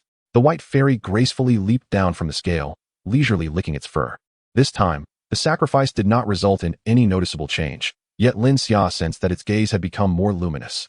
At that moment, the scale trembled violently, shuddering for a brief spell before it exhaled wisps of black, nebulous mist. The mist dissipated swiftly, leaving behind a black memory crystal upon the scale. Chapter 47. When in doubt, seek parental guidance. Lin Xia picked up the memory crystal and retrieved another one, placed side by side. The two crystals seemed to generate a subtle attraction, though the effect was not pronounced. Hogwarts was undeniably safe. She immersed herself in daily cultivation, oblivious to her progress and uncertain of her ability to confront a troll alone. When in doubt, seek parental guidance. She could also share her impending joy regarding the publication of her professional paper and the forthcoming press conference with them. After composing her letter, Lin Xia resumed her daily cultivation exercises, planning to send the letter the next day. The small piece of dragon nerve she had previously consumed was nearly digested, so she decided against being overly fastidious and took out another piece, boiling it in water before consumption. The remaining boiling water was infused with a few devil peppers, which she poured into potion vials. She was not deceiving Draco. Consuming more spicy food indeed aided in the cultivation of magical techniques, which is why her entire family had a penchant for spicy dishes. As Lin Xia gazed at the 5 filled potion vials, she couldn't help but reflect on Draco's fortunate circumstances. In her earlier days of cultivation, her family could hardly provide such an abundance of potion supplies. It was through her rigorous practice that she could digest and absorb the dragon's nerve. Had it been anyone else, they would have undoubtedly overindulged, leading to an adverse reaction. The following morning, she attended a history of magic class. This particular course was unique, being the only one taught by a ghost. Legend had it that Professor Binns had fallen asleep by the fireplace in the staff room and returned to teach the next day as a specter, though he seemed blissfully unaware of his transformation. Judging by the ghost's appearance, Professor Binns had been quite elderly during his lifetime, perpetually narrating in a monotonous tone. Fortunately, the subject of magic history did not demand a passionate delivery. Students scribbled notes haphazardly, some brazenly drifting off. As long as the chatter was not excessive, Professor Binns typically paid little mind to it. For instance, Lin Xia appeared to be diligently taking notes while actually utilizing her automatic quill to swiftly draft her paper. Ollivander was pressing her urgently, sending an owl every day. She was uncertain who it was, but the daily letters urged her not to rush. With no other option, Lin Xia resorted to discreetly engaging in her work during class. Draco, on the other hand, found himself growing drowsy. A glance from the corner of his eye caught Lin Xia seemingly engrossed in her notes, compelling him to straighten his back and muster his focus. After nearly dozing off 3 times, Draco could no longer endure it and turned to Lin Xia, saying, "After class, I shall lend you my notes. I need to rest my eyes for a moment." He leaned over and widened his eyes in surprise. What on earth is this dense text? He found himself utterly bewildered. The drowsiness that had entangled his mind vanished in an instant, replaced by an inexplicable chill brought on by the incomprehensible words. Inspiration for the magnetic wand. The principles of magnetic attraction between magnetic fields and iron have considerable potential for development. Any object capable of producing magnetism may be experimented with, as evidenced by iron powder's ability to expand the contact surface of the magical magnet. The text flowed rapidly across the page as Lin Xia turned to a new leaf. Magnetic wand testing instructions. Reports from esteemed wizards. Ollivander, after 200 tests, it exhibits approximately 0.5 times the effectiveness of a dedicated wand, demonstrating universality and versatility. Suitable for use by all witches and wizards. Grigorievich, following 200 tests, it shows universal applicability. This model does not favor any particular wizard but lacks the power of a custom wand, achieving roughly 50 effectiveness. Lin Xia turned another page, and the automatic quill plunged into the inkwell, swirling and rolling to absorb the rich ink before leaping out to continue drafting her thesis. Reports on experiments with the magnetic wand. First study discovered that the magnetic field generated by the magical magnet can induce an ordered arrangement of chaotic magical energy. 300th study. Grinding iron into powder stabilizes the magical field, enhancing the stability of magical energy and enabling a more consistent output. Ding. The melodious sound of the class dismissal bell rang out. Lin Xia let out a sigh of relief, massaging her slightly stiff neck as the automatic quill neatly tucked itself into her pen case, rolling and arranging itself. Turning to Draco, she met his dazed gaze. Lin Xia. Draco, perhaps you should elucidate what exactly this magnetic wand is. He was aware of Lin Xia's private research into wand crafting. The automatic wand-making equipment had been pilfered from his family's factory warehouse. Yet, how could she, having only recently begun her studies, have developed an entirely new method for wand production? Draco had initially felt a sense of triumph in providing her with the equipment, hoping she would become so engrossed in wand-making that her practice would wane, thereby granting him an opportunity to catch up. In retrospect, how naive his earlier thoughts had been. This cannot be. It is imperative to engage multiple media outlets, not just one. You have uncovered an entirely new method for wand production, enabling mass manufacturing. During lunch in the Grand Hall, Draco found himself advocating for her. Since learning of Lin Xia's research, he had earnestly requested a plan from Mr. Ollivander, feeling unworthy of her invention. Draco, with a grave expression, declared, Lin Xia. Let the Malfoy family manage this matter. Lin Xia was momentarily taken aback, speechless. She sighed, poking at the mashed potatoes on her plate with her spoon. No, I prefer to keep a low profile. Draco could not comprehend why. This was a monumental invention. Lin Xia retorted, do you truly consider it monumental? Draco pondered for a moment before defiantly asserting, even if it is not grand, it is undoubtedly a remarkably convenient invention. Lin Xia set down her spoon, finally diverting her gaze from the mashed potatoes to Draco. This is precisely why I requested Mr. Ollivander to maintain a low profile. I do not wish for too many people to know that the magnetic wand is my creation. Draco, now puzzled, initially believed it was Ollivander's oversight, only to discover it was Lin Xia's desire for discretion. Lin Xia's expression turned serious as she inquired, tell me, when a universally convenient wand emerges, what becomes of the status of bespoke wands? Draco contemplated, gradually grasping Lin Xia's perspective. His education as the heir to the Malfoy legacy was not in vain. Rarity enhances value. Previously, without a universal wand, everyone had to seek out a wand shop to find one suitable for themselves. Now, with the advent of a more convenient and affordable wand, the situation would inevitably impact the efficacy of some wizards' abilities. Families of modest means would undoubtedly opt for the magnetic wand, while the prices of bespoke wands would soar correspondingly. So, you fear that some wizards wishing to purchase custom wands will harbor resentment towards you due to the inflated market prices? Lin Xia initially shook her head, then nodded. Resentment may not be the right term, but it certainly raises the market for bespoke wands. However, the convenience of the universal wand can generate numerous positive effects. Hence I do not wish to conceal it. Draco dismissed her concerns, remarking, Lin Xia, those who cannot afford bespoke wands will always remain unable to do so. Those who can afford them will still be able to, even with a few extra galleons. You are worrying too much. Lin Xia pondered for a moment and replied, just consider it my desire for discretion. Their differing values rendered further discussion unnecessary. Yet, the reality seemed to thwart Lin Xia's attempts at modesty. While dining, she was approached directly by Professor McGonagall. Chapter 48, Exceptional Talent. Professor McGonagall rarely dined in the Great Hall, as they feared the students would feel uncomfortable. The Gryffindor students shrank back, thinking the professor had come to reprimand them for their noisy dining. To their surprise, McGonagall walked past Gryffindor and headed straight for Hufflepuff. Calling out to Lin Xia. Lin Xia looked up in confusion. Professor, what can I do for you? McGonagall replied, after you finish, please come to my office. I have something to discuss with you. Oh, and Professor Sprout will also be in my office. She stated this nonchalantly before departing. But Lin Xia dared not keep the professor waiting, hastily rising to follow her. Once Lin Xia left with Professor McGonagall, students from other houses began to murmur among themselves. The Slytherin table was the loudest, with several young wizards exclaiming, Lin Xia must have done something wrong. That's why the professor is always seeking her out. After her meeting with Professor Sprout, it seemed Lin Xia had even been offered a lucrative work-study position, gaining benefits.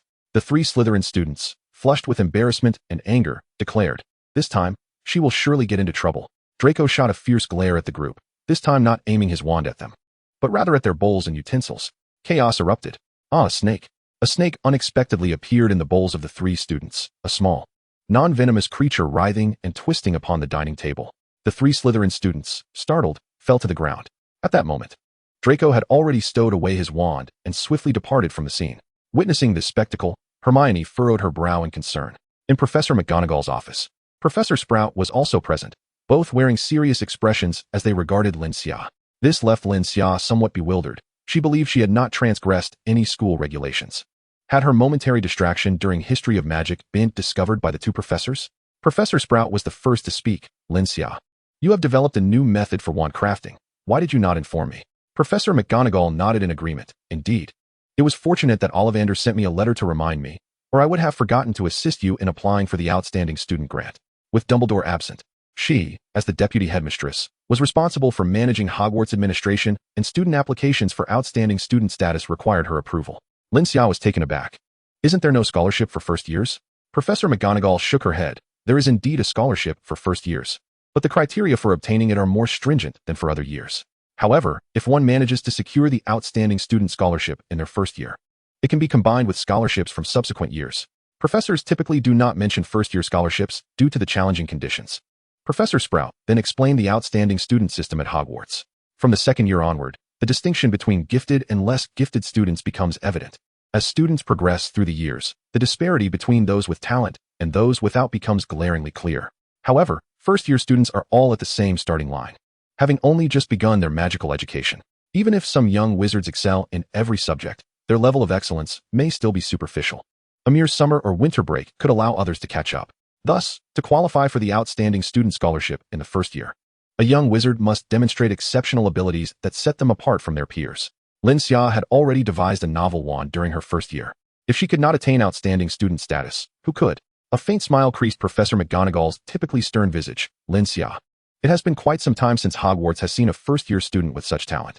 Generally, it required numerous procedures for outsiders to hold press conferences at Hogwarts, typically reserved for distinguished alumni or outstanding students. Once your paper is accepted, you may submit a request to the administration. The school won't hinder you in this regard. By the way, I recommend disseminating this news to inspire other young wizards. With the school year not yet a month old, Professor McGonagall could no longer tolerate the lethargy of the students. She certainly wished to remain discreet, but with the school offering benefits, it would be unreasonable not to cooperate. Moreover, she trusted that the two professors would not act against her interests. However, after leaving the office, Lin Xia deliberately waited in the corridor to speak with Professor Sprout about her concerns, such as whether she might draw too much attention and incite jealousy among other wizards. Professor Sprout shook her head and assured, "Rest assured, Hogwarts is the safest place. Nothing will happen to you here. As for external matters, Hogwarts will take care of everything." She provided Lin Xia with reassurance, stating that if she was genuinely concerned, the school could assert that her research was conducted on campus under the guidance of several professors. Suddenly, she seemed to recall something and said meaningfully, "Lin Xia, if you possess any remarkable talents, do not hesitate to showcase them. Hogwarts will certainly support you. This is the finest era for the wizarding world." Lin Xia's eyes sparkled as she inquired, "Professor, has something occurred outside?" Professor Sprout declined to elaborate further, merely stating, "The more extraordinary your talents, the more the school will value you." That evening, students from the four houses gathered for astronomy class. This was a large lecture attended by over 1,000 individuals atop Hogwarts Tower. Using telescopes to observe the starry sky and learning the names of the stars and the trajectories of planets, they attended astronomy class 3 times a week. Taught by Professor Sinistra, a professor who adored carrying star pendants wherever she went. She unabashedly expressed her passion for celestial phenomena and often lamented her lack of aptitude for divination, frequently mingling with the divination professor in hopes of acquiring some prophetic magic. Lin Xia. Hermione spotted her among the crowd, aided by the fact that Hufflepuff students were not prone to wandering about, their clustering being quite conspicuous. Of course, Hermione also noted that the Hufflepuff students, each clutching a cup adorned with a badger, were even more noticeable. With concern, she asked, "You were called away by Professor McGonagall at noon. Is something the matter? Can I assist you?" By the afternoon class, the badgers had already inquired about her situation one after another, and Lin Xia patiently explained, as she did this time as well, "Don't worry. The professor seeking me out is a good thing. You will know soon." Lin Xia smiled and winked at her. Having previously queried Draco about the concept of outstanding students without success, she turned to the ever-inquisitive Hermione. "Hermione, do you know what defines an outstanding student?" Hermione rapidly recited numerous names of distinguished students and shared some criteria for their selection at Hogwarts, albeit not exhaustively. Lin Xia noted that Hermione repeatedly emphasized the notion of remarkable talent. "So, what exactly does remarkable talent refer to?" she inquired. Hermione hesitated momentarily. "And how is exceptional ability determined?" Lin Xia asked. "No, wait. I recall some outstanding students who did not excel academically, yet achieved accomplishments in other domains." Lin Xia's eyes glimmered as she probed. "For instance, who?" Without a moment's thought, Hermione responded, "Duke Ryu. His academic performance was poor, barely passing each subject. Yet he was recognized as an outstanding student in his 3rd year because he developed a new safety system for broomsticks. Prior to his research, the mortality rate associated with broomsticks was as high as 30, but his safety system reduced it to 10. Wynerichard, though he performed averagely in other subjects, exhibited exceptional talent in transfiguration. In his 2nd year, he accomplished the feat of becoming an animagus, shattering the school record and earning the title of outstanding student. Bentley Rehen. on the other hand, achieved perfect scores across all subjects, earning the same title in 5th grade. A recognized model student at Hogwarts. His excellence was evident from his very first year, with no discernible weaknesses. Lin Xia gradually discerned a deeper meaning, remarking, "So, extraordinary talent places greater emphasis on creative capability? It seems rather slow for someone with stellar grades from the first year to only be acknowledged as an outstanding student by 5th grade." Hermione nodded initially, but suddenly recalled several notable students, quickly shaking her head. Not entirely. There are many who have garnered the title early due to their exceptional combat skills. She swiftly listed several names, all unfamiliar to Lin Xia. In that moment, Lin Xia pondered. Perhaps Hermione possessed extraordinary talents of her own, akin to a photographic memory? Voicing his thoughts elicited laughter from Hermione, who laughed so heartily she could hardly catch her breath. After a considerable pause, she composed herself slightly and said, "Lin Xia, you are the first person in this school to recognize my talents. Others merely claim I seek attention, that I look down on others due to my intelligence, and that I am arrogant. You are the first to acknowledge me." Lin Xia contemplated for a moment before retrieving 2 grape-flavored bubblegum pieces from his small satchel and offering them to her. "Hermione, I believe that seeking attention is not inherently negative, nor is being intelligent a flaw. Sometimes, issues arise that necessitate someone to step forward and address them." Hermione gazed at the candy in her palm, her eyes glistening with unshed tears, her head bowed in silence. Lin Xia remained quiet, allowing her to gather her emotions. And they decided to attend astronomy class together. Meanwhile, Draco seemed to sense something amiss and refrained from disturbing them. At that very moment, Quirrell was feeling quite unwell in his office. He dared not leave, for the moment he did, he could sense the weight of scrutiny upon him. Clutching his tightly wrapped scarf around his head, he feared it might slip off, exposing him to the keen eyes of the astute professors. A chilling, sibilant whisper echoed from behind him, causing Quirrell to shudder violently, goosebumps rising on his skin. Tears blurred his vision, and mucus dripped from his pale nose as he fervently lamented, "Master, I cannot go out. Snape is watching me closely, and I cannot reveal my identity to him. Master, Hogwarts harbors too much malice against me. I must cultivate more allies. And that imbecile Filch, he rummages through your belongings when we are absent. And it was he who let the basilisk escape." A flicker of hatred crossed Quirrell's eyes as he continued, "Master, we must deal with that fool, or he will forever keep an eye on me. Fool, you allow a mere squib to bind you so. The next time you encounter him, cast Avada Kedavra." Quirrell trembled, stumbling to the ground, prostrating himself in submission. Yes, master. He shared a body with Voldemort, perpetually influenced by his malevolent presence. As Voldemort's emotions intensified and his resolve solidified, his self-awareness diminished, and his physical suffering grew more acute. "Quirrell, my loyal servant, I permit you to seek out Snape and confide in him. He too is my devoted servant and will assist you." Quirrell gratefully prostrated himself, exclaiming, "Yes, master." However, the excited Quirrell failed to notice the uncertainty in Voldemort's tone as he uttered these words. Amidst the throngs of people, Lin Xia opted to remain in place for a while. She gazed upward at the night sky. The celestial expanse of this world differed from that of her previous life and bore no resemblance to the astrological knowledge she had acquired. Suddenly, a cacophony of sounds approached from a distance, prompting her to turn her head.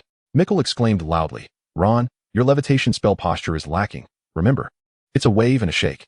As he spoke, he demonstrated the action, a wave, then a shake. Ron attempted to replicate the movements several times, convinced of his correctness, yet Mickle remained dissatisfied. Mickle then turned to Harry. "Harry, why not give it a try?" Harry, feeling somewhat flustered, did not believe he performed better than Ron. A wave and a shake," he muttered as he executed the motions. Mickle praised, "Excellent, very good. Your movements are quite standard, if only they were a tad more precise. The height of your wand needs adjustment. It should be approximately 30 centimeters from your arm during the wave." Harry had no choice but to repeat the actions, a wave, a shake, another wave, and a shake. Mickle then turned his attention back to Ron. After a few attempts, Ron found himself at a loss and frowned. "As long as the levitation spell works, what does it matter if it's not perfect? Our spell assessments aren't solely focused on the levitation charm."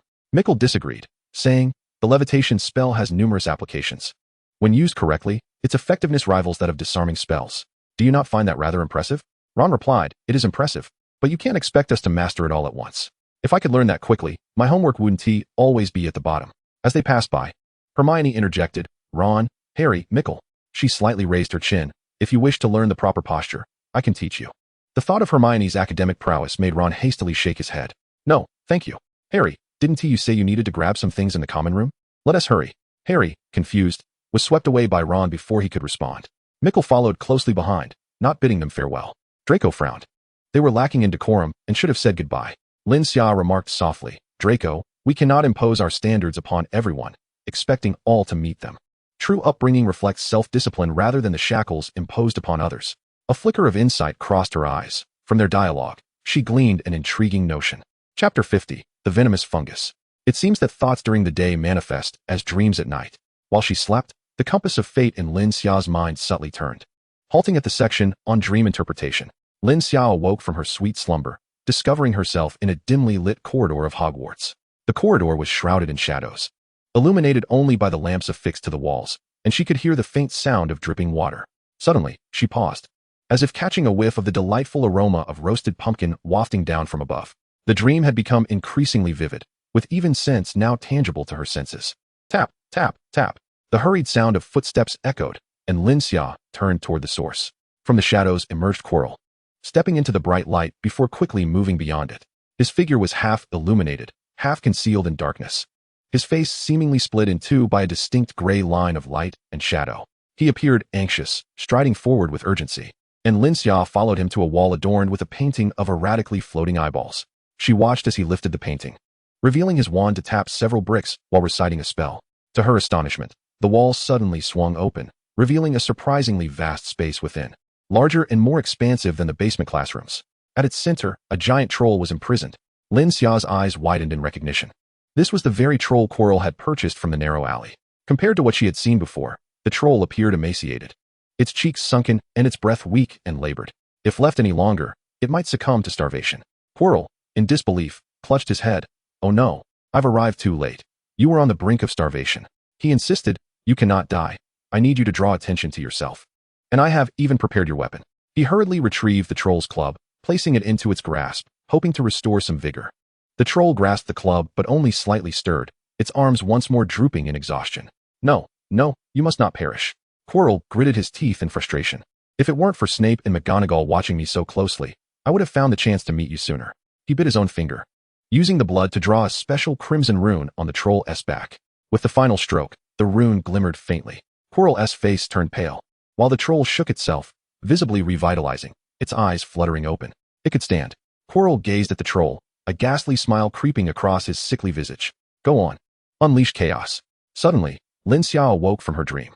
Her heart raced as she quickly took out a sheet of white paper to record the insights gleaned from her slumber. The sweet scent of pumpkin, the basement, the sound of water, the eyeball painting, and the blood rune. She etched these details deep into her memory, her fingers rubbing the edge of the paper as she murmured. Flames ablaze.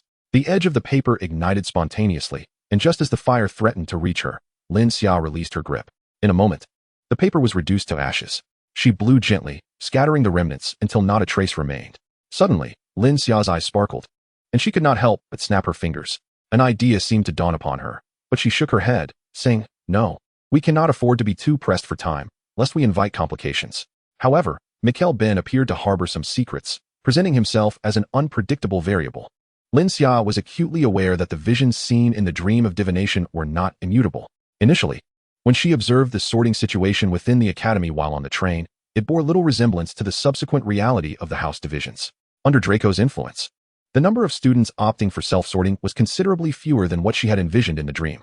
Professor Sprout had heard of a young Gryffindor wizard who ventured to the edge of the forbidden forest to gather mushrooms, only to find himself accidentally injured. She felt a twinge of guilt. Had she not divulged this information to the young wizard, he would not have taken such a perilous risk. Under the professor's guidance, the young wizard arrived safely at the forest's edge.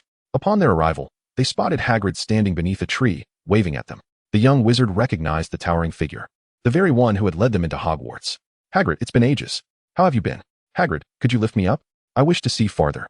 Hagrid, can you still conjure the fireworks for the 4 houses?" Hagrid was quite beloved among the young wizards, generously hoisting one of them high above his head, eliciting joyful cries of delight. Draco felt a sense of embarrassment and quietly remarked to Lin Xia, "I once encountered him at the wand shop and referred to him as a servant. I realize now how shallow my perception was. He is a genuinely good person, unfazed by our youthful antics."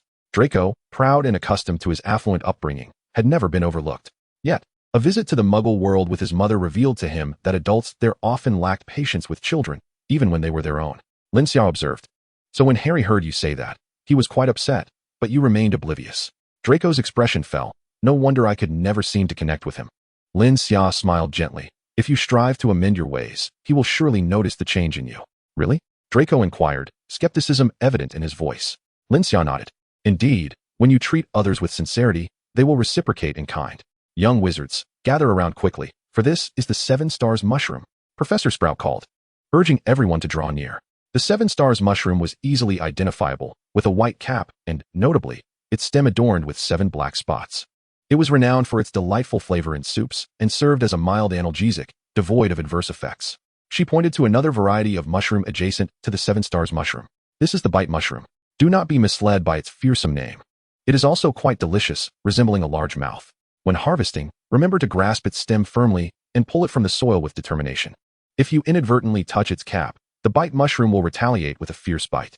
Its bite force is quite remarkable, featuring tiny, serrated edges that appear deceptively soft. As Professor Sprout spoke, she demonstrated the correct technique. The young wizards discovered that by grasping the base of the venomous tentacula and pulling it out, the cap would struggle in vain to bite them. Professor Sprout, donning dragonhide gloves, deliberately demonstrated the incorrect method of extraction by directly seizing the cap. Instantly, the tentacula lunged at her hand, nearly engulfing her entire palm. The young wizards watched in astonishment, feeling a sympathetic pain in their own hands. Through this vivid demonstration, Professor Sprout ensured that the young wizards would remember the nature of the venomous tentacula. They must never allow the plant to catch a whiff of the love potion scent, as it would drive them into a frenzy, leading to an inevitable attack even when pulled by the roots. Chapter 51, The Devil's Snare. While Professor Sprout elucidated the characteristics of the venomous tentacula, Harry and his companions stealthily made their way to the location where the devil's snare had been discovered. Upon arriving, they found that the devil's snare had already been relocated. Hermione's voice rang out from behind, tinged with irritation. You ought to pay attention in class instead of skipping off to other places. This could result in a loss of house points. Ron scoffed. You're also skipping class to follow us. Don't act as if your absence is justified. You, Hermione exclaimed, stamping her foot in frustration. Mickle stepped in to mediate. Hermione, you've misunderstood. We didn't intend to skip class. We merely wanted to check if the devil's snare was still here. What if another young wizard stumbles upon it and gets hurt? Hermione retorted loudly. You don't plan to inform the professor about the devil's snare you found? Even if you do find it, how can you save anyone else? Mickle felt a headache approaching. Hermione's rigidity at that moment made her more difficult than Harry and Ron combined. It is often said that foolishness is not to be feared, but rather the principled cleverness of others. Harry, with his head bowed in contemplation, suddenly spoke. The devil's snare wouldn't simply vanish. It must have been moved. He turned to Ron, his expression grave. Ron, we need to inform the professor about this. Ron was about to refuse, but then reconsidered, since the devil's snare was gone. There was no point in trying to retrieve it. He shrugged and replied, all right, let us go tell the professor. Mickle furrowed his brow, opening his mouth to speak. But the other 3 were already disregarding his words and opinions. Meanwhile, Professor Sprout was still enlightening the class about the venomous tentacula. The Gryffindor quartet approached her to discuss the matter of the devil's snare. Upon hearing their news, Professor Sprout gasped in alarm. Oh my goodness, are you all unharmed? She quickly pieced everything together. So you were nearly injured due to the devil's snare? Harry and the others nodded. Professor Sprout hurriedly inquired. How did you manage to escape the devil's snare? Hermione stood tall with pride. Professor, I read about the characteristics of the devil's snare. It fears light and heat. I cast a glowing charm, and it became immobile. Indeed, you are quite astute. Professor Sprout responded with satisfaction. Gryffindor earns 10 points. Children, gather around. A young wizard just informed me that the devil's snare has been discovered. I shall enlighten you about the nature of the devil's snare, so that you may know how to deal with it should you encounter it in the future.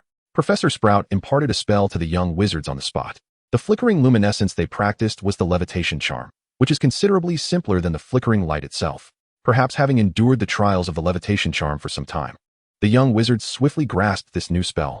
Before long, the tips of their wands glimmered with a resplendent point of light, reflecting a dazzling brilliance under the sun's rays. Professor Sprout emphasized that although the devil's snare has a fatal weakness, it does not imply that it is devoid of danger. On the contrary, it is categorized as a perilous magical plant. It can ensnare a fully grown wizard without warning. At the moment it constricts around one's neck, the wizard is rendered speechless and unable to cast a spell, thus negating its weakness. Professor Sprout solemnly advised, therefore, if you encounter the devil's snare, it is best to flee as far as you can.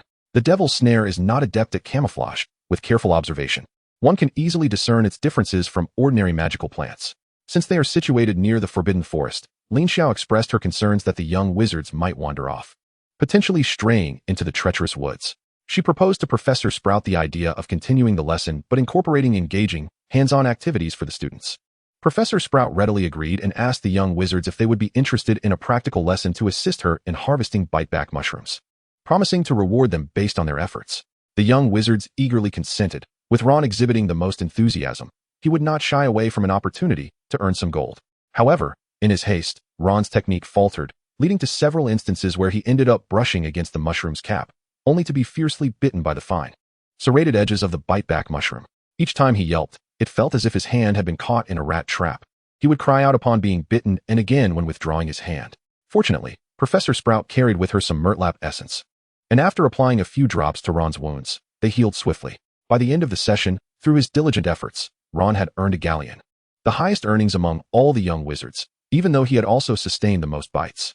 Truly, the adage holds, the bolder one is, the greater the rewards. In the Great Hall at noon, students from all 4 houses were enjoying their meals. Harry observed several times, still astonished that Ron's hand bore no scars at all. In a letter, Ron's parents expressed their delight at Lin Xia's discoveries in wand-making, believing that magnetic wands could revolutionize the way wizards wield their wands, enhancing their ease of use. They were currently exploring the Amazon rainforest in search of traces of the Eastern Dragon, pursuing the pulsations of their ancestral lineage. Simultaneously, the parents penned, "Dearest, the items you seek are rather obscure and are not easily found within the wizarding community in Britain. Fortunately, we reside in the primordial forest, a place abundant with magical flora yet untouched by human hands. We can procure everything you desire." Upon reading this, Lin Xia felt a wave of relief wash over her, a glimmer of hope illuminating her eyes. Securing those potions would bolster her confidence against the trolls. Draco awaited Lin Xia's perusal of the letter before presenting another missive. "This is from my father. He insisted I deliver it to you." Curious, Lin Xia accepted the letter, recognizing it as one from Uncle Lucius. Upon unfolding it, she discovered that Uncle Lucius was already aware of her development of the magnetic wand, information relayed by her parents. He expressed intentions to contact Ollivander to collaboratively arrange a press conference. In closing, Lucius remarked, "I have long recognized your extraordinary talent, but I am astonished to see you exhibit it so early, in your first year. If possible, I hope you can mentor Draco." A flicker of contemplation crossed Lin Xia's mind. Once again, the mention of exceptional talent. It was evident that Lucius possessed some knowledge, yet like the professors, he was reluctant to divulge too much. How she loathed cryptic individuals. Chapter 52. A new challenge. It was yet another weekend. Under the urging of the owl post and the occasionally discerning gazes of the professors during class, Lin Xia hastened her progress. On Friday evening, she inscribed the final dot with her enchanted quill, allowing herself to relax into her chair and exhale deeply. At last, she had completed all her papers.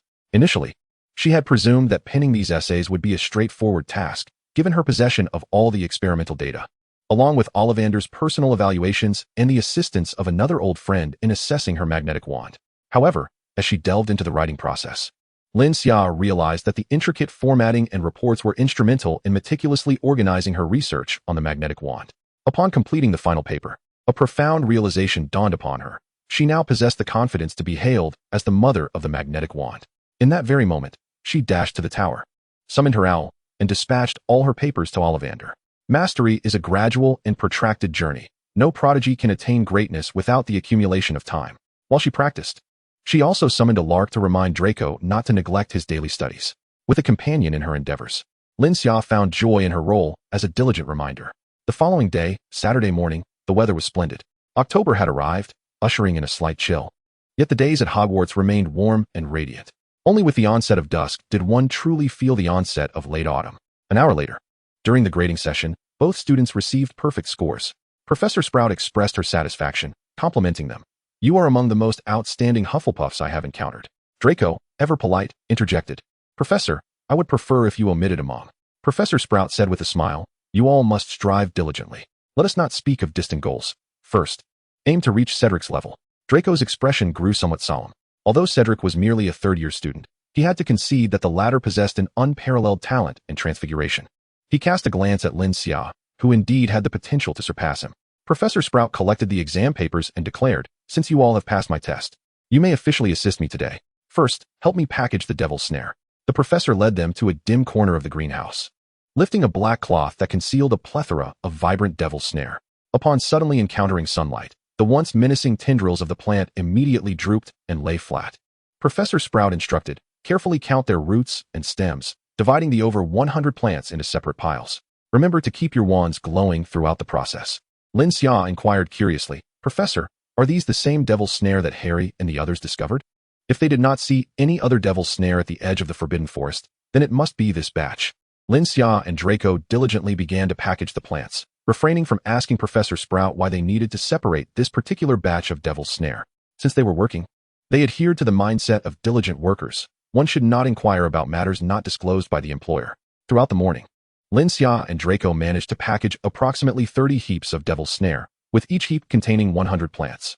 When Professor Sprout reviewed their work, she deemed the quantity of 100 plants per heap to be somewhat lacking, thus merging 3 heaps into one. She scrutinized the combined heap thoughtfully before suddenly asking, "If it were you facing a challenge composed of devil's snare, would you find it difficult or easy?" Draco and Lin Xia exchanged glances, and Draco was the first to respond. "That would depend on whether I recognize it as devil's snare.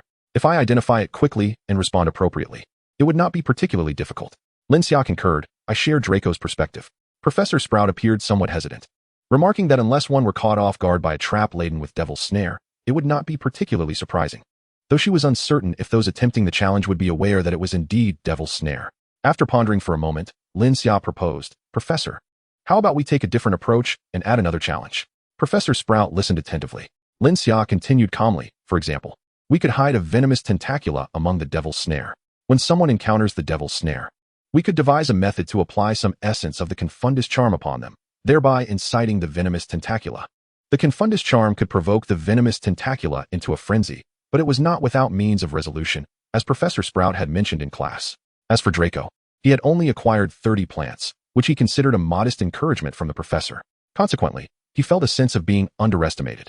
Yet he sought the reasons within himself rather than from others. Ultimately, Lin Xia's young age and her invention of the magnetic wand left a profound impression on those around her.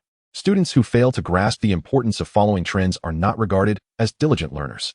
Thus, Draco once again followed Lin Xia to the library, where she immersed herself in her studies. He too wished to engage in scholarly pursuits, but more than that, he yearned to collaborate with Lin Xia on her research.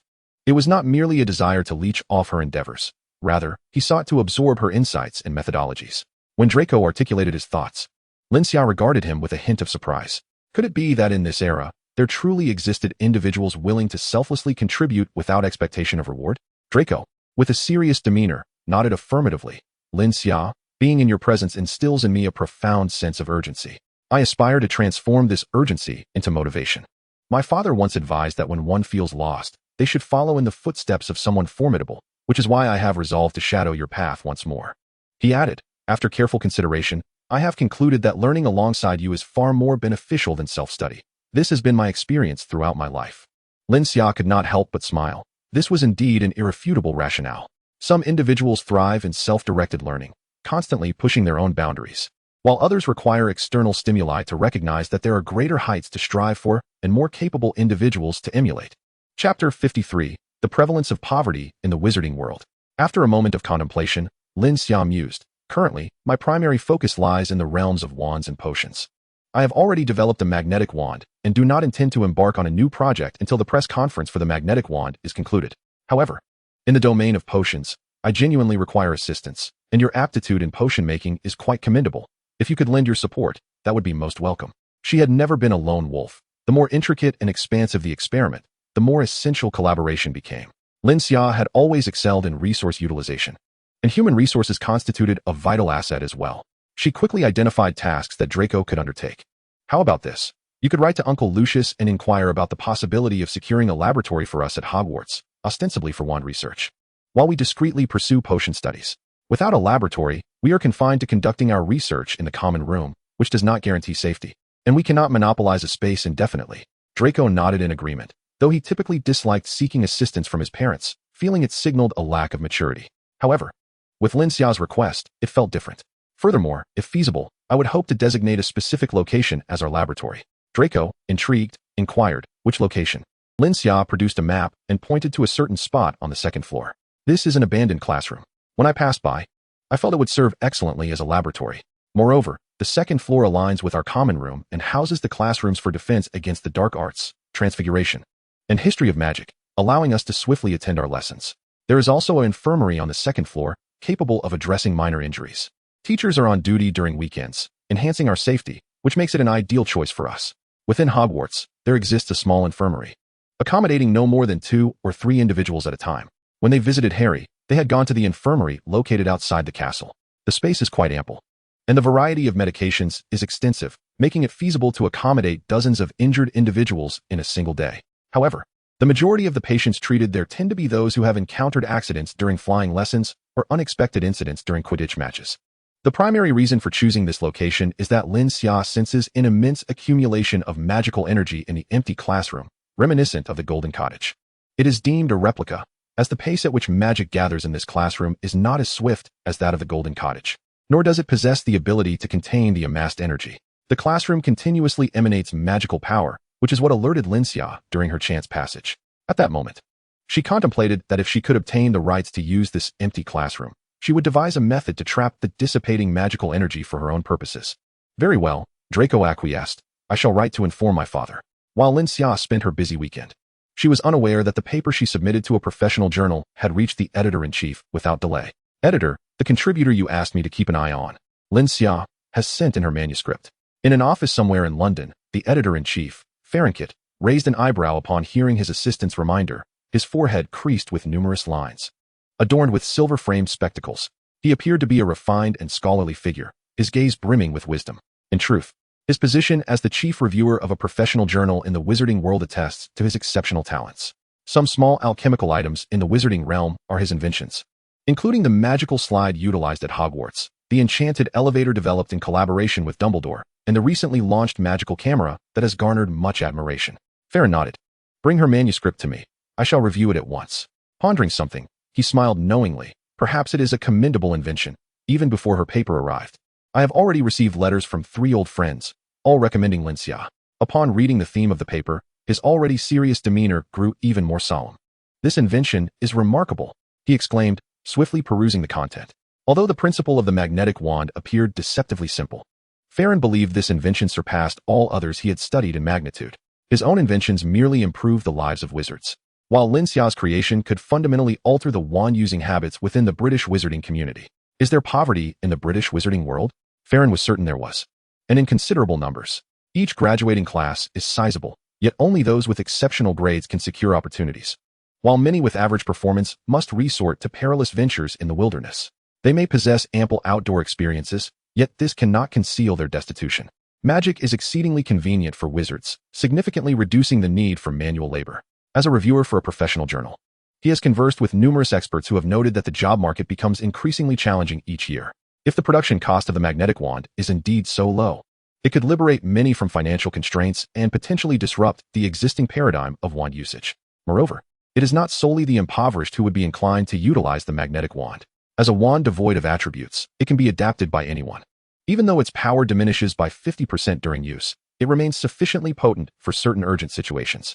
After all, the current predicament is such that one must either wield their own bespoke wand or risk utilizing another's wand, which, if not attuned, may yield merely 10% of its capability, if that. The likelihood of the wand sustaining damage due to incompatibility is far greater. Farron promptly initiated tests on the magnetic wand, utilizing the specialized experimental department within the office. Given that 2 magnetic wands were included among the samples received, Farron contemplated for a moment before dispatching the additional wand to the Ministry of Magic, accompanied by a report detailing the properties of the magnetic wands, along with a note requesting that the ministry assign relevant personnel to conduct experimental tests on the magnetic wand. In just 2 days, Farron confirmed the characteristics of the magnetic wand. With the endorsement of 2 esteemed masters of wand-making, its safety and reliability were beyond doubt. The experimentation was merely a formality. Farron had anticipated a wait of 1 to 2 months, as the Ministry of Magic was notoriously slow. Were the ministry consistently this efficient, the annual approval ratings of wizards would likely not be so low. Reflecting on this, Farron promptly relayed the news to his 2 friends teaching at Hogwarts. They had just navigated a particularly busy weekend.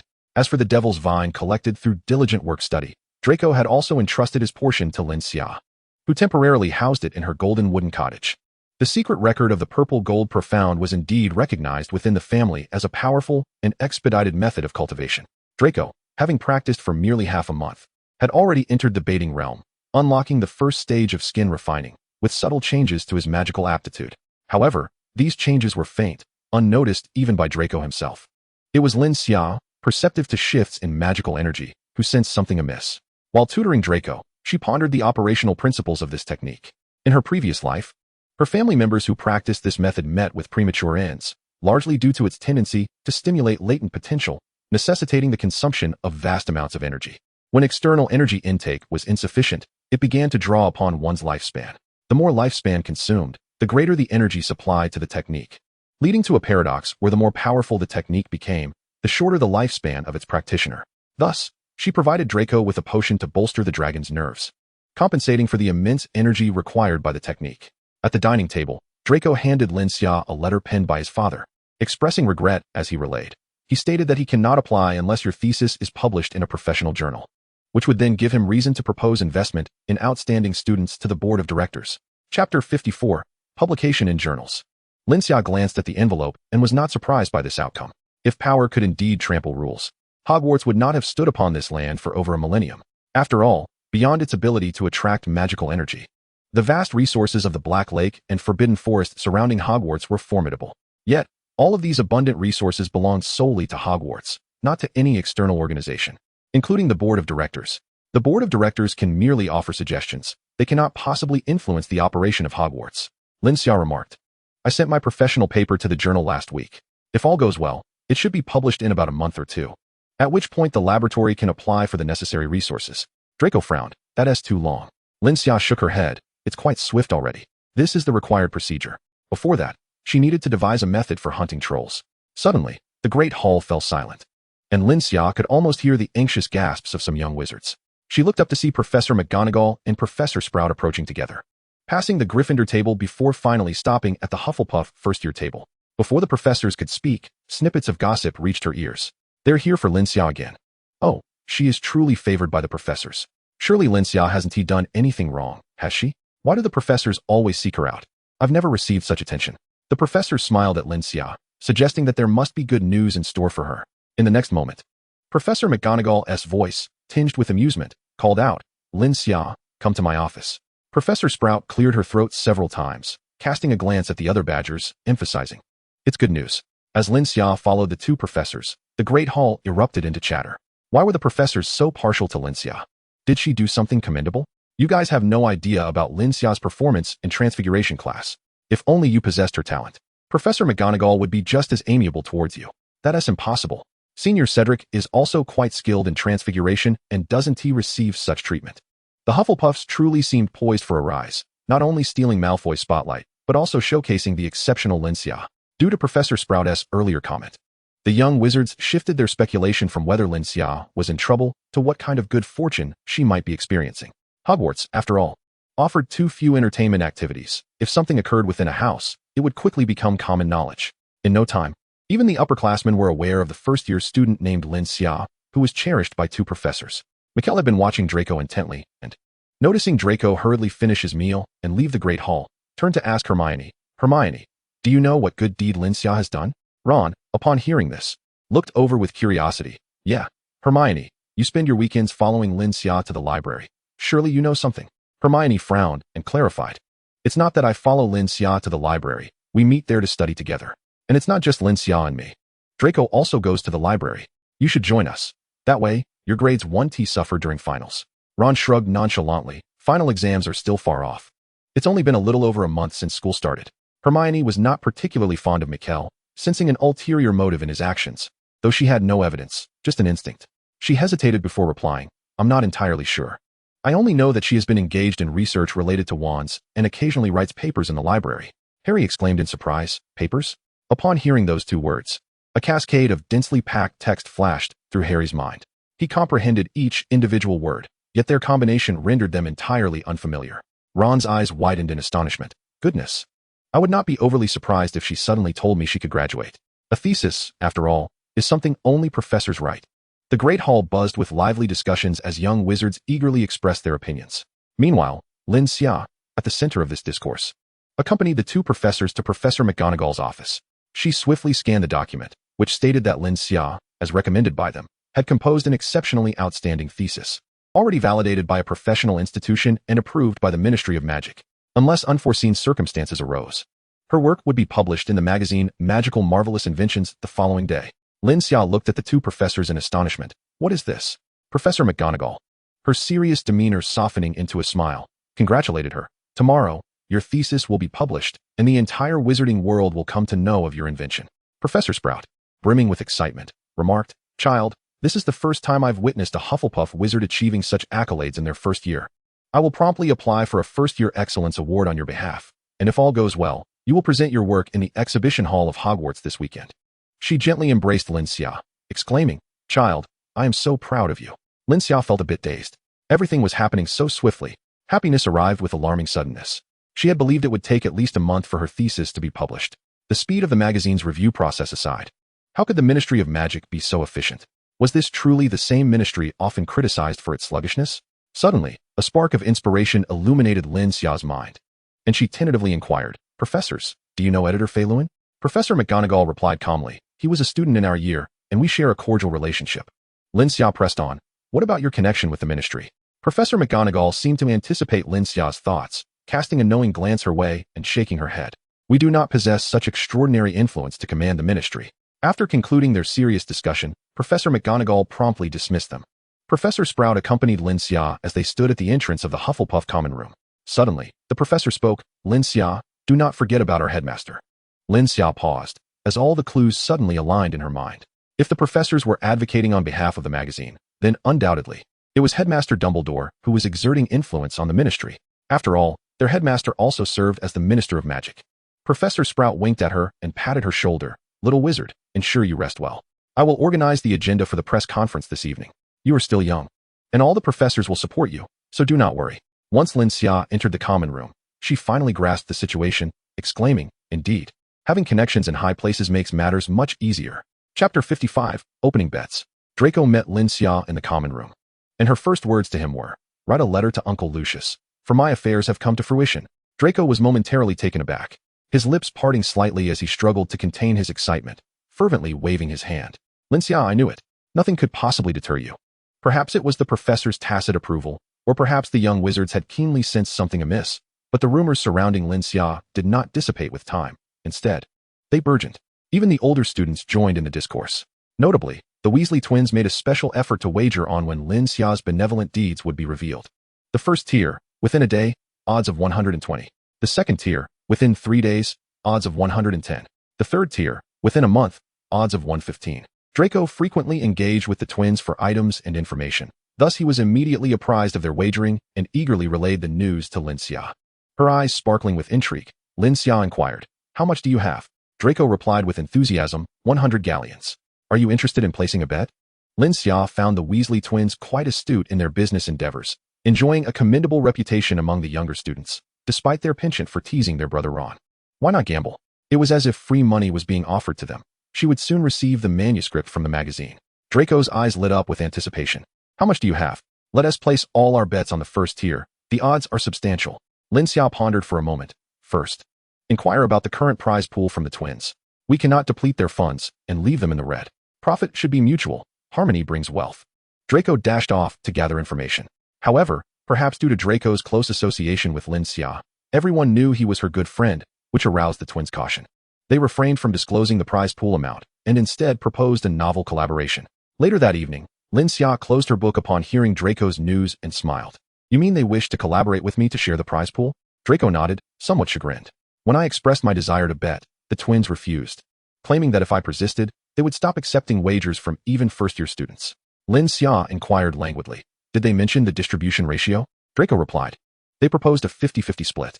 Lin Xia decisively stated, "They shall take 40%, and we shall take 60, of which I will allocate 10% to you. You shouldn't run errands for free. If they accept this proposal, you may divulge my information to them." Draco hesitated. "What if we negotiate further? You could take 70%. They are leveraging your reputation for their betting."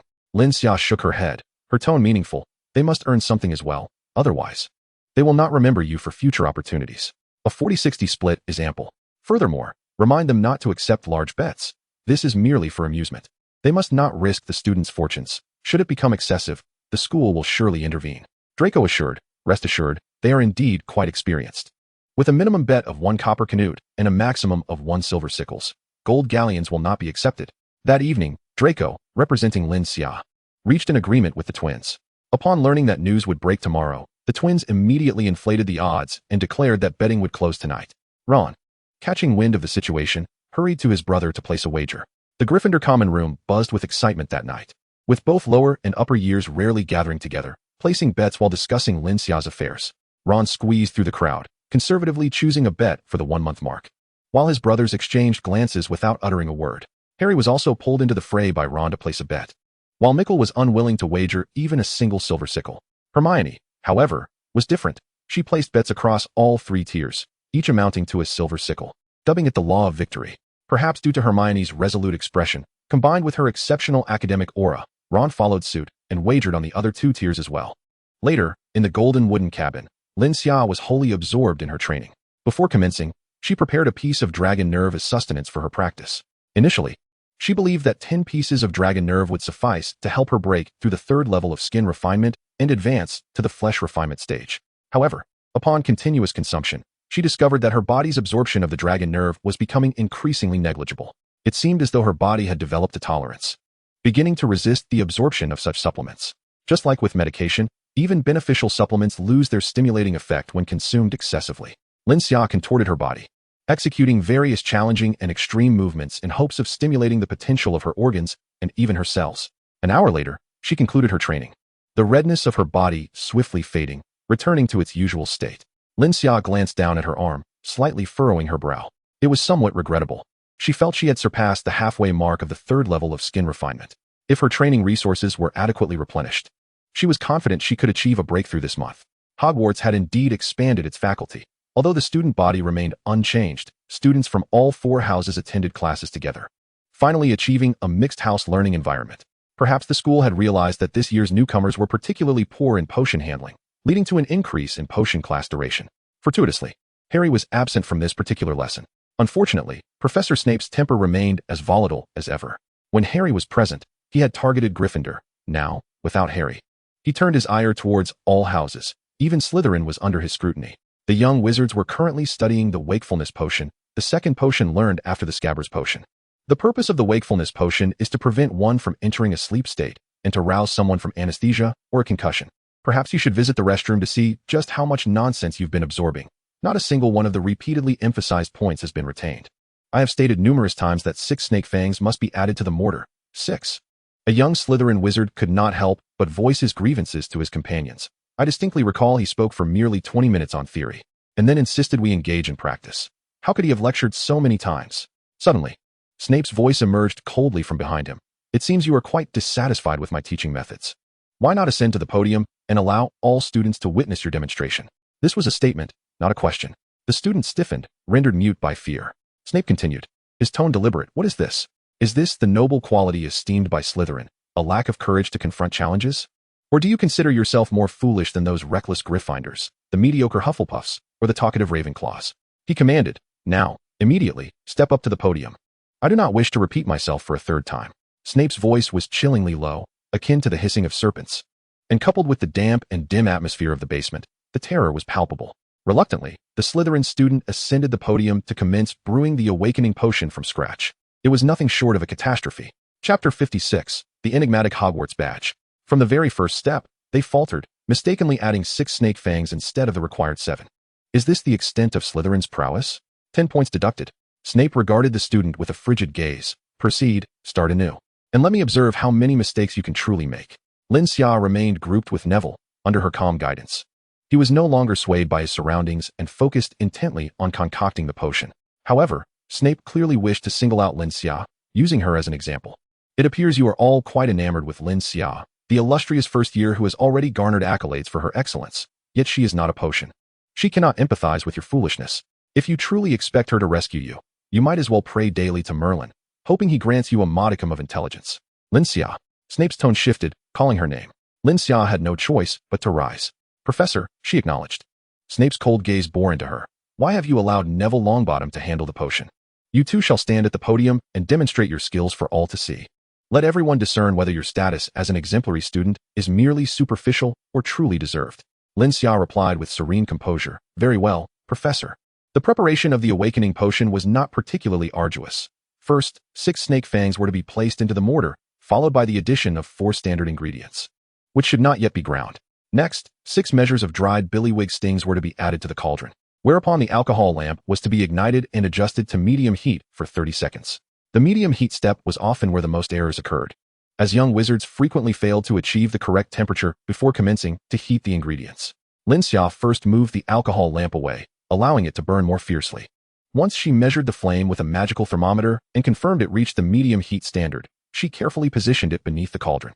Throughout this process, her hands remained remarkably steady, as if she were impervious to the searing heat of the medium flame. It was at this moment that Snape noticed Lin Xia was adorned with gloves as delicate as gossamer, clearly designed to insulate against temperature. As the heat was applied, Lin Xia ground the materials in the mortar, subsequently dividing the finely milled mixture into 4 portions, which she added to the crucible one by one. In the process of concocting the potion, her movements lacked the strict precision characteristic of Draco. Instead, they were relaxed and casual. While others approached potion making with a sense of impending dread, Lin Xia found it as soothing as listening to music.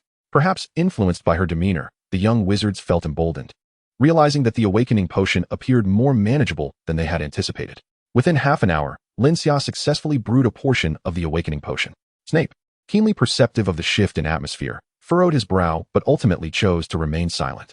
After Lin Xia descended from the platform, another student completed the awakening potion. Shakily making his way down, he dared not meet Professor Snape's gaze, fortunate that the professor paid him no mind. Lin Xia pondered the meaning of being an exemplary student. When had she earned such a title? Although she had heard of it and knew the professor intended to advocate on her behalf, the details remained elusive. Professor Snape, standing at the podium, let out a heavy, disdainful snort. If you are not leaving the classroom, do you wish to remain for additional practice? The young wizard scurried away in an instant. Lin Xia glanced at Snape and nodded in gratitude. Snape turned his head, indifferent to her gesture. The dining tables and dishes gleamed as if brand new. Daylight rendered candles unnecessary, yet numerous inverted flowers floated in the air. Looking up, the blossoms appeared like stars adorning the sky. In the heart of the hall, the professors from the 3 houses had arrived, causing the entering young wizards to instinctively tread lightly. They also noticed that the rare upperclassmen were present in full force, clearly aware of something significant. Shortly after Lin Xia's arrival, Snape joined the ranks of the professors. Professor McGonagall then raised her arm and tapped a silver spoon against a glass. Ding dong. With a serious expression, Professor McGonagall announced, "We shall now hold the ceremony for awarding exemplary students. I kindly ask the students whose names are called to approach the podium." Some young wizards began to grasp the significance of the moment, glancing toward Lin Xia. The Gryffindor quartet quickly inquired among their peers, and upon learning the news, Ron straightened up, his chest puffed out, and a radiant smile gracing his face. His friend, of first year, was to be recognized as an exemplary student.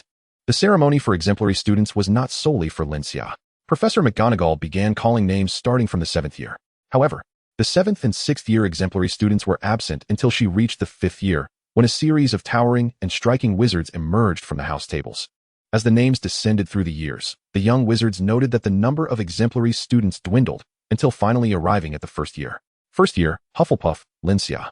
Professor McGonagall pronounced slowly, "She has demonstrated extraordinary wand talent, creating the magnetic wand, which has transformed the landscape of custom wands within the wizarding world, breaking the lowest barriers of wand capability and making it accessible to all.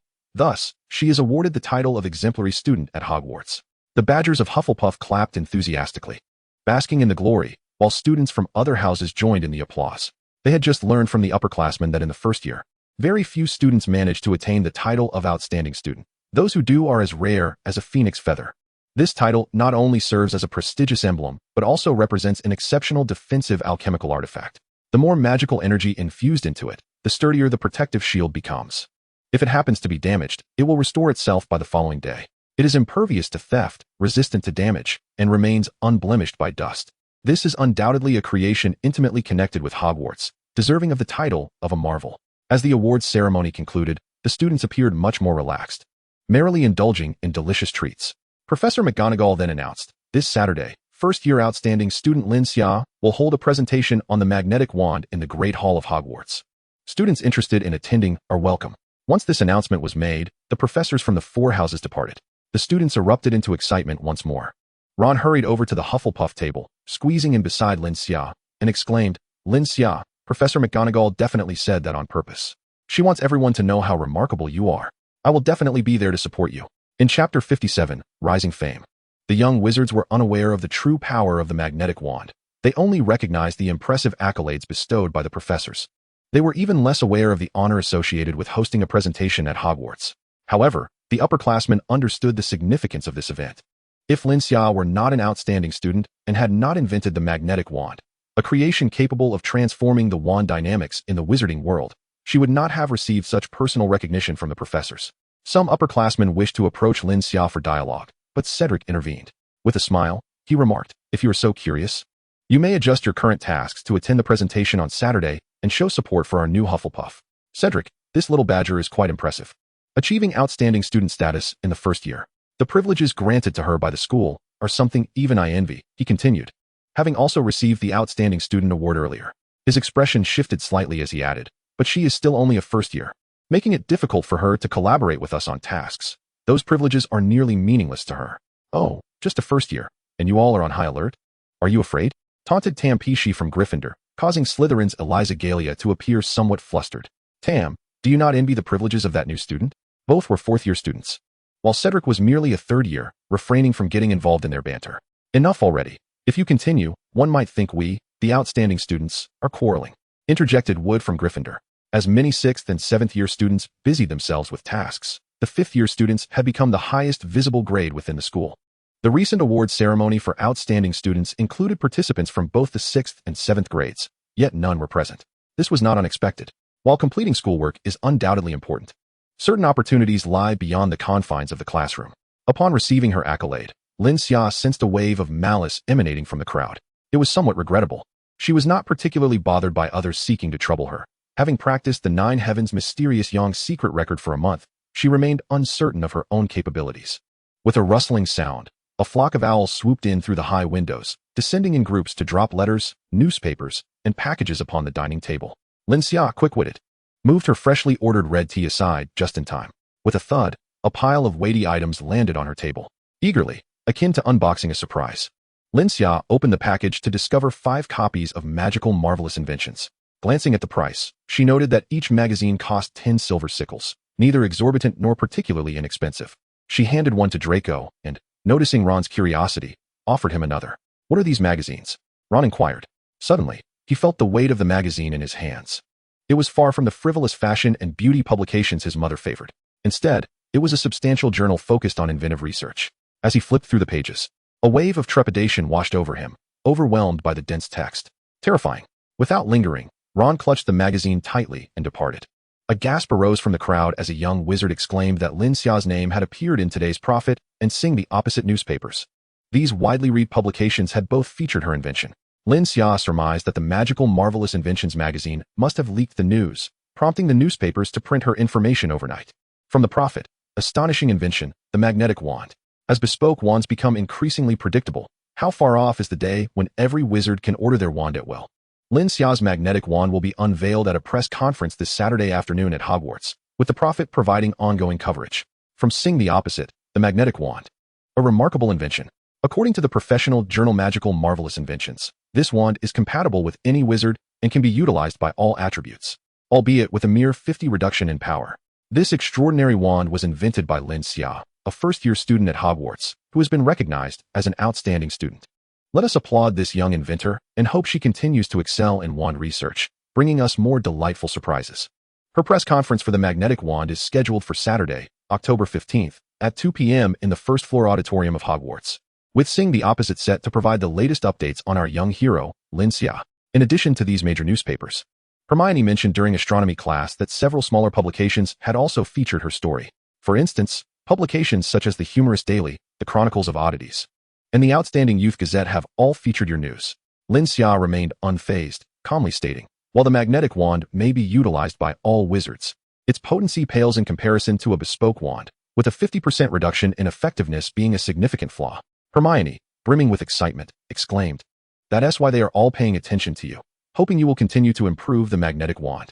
Lin Xia shook her head. "That is exceedingly challenging, nearly impossible to achieve. I would prefer to release the database for other institutions to research, collecting a fee for the utilization of knowledge patents instead." "Hello, Lin Xia. May I take a moment of your time?"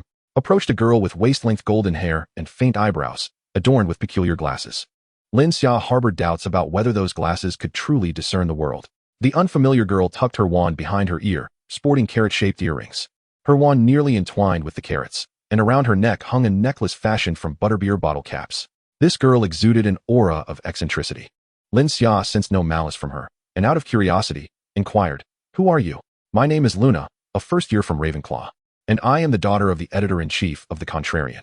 At noon, I received a letter from my father, who wishes for me to interview you, striving to secure the opportunity before anyone else. As Luna spoke, she removed her striking glasses. Lin Xia met her silver-gray eyes for a moment and retorted, "You are remarkably candid with me. Is that advisable?" Luna smiled back, a glimmer of liveliness in her gaze. "You are astute. I can sense that your intellect surpasses that of most Ravenclaws. When conversing with the clever, it is best to be forthright. What benefits can I derive from your interview?" Luna replied slyly, "I possess no money. If it were a matter of payment, the Daily Prophet would certainly offer a superior price compared to the Contrarian. Hence I have decided to approach it from a different angle." She paused, adding, "For instance, you could gain my assistance." Her tone was light, almost reminiscent of a whisper, yet her expression conveyed earnestness. Lin Xia pondered for a moment and asked, "Are you aware of the meaning of your name?" Luna tilted her head. "Luna, your name means moon in French, signifying the moon goddess," Lin Xia stated calmly. "And I have a fondness for the moon." Chapter 58, The Magnetic Wand Launch Event. Lin Xia acquiesced to Luna's interview, though she lacked a camera. Consequently, the following day, Luna sought out Ron Weasley from Gryffindor, a slight boy perpetually brandishing a magical camera, hailing from the Muggle world, eager to capture photographs to show his Muggle parents. He took a portrait of Lin Xia during the interview. Surprisingly, the photo turned out remarkably well, showcasing a level of skill akin to that of a professional photographer. Upon inquiring, Lin Xia discovered that his family operated a photography studio in the Muggle realm, specializing in ID photos, which explained his adeptness. The student interview was straightforward. Even if the photos were to be published, there was no need for special preparations. Lin Xia's Hufflepuff attire was the finest choice. Luna and Lin Xia did not prepare their scripts in advance. All interviews were spontaneous. Upon learning of this interview format, Draco exhibited some resistance and specifically sought to communicate with Luna. However, Luna resolutely declined Draco's request. I observed that Lin Xia was surrounded by numerous ethereal white sprites, whose hearts were imbued with purity. I refrained from posing overly intrusive questions, for the sprites would be the first to unleash their wrath upon me, igniting my very spirit with their fiery torment, subjecting me to relentless suffering day and night. She resembled a madcap maiden. Lin Xia smiled gently, assuring, "Rest assured, Luna possesses discernment and will not cross any boundaries with her inquiries." Draco, perplexed, queried, "How can you be so certain?" Although I could not decipher the true nature of the white sprites encircling me, I grasped that the spiritual fire she referenced was not a literal flame, but rather a conflagration of the soul. Should she dare to inquire too boldly, the guilt within her would be sufficient to render her restless, tormenting her ceaselessly. Draco remarked, "What an advanced level of comprehension." 2 days later, facilitated by Professor Sprout, Lin Xia made contact with the staff of the Daily Prophet, providing them with an interview piece. This time, she was rewarded handsomely with a sum of 50 galleons. It was said that the Daily Prophet originally intended to merely report on her press conference that Saturday. However, they were taken aback by the audacity of Singing Contradictions, which published Lin Xia's interview on the third day, leading to a sellout of the newspaper. The public exhibited great interest in this young inventor, prompting a deluge of complaint letters to the Daily Prophet from readers who were incredulous that the so-called officially supported publication was outperformed by the grassroots Singing Contradictions. To loyal readers of the Daily Prophet, the latter was merely a second-rate paper prone to exaggeration. Under pressure, after Lin Xia had successfully negotiated twice, they raised her remuneration from 30 to 50 galleons. Lin Xia felt that the compensation could be even greater, yet she was disinclined to engage in further disputes with the Daily Prophet. Meanwhile, Lin Xia's prominence at school surged this week. Not only were the younger witches and wizards intrigued by her, but even the older students were captivated by her scholarly pursuits. The younger students were curious about her character and academic achievements, while the older students were primarily interested in her intellectual contributions. Consequently, Ron found himself besieged with requests to borrow the magazine Magical Marvelous Inventions. His brothers, George and Fred, detected a lucrative opportunity and proposed that Ron sell the magazine to them for 1 galleon. They would transcribe Lin Xia's article and sell it to interested students. A professional magazine typically costs 10 sickles, yet they planned to sell Lin Xia's article for merely 5 nuts. Ron's eyes sparkled with ambition, eager to capitalize on the opportunity. But he struggled to maintain his integrity. This magazine was a gift from Lin Xia, and he had not spent a single coin on it. If he were to sell it, he deemed it only right to consult her first. During a break, Lin Xia was somewhat astonished to hear Ron discussing a particular matter. For the entrepreneurial acumen of the twins was indeed impressive, demonstrating a keen sense for seizing opportunities. She inquired of Ron, "What are your thoughts?" Ron candidly replied, "I wish to sell it." Lin Xia chuckled softly. "Ron, if it's merely the price of a single galleon, that would undervalue your brothers. If you trust me, propose a profit-sharing arrangement with them." "Profit-sharing?" She continued, "You should tell them that regardless of how they set the price, for every paper sold, I shall require 1 canute." Otherwise, I shall not engage in the transaction. Hermione concurred. Even first-year students are eager to read Lin Xia's papers. Opting for a profit-sharing model holds greater promise. Although Ron was not adept at arithmetic, he found courage in the counsel of the two brightest individuals and approached his brothers for negotiation. George and Fred regarded Ron as no longer their cherished brother, only willing to offer 1 galleon for outright purchase, while refusing to pay 1 canute for each sale. With determination, Ron declared, "Then I shall not sell." George and Fred exchanged glances, and in unison, they extended their hands. "All right, it's a deal." Ron, bewildered, reached out to shake hands with them, struggling to comprehend how his brothers, who had been so adamantly unwilling just moments before, could now be so jovial about the agreement. The swiftness of their change was astonishing. By Friday, the Daily Prophet finally published an interview featuring Lin Xia. The distinguished first-year student received accolades from professors of all 4 houses, praised for her remarkable ability to unearth materials, heralded as the progenitor of the magnetic wand. A multitude of accolades accumulated upon Lin Xia, drawing the attention of certain individuals within the wizarding community. The Malfoy family, anticipating this, had disseminated word that Lin Xia's family shared a profound bond with them. Consequently, some envious gazes merely lingered on her momentarily before swiftly dissipating. As time passed, Saturday morning arrived. Professor Sprout had graciously excused 2 students, allowing Lin Xia ample time to prepare for the launch event. Draco appeared somewhat anxious, agonizing over whether to wear his uniform or a smart suit. Before he could finalize his decision, Lucius and Narcissa, along with Lin Xia's parents, Lin Rue and Xiali, had already arrived at Hogwarts. They had contacted the Hogwarts administration on Monday, requesting to attend Lin Xia's magnetic wand launch on Saturday. Access for outsiders to Hogwarts is typically quite restricted. However, upon recognizing the Malfoy family and Lin Xia's parents, the administration quickly issued them passes. "My child, I am so proud of you." Xiali embraced Lin Xia, who was adorned in a white dress, the edges delicately embroidered with soft green jasmine flowers, exuding the fragrance of jasmine. Leaning against her mother, Lin Xia inhaled deeply, relishing the comforting scent. "Mother, father, are you leaving today?" she asked. Lin Rue shook his head. "No, having come to Hogwarts, your mother and I will depart on Monday. We shall be staying in Hogsmeade for the next couple of days, and will take you for a stroll around the village." Lin Xia nodded with delight. Draco gazed longingly at Lucius and Narcissa. Lucius remained silent, while Narcissa could no longer contain herself. She gently caressed Draco's cheek, furrowing her brow, as she noticed her son's considerable weight loss. "I will accompany you and Aunt Shaylee, and together we shall explore Hogsmeade Village," she assured. At this, Draco's expression finally relaxed. Shaylee inquired, "How is the press conference proceeding? Do you require my assistance?" Lin Xia shook her head. "The professors have arranged everything for me. My parents merely need to sit in the audience and watch me present." After a moment's contemplation, she added, "However, once the presentation concludes, many reporters will likely wish to interview me, so I will need your help to fend them off." Lin Rue stepped forward, embracing his daughter. "Of course. I am proud of you." As they parted, Lin Xia discreetly felt a ring being slipped into her hand. Seemingly nonchalant, she placed her hand into her small handbag, retrieving a refreshing mint candy. Chapter 59. The Art of Deception. At 2 in the afternoon, the press conference for the magnetic wand officially commenced. This event was primarily a presentation. Ollivander served as the main questioner. Such instances were rare. Typically, only the foremost researchers in theory could address all inquiries. The atmosphere of the conference was exceedingly serious, causing the young wizards in attendance to tremble in apprehension. They perceived that Lin Xia on the podium bore an uncanny resemblance to Professor McGonagall, both in stature and expression. How frightening. Is this the standard of a first year capable of presenting a paper? In addition to Ollivander, several other scholars specializing in wand research posed questions to Lin Xia.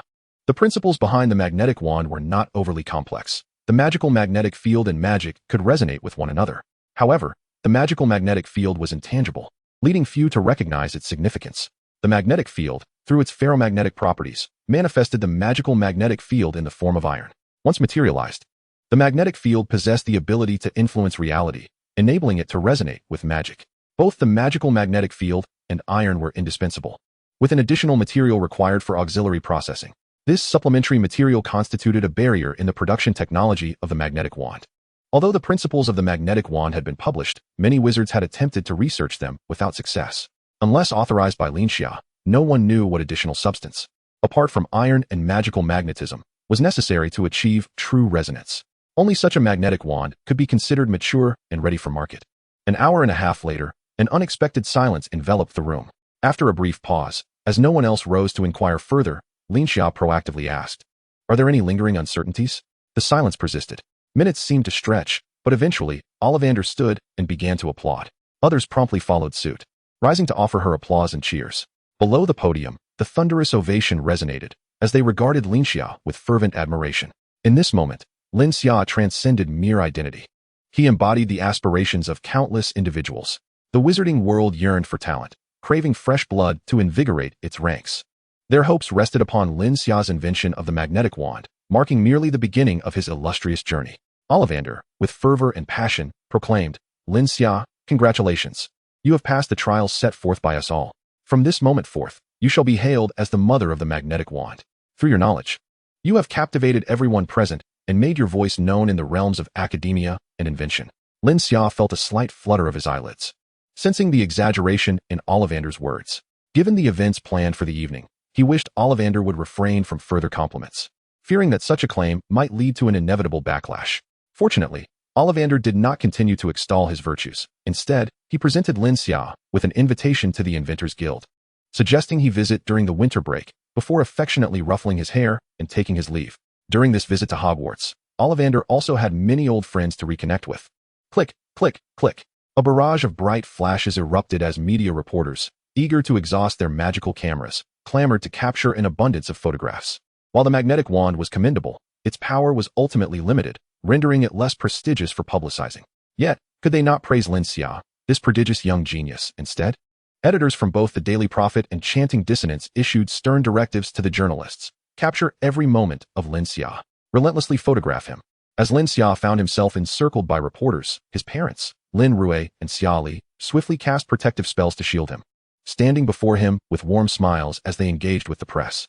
Following a coordinated effort by his parents, Lin Xia consented to interviews with both the Daily Prophet and Chanting Dissonance. This satisfied the major press outlets while also accommodating the requests of smaller publications, resulting in mutual contentment. Time slipped by, and evening arrived. After completing the final interview, Lin Xia accompanied his parents as they departed Hogwarts for Hogsmeade. The winding path outside the castle seemed to mirror the buoyant spirits of Lin Rui and Xia Li. Xia Li wore a subtle smile, her flowing black hair cascading lazily around her face, framing her gentle features. She regarded Lin Xia with a knowing gaze. "Speak up, my dear. You have been rather evasive and distracted on this journey, and you specifically requested that we not accompany the Malfoy family tonight. What are you planning?" Noticing his mother's perceptiveness, Lin Xia raised his wand and cast a listening protection spell before replying. "I just had an idea. Since you both are here, I would like you to cover for me while I retrieve something from a certain place." From a young age, Xia Li recognized Lin Xia's remarkable intelligence. At times, she felt as though she were conversing with a peer. However, considering Lin Xia's awakening of the bloodline of the Eastern Dragon at birth, with a concentration far exceeding theirs, and the unlocking of profound techniques hidden within his lineage, her astonishment was tempered. Lin Rui and Xia Li exchanged a glance, respecting their daughter's privacy and refraining from probing into her intentions. Lin Xia smiled knowingly. "Father, that power is ingrained in my very blood. How could I ever forget it?" Lin Xia led them to a seemingly inconspicuous spot in Hogsmeade, casually passing by a wall. In the next moment, Shaylee grasped Lin Xia's hand and cast an invisibility spell upon her, while Lin Rui snapped his fingers, summoning a doll identical to Lin Xia to occupy her previous position. Eastern bloodline sorcerers excel in wandless magic, drawing upon the innate magical power coursing through their veins, executing subtle gestures that rival the might of wand-wielding wizards. The wall automatically retreated a step, revealing a spacious underground staircase. Lin Xia stepped inside, and the wall swiftly restored itself to its original state. Shaylee, intrigued, gazed at the wall, remarking, "It seems our daughter harbors many secrets." Lin Rui chuckled nonchalantly in response. Which Eastern sorcerer is without secrets? Chapter 60, Poisoning the Giant. As the wall closed behind her, Lin Xia was enveloped in darkness. A flicker of luminescence. The tip of her wand emitted a sparkling glow, following the path she had envisioned in her dream. She walked for approximately 20 minutes. Before her appeared a sturdy, brownish-gray wall, seemingly a dead end. However, Lin Xia lowered her head and forcefully stepped on a particular tile 3 times. The floor suddenly expanded outward, revealing a spacious staircase below. Continuing her descent, the surroundings plunged once more into pitch darkness. She keenly sensed that this darkness was even more profound than the path she had traversed earlier. Increasing the brightness of her luminescence, she raised her wand before her. As Lin Xia walked, she silently counted the seconds in her mind. Darkness can consume all of one's senses, rendering the passage of time imperceptible. After 3 minutes, Lin Xia encountered another wall. This time, she merely extended her hand to the edge of the wall and softly uttered, "Blood washes away glory." This phrase seemed to serve as a command, causing the wall to open automatically, a beam of bright light streaming through the gap, prompting her to instinctively close her eyes. When the wall fully opened, Lin Xia reopened her eyes, now acclimated to the brightness outside. Stepping through, she found herself in a secret passage on the 5th floor of Hogwarts, with a mirror not far away. Lin Xia's heart raced. She had succeeded. In her dream, the secret passage controlled by Quirrell connected Hogsmeade to the 5th floor of Hogwarts, utilizing the invisibility spell her father had cast upon her. She bypassed the moving staircase and stood directly at the staircase, casting a levitation charm upon herself before leaping. Lin Xia floated gracefully through the air, the usually bothersome moving staircase transforming into a delightful backdrop. With a sense of playful curiosity, she took her wand and poked the mischievous poltergeist that floated by her side. The poltergeist widened its eyes in surprise, hastily covering its arm, then spun around furiously. Some naughty little wizard must have thrown something at me. I shall make him pay. Its shrill voice brimmed with indignation. With a graceful landing, Lin Xia swiftly made her way to the basement. Suddenly, a voice echoed nearby, prompting Lin Xia to halt, leaning against the wall and slowing her breath. Professor Snape, I always hear strange noises in the basement. I suspect there may be snakes lurking. I have heard that Professor Quirrell's snake has vanished, and it must be hiding in the empty room of the basement.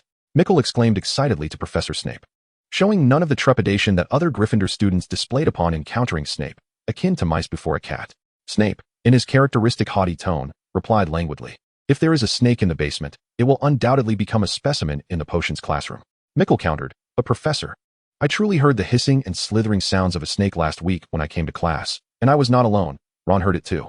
Snape abruptly halted, looking down at Mickle with an air of superiority. Since both of you heard it, why is it that only you have come forward?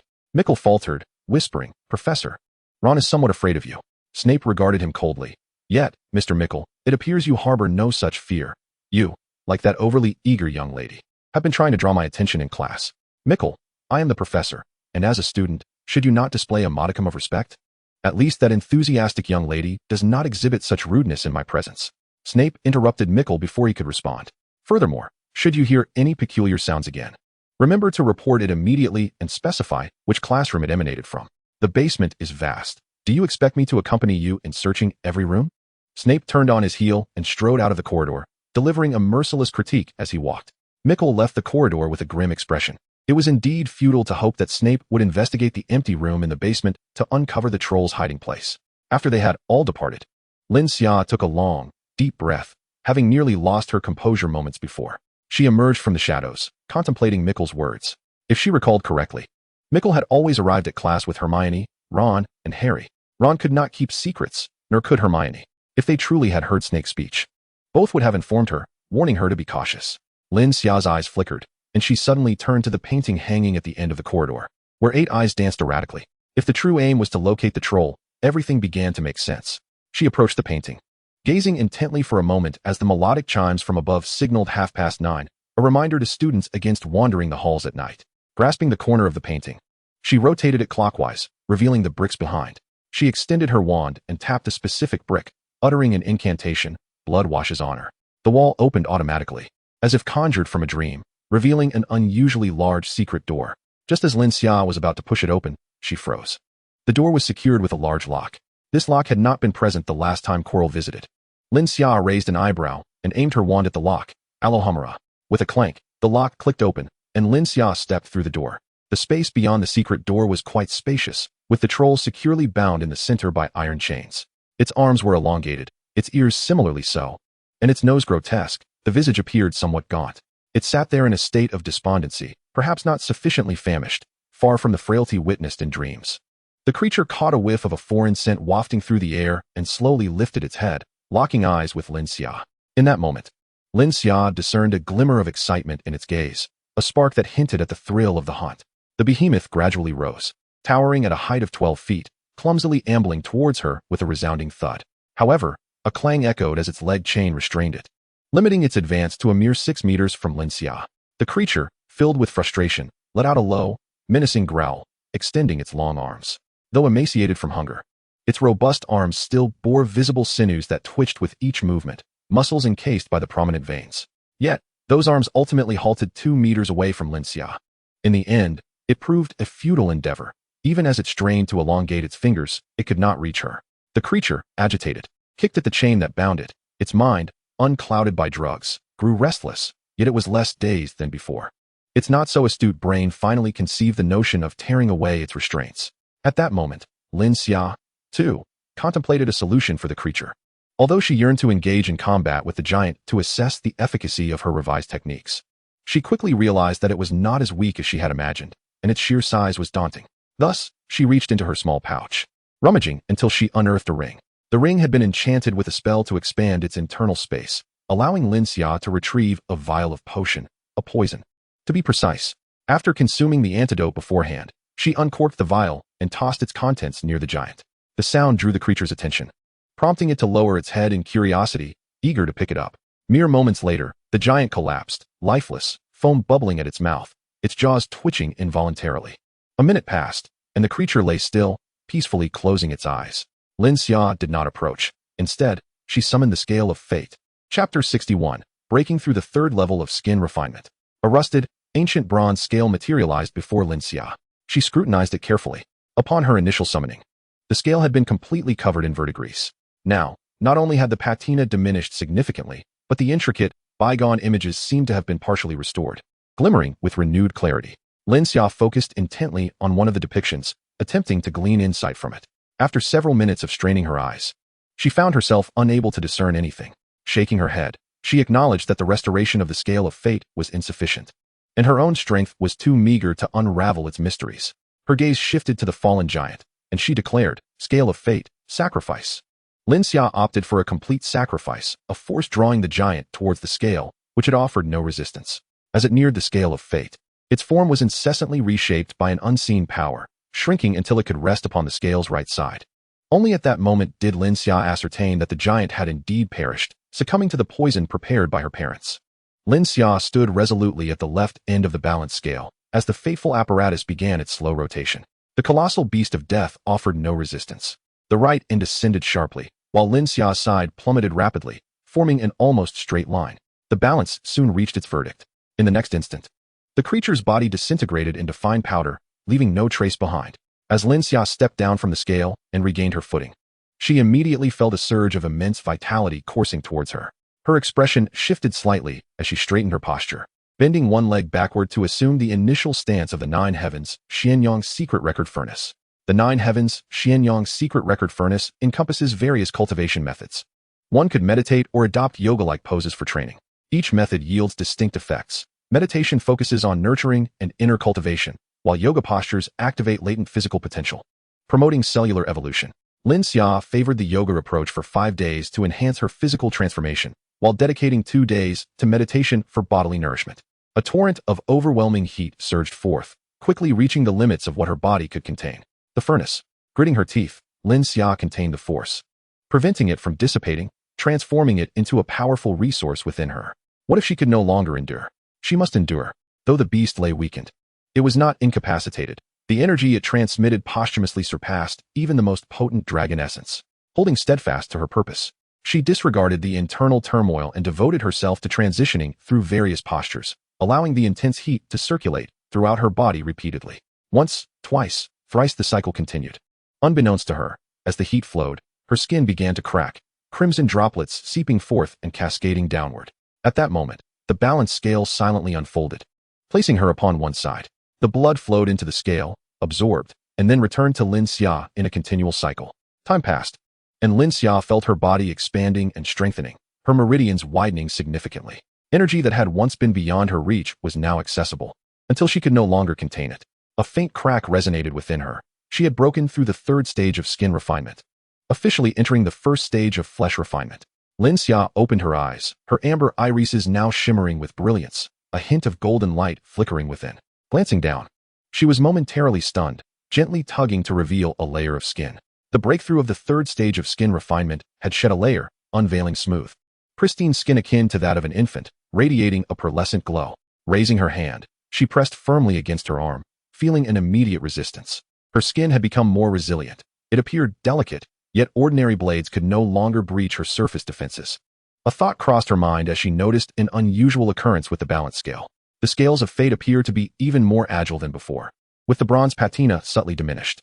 Simultaneously, a new feature has been introduced, the ability to offer sacrifices independently, in the presence of deceased beings or items. Sacrifices can now be made without the necessity for a person or creature to stand on the opposite side of the scales.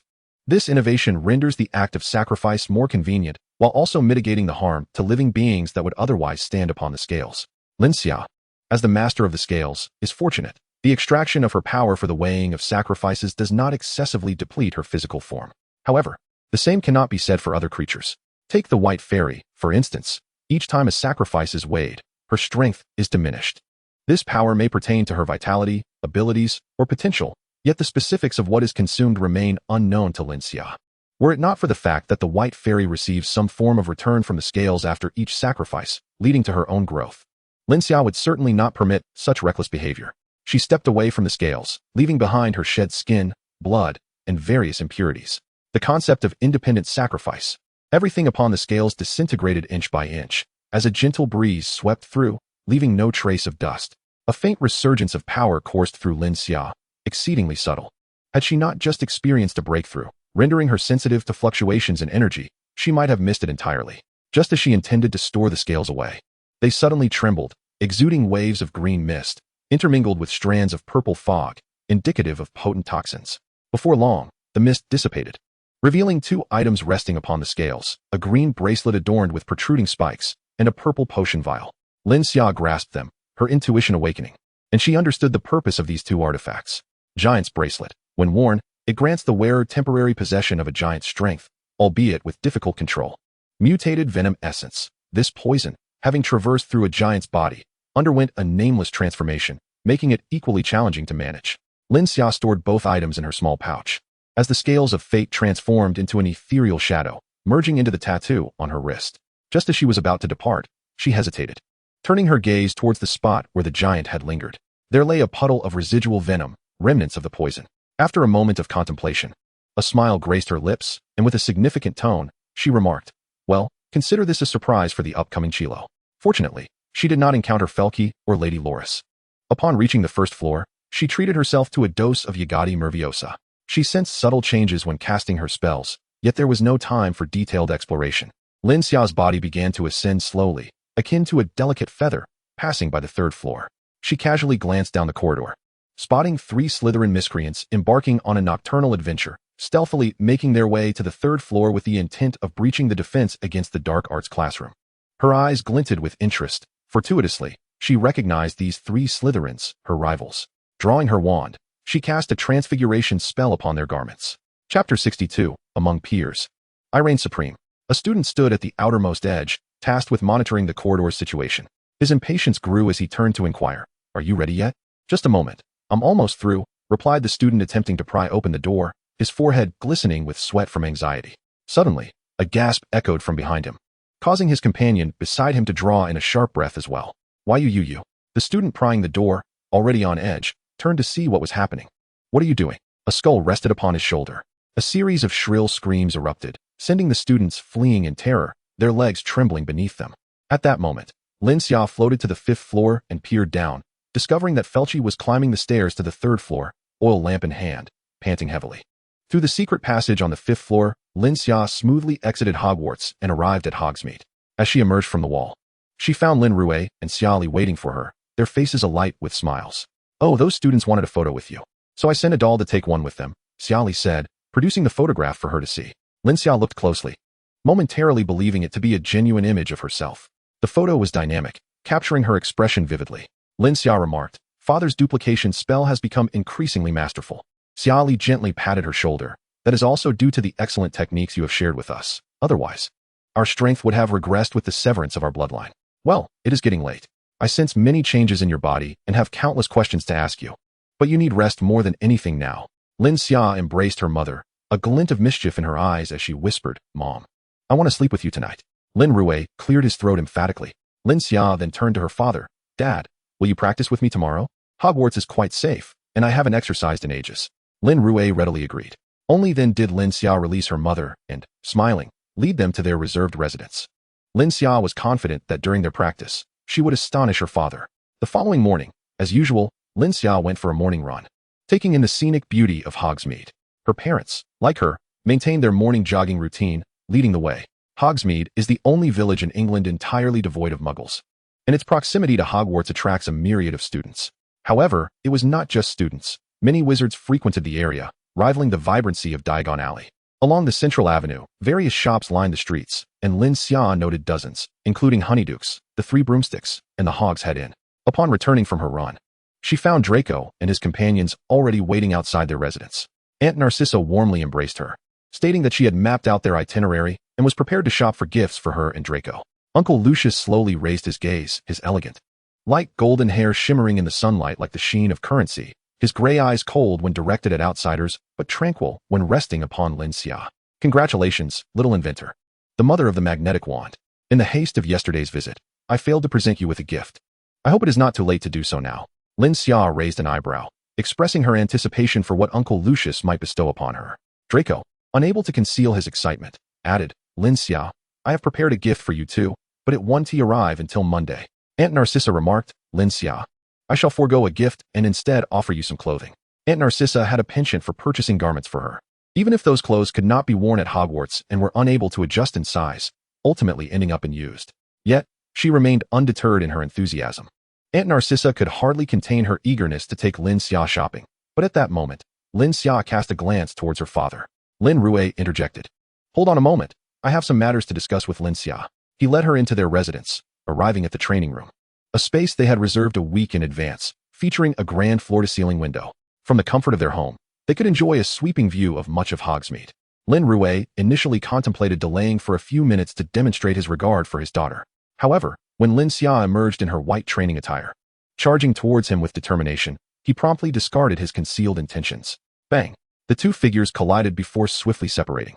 Lin Xia nonchalantly flexed her ankle while Lin Rue pondered the force of their recent impact on his arm. Before he could fully grasp the situation, Lin Xia initiated a second wave of assault. In sparring with her father, Lin Xia never overthought her strategy. After all, he was not her adversary, and there was no need for a life-or-death struggle. Her father's physique far surpassed hers, and he possessed an abundance of magical prowess. If one were to categorize wizards into various tiers, Lin Xia believed her parents, even if not among the absolute elite, like Dumbledore or Grindelwald, undoubtedly belonged to the upper echelon just below the pinnacle. Thus, her sparring with her father served primarily as a means to validate her own learning, giving her a clearer understanding of her own standing. Bang! Another collision ensued. This time, Lin Xia did not retreat. Rather, she launched a relentless series of attacks, utilizing the strength of her core to deliver several elbow strikes aimed at Lin Rue's neck. He raised his hand, effortlessly deflecting her elbow strike. Unperturbed, Lin Xia transitioned to employing whip kicks, targeting his lower body. Bang, bang, bang. After half an hour, this vigorous exchange concluded with Lin Xia completely exhausted. Lin Rue, showing no signs of fatigue, calmly articulated her shortcomings during the onslaught. You have practiced with me since you were quite young. Back then, I remarked on your excellent technique. Yet the essence of combat lies in the prerequisite of strength. Only then can your skills be effective. I maintain that assessment even now. Lin Rue seemed to reflect on something, his expression softening slightly. However, this time I can sense that your technique has progressed, which is commendable. It is evident that you continue to diligently train at Hogwarts without becoming complacent. Furthermore, I have noticed a significant increase in your strength, far surpassing the level you exhibited upon your entrance over a month ago. He pointedly remarked, Lin Xia, this growth is quite abnormal. Have you engaged in any peculiar activities again? In her youth, Lin Xia often indulged in whimsical endeavors in pursuit of her cultivation, occasionally resulting in a chaotic surge of magical energy. Shaking her head, she confessed, Father, I had a sudden inspiration to modify the Nine Heavens Xianyang secret record, tailoring it more to my cultivation needs, albeit at the cost of increased difficulty. I fought you using this modified version. Lin Rue furrowed his brow, questioning, you altered the cultivation method yourself? Could this potentially harm you? Lin Xia shook her head again, asserting, not at all. You may regard it this way. Whether the original or the modified method, both resonate with my bloodline, which guided me in this endeavor. For Eastern bloodline practitioners, all actions are dictated by the bloodline's guidance. The tremors of the bloodline, stemming from its hidden power, provide the most compelling rationale. As expected, upon hearing this, Lin Rue expressed no further concern, simply advising, as long as you have control, that is sufficient. Curiously, Lin Xia inquired, so, Father, do you believe I could defeat a giant beast? Lin Rue pondered briefly before shaking his head. If it were at the peak of its power, then no. The giant beast possesses strength several times greater than yours at present. Yet, giants are rather foolish and slow in their movements. With your abilities, you could certainly outsmart and wear one down. And what if it were a weakened giant, one that had gone hungry for several days? Without hesitation, Lin Rue replied, then you could win in a direct confrontation. Although you may not compare to me, do not underestimate your own capabilities. In the British wizarding world, physical training is not a priority. In a duel of the same realm, you would undoubtedly be the best. After a pause, he added, if judged by Eastern standards, you are already worthy of being deemed a king among your peers. Chapter 63. Ron's Journey of Deception and Growth. Arriving empty-handed, he left burdened with gifts. After passing through Hogwarts security checks, Lin Xia carefully stored these gifts in her small bag. Upon entering the Hufflepuff common room, she found Ron, Hermione, and Harry present. Spotting Lin Xia, Ron immediately waved. Lin Xia, Lin Xia. Curious, Lin Xia asked, Ron, what brings you here? Ron nodded vigorously. Last week, I asked them for it, and they said it was still on sale, so they kept it on hold for me until it was sold out. This weekend, I inquired again, and they mentioned they had some stock left, but it required a significant price drop. I had to purchase 3 items to receive a single bronze canute. At that moment, I couldn't contain myself and threatened to inform my mother. If I did, no one would receive any galleons. Ron recalled how he received the money at noon, remembering how George and Fred had teased him when handing it over. George remarked, "Oh, our little Ron, still a baby who can't grow up without his mother." Threatening to tell, Fred added, "Ron, our dear little brother, we embrace your imperfections, acknowledging you are still a child. So, how much did you manage to get?" Draco inquired, getting to the heart of the matter. Ron cleared his throat, lifted his head, and declared with pride, "I acquired 3 gold galleons and 5 silver sickles from them, which includes the winnings from my bets." It was the first time Harry and Hermione heard him reveal such information. After all, without the magazine that Lin Xia gifted him, he would not have earned that money. However, instead of the cheers and applause he anticipated, silence enveloped the room.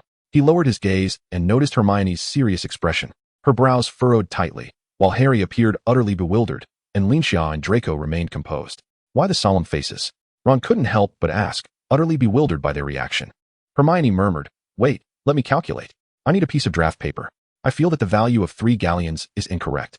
1 galleon equals 17 sickles, and 1 sickle equals 29 nuts, meaning 1 galleon equals." Lin Xia interjected, having done the mental math. 1 galleon equals 493 nuts. 3 galleons and 5 sickles equal 1,624 nuts. I didn't separate the winnings from my bets. I combined everything. Hermione's eyes brightened, right?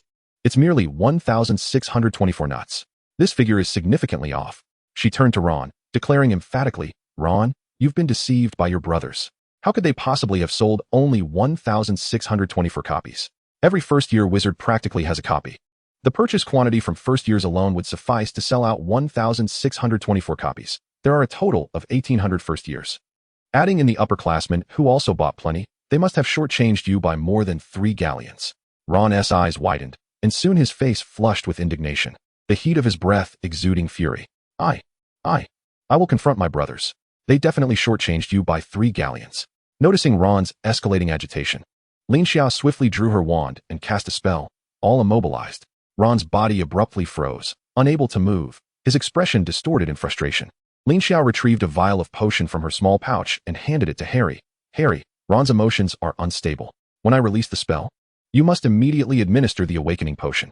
Harry nodded in a daze. Release the immobilization. Ron's body regained its movement, yet the fury within him still urged him to seek trouble with his twin brothers.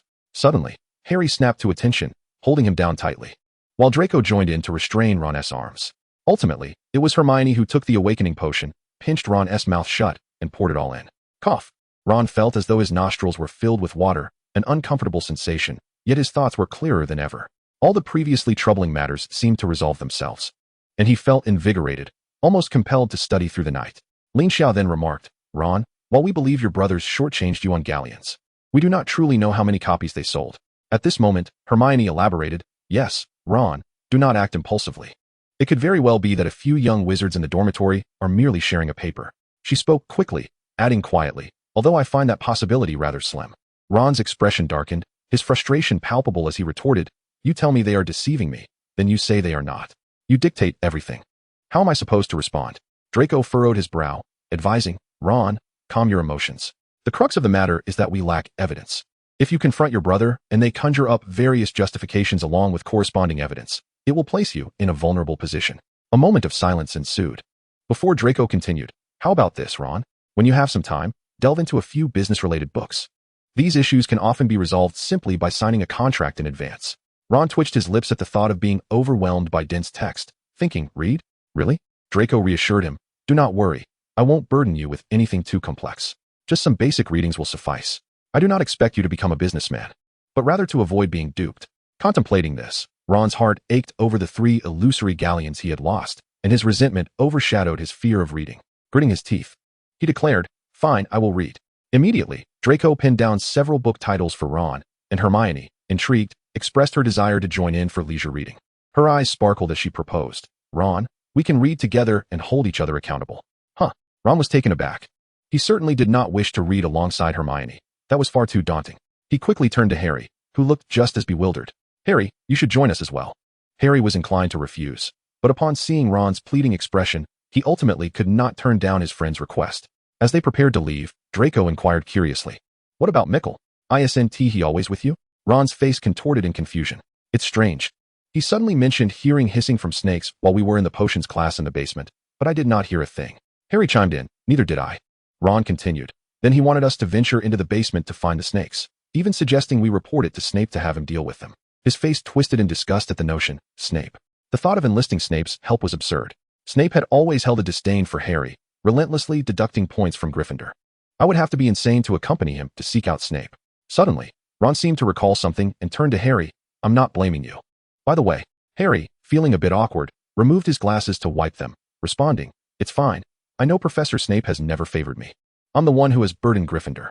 Chapter 64, Upgrading Magical Talent. As the recollection came to a close, a contemplative glint crossed Lin Xia's eyes. It appeared prudent to pay closer attention to Mickle's actions in the future. Perhaps each of his peculiarities hinted at a significant underlying matter. After an hour of practicing the 9 Heavens, Xianyang's secret record furnace, Lin Xia discovered that the effects of the dragon nerve potion had once again proven beneficial to her. Perhaps it is due to the body shedding, akin to a transformative rebirth, resulting in the prior drug resistance being metabolically diminished. This time, the absorption effect is somewhat stronger than previous attempts, yet still pales in comparison to the initial impact. This is entirely normal. Having reached the second major threshold of flesh refinement, her body has become notably more robust, consequently requiring a greater intake of energy. During this session of cultivation, Lin Xia feels her physique can still endure, thus she continues her practice. However, when a wave of fatigue envelopes her mind, she resolutely ceases her training. Continuing further could lead to erroneous movements, risking bodily harm, a loss far greater than any potential gain. Lin Xia glances at the enchanted clock, realizing that merely 10 minutes have passed. These 10 minutes of practice have exhausted her more than an hour of prior training. She gradually adjusts her breathing, adopting a meditative posture to restore her vitality. It appears that flesh refinement demands a more vigorous approach than skin refinement, necessitating the relentless extraction of her body's potential and pushing her limits. Once rejuvenated, Lin Xia retrieves all her gifts from her small bag, unwrapping them one by one.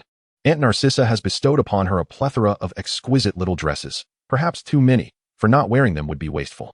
Lin Xia contemplates whether to don these garments over the weekend. Uncle Lucius's gift is a charming bear bracelet. Her father mentions that Lucius meticulously prepared the materials specifically for him to craft this piece. Upon discovering it was a feminine bracelet, fashioned in the shape of a bear, he surmised it was intended for her. Hence, he added a touch of personal flair, incorporating remnants of rare materials, resulting in a bracelet with considerably enhanced defensive capabilities than initially anticipated. This bear bracelet not only generates a magical shield against physical assaults, but also wards off mental disturbances, rivaling Draco's protective ring. Lin Xia adorns her wrist with the bear bracelet and proceeds to open the gifts from her parents. Their present is particularly special. It is an extraordinary egg discovered during their expedition in the Amazon rainforest. The egg is substantial, slightly shorter than Lin Xia, and rotund, resembling a plump sphere, with an ancient, muted green shell. Her parents explain that the egg possesses but a faint glimmer of life, on the brink of perishing, perhaps due to its frail vitality. The shell's verdant hue has gradually succumbed to a layer of lifeless gray. In their own words, although the egg's life force is tenuous and it may die at any moment, they can sense a formidable energy within it.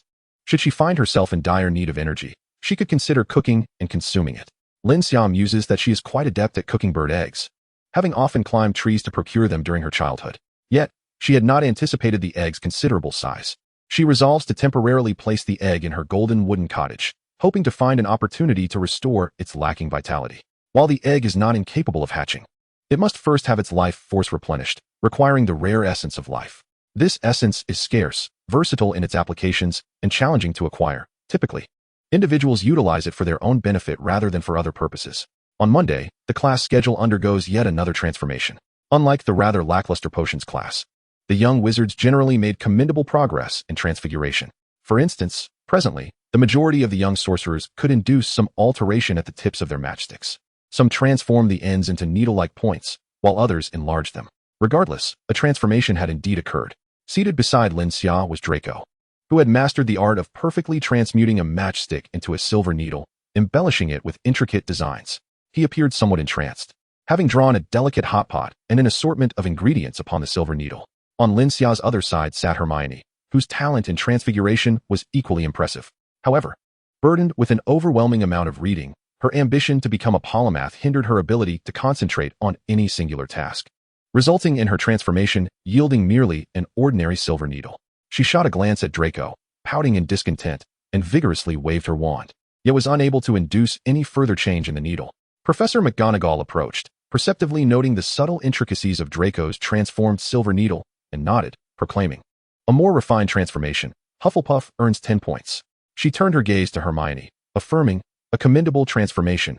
Gryffindor earns 5 points." As for Lin Xia, Professor McGonagall refrained from awarding her any additional points, lest the other young wizards feel disheartened. On Lin Xia's desk lay a stone. Professor McGonagall individually requested her to transfigure the stone into a lifelike bird. Lin Xia excelled at transforming inanimate objects into badgers, yet transfiguration demanded mastery across various forms, rather than a singular focus. Thus, Professor McGonagall urged her to attempt a metamorphosis into a different species.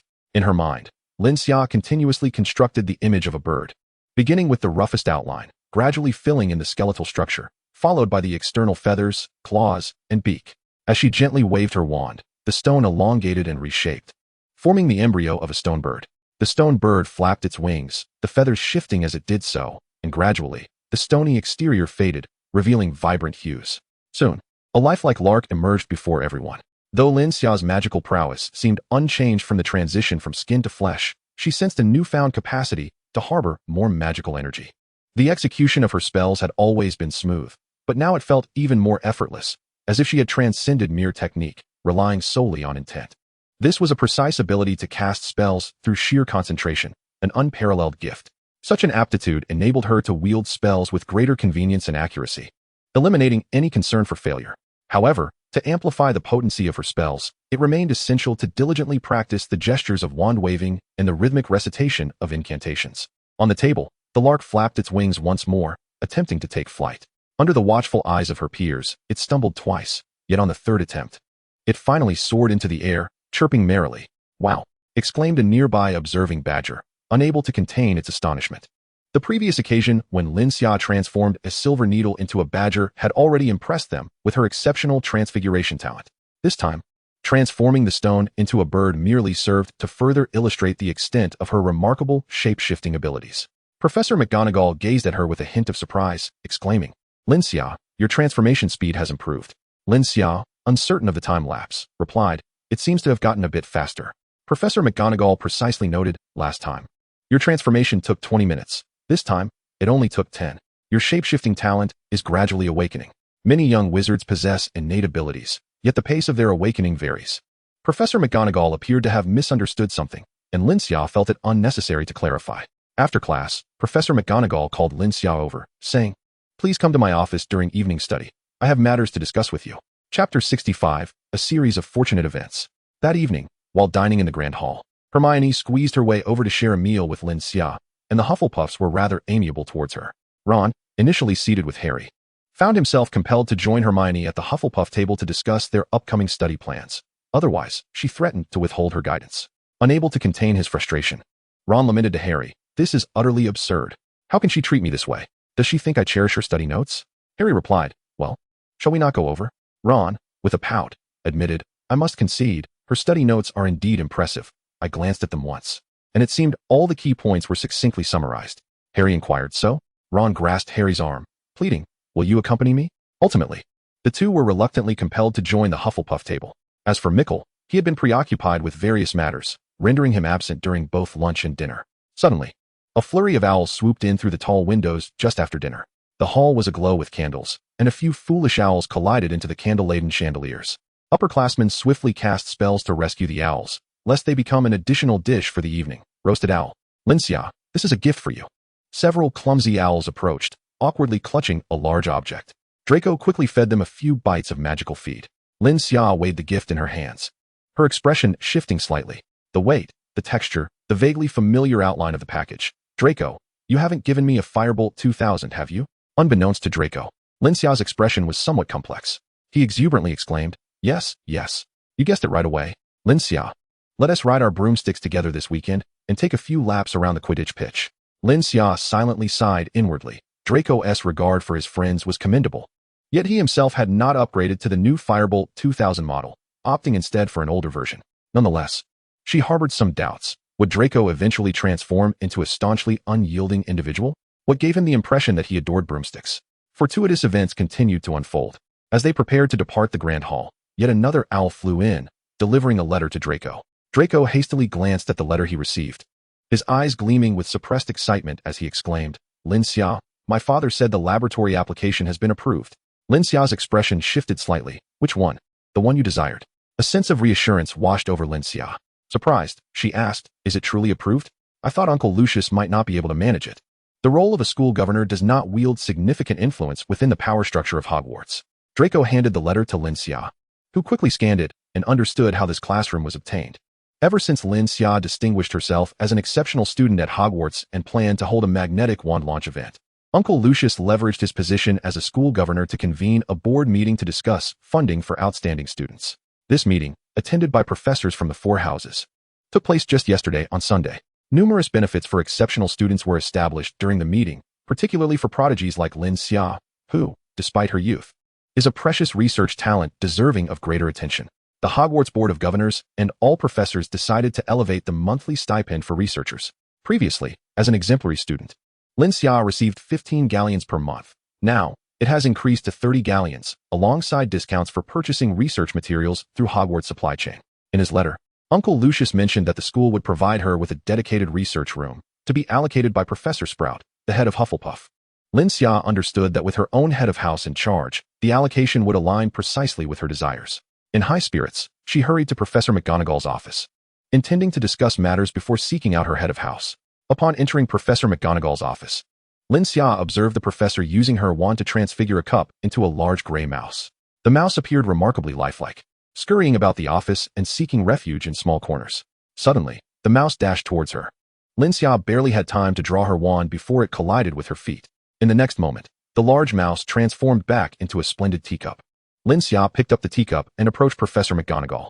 The professor inquired, what did you discern from the transfiguration you just witnessed?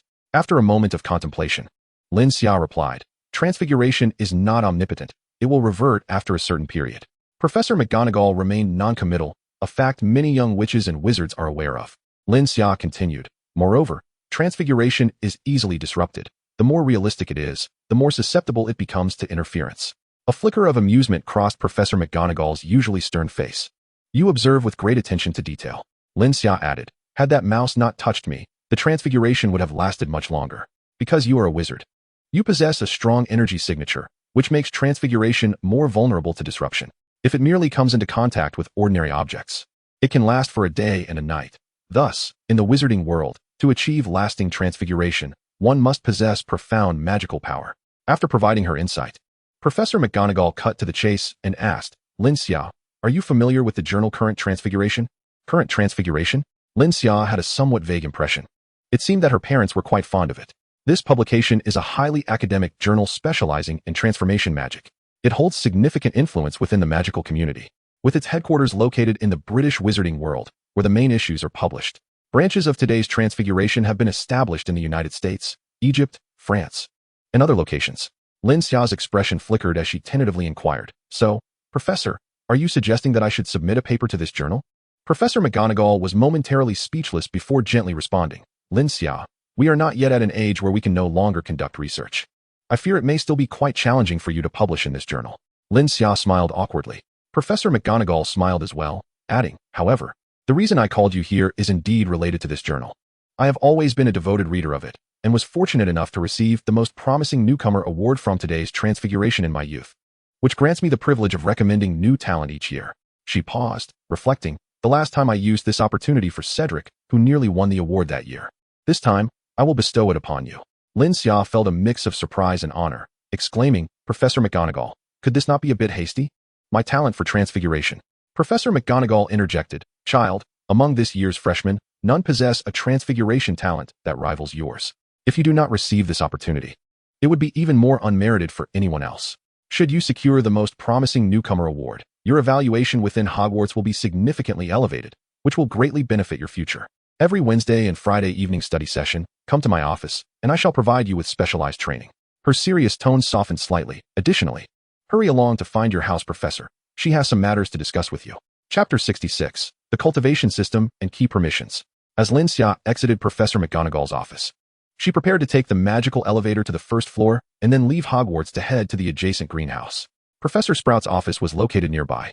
While waiting for the elevator, another magical lift descended and opened its doors. Professor Snape emerged, his face stern, while behind him, Professor Quirrell was nervously explaining, Professor Snape, I didn't do anything. I merely wanted to remind that student that their guardian charm had fallen. I didn't intend to hide it. Professor Snape abruptly paused, turning to look down at Quirrell. You may explain this matter to Professor McGonagall yourself. I am only responsible for supervising your actions, not for judging your intentions.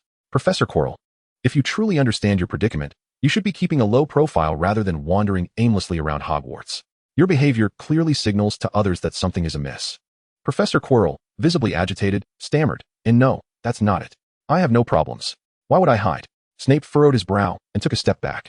Professor Quirrell, you ought to invest in a new scarf. There is an odd odor wafting towards me. Did you perhaps visit the display room recently? Those trophies reek of stale copper. Professor Quirrell's face flushed with indignation. I clearly changed it yesterday. Lin Xia stood obediently to one side, her head bowed, refraining from participating in the discourse between the two professors. Professor Snape cast a fleeting glance at her, dismissing her presence entirely. Once the two professors departed, Lin Xia took the elevator down to the first floor. Within the confines of the elevator, she employed her soul imprint to instruct the White Fairy to discreetly make her way to the trophy display room at an opportune moment. In the greenhouse, Professor Sprout listened to the wizarding wireless network with a cheerful demeanor as music filled the air. When Lin Xia entered, the music reached a crescendo, prompting Professor Sprout to hum along. The style bore a resemblance to death metal. Who could say that those who revel in the life of a farmer harbor no soil for the seeds of free-spirited rock? At least Professor Sprout possessed a wildly untamed side within her heart. Professor? Professor? She chuckled, gesturing for Lin Xia to enjoy the music until it concluded. A few minutes later, as the melody faded, Professor Sprout paused her listening and poured Lin Xia a glass of grape juice. Lin Xia smiled. Thank you, Professor. It seemed she had been collecting various things throughout the day. Did you enjoy the music? Professor Sprout inquired. That was a new song released by the Odd Sisters this year. I am an ardent fan of theirs. Oh, how I wish to secure tickets to their concert during the holidays. Unfortunately, I have tried for 5 consecutive years without success. Yet, it is perhaps for the best. I can always hold on to the hope of encountering them next time. Lin Xia remained true to her preferences. Professor, I prefer listening to light music. Professor Sprout laughed heartily. My dear child, when you grow a bit older, you will come to appreciate their music. Now, let us discuss more pressing matters. I trust you have learned through other channels that Hogwarts has decided to provide you with a laboratory to ensure your research talents are not squandered. This decision comes from the board and the entire faculty. All students deemed research-oriented will be afforded a laboratory at Hogwarts. I have advocated for certain opportunities on your behalf. According to Hogwarts standards, one must produce a research outcome each year to continue receiving support from the school's laboratories. However, you are still young and deserve more personal space for activities. Unlike those older students in their 5th or 6th years, you are only required to produce results every 2 years. Professor Sprout enlightened Lin Xia on the numerous resources available to exceptional students at Hogwarts. This information should have been disclosed to her the previous week upon her achievement of exceptional student status. However, she had been preoccupied with the more pressing matters of the Magnetic Wand Release Conference, which is why the professor delayed sharing this news until now. Upon learning of the support extended to outstanding students at Hogwarts, Lin Xia finally grasped why so many aspired to attain exceptional student status. She also recognized the remarkable difficulty of achieving such status in the first year, with benefits vastly different from those available to students in the second year and beyond. If the benefits for exceptional students in other years could be quantified as 1, then Lin Xia, as a first-year exceptional student, would be entitled to benefits amounting to 15. Do not underestimate the significance of the 5th year. Exceptional students from other grades must diligently complete the tasks assigned by the school to attain the privileges associated with the 5th year. It may take 1 or 2 years of effort before any improvement is possible. Many outstanding students find themselves with the same treatment until they graduate from Hogwarts. Professor Sprout emphasized that you can regard exceptional students as part of the school's talent cultivation program. Trust me, The nurturing provided by the school far surpasses what you might achieve through external struggles. Each year, numerous graduates and exceptional students aspire to return to Hogwarts. Yet few are selected. While Hogwarts can cultivate many talents, only the Serene de la Serene can remain. Lin Xia curiously inquired about Professor Quirrell's ability to teach at Hogwarts, questioning whether he was exceptionally skilled. With a gentle pat on Lin Xia's shoulder, she smiled and reassured. Child, there is no need for excessive worry or anxiety. You may play for a year. When you reach the second year, we can explore how to preserve the benefits of being an exceptional student. There is no rush. You are still quite young. Professor Sprout paused deliberately. As your head of house, I would advise against taking on tasks in your first year. Even if you apply, the likelihood of acceptance is quite slim. She shifted her tone, expressing confidence in Lin Xia's ability to invent a magnetic wand and to have her own opinions. So pursue whatever you desire, but do so within your limits. Do not overexert yourself. By the way, which laboratory are you interested in? I heard from Lucius that you have a particular place in mind, the professor inquired. Lin Xia immediately named her desired laboratory and asked, Professor, do you know Uncle Lucius? Professor Sprout shook her head. I do not know him personally, but we have had some interactions. He has purchased many magical plants from me. He is an outstanding potion master. Lin Xia continued, Professor McGonagall approached me and mentioned she wanted me to compete for the most promising newcomer award in contemporary transfiguration. If I were to win, would it enhance my status as an exceptional student? Professor Sprout appeared somewhat surprised and nodded. Certainly, it would, but I cannot divulge specifics. We shall discuss it further once you truly secure the award. I did not anticipate that she would select you. It seems I underestimated you. Not only do you possess a talent for potions, but you also exhibit a gift for transfiguration. As if recalling something, Professor Sprout sighed wistfully. Seize this opportunity. Professor McGonagall does not recommend just anyone. She only endorses those she believes have a solid chance. It was a pity for Cedric's cohort. They had a significant opportunity that was squandered due to a lack of creativity, ultimately falling to a student from Beauxbatons. Cedric, too, was from Hufflepuff. And it is indeed rare for such brilliance to emerge from the Hufflepuff house. Chapter 67, Sacrifice, an Unusual Scarf. As Lin Xia conversed with Professor Sprout, the white fairy gracefully leaped out from the golden wooden house, her front paw pressing down on the collar adorned with a tag engraved with the sigil of Peacekeeper. With a paw print, the cat's paw unlock was activated, and the tag emitted a beam of orange light that illuminated the white fairy. Her white, satin-like fur gradually transformed into a vibrant orange hue over the span of a few seconds, while her facial features subtly refined, giving her a slightly pointed chin reminiscent of a wild tiger cat. Thus, she transformed into a magnificent ginger. The white fairy swiftly exited the Hufflepuff common room, quietly crouching before the enchanted elevator. Seizing an opportune moment, it leaped towards the button, its claws pressing down decisively. An empty elevator began its slow descent, and with a graceful bound, it entered and promptly pressed the button for the 4th floor. Shortly thereafter, it emerged in the trophy room, which was unexpectedly open. The corridor was illuminated brightly, yet Filch still clutched an oil lamp, occasionally raising it to his cheek to cast shadows that accentuated his eyes, making them appear as if they might burst forth at any moment. You little rascals, tidy up this room at once, he rasped. The 3 Slytherin students exchanged disdainful glances, feeling aggrieved by Filch's presence. Had they not been caught during their weekend escapade, they would have comfortably remained in the common room, indulging in snacks while discussing current events. They couldn't shake the feeling that they were being pranked. The skull that had once loomed had vanished upon Filch's arrival. A coincidence too uncanny to ignore. But who was orchestrating this trickery? That night, the 3rd floor had been devoid of any other students, leaving them perplexed. A large orange cat danced lightly into the trophy room, making no sound, unnoticed by the students. It was Filch, however, who witnessed the feline's entrance with his own eyes. His gaze turned rigid, his throat slightly parted as if to speak, yet silence prevailed inexplicably. Filch withdrew something from his pocket and placed it on the ground. The white fairy soon discovered Chilo's old scarf, while hidden among a pile of rags, so well concealed that an untrained eye would be unable to distinguish it from the surrounding clutter. With swift agility, the white fairy retrieved a long black scarf from the heap and leaped to the doorway. Meow meow. Filch emitted a faint call, his expression stiff, clearly unaccustomed to such antics. The white fairy hesitated, noticing Filch gesturing towards something at his feet, a few pieces of white jerky. A clever feline would not be easily deceived by the offerings of a stranger. Not far ahead, on a table, lay a black scarf. Lin Xia approached the white fairy, stroking its damp fur with a drying spell. In an instant, the cat's coat became plush and radiant, as if pampered by a beauty treatment.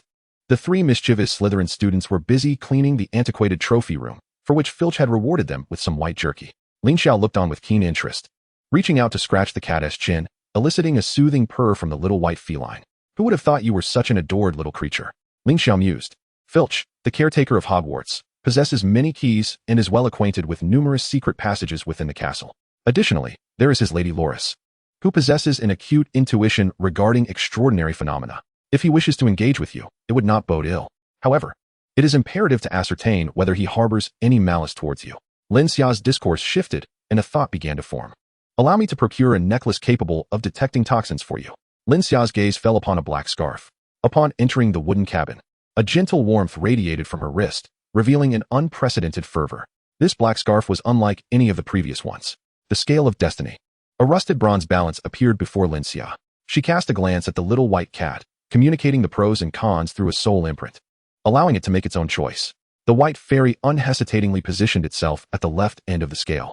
It had experienced the agony of having its soul and even its body drawn away by a certain force of the scale of destiny, weighed against some distant realm. Yet, it also sensed the benefits it reaped after each sacrifice. These advantages held a deadly allure for it. A voice within its heart whispered that with just a bit more of these benefits, its body could undergo favorable transformations. Lin Xia placed the black scarf at the right end of the scale, which began to turn slowly, far from the rapidity of past occurrences. As if engaged in a meticulous weighing process, the scale possessed its own criteria for judgment, potentially encompassing strength, potential, longevity, rarity, and other comprehensive evaluations. Although Lin Xia was the master of the scale, her understanding of it was limited, likely due to insufficient strength, preventing her from comprehending more. Eventually, the scale came to rest. Surprisingly, the left end where the white fairy stood did not outweigh the right end with the scarf. Instead, it rose slightly. Lin Xia's eyes flickered as she retrieved an extraordinary item from her small pouch, the two fangs of a serpent monster. She placed the fangs on the right end where the white fairy stood, and the scale of destiny underwent another assessment. The right end with the scarf slowly ascended, surpassing the left end by a fraction. Lin Xia decisively initiated a complete sacrifice.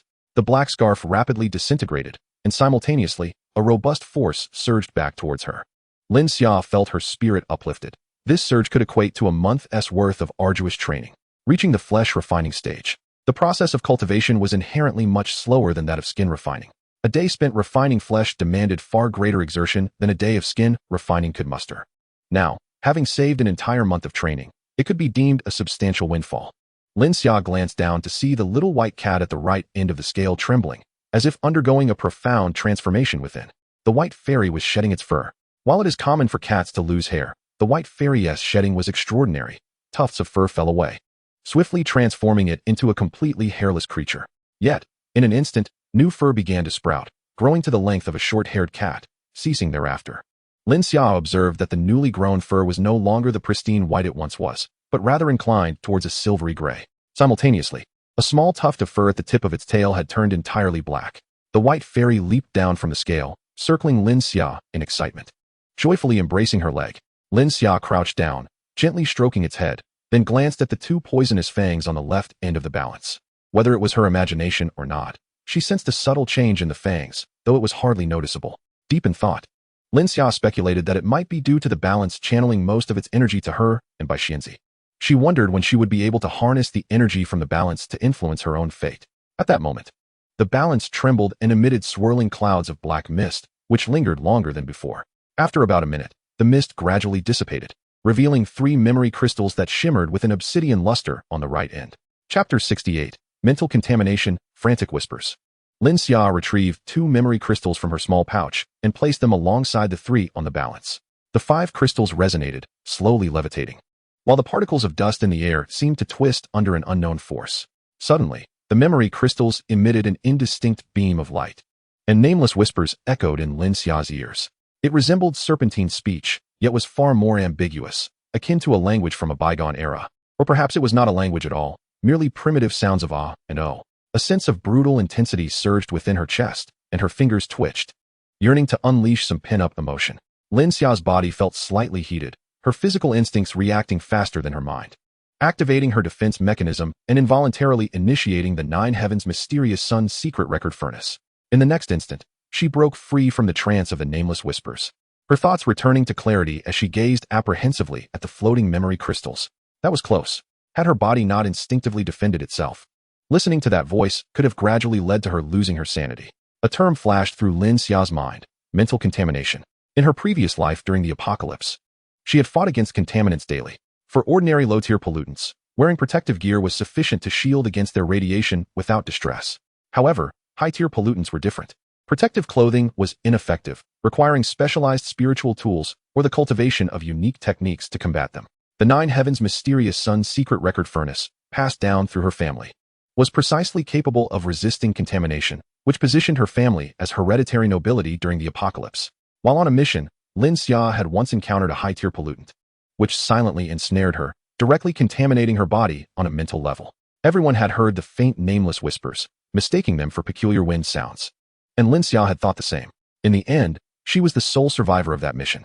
The other members, influenced by the whispers, succumbed to madness, either taking their own lives or attacking others. Only she, relying on her family's teachings, remained unaffected by the whispers. Lin Xia cast a deep glance at the memory crystals. The intensity of these whispers was far more perilous than those she remembered. She could not afford to take risks. Until she comprehended the extent of her family's technique's resistance to pollutants, Lin Xia would not endanger her own body. Mental contamination was exceedingly insidious, rumored to be a form of wicked curse. Once infected, it may not manifest immediately, but rather lie dormant within your body, transforming you into a puppet at some unforeseen moment, akin to a resolute martyr, leaving behind a tragic and heroic final act. Instinctively, Lin Xia initiated a complete sacrifice. The 5 memory crystals were, after all, crafted by the scales of fate. Though wondrous, they remained under its dominion. She observed, expressionless, as the memory crystals were enveloped by the mist emanating from the scales, crumbling into fragments until they disintegrated entirely. A faint power surged back towards her, barely comparable to a day's worth of cultivation, prompting Lin Xia to furrow her brow. Yet, in the next instant, the scales of fate trembled and emitted a beam of light, forming a luminous curtain in the air.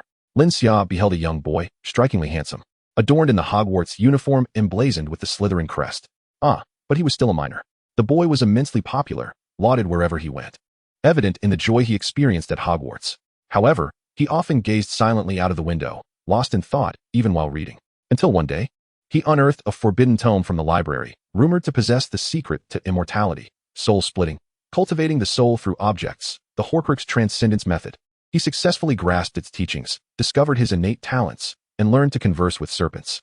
He found a hidden chamber concealed within the lavatory, leveraging his identity as the heir of Slytherin to unleash the basilisk, initiating a bloodline cleansing to purify the school. Lin Xia paused, realization dawning upon her. She was beginning to recognize who this individual was. At that moment, she pondered why the basilisk had roamed freely within Hogwarts for so many years, claiming only the life of Moaning Myrtle. In retrospect, it appeared that the basilisk had acted under orders. She followed the luminous curtain, witnessing the boy, in fear of the school's closure, resolved to cease his actions and command the basilisk to remain hidden. The curtain was silent. Yet the expressions of the characters were vivid.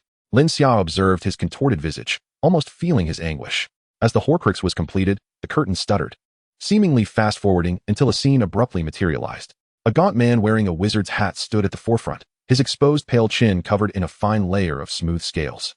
Behind him, a group of cloaked figures knelt before him. In the next moment, the curtain vanished, and Lin Xia glanced towards the scales of fate, now devoid of any remnants. Some thoughts, once inconceivable, were better left unpondered. Lin Xia quickly resolved not to dwell on it, at least through the creation of Horcruxes. She could affirm one thing: Voldemort was rather handsome in his youth. Though she had grown up hearing the title of the Dark Lord and learned through the fateful compass of Quirrell's parasitic connection to Voldemort, she had never truly known what Voldemort looked like. Lin Xia clicked her tongue softly. The Horcrux was undoubtedly a dark art, tarnishing the image of a dashing young man in such a manner. Such a tragedy. She had anticipated that the memory crystals would leave nothing behind after the sacrifice. Yet she was surprised to witness a version devoid of the mad ramblings intertwined within the scales of fate. Lin Xia inadvertently unearthed another capability of the scale of fate, the ability to combat mental corruption. However, upon retracting the scale, she perceived that it appeared considerably dimmer than before. A grave expression crossed Lin Xia's face. Although the scale could shield her from the maddening whispers, it was not without its toll, and she resolved to refrain from overusing this ability in the future. The distant chime of a bell resonated, stirring a wave of fatigue within her. With the keys to her permissions still awaiting activation in her small bag and her training tasks for the day left unaddressed, Lin Xia pondered for a moment before deciding to grant herself a reprieve. She had received ample sustenance from the scale of fate today, and it coincided perfectly with her designated sleep time. Balancing diligence with relaxation was essential to enduring the journey ahead. The white fairy shook her ears and licked her paws, having begun to acclimate to her newly robust form. She effortlessly leapt onto Lin Xia's bed and curled up beside her to slumber. Chapter 69. The Unusual Among the Rare. Meanwhile, as Lin Xia drifted into sleep, a sense of unease surged within the hidden Voldemort, concealed behind Qilo's head. He felt as though he had lost something of great significance. But what could that important thing be? Voldemort strained to recall, but could conjure nothing. The Horcruxes he had created existed independently, oblivious to one another's presence. Only when a soul within one Horcrux revived could it access all memories, thus learning the whereabouts of the others.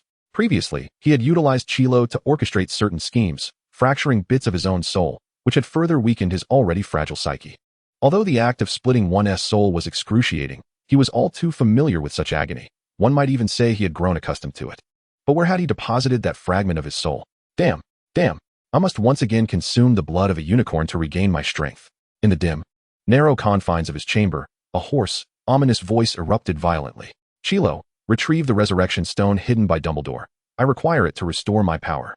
The chilling whispers lingered in Qilo's ears as he lay beneath several layers of blankets, still shivering from the cold. His complexion was pale, with dark circles under his eyes. In his dreams, he sensed something amiss, trembling and murmuring, "Yes, master." The following day, Lin Xia awoke feeling rejuvenated. She sensed a surge of power within her.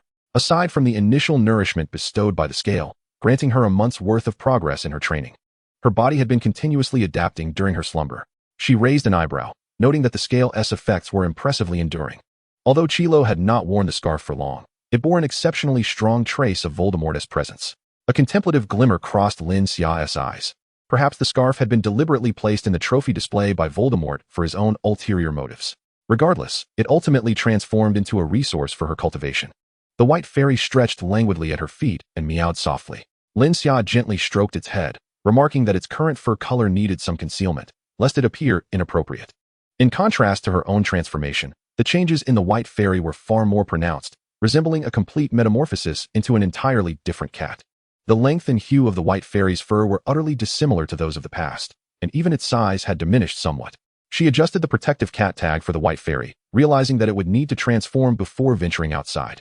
The shape-shifting cat tag she purchased was a bespoke creation, costing 100 gold galleons, which had depleted half of Lin Xia's modest treasury. However, the expenditure was justified, as the white fairy could assume 3 distinct forms through the tag, and in critical moments, it could generate a protective barrier to safeguard its safety. With this tag in possession, Lin Xia felt reassured about the white fairy wandering freely around Hogwarts. She commenced her morning run around the castle, with Draco trailing closely behind her. Following them were his roommates, Tully and Robin, along with a few Hufflepuff students, and occasionally, students from other houses joined in. It was uncertain whether Lin Xia's achievement as an exemplary student had inspired her peers, but at least among the Hufflepuffs, the atmosphere of camaraderie and learning had intensified. Yet, despite the diligent efforts of the Badger, it would never devolve into the cutthroat competition of the Eagles. The overall ambience remained lighthearted and enjoyable. As Tully and Robin ran, they gradually fell behind Draco, who continued to distance himself. Tully eventually halted, bending over and panting, nudging Robin, who was equally out of breath. Have you noticed that Draco's physical condition seems remarkably enhanced? He used to be only marginally better than us, but now he can barely keep up with Lin Xia. Hogwarts had not witnessed an exemplary student in the first year for several decades. Over the years, more than 10,000 young wizards had enrolled, making her truly a rarity among her peers. After the morning run, everyone flocked to the Great Hall for a hearty meal. Consuming high-quality protein post-exercise would stimulate a significant increase in muscle protein. This means that eating after working out transforms into energy, creating a virtuous cycle that enhances vigor for subsequent training sessions and bolsters physical fitness. Lin Xia was aware that many young wizards could not immediately endure rigorous training. A gradual approach was necessary for their bodies to acclimatize. Nevertheless, she did not wish to dampen their spirits of aspiration.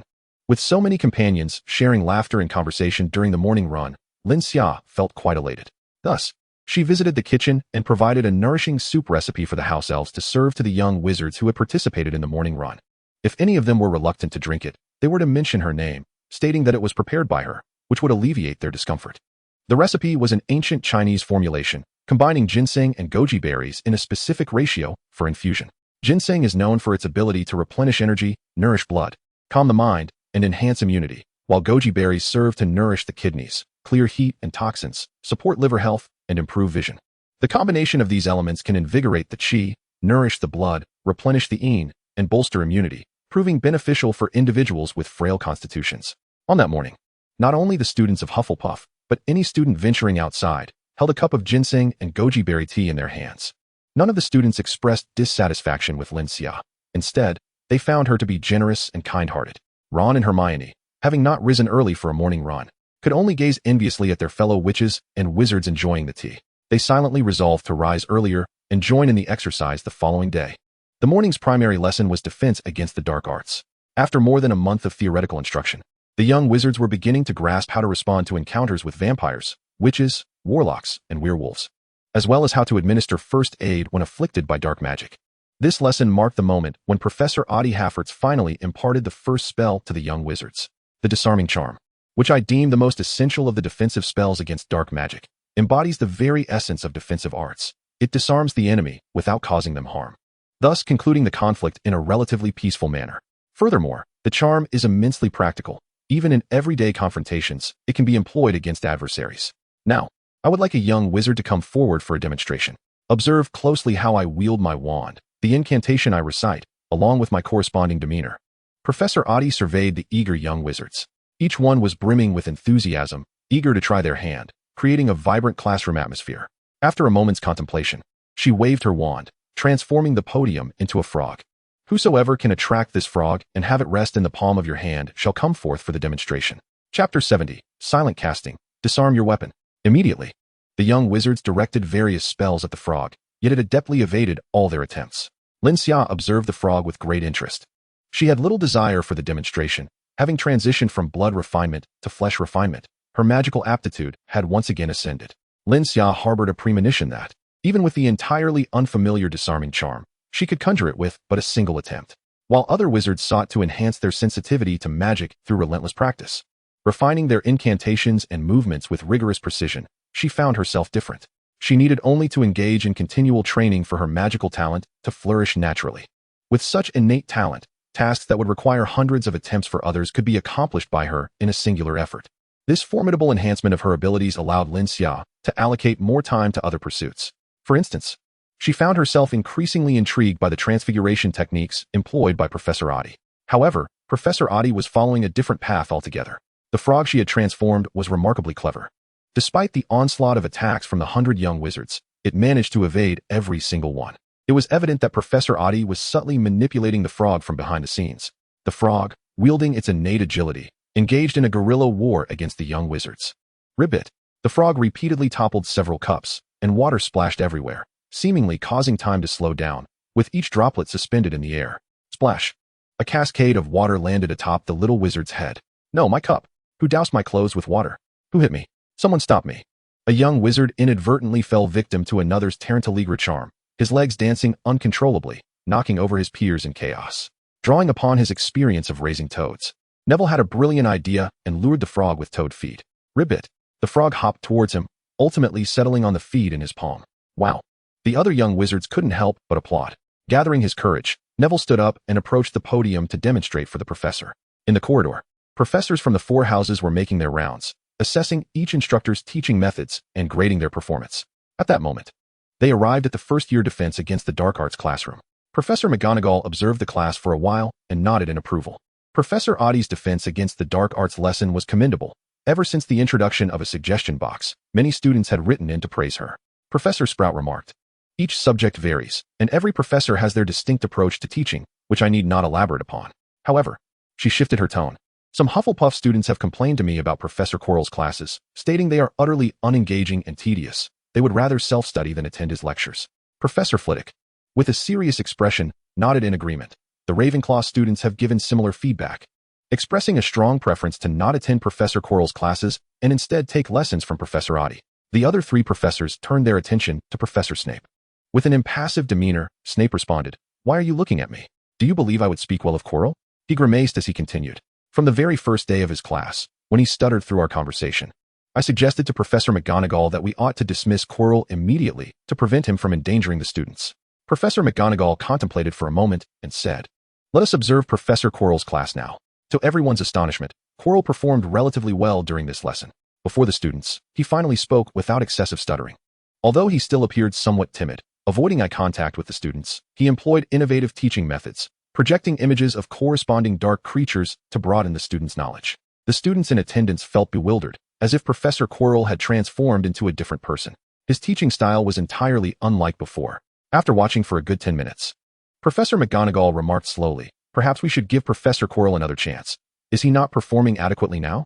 Professors Sprout and Flitwick exchanged glances, choosing not to contest her statement. As for Snape, he typically refrained from sharing his opinions, and when he did, it was always to advocate for Quirrell's expulsion.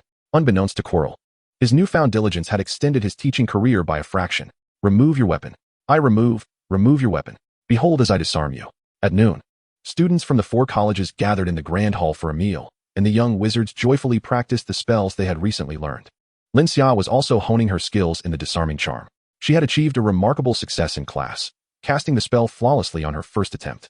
However, she was not the only one. Hermione, Neville, Draco, and several other students had also succeeded. The power of their spells was rather modest, merely causing their wands to tremble slightly without dislodging them from the young wizard's grip.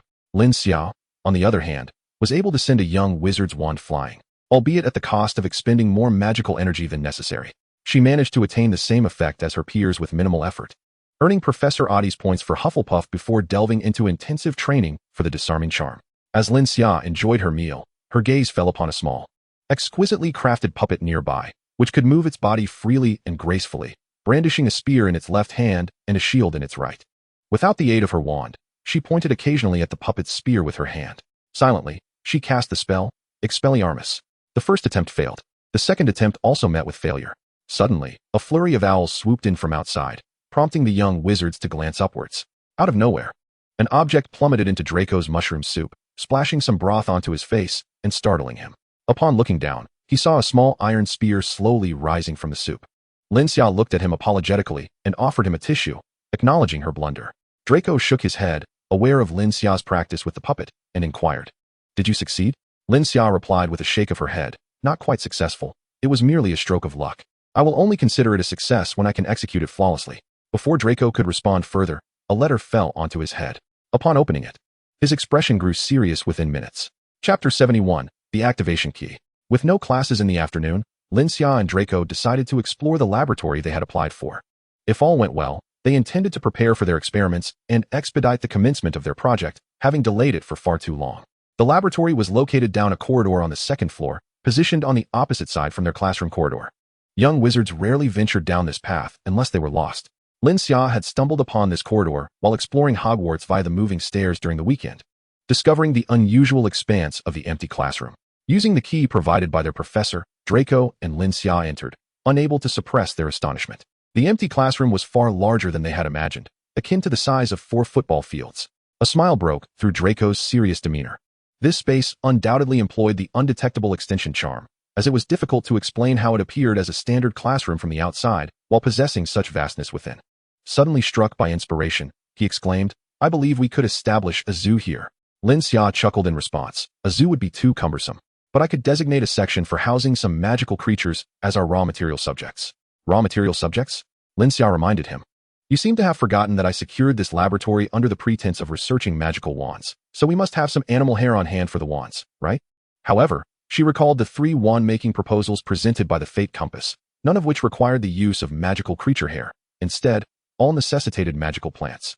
Draco perked up, declaring, "I will measure the dimensions and draft a plan right away." Lin Xia calmly replied, "Let us not rush. What did your father say in the letter? You were so distracted during dinner that you seemed oblivious even when Tor and Robin spoke to you."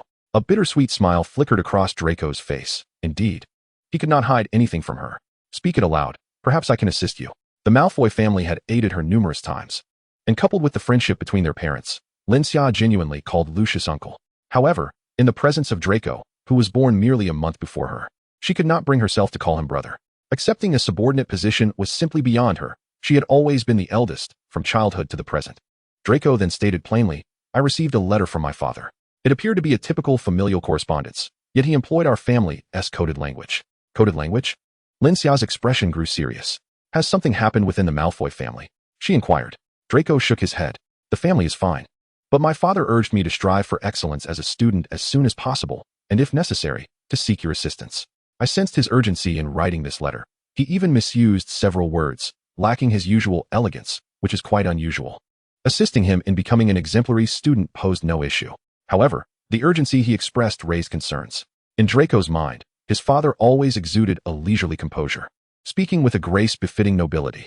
Prior to genuinely admiring Lin Xia, Draco's actions were mere imitations of his father. Thus, this letter did not reflect Lucius's typical demeanor. Lin Xia asked, "Did he reveal anything to you?" Draco shook his head. "No, which is why I feel somewhat anxious." After a moment's contemplation, Lin Xia advised, "You must remain calm. If something truly were amiss, your father would inform you." Her own parents were adventuring in the Amazon rainforest, and even if she wrote to inquire, it would be futile. Therefore, the best course of action now was to fulfill his requests and strive to become an excellent student as swiftly as possible. Lin Xia did not oppose Draco's ambition for excellence. As her chosen partner, Draco's success would undoubtedly facilitate many tasks for her. She was willing to share her techniques and did not mind relinquishing a spot for an exemplary student. Moreover, the system for cultivating outstanding students at Hogwarts was not without its loopholes.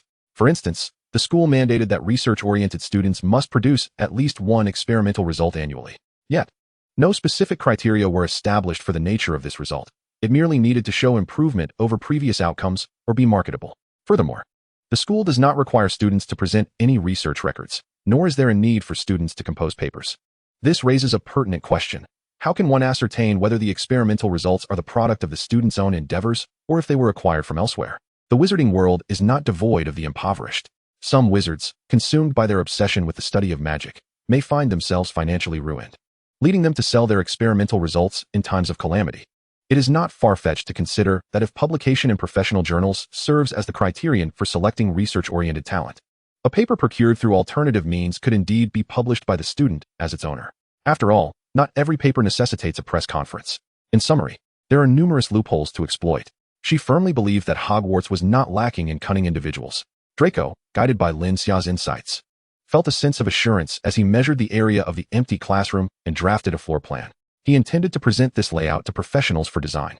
Regarding construction, if necessary, he could seek assistance from professors.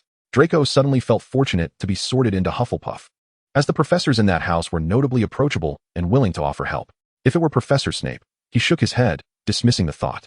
Meanwhile, Lin Xia discovered a hidden door within the empty classroom and stepped inside to investigate. The space was barren, approximately the size of half a standard classroom. She asked Draco to keep watch while she closed the door, intending to activate the key within this secluded area. The key was not shaped like a traditional key, but rather resembled a black card. One side was blank, while the other displayed silver stars and moons, a golden sun, and numerous unknown celestial bodies orbiting around the sun and moon. The activation ritual was not particularly complex. Professor Sprout had provided her with a small note, the handwriting scrawled as if hastily penned by the professor. As Lin Xia flipped the card, she did not perceive any irregularities. However, upon tactile examination, she discerned an uneven surface. With a soft click, the key floated into the air, casting a pale beam of light that scanned her. Moments later, lines of text materialized before her. Identity confirmed. Research-oriented talent, Lin Xia. The text shifted, and on the luminous screen, she beheld details regarding her identity. Seeker, Lin Xia. Status level, 15. Monthly allowance, 30 galleons, unclaimed. Privileges, 20 discount on basic materials, 10 discount on intermediate materials. Every 2 months. The opportunity to receive a limited range of restricted books. Online reading, 1 month reading time. Every 6 months. The chance to obtain a limited range of restricted books. Physical reading, 1 month reading time. Eligibility to apply for a laboratory, self-maintained, construction budget, 1,000 galleons. Obligations. To produce one experimental result within 2 years. Lin Xia meticulously read through the allowances and privileges available to her, suddenly recalling the rights and responsibilities that Snape had outlined. The disparity was astounding. Upon encountering the Forbidden Tome, she was genuinely astonished, never having anticipated that Hogwarts could resolve to such an extent. The forbidden books, regardless of their complexity, embody profound magic. Not every student at Hogwarts possesses the privilege to access these tomes. At least Lin Xia, as a first-year student, had never heard of anyone borrowing such texts. The librarian, Madame Pants, with whom she had interacted numerous times, vigilantly guarded the restricted section. Merely approaching the forbidden area would subject one to her piercing gaze. Lin Xia's eyes flickered as she gazed at the Seeker section. Upon opening Seeker, she discovered a progress bar indicating her advancement towards the next level, Knower, along with the specified criteria for promotion. Upon reaching level 3, she would unlock Knower. The benefits available to a Knower far surpassed those of a Seeker. Lin Xia recalled her initial identity verification as a research-oriented talent. Did this imply that the benefits for combat-oriented talents differed from those of research-oriented ones? She pondered whether it might be possible to acquire the benefits of both talent types. Aside from her personal information, the interface also displayed task area, library area, and communication area. Remembering her head of house's admonition, she refrained from exploring these sections for the time being, opting to resolve her immediate concerns first. The ability to act within one's limits necessitates resisting temptation. When one cannot control their desires, they become enslaved by them. Lin Xia exited the room, unlocking the door in Draco's presence, and inquired, "Can you see the information?" Draco appeared bewildered, exclaiming, "Huh? There's nothing here." It seemed that access was granted to specific individuals. Truly a fascinating technology, or perhaps one should call it magic. Lin Xia replied, "Time is of the essence. Let's conduct a potion experiment tonight. I have all the materials." Draco couldn't help but smirk as she retrieved an experimental table, test tubes, and instruments from her small bag. "Did you bring the entire laboratory with you?" Lin Xia retorted. "What can I say? My bag has ample space." Draco was left speechless. He always felt as though Lin Xia's small bag contained a world of its own, brimming with everything imaginable. With Draco's assistance, Lin Xia's experiment progressed swiftly. Drawing from her inspirations, she theorized that scabies potion could merge with sulfur to create a novel variant, enhancing its efficacy. However, she struggled with the fusion process. She believed that sulfur could replace a specific ingredient in the scabies potion, transforming a particular step into one that involved adding sulfur. After Draco joined her, with meticulous analysis and numerous trials, he concluded that sulfur could not substitute any of the ingredients. "Lin Xia, why replace an ingredient rather than add another?" Lin Xia responded, "But the scabies potion is already a well-established product. Professor Snape is right. It is a classic, and I feel there is no way to improve it. Hence, I was wondering if we could simplify the manufacturing process by using sulfur to replace one of the ingredients." Draco shook his head, stating, "My family's potion factory has a dedicated line for producing scabies potions, and I have been receiving experimental reports from them over the past few days. What you refer to as classic has numerous imperfections. For instance, during application, patients often experience a burning sensation, and even after the scabies has vanished, the affected areas can remain itchy for several days, compelling one to scratch." He asserted confidently, "Classic does not equate to quality. Instead of modifying the production process, it would be wiser to enhance the potion's efficacy. Should the effects fail to improve, then we must elevate the user experience."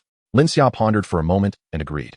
"I currently lack any ideas. Perhaps we should adopt your approach for a change." This week, whenever she had a spare moment during the day, she would spend time in the laboratory with Draco.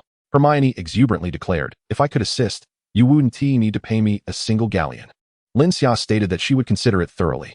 The primary concern was that their laboratory was still under renovation, and everything was quite rudimentary and crude. The renovation plans had already been sent in 3 versions. Neither she nor Draco was particularly satisfied with any of them.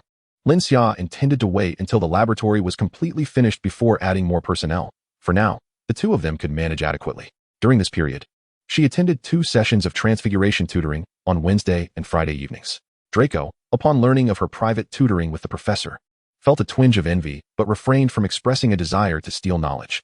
He was self-aware enough to recognize that Lin Xia's talent in transfiguration far surpassed his own, even if he were to stealthily follow her. He likely wouldn't comprehend a word of what Professor McGonagall was teaching. It would be more prudent to continue clinging to Cedric's coattails and glean whatever benefits he could. On the other hand, Lin Xia was engaged in her second transfiguration tutoring session. During the first session, Professor McGonagall did not require her to perform any transformations. Instead, she presented her with a documentary. Who would have imagined that Professor McGonagall would show her a wildlife observation documentary?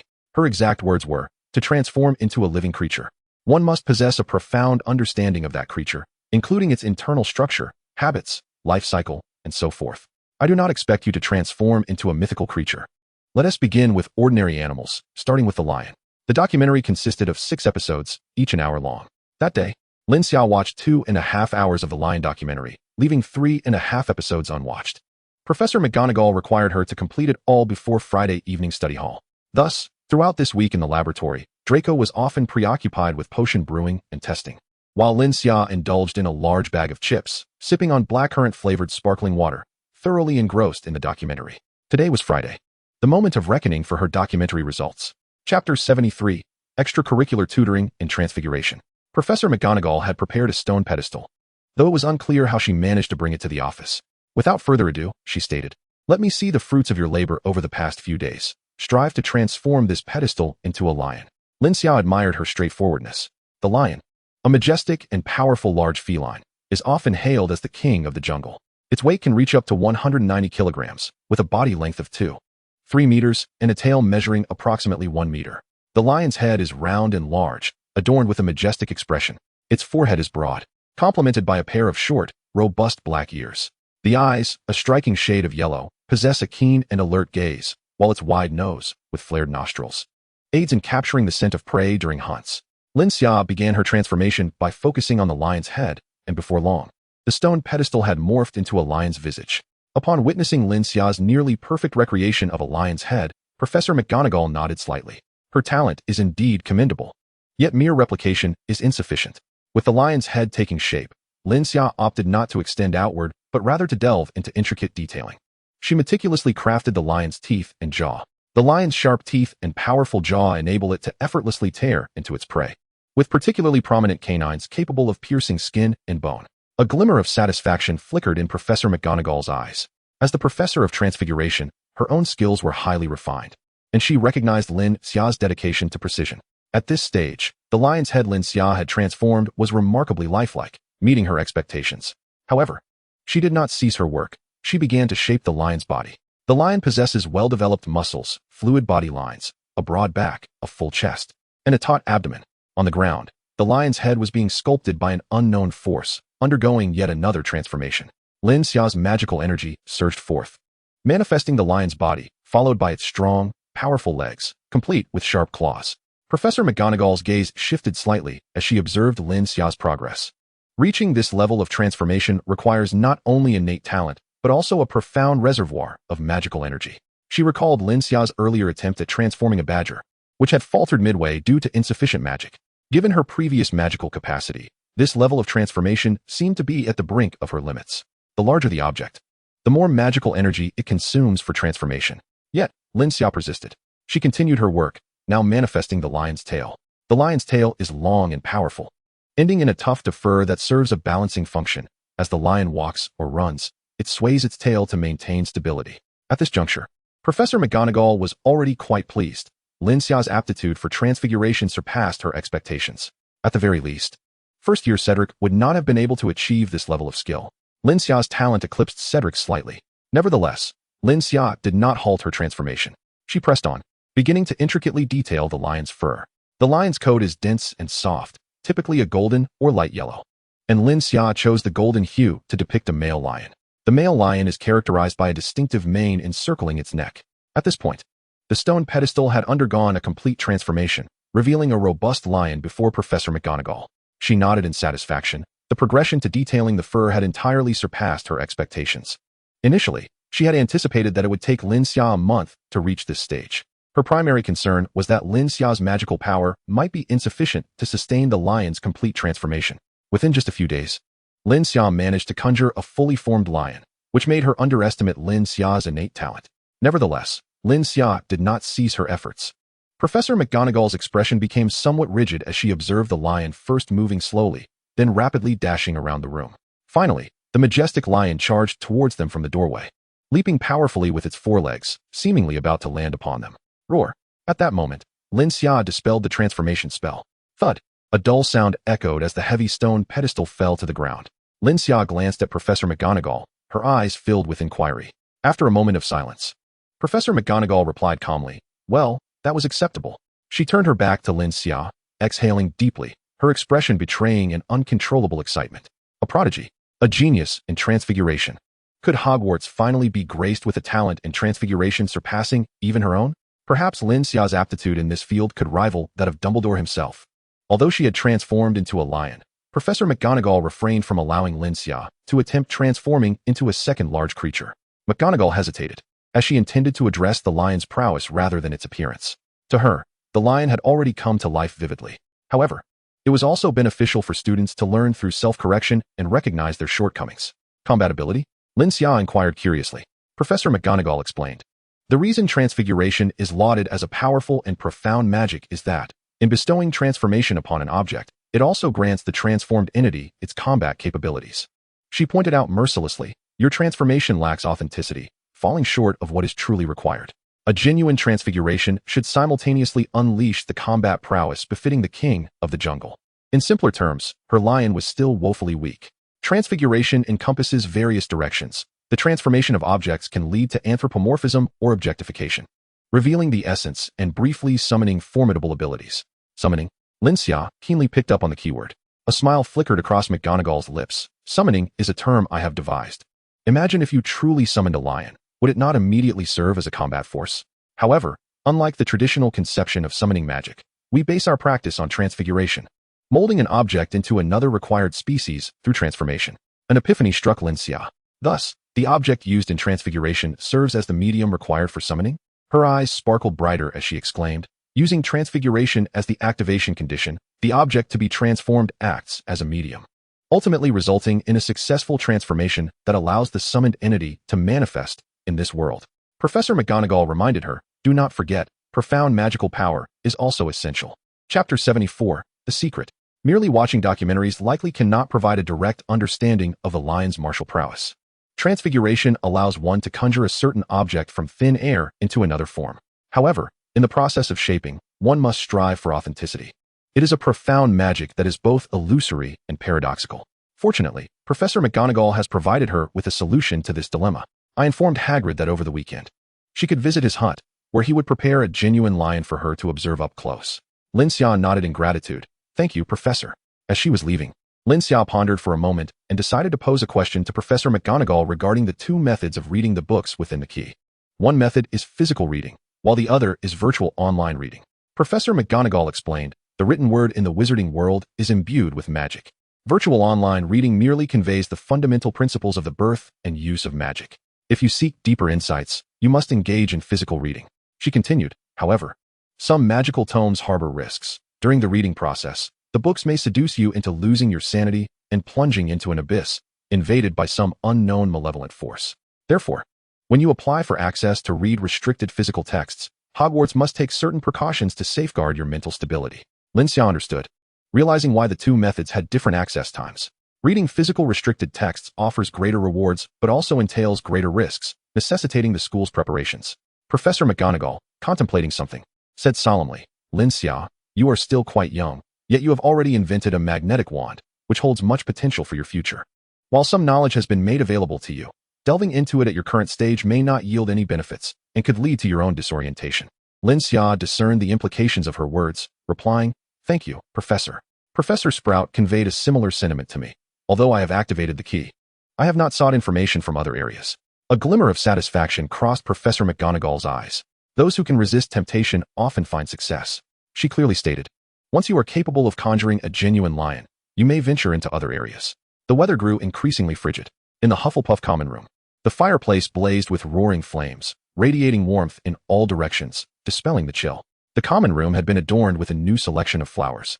Not those accustomed to low temperatures, but rather summer blooms such as sunflowers, roses, cosmos, and peonies. The indoor vines had been replaced with fragrant vines, their pale pink trumpet-shaped blossoms bursting amidst the foliage, swaying gently with movement, releasing a delicate floral fragrance. Lin Xia navigated through the cascading fragrant vines and found Cedric and Draco. Cedric was leisurely sipping red tea and nibbling on sea salt-flavored crackers, a book resting by his side. In contrast, Draco wore a scowl, fixating intently on a smooth stone on the table, as if he were on the verge of shattering it into pieces. Lin Xia inquired, What are you both doing? Cedric smiled and replied, Reading. Draco grumbled, The upperclassman asked me to transform this stone into a needle. I don't know if the disparity is too great, but no matter how I visualize it in my mind, the stone remains utterly unyielding. Lin Xia, Draco, you may have employed an incorrect approach. While transfiguration indeed relies on construction, it is not solely resolved through it. You also lack the bridge to communicate and transform both aspects. Cedric explained. In simpler terms, she is suggesting that your talent is insufficient. Draco felt as though Cedric had been persistently undermining him throughout the day, leading him to question whether his senior had lost the desire to mentor him. Lin Xia suggested, If you cannot continue practicing, then do not force it. Come, I shall take you for some specialized instruction. The so-called specialized instruction was naturally aimed at guiding Draco in his cultivation. The secret record of the purple gold mystic power, being a notable cultivation technique within the family, is not simple, even if the difficulty is somewhat reduced for the sake of expedited mastery. Lowering the difficulty is merely relative to those profound techniques. Compared to ordinary methods, it remains quite challenging. Lin Xia harbored concerns that Draco might err in his cultivation, inadvertently falling into a state of obsession, at which point her ability to assist would be too late. Once he thoroughly grasped the fundamentals, subsequent training would be manageable, and he would be able to self-correct. In a private room of the lounge, Lin Xia adjusted several of Draco's postures. instructing him to maintain these positions for 20 minutes before finally nodding in approval for him to proceed. Breathless, Draco collapsed onto the ground, his body ablaze with heat, his hair soaked and his clothes drenched. However, during the cultivation process, the moisture in his garments was gradually dried by the high temperature emanating from his body, preventing him from appearing overly disheveled.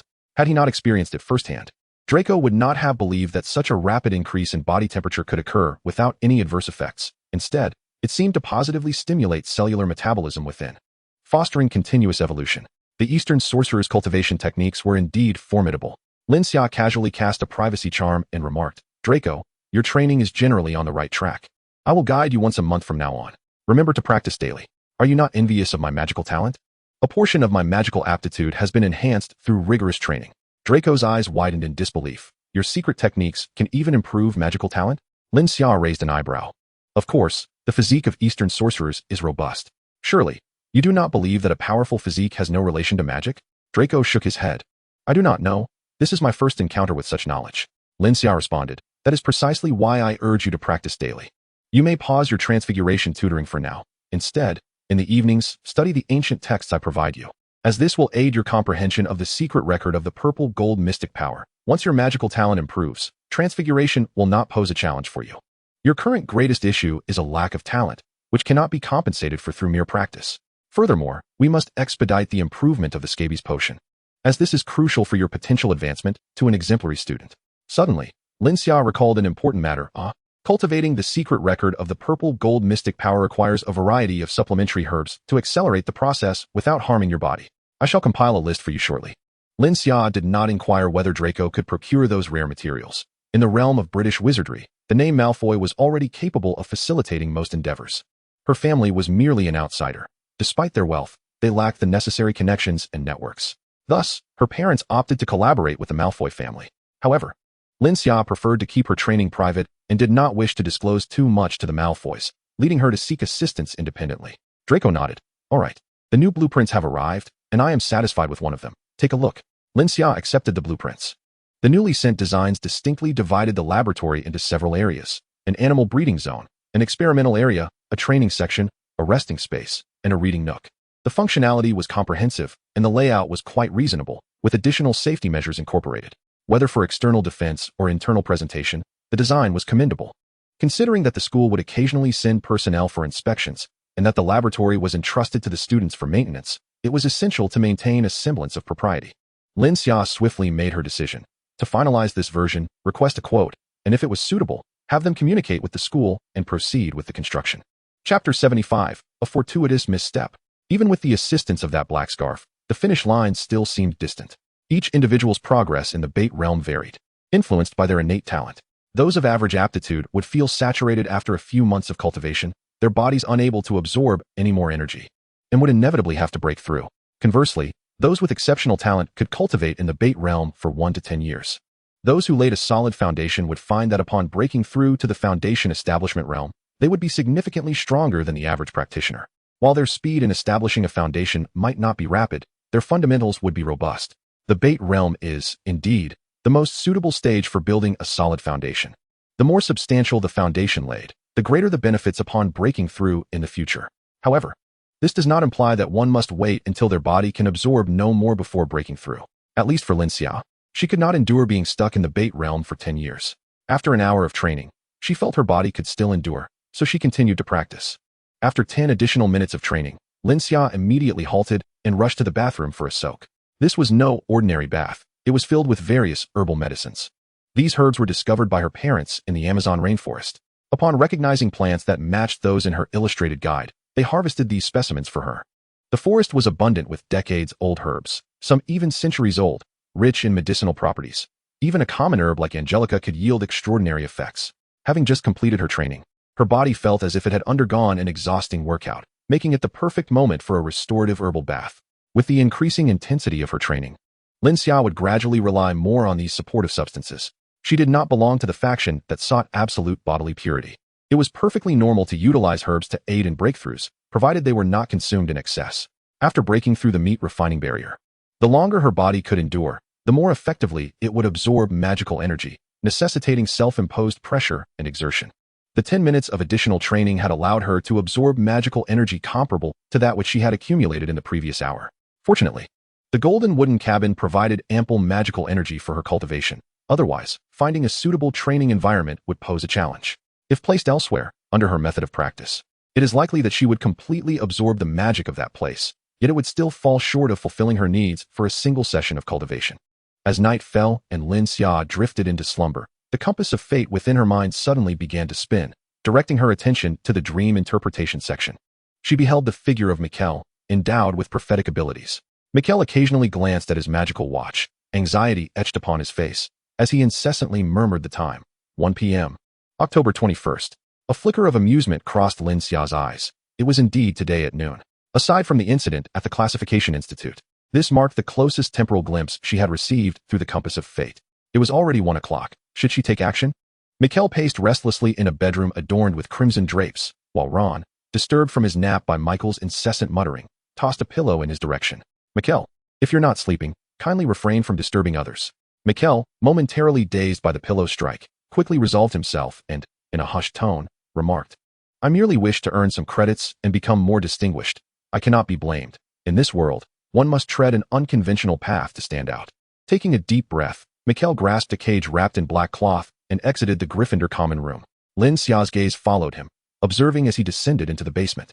Casually entering an empty classroom, Mikkel unveiled the black cloth from the cage, revealing 3 green garden snakes.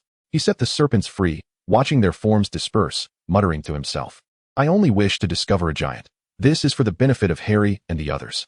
The scene shifted to Quirrell. He hurried through the basement, his expression fraught with panic. Lin Xia turned her attention to the window, where the moon hung high in the sky. She paused at a specific spot, extending her finger to point at the moon above. They have not discovered the giant. They absolutely have not discovered the giant. Quirrell remained oblivious to his own tension, gripping the scarf around his head tightly, as if fearing something might emerge from within. Damn it, how could a snake appear in the basement? I inspect the area daily. Quirrell, a hissing, ominous voice echoed from behind him. Has Hogwarts located the basilisk? To his astonishment, he heard the delightful news upon awakening. Quirrell trembled as he stammered, No. Master, what they found were merely a few ordinary snakes. Then why do you linger? Hurry and search for the basilisk. Voldemort's fury was palpable. Quirrell halted, curling up in agony on the ground, repeatedly banging his head against the floor. Master, I will strive to find it as soon as possible. Please, spare me. Finally regaining composure, Quirrell approached a painting adorned with 7 eyeballs and opened the hidden chamber behind it. Upon discovering the door's lock ajar, his face paled dramatically as he swiftly pushed the door open. Where has my giant gone? Quirrell searched the central area, glancing left and right, but found no sign of the giant, only the remnants of a broken chain. He anxiously covered his head with his hands, exclaiming, No, this cannot be true. The giant was dealt with by those professors? Impossible. I have heard no such news. Just as Chilo was at a loss for what to do, his eyes rolled back, and he fainted, collapsing to the ground. The scene ended there. Lin Xia's thoughts stirred, yet she did not awaken from her slumber. Instead, she simply turned over and continued to sleep. The following morning, her biological clock awakened her at 6:30.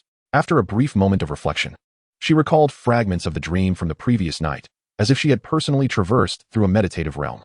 Lin Xia documented several key pieces of information. Mikkel had released a snake into the basement, prompting the professors to investigate. Chilo, alarmed at the potential discovery of the giant, went to check and subsequently fainted. Piecing together the logical chain of events, Lin Xia rubbed the edge of a blank piece of paper with her fingers, whispering, Flames ablaze. A flicker of fire sprang from her fingertips, igniting the paper.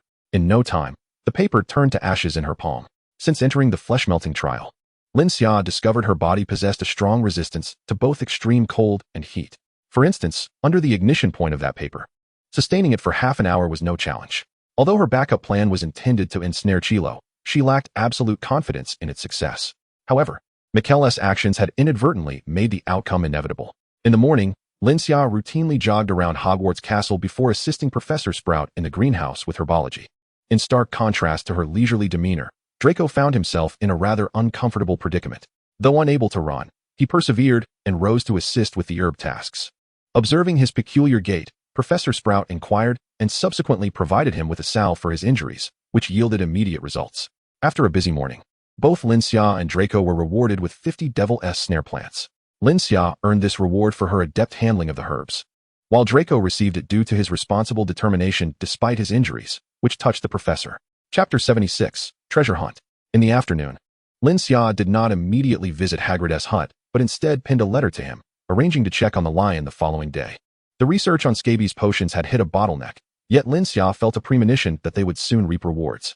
Thus, not only Draco but she too immersed herself in the diligent study. However, they decided to relocate their research to the Hufflepuff Common Room S booth.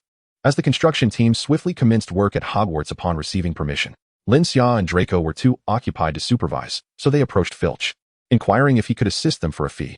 Filch was somewhat taken aback by the approach of these two young wizards. Was it his daily demeanor that lacked sufficient severity, or was it his less fearsome nature that allowed them the audacity to seek him out?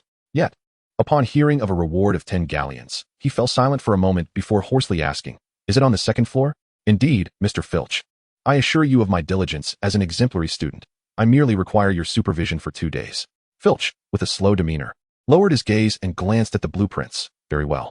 As Draco remained momentarily bewildered, Lin Xia had already taken his hand and led him away. Draco pondered, baffled. From a young age, he had recognized the value of wealth, yet within the confines of Hogwarts, a place solely devoted to the study of magic, he had gradually forgotten the allure of galleons.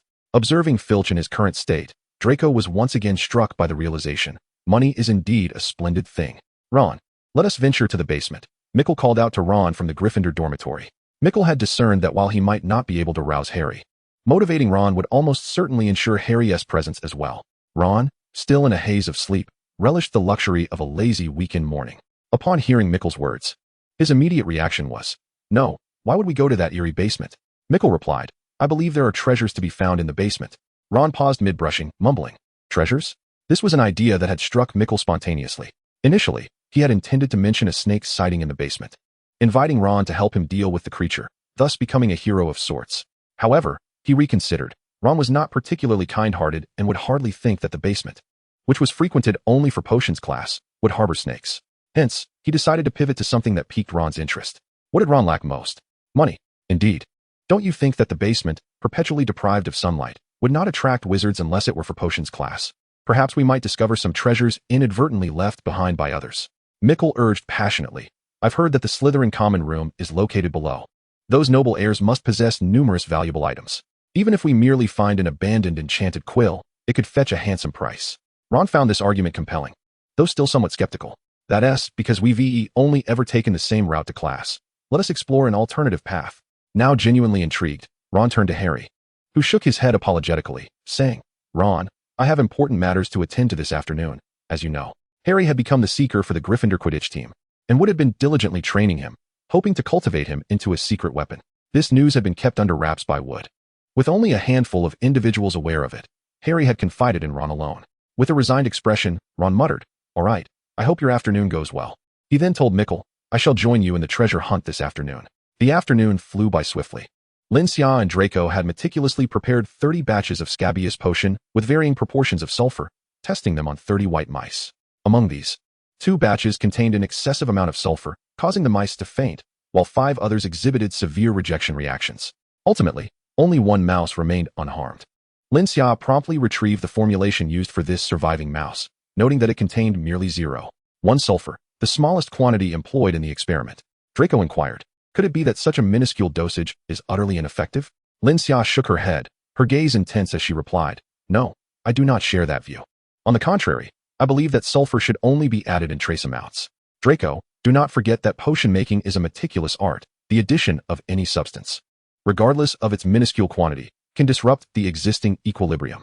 Draco, realizing the gravity of the situation, exclaimed with fervor, "So the actual dosage is 0.1 sulfur, and it must be added during the second step of the potion preparation?" Lin Xia regained her composure, stating, "Not necessarily, but it certainly will not exceed 0.1.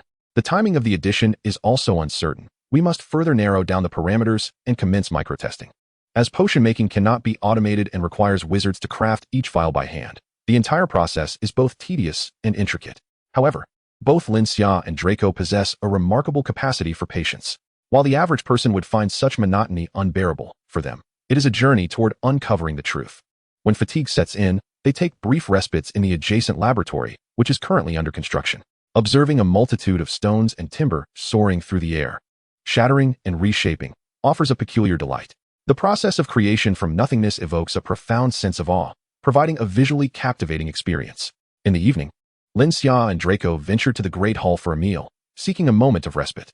Although progress had been made in their experiments, they found themselves stymied by the issue of dosage. An entire afternoon was insufficient to account for all variables. Nevertheless, Lin Xia and Draco remained undeterred. Understanding that research is inherently a process of trial and error, demanding immense perseverance and a touch of fortune. Indeed, luck often outweighs skill.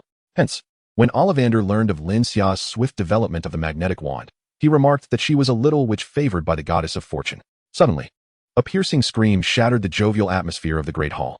Ron and Mikkel burst in, breathless, as though pursued by a beast. Ron's face was pale, his voice trembling as he declared, "There's a snake. There are snakes in the basement. I saw at least 3 snakes." The other young witches and wizards looked down in fear, as if the serpents had already slithered up from the depths. The basement? Could it be the ancient snake Professor Chilo lost? "I've heard the venom of an ancient snake is highly potent," one exclaimed. "We have classes in the basement every day and have never encountered a snake." Ron rushed to the Gryffindor table, and facing the skepticism of his peers, he asserted with unwavering conviction, "I saw them. At least 3 snakes, terrifyingly close to the window." "What color were the snakes? What shape?" some young wizards asked anxiously.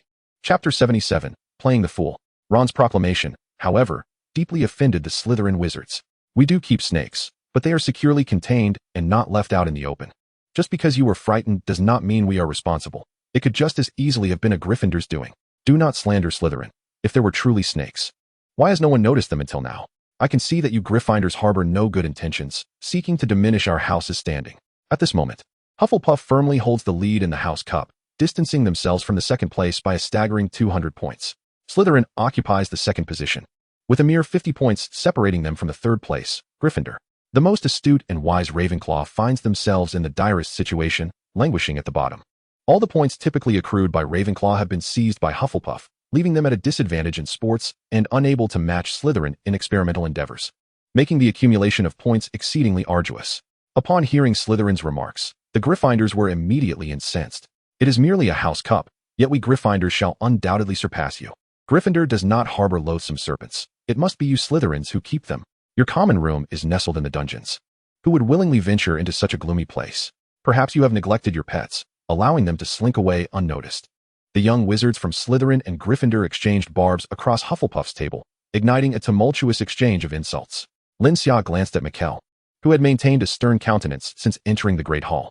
Michael's complexion appeared quite pallid, his state seemingly worse than Ron's, as if he had been struck dumb by fear. In merely the span of one meal, news of serpents in the dungeons spread throughout Hogwarts. Gryffindor's upperclassmen, driven by an inexplicable urge, rushed to the dungeons claiming they were in search of snakes. Lin Xia, swept along by the tide, also ventured to the dungeons. While she found no serpents, she did observe that Gryffindors seemed particularly fond of provoking Slytherin. The quest for snakes was merely a pretext. Their true desire was to engage in conflict. The following day, Lin Xia made her way to Hagrid's hut to observe the lion. Draco did not accompany her, opting to remain in the dormitory to conduct experiments. He had a treehouse suitable for training, serving as a makeshift laboratory, much like Lin Xia, storing all his belongings in a ring enhanced with the undetectable extension charm. "Good morning, Hagrid.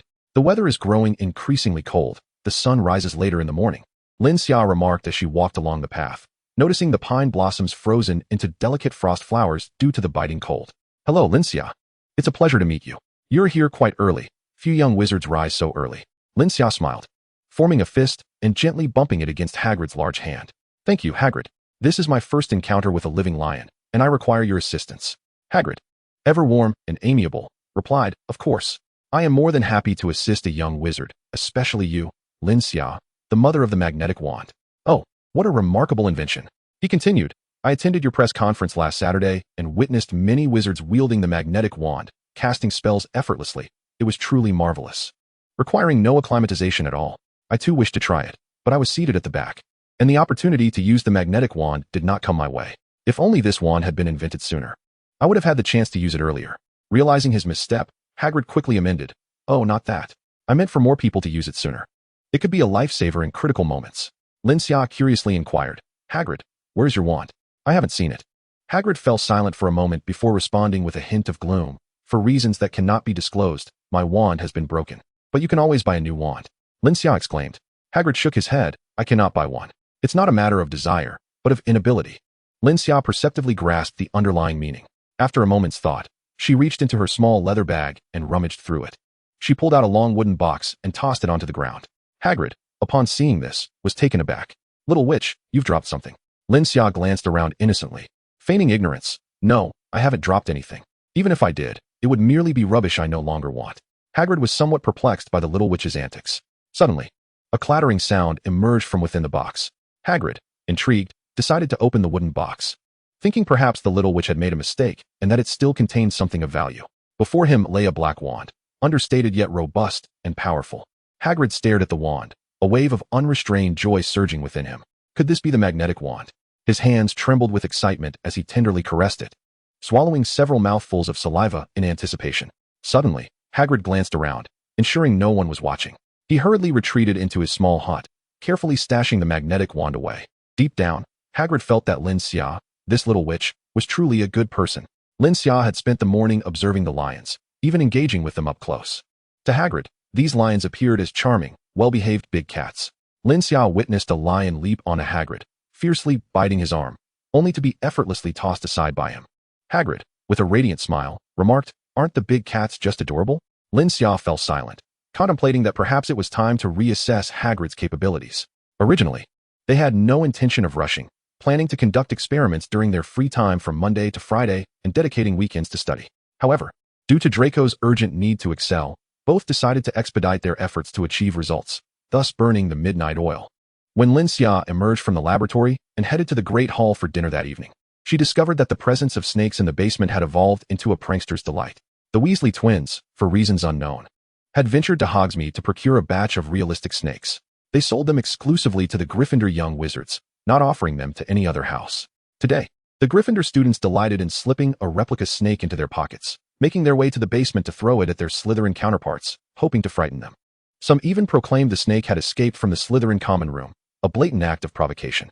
The Slytherin students, unwilling to be outdone, rushed to purchase a collection of prank toys from the Weasley twins, specifically to torment the Gryffindor students. Lin Xia couldn't help but marvel at how the Weasley twins had masterfully navigated both sides of the playful rivalry. The next day arrived, a Monday. In the afternoon, the potion class commenced as the young wizards streamed into the basement, perhaps due to the weekend, when fewer people were around. The atmosphere remained light and cheerful until a sudden shriek erupted. "Ah, a snake! My goodness, why are there so many snakes?" A commotion ensued, and the young wizards instinctively recoiled, while those behind, unaware of the cause, pressed forward. In the chaos, someone stumbled, triggering a domino effect, and soon a stampede ensued. Lin Xia furrowed her brow, preparing to step forward and restore order, when Professor Snape's voice cut through the pandemonium. "Silence. All of you, calm down, you bunch of fools." Chapter 78, A Thorough Cleaning of the Basement. As Professor Snape appeared, he cast a spell to immobilize the panicked young wizards and the slithering snakes, freezing them as if captured in a photograph. Snape approached the snakes for a closer inspection, stating, "These are green garden snakes, non-venomous, commonly found in vegetable patches." He frowned, pondering how such creatures could have ended up here. If they had appeared in Professor Sprout's greenhouse, it would have made more sense. Taking advantage of the moment, Lin Xia moved to the front to observe, her eyes widening in surprise. 7 of them. Has Mikkel been sneaking in extra ingredients again? Snape cast a spell to release the immobilization, and the young wizards regained their movement, though their anxiety had dissipated. Even while frozen, they had been able to hear Snape's words. These snakes posed no threat. "Now, immediately proceed to the potion classroom," Snape declared with icy indifference. Inwardly, Lin Xia mused. "Even if I find it challenging, I would still assert it is not." Maintaining her composure, she replied, "Yes, Professor." The young wizards followed Lin Xia to the potion classroom, where she discreetly observed Mikkel, noting his pale demeanor, as if the presence of the snakes had frightened him. Regardless of other matters, his acting was commendable. Upon arriving at the potion classroom, the class was once again tasked with brewing the awakening potion. However, since this was the culmination of their studies on this potion, Professor Snape would undoubtedly come to inspect their work.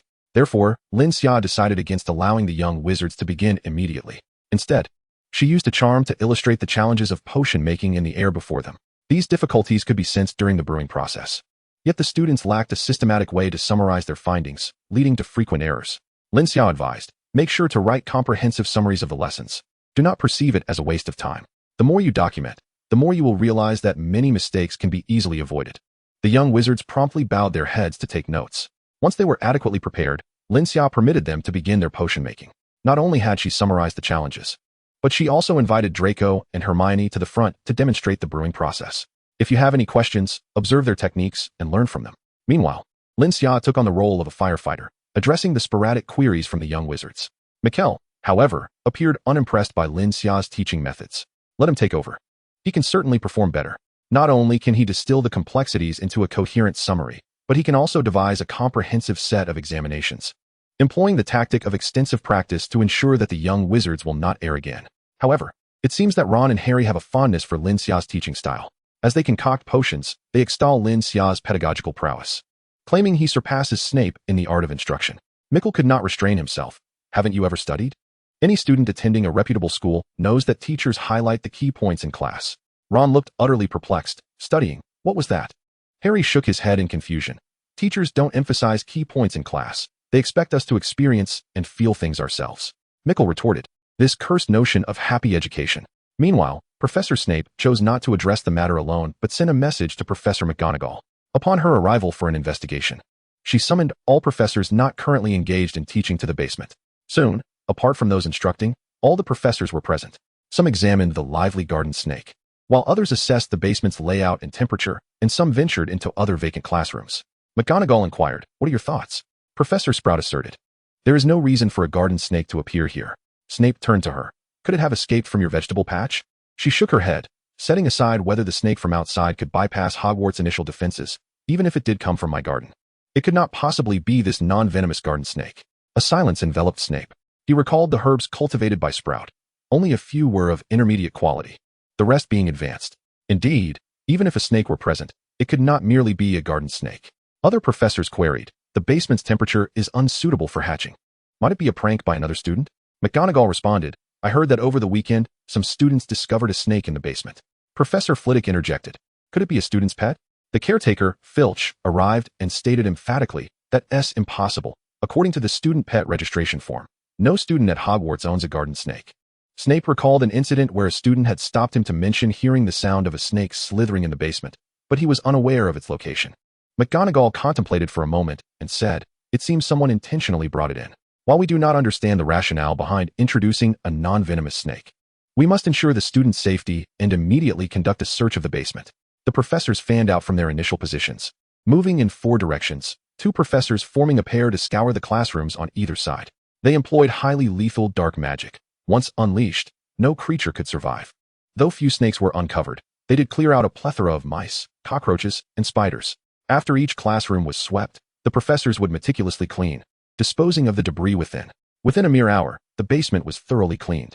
However, the professors did not depart immediately, as there were still matters to resolve.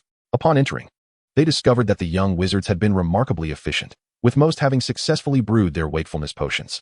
A select few individuals, despite still being in the process of configuration, have already progressed to several pivotal steps. If no mistakes are made, success is within reach. Professor Snape cast a glance at Lin Xia, his voice still imbued with arrogance. "It seems that your excellence is not merely superficial. Hufflepuff earns a point." Lin Xia humbly replied, "I merely offered some summaries and insights. It is the cleverness of the young wizards that has allowed them to absorb it all." Professor Snape scoffed. "No wonder. The food has been served right to their lips. If they still fail, I would question their intelligence." After the potions class concluded, Mikkel hurriedly exited the classroom, casting a glance at the empty classroom where he had released snakes. He saw nothing. On the first day, he had only let out 3 garden snakes, but feeling insecure, he had stealthily added 4 more the following day. What he did not anticipate was that these garden snakes would congregate rather than scatter. He silently prayed, "Surely the professor will discover the basilisk." This way, he would have a reason to present himself favorably to the professor, as he would be the first young wizard to notice the anomaly in the basement. He could not help but ask Ron, "Will the professor clear all the snakes from the basement?" Ron nodded, as if it were obvious. "Of course, the professor has probably already taken care of it." Mikkel inquired, "Then why hasn't there been an announcement?" Ron looked bewildered. Why would there be an announcement? They are merely a few harmless snakes. Making a fuss over it would be excessive. It was then that Mikkel realized he had fallen into a cognitive trap. Even if the school discovered the basilisk, they might choose to keep it from the students, especially since no student had noticed it. His mind raced, and suddenly he stood up and walked out. No, he had to claim this credit for himself. Meanwhile, Quirrell was equally anxious. After his morning class, he had heard about the snakes in the basement, which was not particularly surprising. However, during lunch with other professors, when Quirrell overheard them discussing a thorough cleaning of the basement, his expression changed dramatically. "A thorough cleaning?" Quirrell stammered, panic-stricken. The other professors found his reaction peculiar. Indeed, who knows how those harmless snakes were brought in? Perhaps there is a conspiracy. We should simply conduct a thorough cleaning of the basement. Snape specifically asked, "What is it, Professor Quirrell? Do you have a unique perspective on this matter?" Quirrell stiffly forced a smile, his lips trembling. "A thorough cleaning is quite good. Yes, it should indeed be conducted." Voldemort had suggested that he could seek Snape's assistance, yet Quirrell had never broached the subject with him. He understood that when Voldemort was still present, Snape had been his most loyal servant. But now, Snape was thriving at Hogwarts, far more respectable than the other Death Eaters. Who could say what Snape was truly thinking? Quirrell, having been intimidated by Snape's earlier rebuke, was too fearful to be candid with him, resembling a mouse in the presence of a cat. After hastily finishing his lunch, Quirrell quickly rose to leave. To his surprise, Snape also stood up, his haughty tone resonating behind him. "Professor Quirrell, I have a matter to discuss with you. Please accompany me to my office." Professor Quirrell bowed his head, responding meekly, "Yes, yes." He arrived at Snape's office, his heart racing with anxiety, eager to check on the situation in the dungeon. Had the troll been slain? What would he do if Voldemort's task remained unfulfilled? Would they discover Voldemort's presence? Despite his inner turmoil, Quirrell was bound to remain in Snape's office, undergoing his interrogation. Since being reported by Filch for stealing a student's protective charm, he had proven his innocence, yet Hogwarts continued to keep him under watch. Snape was the appointed guardian from the school. Noticing Quirrell's distress, Snape inquired, "Professor Quirrell, you appear quite anxious. Do you wish to leave?" Quirrell trembled slightly. Shaking his head, "No." Snape replied, "In that case, you shall remain in my office while I review how to proceed with your defense against the dark arts class." "What?" Quirrell reacted more strongly than intended. Snape raised an eyebrow. "What? Are you unwilling?" Quirrell quickly shook his head. No. Chapter 79, A Talent. Mickle hurried to Professor McGonagall's office, composing his expression before knocking on the door. "Come in." Professor McGonagall, wearing spectacles, had several enchanted quills floating above her as she graded students' assignments. She glanced at Mickle, recognizing him as a diligent first-year student, and asked, "What brings you here?" Mickle, somewhat anxious, replied, "Professor, I would like to inquire about the specifics regarding the snake in the dungeon." Upon hearing this, McGonagall scrutinized Mickle intently. "Why do you wish to know the details?" As he spoke, Mickle's nerves dissipated.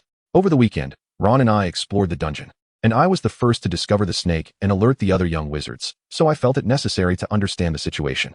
McGonagall smiled. "Snape mentioned that a student approached him regarding the snake in the dungeon. That student would be you, correct?" Mickle nodded. "I spoke to Professor Snape last week, but he did not believe me and requested evidence." McGonagall replied with satisfaction, "In the future, should you encounter any unusual circumstances, do not seek him out. Come directly to me. Thank you for your alertness, as it has prepared many young wizards." 10 points to Gryffindor. Mickle had achieved his goal of gaining attention and was expected to leave. Before departing, he couldn't resist asking, "Professor, is there only the snake in the dungeon? Did you find anything else during your cleaning?" McGonagall answered, "There are not only snakes, but also many animals and insects.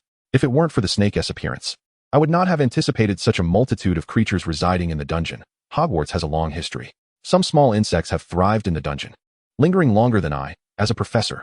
That evening, Lin Xia was not in the Hufflepuff common room, but, instead, accompanied Draco to the laboratory on the second floor. The wizarding world is remarkably efficient. Within just 2 days over the weekend, the laboratory had been largely prepared. Certain areas appear rather vacant, which is attributed to the ordered instruments yet to arrive. This portion of equipment does not require any expenditure from Lin Xia. Following the school's approval of the laboratory, Lin Xia was allocated a construction budget of 1,000 gold galleons. It is impossible to establish a laboratory without procuring any equipment. Research instruments are exorbitantly priced everywhere and are clearly beyond the financial reach of students. However, the school is unaware of the specific needs of its students. Therefore, this construction fund was specifically allocated for students, allowing them to purchase through the school's channels. This funding has never passed through Lin Xia's hands, only appearing in the keys.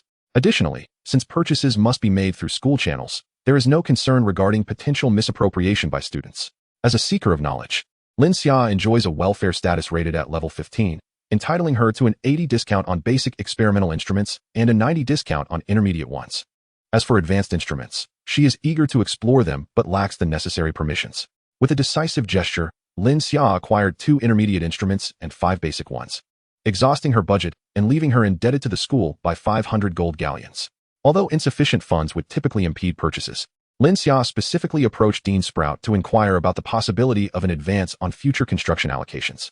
The initiative to open laboratories and provide research-oriented students with funding is a novel endeavor for the school. Furthermore, given the scarcity of research talents within the institution, only 3 laboratories have been made available. Among Hufflepuff students, Lin Xia is the sole treasure capable of applying for a laboratory. Hence, Dean Sprout made special arrangements, facilitating an advance of 500 gold galleons for Lin Xia. As for the conditions, they were minimal. Lin Xia merely needs to produce a research project within 2 years, which, upon review by the dean, is deemed excellent, thus settling the debt of 500 gold galleons. This represents the school's investment in exceptional research-oriented students. Upon learning of this, Lin Xia found herself repeatedly exclaiming in her heart, "I adore the dean. I absolutely adore her." In the laboratory, Lin Xia meticulously adjusted the quantity of sulfur, now having determined that its efficacy is optimal between 006 and 007. During the weekend, due to instrument issues, they were unable to delve into more intricate variables. With the arrival of the first batch of instruments, they can now resume their experimental adjustments. Presently, young wizards preparing potions require precision in the addition of certain materials down to 3 decimal places, necessitating a more thorough investigation. Suddenly, Lin Xia felt a shift in her spirit and realized that the white fairy had activated the soul imprint. Qi Luo had stirred. Since absorbing the power of the black scarf, the white fairy not only altered her fur color, but also became more intelligent, establishing a closer connection with Lin Xia. Although they are still unable to communicate through the soul imprint, only Lin Xia can unilaterally transmit messages. The white fairy has managed to manipulate a fragment of the soul imprint to send Lin Xia a signal. Lin Xia set aside her instrument, removing her transparent goggles and medical gloves. "Draco, I need to step out for a moment. Please continue with the experiment." Draco observed her flexing her wrist, his thoughts racing. "Are you about to?" Lin Xia casually nodded. She had stumbled upon a great opportunity. Draco had recently neglected his transfiguration practice and spent his evening study hours engrossed in numerous idiomatic tales. With a swift glance, he promptly retrieved several vibrant vials from his ring, each a striking hue of red, yellow, and green. It is widely acknowledged that the more beautiful a woman is, the more deceptive she may be, and the more vivid the colors, the greater the toxicity. Lin Xia inquired, "Draco?" He leaned forward, offering her some potions for support, requesting a share of any benefits she might procure. Lin Xia chuckled. "The idiomatic stories you've been reading lately, they aren't united we stand or each takes what they need, are they?" Draco merely smiled, his silence speaking volumes. Lin Xia gave him a thumbs up, affirming that he had indeed grasped the essence. However, she cautioned, "I must clarify beforehand. You might not necessarily reap any rewards." Unfazed, Draco remarked, "Then consider it a preemptive investment." "Well, you've certainly learned cast a long line to catch a big fish quite well." Had time permitted, Lin Xia would have praised him further. What a talent. With a swift flick, Lin Xia cast an invisibility charm upon herself and dashed out of the laboratory. Thanks to her enhanced magical aptitude, she found that some intermediate to advanced spells posed no challenge. Yet, constrained by her internal magical energy and proficiency with the incantations, her invisibility spell could not last long, necessitating periodic renewals. She hurried to the basement, pausing to gesture at the moon in her dream. The moon had yet to reach its designated position, so she had to wait. After approximately 10 minutes, Lin Xia gestured again, her expression becoming solemn as she quieted her breath. She listened intently, but there was no sound. In the next instant, however, she spotted Quirrell at the end of the corridor. Quirrell had concealed his footsteps. He looked quite frantic, clutching the scarf around his head tightly, hastening his pace while glancing back, as if pursued by some great terror. "Quirrell," a sibilant, hoarse voice slithered from behind him. "Has Hogwarts found the basilisk?" "Huh, I did not expect to awaken to such delightful news." Quirrell trembled. "No, my lord, they did not discover the basilisk, but rather a few ordinary snakes." Just as he had seen in his dreams, Voldemort was in a furious rage, and it was unclear what he inflicted upon Quirrell's body. Quirrell fell to the ground in agony, banging his head against the floor. "My master, I will strive harder. It is all Snape's interference. He has been watching me, preventing me from seeking the basilisk." "Quirrell, you could reveal your identity to him. Why do you not speak? What are you afraid of?" "No, my master, I have not. Please trust in my loyalty, my greatest master." Quirrell wept, tears streaming down his pale face. Voldemort fell silent, enveloped in an ominous quiet. Quirrell quickly regained his feet and made his way to the dark chamber where the troll was imprisoned. Lin Xia remained hidden in the shadows, silently observing the unfolding scene. Quirrell, parasitized by Voldemort and under his control, remained oblivious to the fact that Voldemort's voice was exceedingly frail. "No, how could this be? It is impossible." Quirrell gasped in disbelief as he opened the hidden door behind the oil painting, letting out a horrified scream.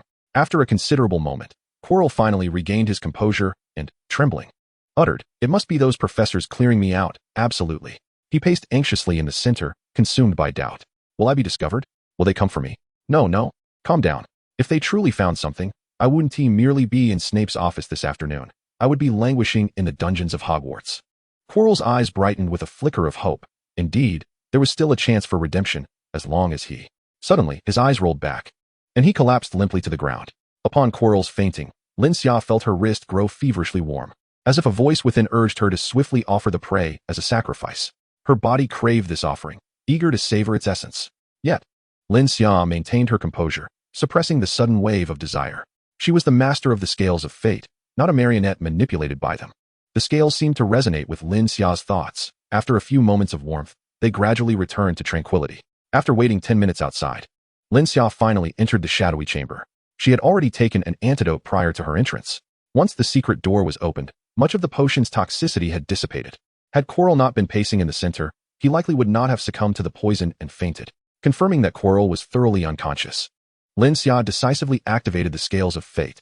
Before her appeared a tarnished, ancient bronze balance. Upon its emergence, it instinctively targeted the fallen Quarrel, slowly drawing him towards its left side. The pulling of the scales was painstakingly slow, lacking the swiftness of previous encounters. Quarrel was merely in a state of unconsciousness, not death. As he was drawn, his body twitched slightly, as if on the verge of awakening. Lin Xia held 2 vials of poison, ready to administer them the moment he regained consciousness. Quarrel's eyelids fluttered violently, yet he remained unresponsive, slumped on the left end of the scales. Meow? The white fairy had appeared beside Lin Xia, playfully swishing her long tail against Lin Xia's calf, eager to engage with the scales. Lin Xia's expression turned serious. Once Quarrel was placed within, the scales nearly reached a perfect vertical. Such a display had only been witnessed during the sacrifice of the giant troll. However, on that occasion, she possessed the ability to reverse fate, to triumph over strength with cunning. This time, she could rely solely on herself. Go. Lin Xia gently stroked the white fairy, who leapt onto the right end of the scales. The left side of the balance only lifted slightly, remaining largely unaffected. Lin Xia felt a weight in her heart. She pondered briefly and emptied her small pouch of all usable items. The 2 fangs of the basilisk, a coxcomb feather bracelet, golden orbs capable of containing souls, the giant's ring obtained from the basilisk's sacrifice, mutated venom essence, and all the poisons she possessed. She placed them beside the white fairy. Under the influence of these numerous factors, the right end of the scales began to rise slowly. Yet, it remained insufficient. Ultimately, Lin Xia positioned herself upon the right end of the scales. The balance of fate began to rotate with increased speed, swaying more erratically than before. After a considerable while, the scales settled. The left side continued to descend steadily, while the right soared high. Lin Xia was not surprised by this outcome. Upon witnessing the reaction of Qilo placed upon the scales of fate, she surmised that she was currently insufficiently powerful to fully sacrifice Qilo. Perhaps if Qilo were to perish, there might still be a sliver of possibility. However, under the premise of survival, it proved to be exceedingly challenging. Lin Xia's gaze deepened, and an intention stirred within her, as if the scales of fate were attempting to communicate. Just moments ago, the scales had unlocked a new capability, when the offering lay in a state of unconsciousness. If there was no opposing force, a half-sacrifice could be chosen. It was already known that the scales could perform a complete sacrifice, an energy sacrifice, physical sacrifice, a soul sacrifice, or a solitary sacrifice. A half-sacrifice could be selected when the host's power was insufficient, yet there existed an offering of adequate weight to be at their mercy. After a moment of contemplation, Lin Xia opted for a half-soul sacrifice. The moment her resolve crystallized, the scales began to sway once again. The left side slowly lifted while the right began to descend. Ultimately, the right side, where Lin Xia stood, surpassed the left, exerting more weight than Qilo. Another judgment was made. Judgment successful. Half-soul sacrifice. Qilo's body convulsed violently, as if enduring immense agony, her expression contorted in distress. Lin Xia too felt the discomfort. Her own body began to tremble. The instant the judgment was deemed successful, Lin Xia sensed her soul being extracted from her body by the scales of fate, floating high above. She could perceive her body in torment, while her soul felt buoyant and free, the juxtaposition of these extreme experiences causing her spirit to twitch with disarray. Simultaneously, the soul of the white fairy was also drawn forth, perhaps due to her unique state. Lin Xia once again glimpsed the latent power nestled deep within the bloodline of the white fairy. At the edge of her soul, there appeared an exceedingly frail, black and white kitten. Spotting Lin Xia, the kitten darted into her embrace, trembling in fright. Lin Xia inhaled deeply, stabilizing her emotions, and instinctively activated the 9 Heavens Mysterious Sun's secret record furnace. As the technique commenced, her discomfort diminished significantly, and she sensed a trickle of energy emanating from the other end of the scales. Without hesitation, Lin Xia seized this thread of power, nurturing herself with it.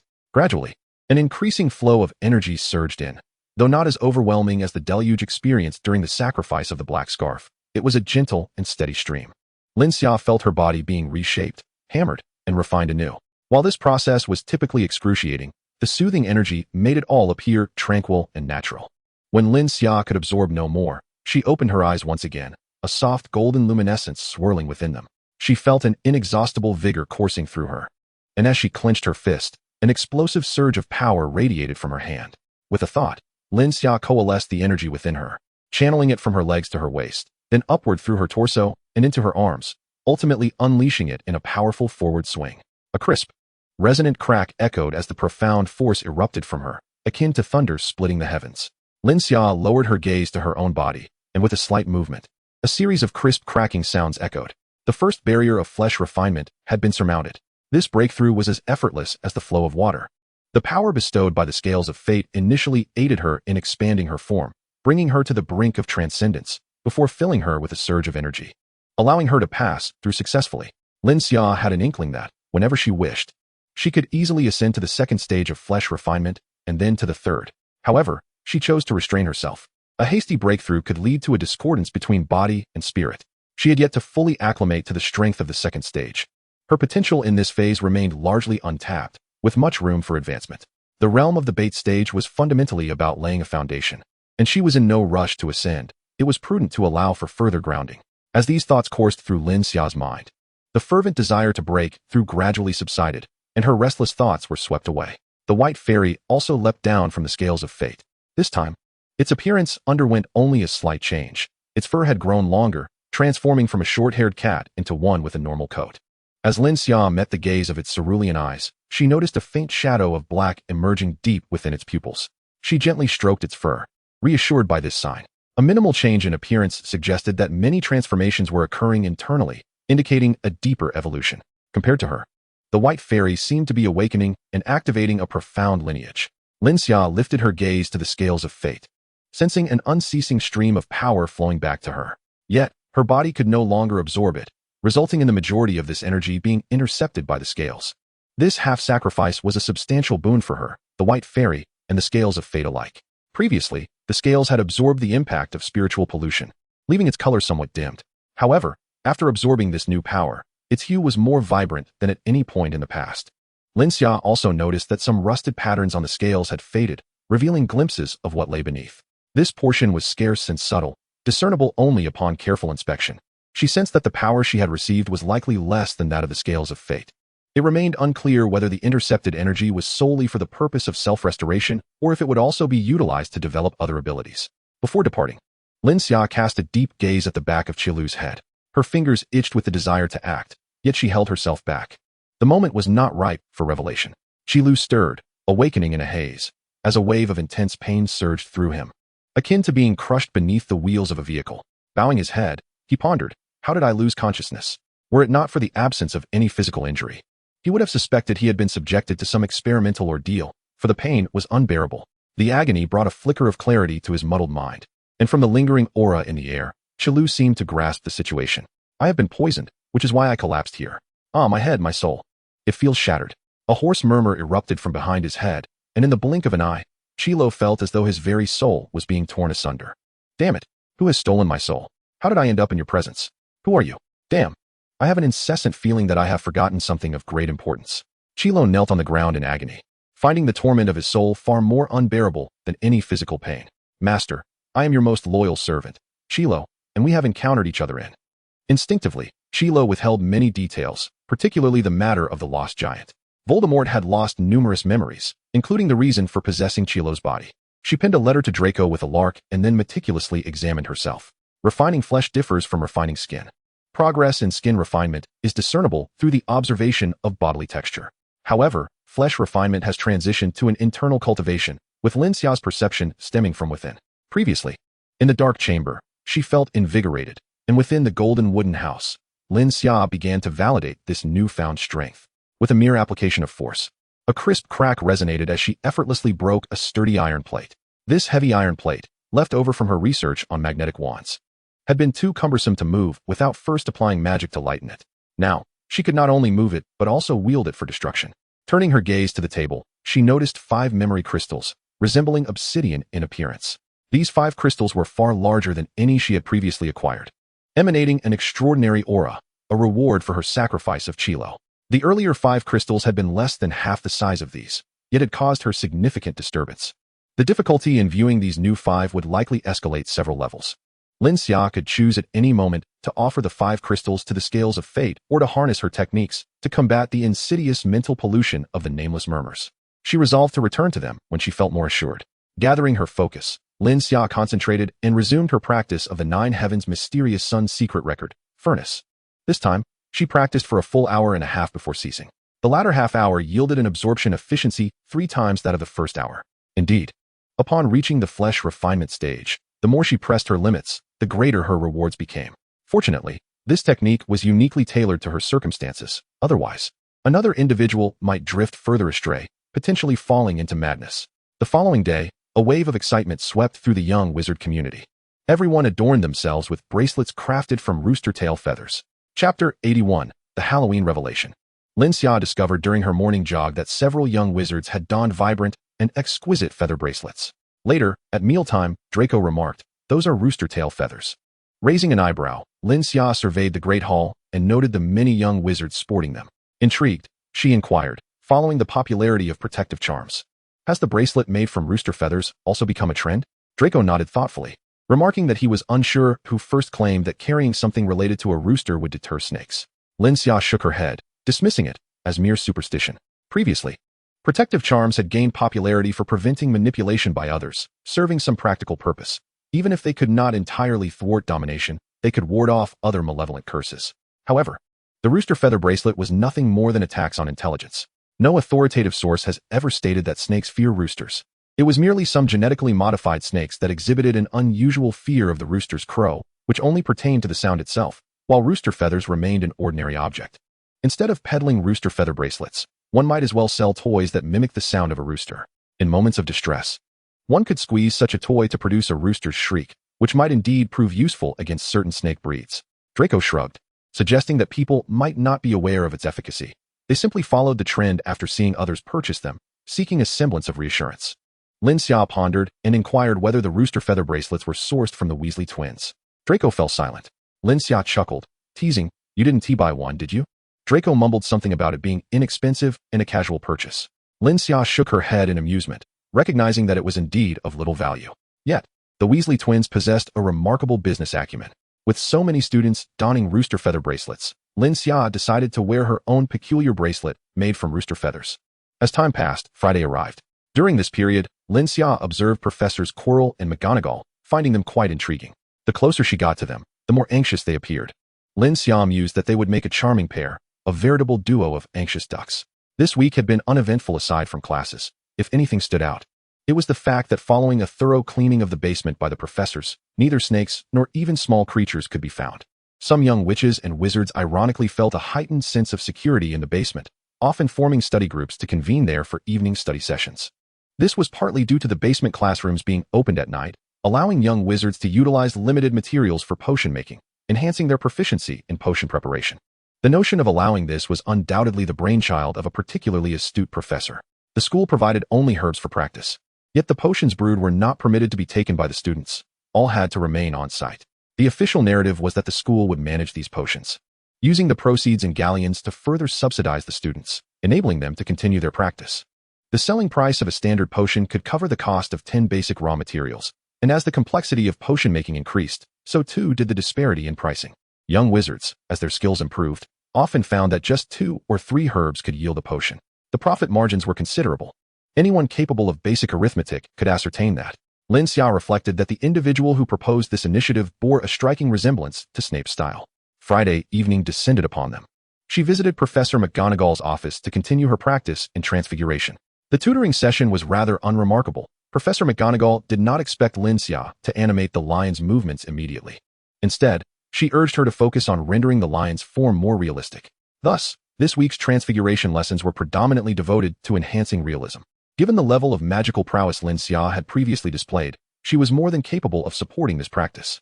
Observing the lion that Lin Xia transfigured becoming increasingly lifelike, Professor McGonagall expressed her satisfaction, stating, "Next week, you shall attempt dynamic practice.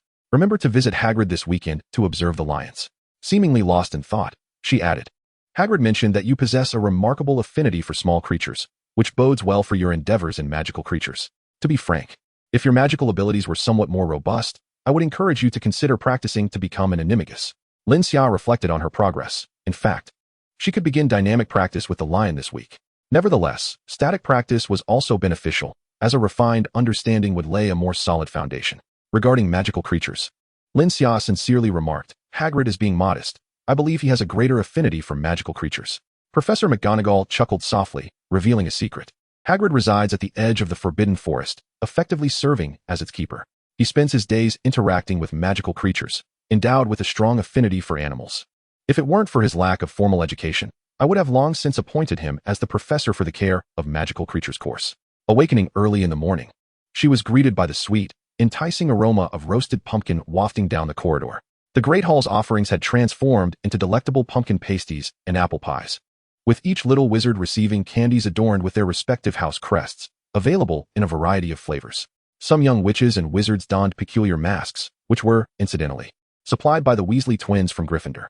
Professor Flitwick, though diminutive in stature, was an exceptional dueling master and had once won the championship in dueling. If any instructor at Hogwarts were deserving of the title master, it would undoubtedly be Professor Flitwick. Rumor had it that he possessed fairy blood, inheriting the remarkable magical talents of his lineage. Students held great affection for Professor Flitwick's classes, as he never imposed strict regulations. They could even engage in playful banter with him during lessons.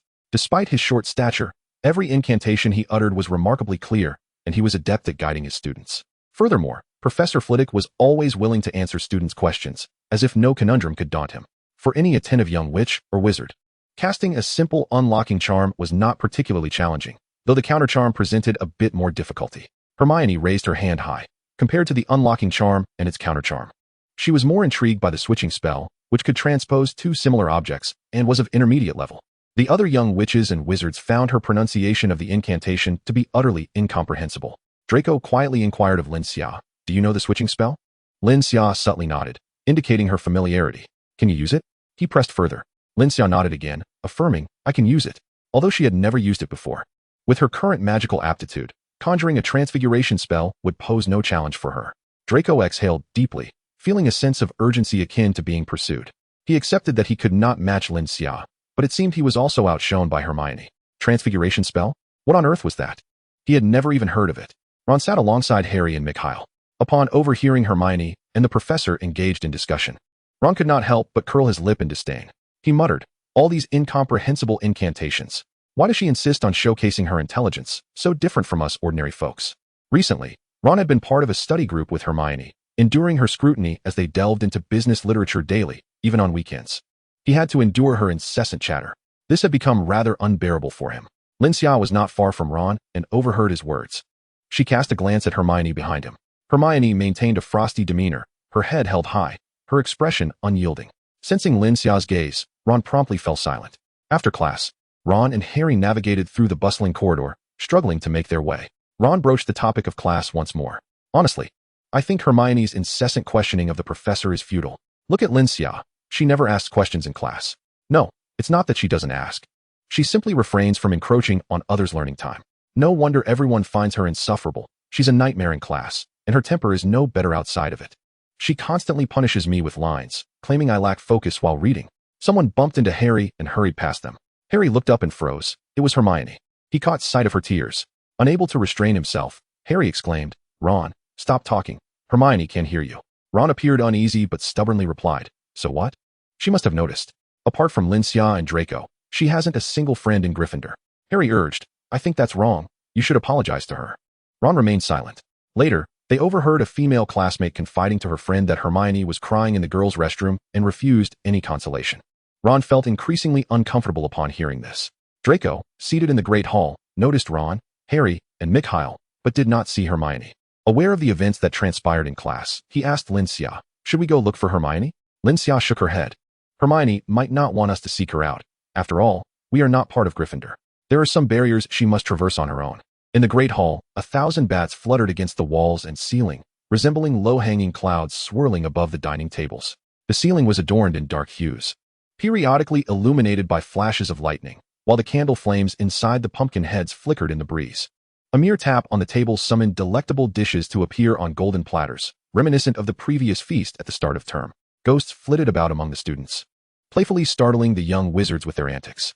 Lin Xia tore off a piece of turkey leg, the bird expertly roasted to a perfect crisp on the outside, while remaining tender within. The crackling skin made a delightful crunch as she savored each bite, indulging in the moment before sipping a refreshing cup of iced tea to cool off. Suddenly, Professor Quirrell burst into the dining hall, his large scarf askew and a look of sheer terror etched across his face. His features flickered ominously in the flashes of lightning, creating an unsettling aura. He rushed to Professor McGonagall's side, leaning heavily on the table as he gasped, "A troll is in the basement classroom. I thought you ought to know." With that, he collapsed onto the floor, unconscious. Chaos erupted in the hall. Chapter 82.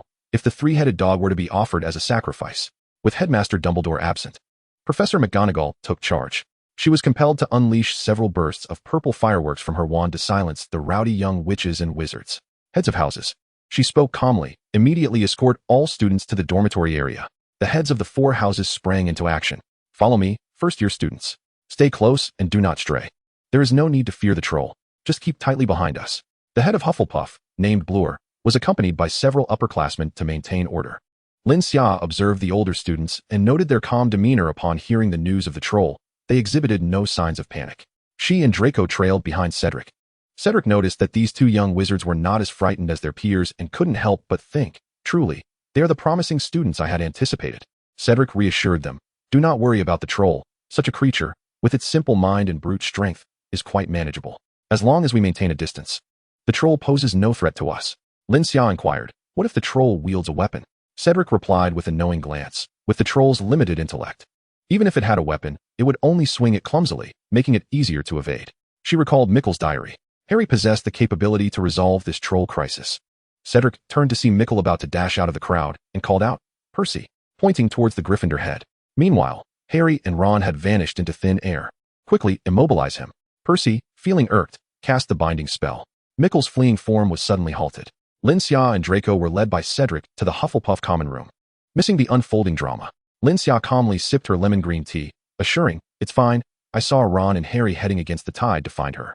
Draco, recalling Lin Xia's earlier warning, curiously asked, "Do you not like Mickle?" Lin Xia smiled gracefully. "How could that be? I simply dislike children who constantly engage in scheming." As Lin Xia stepped into the golden wooden house, the compass of fate in her mind began to spin, settling on the divination section. Meanwhile, Harry and Ron, in search of Hermione, unexpectedly encountered the troll and managed to trap it within the girls' restroom. A piercing scream echoed from the ladies' restroom, revealing that Hermione was trapped within. Unflustered in the face of danger, Hermione unleashed her prowess, while Harry and Ron executed a flawless levitation spell that lifted one of the troll's massive clubs into the air, crashing it down onto the creature's head, rendering it unconscious.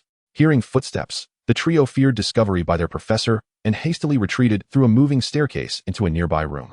Hermione unlocked a door, revealing a monstrous dog with 3 heads.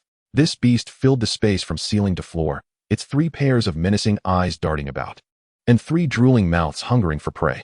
This was surely a byproduct of overcoming the flesh-slicing challenge, enhancing their physical attributes and amplifying the capabilities of the fateful compass. In that moment, she vividly recalled the sticky drool of the 3-headed dog, cascading from its yellowed fangs. The creature's eyes gleamed with excitement as it prepared to charge towards Harry and the others, its middle paw scratching the ground in anticipation. A fleeting thought crossed Lin Xia's mind. If only this 3-headed beast could be captured as a sacrifice. The young wizards had not seen the troll, leading to whispers that Quirrell had succumbed to hysteria, mistaking a colossal statue for the creature. Regardless of the swirling rumors, the sole item available at the school's apothecary, the protective charm, had once again sold out, with a serpent lurking ahead and a troll behind. It seemed as though Hogwarts' esteemed safety was being called into question. As November arrived, the weather turned bitterly cold. The mountains surrounding the school lay cloaked in a gray shroud of ice and snow, and the lake's surface resembled hardened steel. One morning, Lin Xia awoke to find a layer of frost blanketing the ground.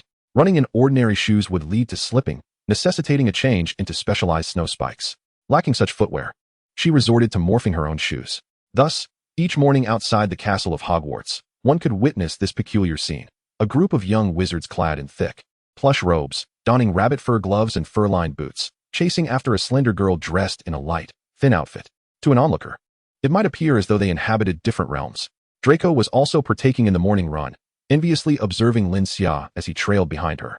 After completing a lap, he felt warmed enough to shed his heavy robe and continue running.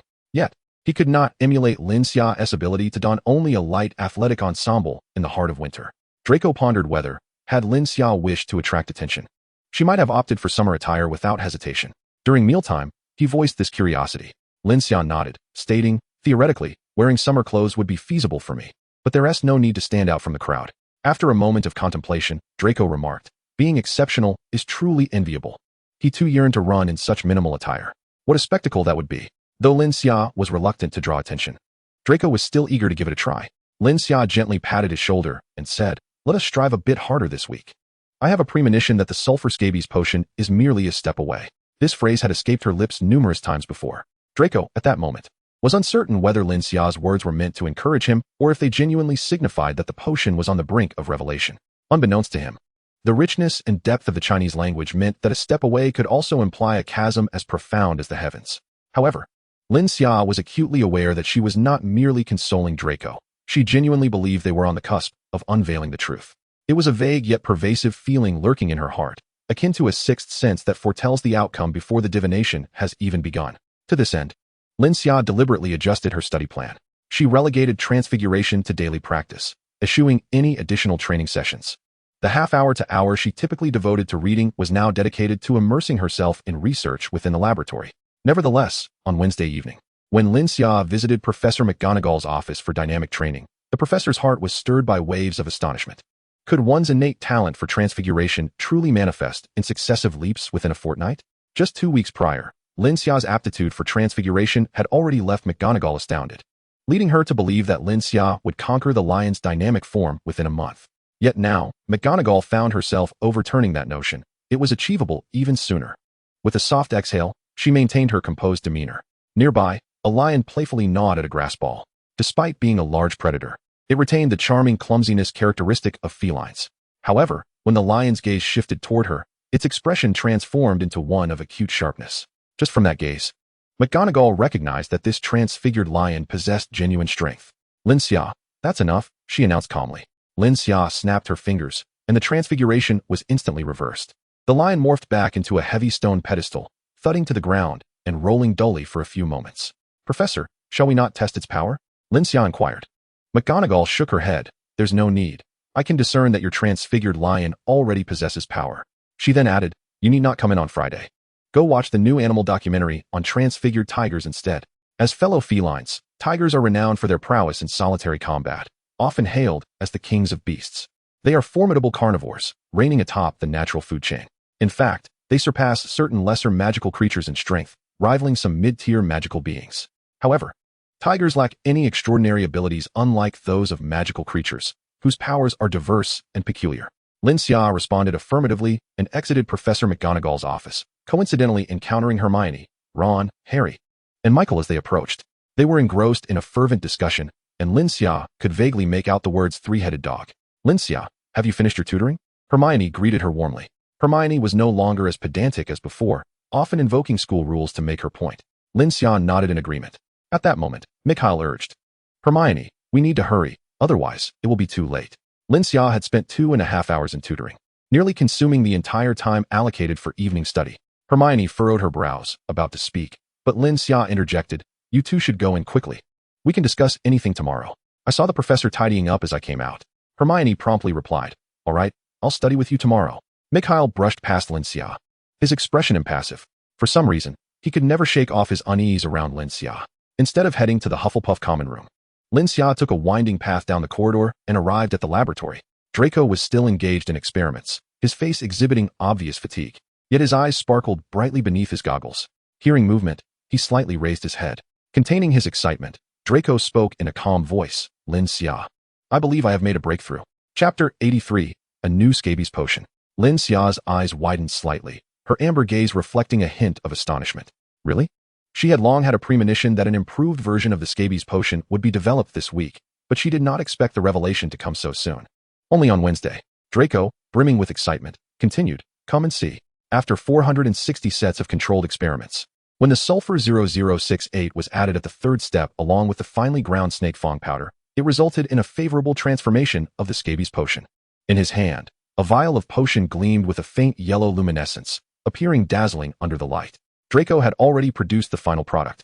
successfully passing tests with mice and confirming its efficacy. Lin Xia felt a surge of exhilaration. This vial of scabies potion was not merely an academic project.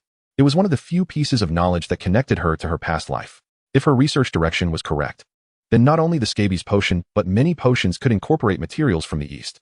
This sounded somewhat akin to a fusion of Eastern and Western medicinal practices, albeit the formulation of magical potions was far more mystical than pharmacological studies.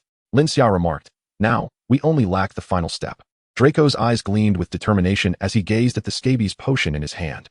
"I will expedite arrangements for the Malfoy family to recruit a group of volunteers for human testing." Lin Xia smiled, knowing that this task was one only he could undertake. She lacked the influence to do so. They focused their efforts and produced another batch of scabies potion, preparing to send it to the Malfoy family the following day. Draco also intended to write a letter to his father, using family code to inquire if anything had occurred at home. Previously, he refrained from asking, as he would have been powerless to resolve any issues. Now, however, he felt emboldened to inquire, confident that the success of the scabies potion was imminent. Everything went smoothly.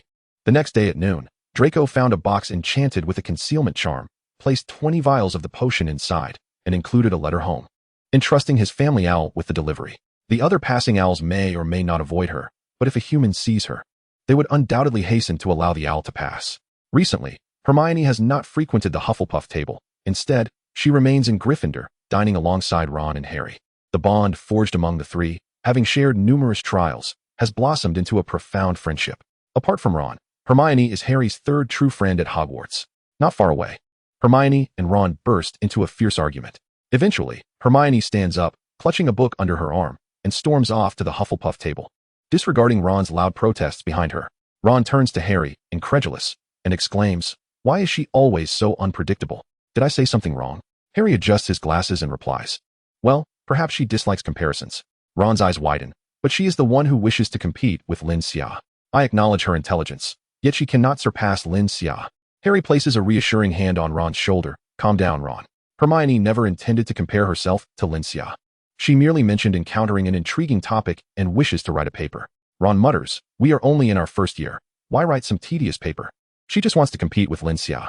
Hermione arrives at the Hufflepuff table, taking a seat beside Lin Xia, casting a fierce glare at Ron before turning to engage in cheerful conversation with Lin Xia. Ron, perplexed, looks at Harry and asks, "How does she manage to both wish to compete with Lin Xia and laugh with her at the same time?" Harry blinks. Perhaps this is a unique aspect of friendship among girls. Mikkel interjects, "Don't you think Hermione is rather pretentious?"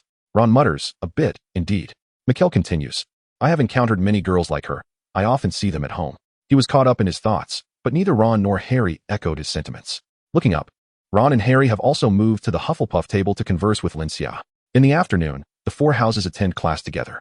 Each house comprises 10 young wizards, forming a large classroom with students from other houses. According to the schedule, Lin Xia is set to attend a defense against the dark arts class, while Draco is headed for potions. Lin Xia advises Draco to share the improved version of the scabies potion with Snape, hoping to gain some assistance from him. She suspects that Snape values Draco more than her. Perhaps he might divulge useful information. In the defense against the dark arts classroom, the young wizards enter exuberantly, chattering and laughing. However, their laughter quickly fades. To their dismay, the instructor for the lesson is Professor Quirrell. Their schedule clearly indicated Professor Oddie. Professor Quirrell, with his characteristic cautious tone, nervously announces, "Professor Oddie is, unavailable today and has asked me to substitute. You needn't worry. I will teach well, and if possible, please leave a favorable evaluation on my midterm assessment."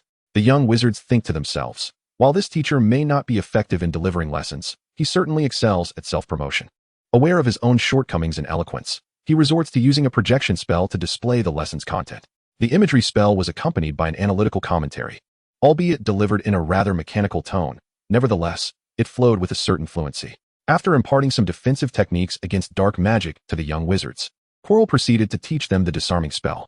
He projected himself performing the disarming charm through the imagery spell, thoughtfully annotating various analyses on the screen. He illustrated the precise angle at which to raise one's hand, the exact distance from the shoulder, and emphasized the importance of maintaining a resolute gaze upon the opponent, not necessarily fixating on their weapon, but rather fostering a deep-seated belief in disarming them. This particular lesson, utilizing Quirrell's own model for demonstration, left the young wizards momentarily perplexed, uncertain whether he was truly teaching them or merely showcasing his skills. Despite their initial confusion regarding Quirrell's unconventional teaching method, its efficacy was undeniable. Some young wizards felt a deeper comprehension of the disarming spell. Initially doubting their ability to execute it, they found success 2 or 3 times out of 10 following Quirrell's video tutorial, a remarkable leap in progress. During the free training session in class, Quirrell maintained a lowered head, remaining silent. Most questions posed by students could be answered within the material presented. Harry, observing Professor Quirrell, suddenly furrowed his brow, sensing a faint pain in his forehead. He instinctively covered the lightning-shaped scar on his head with his hand. "Harry, are you all right?" Ron inquired with concern.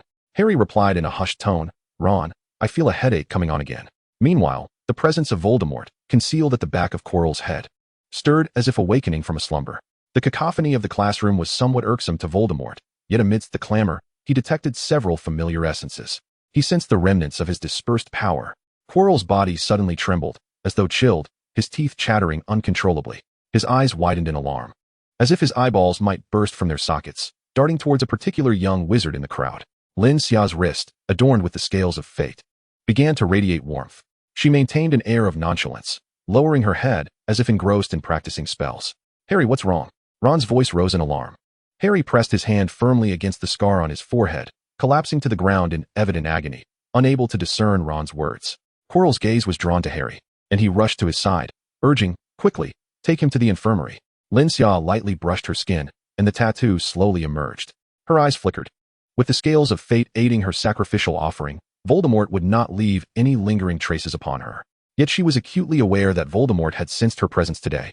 After some contemplation, she deduced the reason behind it. Having absorbed the power that the scales of fate provided, although harmless, some residual essence lingered.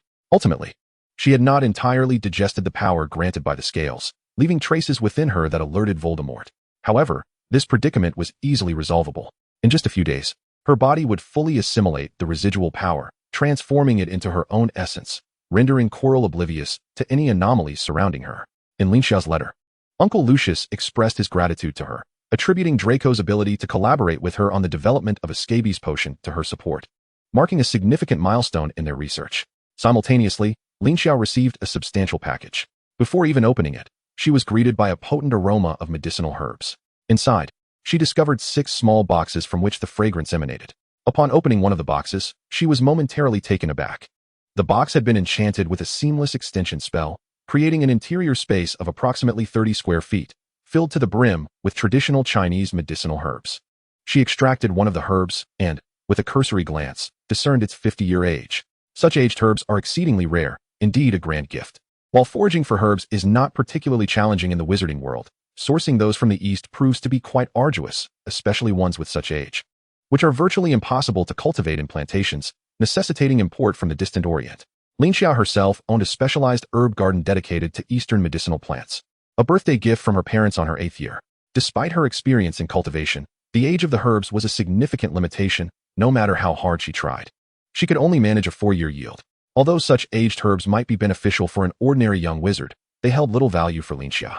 Draco carefully stored the envelope and cast an anti-eavesdropping charm with his wand before stating, "Father has informed me that he has dispatched individuals to conduct the necessary human trials and will provide us with a detailed report soon. He has also written to Professor Snape, requesting him to be our referee for potion research, which will facilitate the publication of our paper." The realm of academic publishing is considered an elite intellectual domain, not easily accessible. Lin Xiao's paper on magnetic wands was composed with remarkable ease, largely due to the guidance of Ollivander, the master wand maker, which spared her from numerous pitfalls.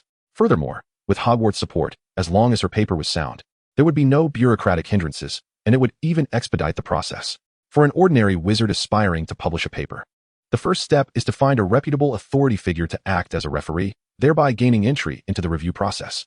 Professional institutions receive numerous submissions daily, and industry referees can swiftly sift through to identify genuine work.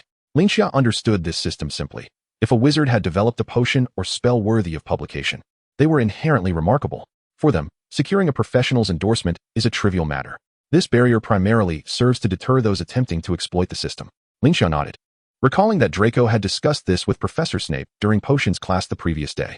Although Snape did not offer substantial advice, he did mention that she could show him her paper before publication.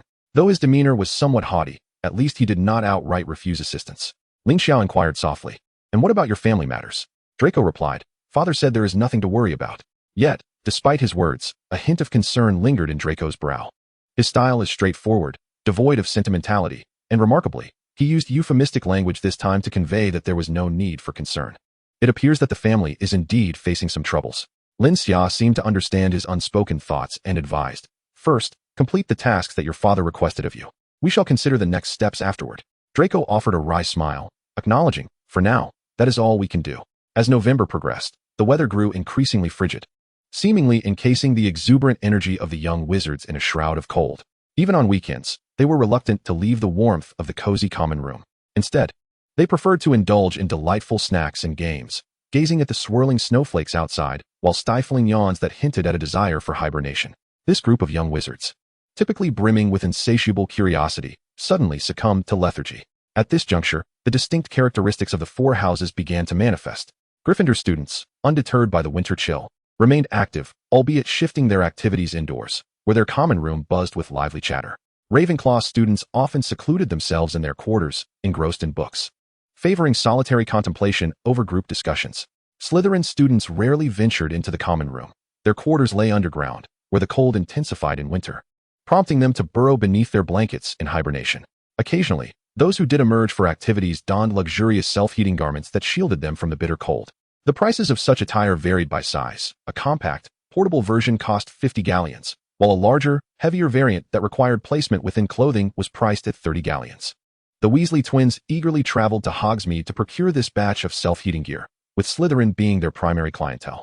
Lastly, Hufflepuff students, in previous winters, showcased the most unremarkable group traits. They wandered aimlessly, each engrossed in their own pursuits, engaging in activities that were rather mundane. While Hufflepuffs generally enjoyed the outdoors, the biting cold had driven them indoors, relegating them to idle contemplation in the common room. However, this winter marked a shift in their demeanor.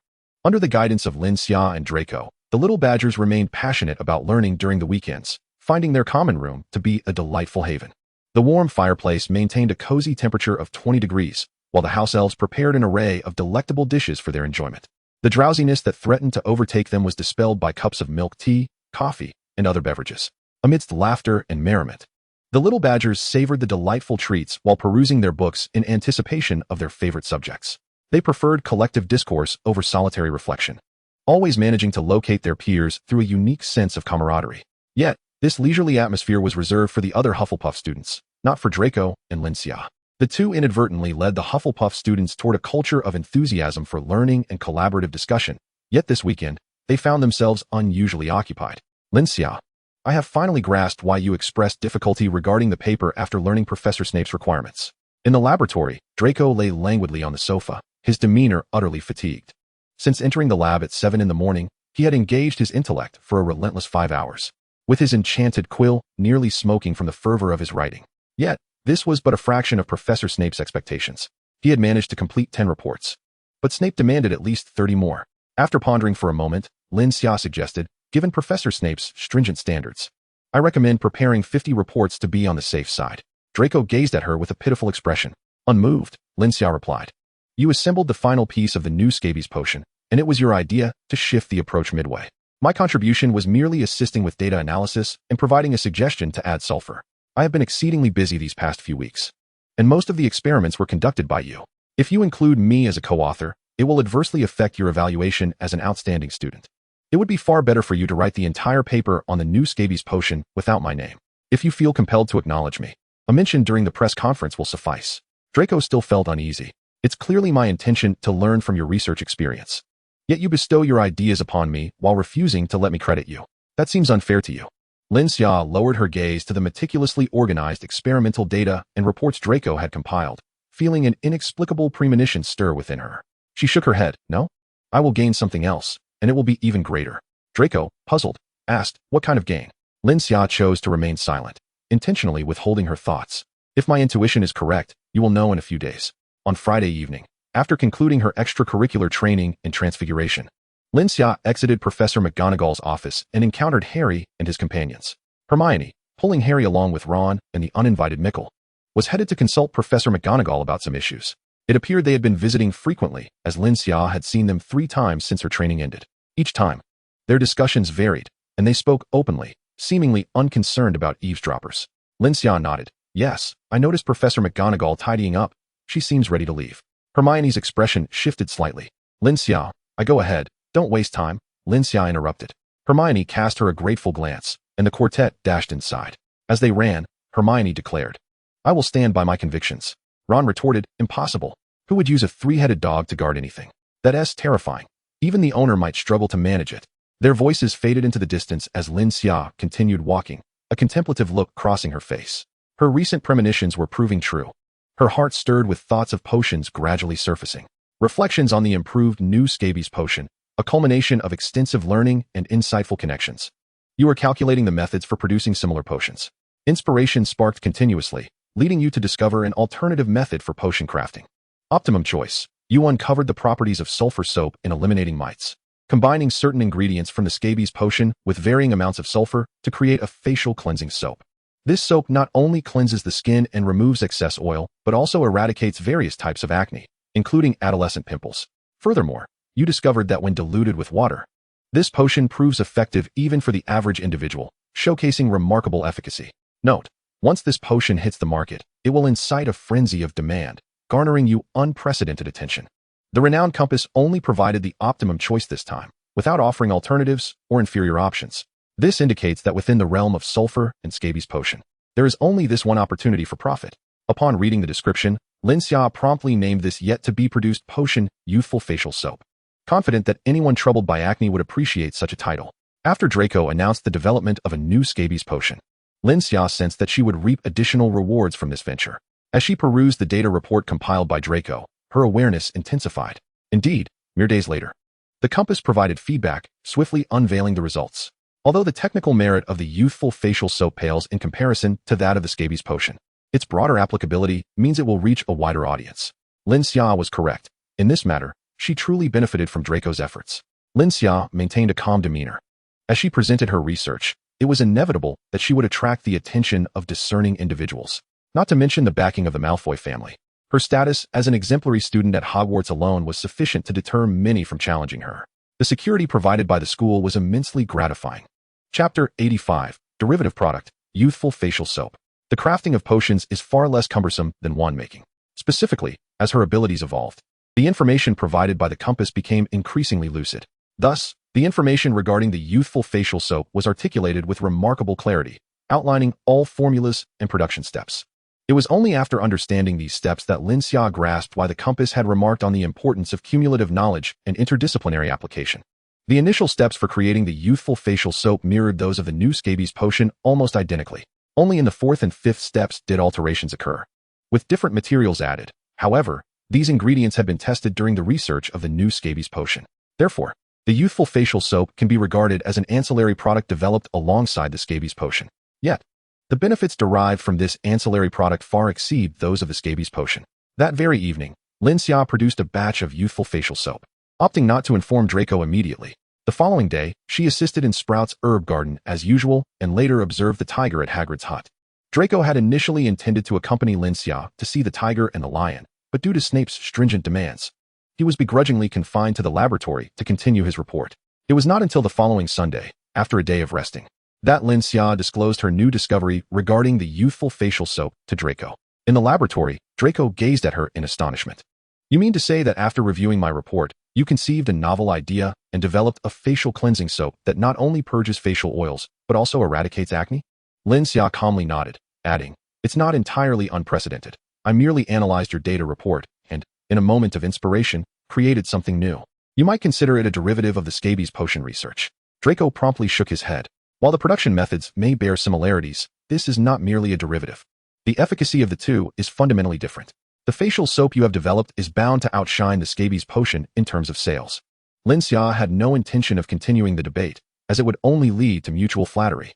"As I mentioned, the gains from my endeavor will be substantial. You should focus on composing your thesis on the scabies potion." Draco, lost in thought, suddenly brightened and eagerly suggested, "Why don't I collaborate with you on the paper? Come on, let us approach Professor Snape together." Lin Xia shot him a glance. "No, I have already made arrangements with Dean Sprout. When I have truly developed something significant, I will inform her first and intend for her to be my thesis advisor. Although Professor Sprout may not excel in potion making, she is an exceptional herbology master, having earned her position as head of Hufflepuff through undeniable prowess. She maintains excellent supply relationships with many potion masters, some of whom even reach out to her for guidance when they encounter challenges in their ingredient preparations." Ironically, What Lin Xia needed most was not guidance in potion making, but rather connections.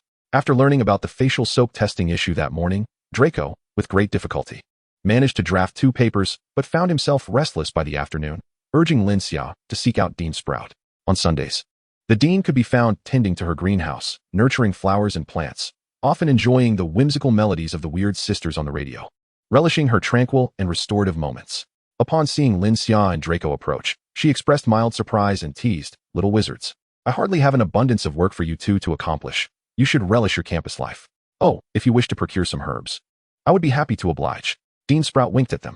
Draco, unable to contain his excitement, exclaimed, "Dean, this isn't about work study. Lin Xia has developed a facial soap and wishes for you to be her advisor." "Facial soap?" Dean Sprout raised an eyebrow, her expression somewhat peculiar. Lin Xia focused on potion development. At this moment, Lin Xia interjected, "Professor, this product emerged as a byproduct during my potion research." Understanding dawned on Dean Sprout, who shook her head and shrugged, humming along to the music before remarking, "I don't recall producing a few vials of potion derivatives while studying herbology." A subtle smile graced Lin Xia's lips. By the time Lin Xia and Draco exited Dean Sprout's office, twilight had descended upon the sky. Draco was genuinely filled with envy and admiration. In comparison to Professor Snape's demands, Dean Sprout's expectations were as gentle as a spring breeze. After employing a charm to confirm the safety and lack of side effects of the youth facial soap, she meticulously reviewed the production data presented by Lin Xia and informed her that only 3 reports were required. One report was to elaborate on the inspiration behind the idea, another to expound upon the principles of production, and the final report to detail the effects. Dean Sprout stated that given the cosmetic nature of the soap, efficacy was of paramount importance, overshadowing lengthy data analyses. Hence, the subsequent testing reports would need to be abundant. However, she reassured Lin Xia that she had others to assist with the testing and that she would review the reports beforehand. Should any harmful incidents arise from the soap, she would not approve the invention. The reason for not requiring Lin Xia to produce extensive data analyses stemmed from the lucrative nature of cosmetic products. She feared that overly detailed data could be deciphered by competing companies, leading to the emergence of similar products and a price war. Although Lin Xia might not be overly concerned about such matters, believing that any issues could be resolved with assistance, it was indeed preferable to avoid problems at the outset. Lin Xia nodded, expressing her confidence in her product. After finishing their meal in the Grand Hall, they observed the younger wizards exhibiting a restless demeanor, fixated on the Gryffindor table where a particular individual sat. Before Draco could inquire, his roommates, Tori and Robin, blurted out the news. Harry had become the Seeker for Gryffindor, and he was only a first year. First years were typically prohibited from playing Quidditch at Hogwarts, yet he had been designated as the Seeker. This unprecedented event had never occurred before at the school, and the younger wizards exhibited unabashed envy, yearning to partake in Quidditch and represent their house in the sport. Initially, Draco felt a pang of envy, but it was devoid of any jealousy. He had faced Harry in competition and recognized that Harry possessed a superior talent for Quidditch. Before he embarked on his training, Draco might have devoted some thought to Quidditch, but now, with his current focus, such thoughts had faded. The hours in a day were limited, compelling one to concentrate on a few pursuits. Omniscience was unattainable. His daily routine, filled with experimentation, writing papers, practicing, reading stories, and previewing textbooks, consumed the majority of his energy. Finding time to practice Quidditch seemed implausible. Furthermore, Quidditch demanded innate talent, akin to transfiguration, where daily practice could gradually enhance one's abilities. With his commitment to training, he had little time to spare for distractions like Quidditch. Tori and Robin, aware of Draco's passion for the sport, glanced at him. Noticing his silence, they endeavored to reassure him, saying, "You are remarkable in your own right." Harry's appointment as Seeker was merely a result of the Gryffindor team's lack of alternatives, necessitating his selection. When you ascend to your second year, we believe you will certainly join the Hufflepuff team. In truth, I believe you could easily join the Hufflepuff team now. Our house has always been somewhat estranged from Quidditch. Tor glared at Robin and said, "Don't listen to Robin's nonsense. Quidditch training often results in accidents. My father says the school restricts participation until the second year to prevent mishaps among young wizards." He emphasized loudly, "It's true." Tor and Robin barely believed him. However, after dinner in the Great Hall, while the two continued to linger in the laboratory working on their papers, Draco discreetly inquired of Lin Xia, "Lin Xia, will practicing Eastern secret arts enhance my Quidditch talents?" Lin Xia looked at him with amusement and replied, "Weren't you uninterested?" Draco turned his head away, somewhat bashful. Lin Xia ceased to tease him and affirmed, "Indeed, it absolutely can. It constitutes a comprehensive enhancement of physical prowess. If you train diligently, transforming into a humanoid Tyrannosaurus is not out of the question." Humanoid Tyrannosaurus?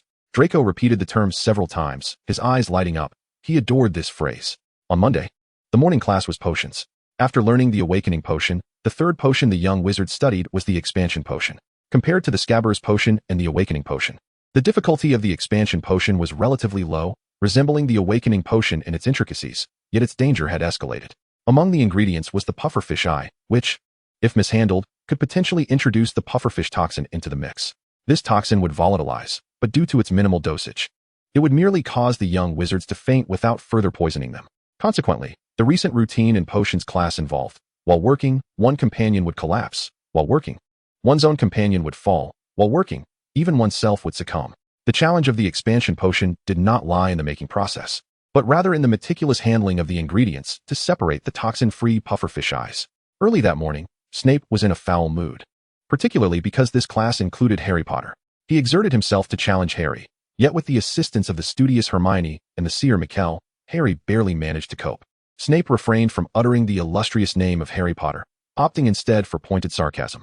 However, whenever Harry faltered in his responses, a hint of derision would appear in Snape's eyes. Its harm was minimal, yet deeply insulting. Lin Xia, what is the 8th step in the expansion potion? Snape suddenly redirected his scrutiny toward Lin Xia. Chapter 86. Blame Malfoy for not joining Slytherin. Lin Xia rose, responding without hesitation. Add a piece of bat liver to the cauldron.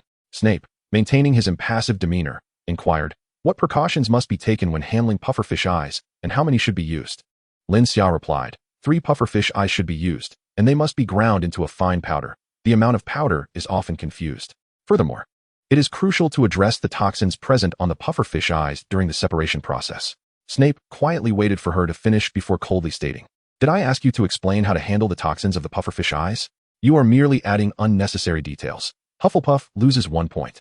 Lin Xia immediately received numerous sympathetic glances from her fellow young wizards. Especially for the students of Gryffindor, the phrase you are so pitiful seemed almost inscribed upon their foreheads. At this moment, Draco, the heir of the Malfoy family, found himself the unexpected recipient of sympathy from numerous young wizards. Draco mused, was being scorned not so bad after all? Although Professor Snape was perpetually capricious, his anger this time was more fearsome than before. The sensitive young wizards felt an unsettling notion that Professor Snape had deliberately chosen to unleash his wrath this time. Had Lin Xia and Draco somehow incurred Snape's ire? What were they congregating here for, hoping to linger in the potions classroom for experiments? A haughty, airy voice interrupted their thoughts, and the young wizards turned pale. Professor Snape materialized behind Lin Xia and Draco, casually tossing out a command. You two, come to my office. The young wizards gasped. Was it the end for them? Would the professor resort to punishment? Lin Xia and Draco exchanged reassuring glances with the other young wizards, signaling that all was well, and proceeded to Snape's office together.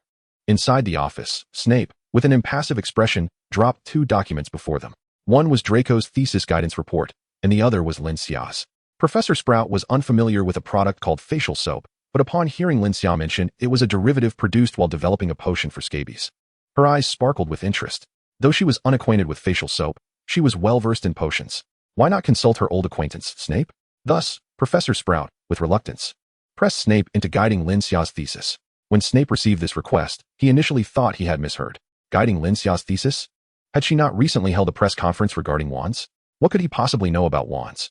Yet, when Professor Sprout handed him the materials, Snape could not help but admire his keen judgment. Lin Xia was indeed a prodigy, possessing a beast-like instinct for potion making. Merely assisting in researching the improvement of the scabies potion, she had managed to create an entirely new product using the same materials and data, albeit through a different methodology.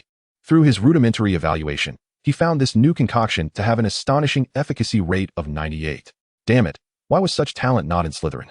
Snape lamented that Lin Xia had nearly joined his laboratory. He felt that ever since the heir of the Malfoy family had opted for Hufflepuff instead of Slytherin, everything had gone awry. Snape first turned to Draco. I have reviewed your thesis. There are several issues that remain unclear. Ponder them further, and write me 10 more reports. He then fixed his gaze upon Lin Xia, looking deeply into her eyes, and suddenly inquired, Lin Xia, would you be interested in joining my laboratory? I can offer you better conditions. Lin Xia, with a hint of regret, replied, thank you for your consideration, Professor, but I have already promised Dean Sprout to collaborate with her herb garden. Snape scoffed.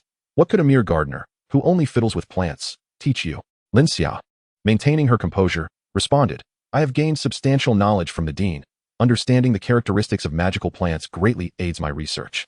Severus Snape remained silent for a moment before continuing. Your headmaster has entrusted me with the responsibility of providing you some guidance. You possess experience in writing papers. The format for facial cleansers is quite similar to that of magical wands. Although it is categorized under beauty products, it does not require the same stringent standards as potions. However, as an exemplary student of Hogwarts, you must hold yourself to even higher standards. Begin by composing 30 reports for me. Lin Xia replied. Dean Sprout only requested 3 from me. Snape's dark pupils bore into her with a chilling intensity. Are you defying me? Lin Xia met his gaze with her amber eyes. Calm as a tranquil lake. Professor Snape, I am merely following the headmaster's instructions. Snape furrowed his brow and extracted a document from his drawer. Tossing it toward Lin Xia with an icy demeanor. You may leave now. Draco accompanied Lin Xia as they exited, both enveloped in silence until they reached the Hufflepuff common room, where Draco finally exhaled deeply, wiping the fine sheen of sweat from his forehead. Turning to Lin Xia, he observed her unruffled demeanor. Lin Xia, are you not anxious? Anxious about what? Snape is a professor, we are students. Regardless, he must adhere to the basic principles of professionalism. Ah, what professionalism? Lin Xia paused, responding earnestly. In other words, no matter how furious Snape becomes, even to the point of exploding, he cannot take any action against us. A strikingly accurate assertion, simple yet dependable. Draco found himself at a loss for words, unsure whether to commend Lin Xia for her nonchalance or to question her unwavering faith in the integrity of Hogwarts professors. Lin Xia and Draco could not conceal their endeavors in paper writing from the faculty at Hogwarts. However, Professor Sinistra praised her effusively, stating, truly remarkable. A student capable of producing 2 papers. The domain of astronomy has languished for too long. I hope you will achieve a breakthrough in celestial studies and publish a paper. Lin Xia winked at the professor. I shall do my utmost, Professor. Once Professor Sinistra departed, a fervor erupted among the other young wizards surrounding Lin Xia. To clarify, I have only published 1 paper. The other is in preparation, and I aim to have it published before Christmas. The enthusiasm of the young wizards was palpable, eager to learn about the forthcoming paper. While they dared not inquire of the professors, they felt emboldened to approach Lin Xia herself. Without hesitation, Lin Xia drew Draco into the conversation, readily redirecting the attention toward him. Draco has also prepared a paper for publication. You may ask him. Draco, who had stealthily approached the door, turned pale upon hearing this and dashed down the stairs. Draco, wait for us. Draco, don't go. The news of Lin Xia and Draco's impending publications reached a fever pitch during History of Magic class. To the astonishment of the young wizards, the ghostly Professor Binns unexpectedly called out the names of 2 students. The students stared at Professor Binns in disbelief, having assumed that the ghostly instructor would only monotonously recite from textbooks. Was it possible that even a ghost professor was captivated by the talents of Lin Xia and Draco? In the History of Magic class, Lin Xia and Draco were engrossed in composing their essays with enchanted quills, oblivious to the lecture. Suddenly, their professor called on them, leaving Lin Xia momentarily flustered and at a loss for words. Rising to her feet, she politely inquired, Professor, could you please repeat the question you just asked? Professor Binns obliged, restating the query. After a brief moment of contemplation, Lin Xia swiftly discerned the answer and recited it aloud. Having self-studied the subject in her youth, she found the course to be a mere formality. While ordinary young witches and wizards required a designated class for such knowledge, for those like Lin Xia and Draco, who were steeped in familial education, the history of magic was an essential aspect of their upbringing. Lin Xia successfully navigated the inquiry, prompting Professor Binns to remark, the history of magic would greatly benefit from contributions from 2 distinguished young wizards such as yourselves. Would you be interested in writing a paper on the subject? The room fell silent, as the notion of crafting a paper on magic history loomed dauntingly. Was it about tracing historical events and exposing the truths that those in power wished to conceal? While Draco may have been unaware, Lin Xia understood all too well that history is merely the narrative shaped by victors. Among the Gryffindors, Ron glanced toward Hermione, who remained focused on the lecture, diligently absorbing the material. Growing up among Muggles, Hermione found the history of the magical world to be a challenging area for her. With her head bowed, Ron could not discern her expression. After the class concluded, he asked, Hermione, are you all right? Hermione, momentarily startled, replied, I'm fine. Ron continued, it's just, Lin Xia and Draco. Hermione wished to appear nonchalant, yet she found it exceedingly difficult to mask her emotions. Her face fell, and she resolutely transformed her frustration into determination, asserting, Ron, I will be the one to present the next paper. Ron shrugged, all right, I believe you can do it. I admit you're quite clever. But to reach the level of publishing a paper, I must say, you may still have some way to go. Hermione shot him an exasperated glare before delivering a sharp kick to his leg in anger and storming off. Ron winced in pain, incredulous. Did she really just kick me? Not very ladylike of her. Harry, while comforting Ron, thought to himself that Ron perhaps deserved it. Chapter 87, An Unexpected Incident at the Edge of the Forbidden Forest. As the weather grew colder, the young wizards became increasingly lethargic. One day, they were astonished to find Hogwarts filled with warmth. The castle had finally been heated. The Weasley twins, George and Fred, who were in their third year, had taken to pestering Lin Xia and Draco whenever they had a spare moment. Eager for insider information on publishing papers. Upon learning that Lin Xia had yet another new essay, the twins were once again keen to engage her. They extended the same inquiry to Draco, as he too had been mentioned by the professor regarding an upcoming publication. However, interest in Draco was scant, with most students displaying greater enthusiasm for Lin Xia. This time, rather than waiting for Lin Xia to approach them, George and Fred sought her out, proposing a collaboration. Yet, Lin Xia declined their offer. Although George and Fred had never penned a paper, they were well aware of the arduous nature of such endeavors. As preparations were still underway, uncertainty loomed over everything. Their visit was primarily driven by an unwavering hope to personally confirm matters with Lin Xia. Lin Xia explained, "The current progress of preparations is beyond my control. Professor Sprout is still conducting tests. I require the data report from her side, and if there are delays, my progress will inevitably lag as well." George and Fred exchanged glances, simultaneously sighing in disappointment, exclaiming, "How unfortunate." Meanwhile, an exuberant crowd of young wizards in the great hall below could be heard squealing with delight, shedding their heavy winter garments like jubilant little birds. George observed this and remarked with a grin, "Our generation of students is truly fortunate. Hogwarts installed heating last year, allowing us to attend classes without the burden of cumbersome clothing." Lin Xia's eyes sparkled momentarily as she asked nonchalantly, "Heating? How is it implemented? Through enchanted heating devices? Or by magical arrays?"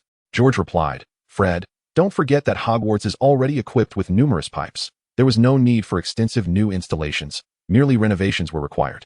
Pipes. Lin Xia recalled the intricate, winding conduits she had encountered while searching for the basilisk prior to her reincarnation.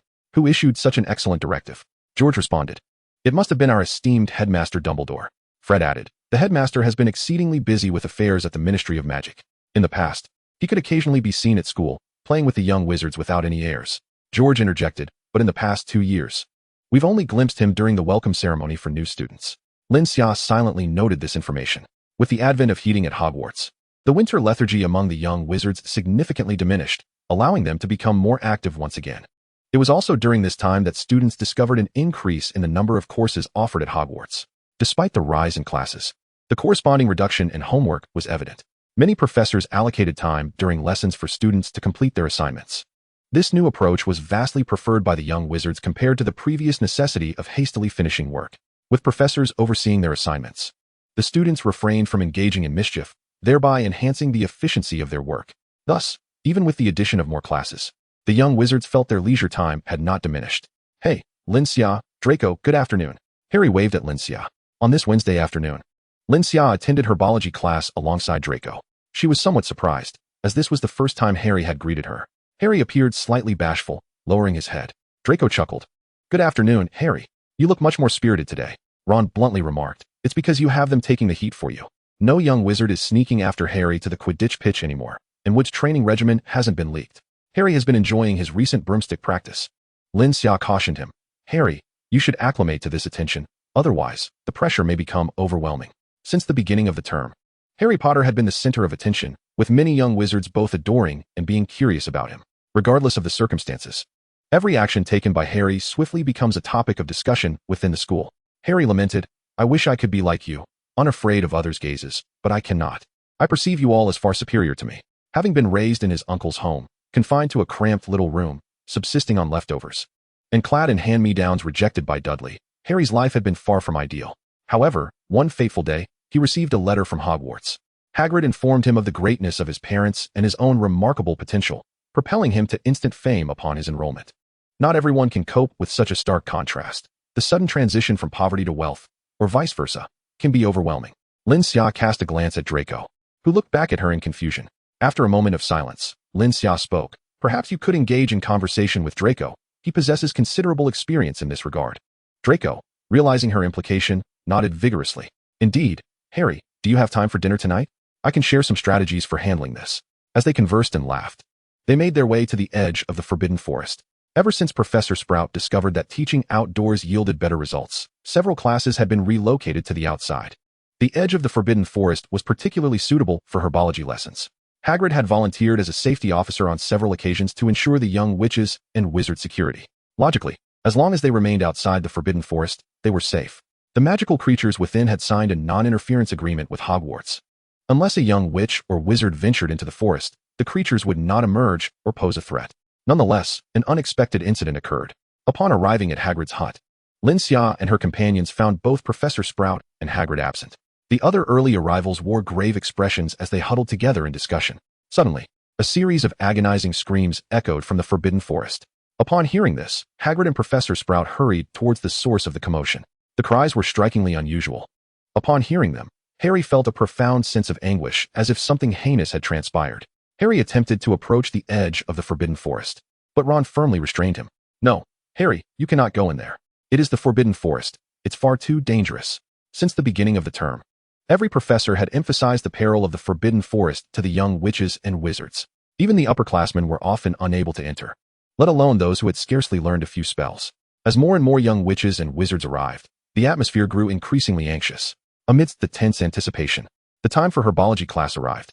The young witches and wizards looked towards the Forbidden Forest, eagerly hoping for Professor Sprout's arrival. However, nothing happened. Even as class time approached, neither Professor Sprout nor Hagrid emerged from the forest. It appeared that the severity of the situation had exceeded the professor's expectations.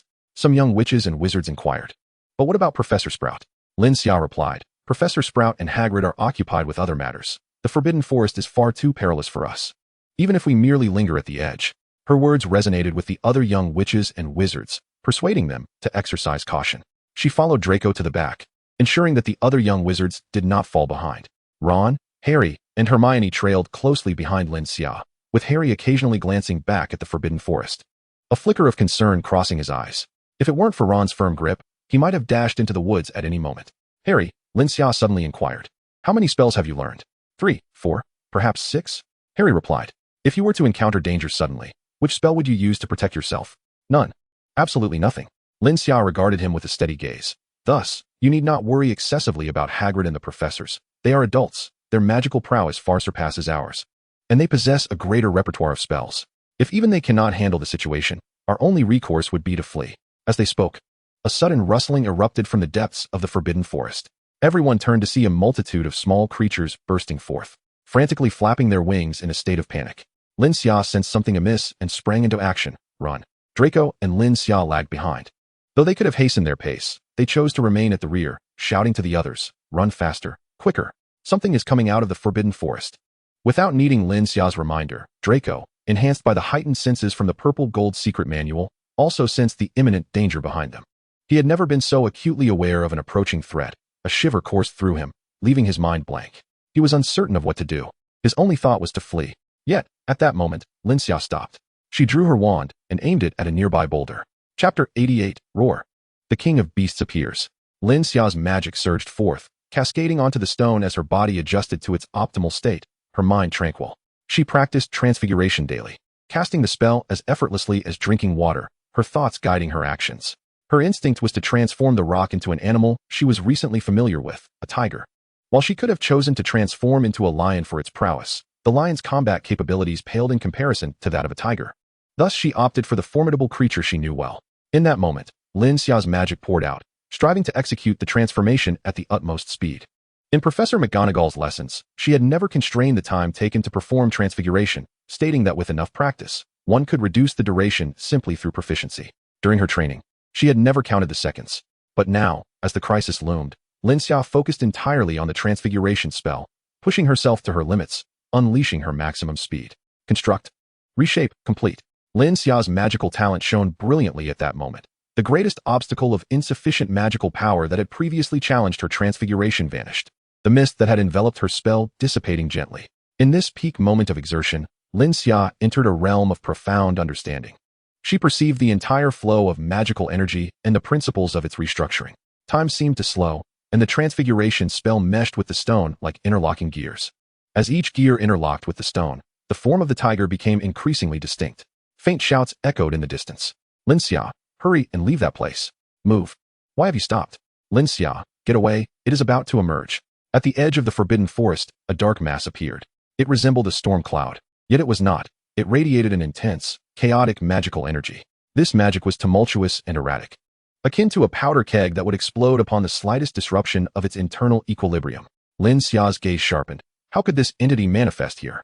The term Moran referred to a parasitic magical force that emerged from the shadows, often categorized as a form of dark magic. Typically, novice wizards unable to harness the power within them would give rise to a Moran. It possessed formidable strength, yet was exceedingly unstable and difficult to control. In extreme cases, a Moran would itself transform into this chaotic force. In her childhood, Lin Xia had experienced several episodes of magical surges, becoming a Moran herself. However, unlike other novice wizards who lost their memories upon transformation, Lin Xia retained hers. Even after becoming a Moran, she maintained her consciousness, albeit plagued by a sense of frustration and agitation, barely able to regulate the volatile power within her. Lin Xia run. Two identical cries resonated from the depths of the forbidden forest. Hagrid and Professor Sprout, mounted on their enchanted brooms, hastened to pursue the dark mass. Yet, their speed could not match that of the Moran, which approached Lin Xia with alarming swiftness. No. In the distance, a young wizard, still outside Hogwarts, stumbled to the ground, trembling and shielding his eyes from the sight. A thunderous roar erupted as a tiger charged forth, colliding with the Moran before Lin Xia could react. The king of beasts engaged in a fierce struggle with the Moran, which, under normal circumstances, could have easily dispersed and bypassed the tiger. However, the instability and chaos of the Moran's power rendered it uncontrollable, thus the tiger successfully drew its attention. With mere moments of confrontation, the Moran infiltrated the tiger's body, seeking to consume it entirely. Mere seconds later, the tiger collapsed, reverting to a massive stone form. Enraged, the Moran relentlessly pounded against the stone, bewildered by the sudden disappearance of the tiger. After some time, it realized its futile efforts and surged forward once more, drawing closer to Lin Xia.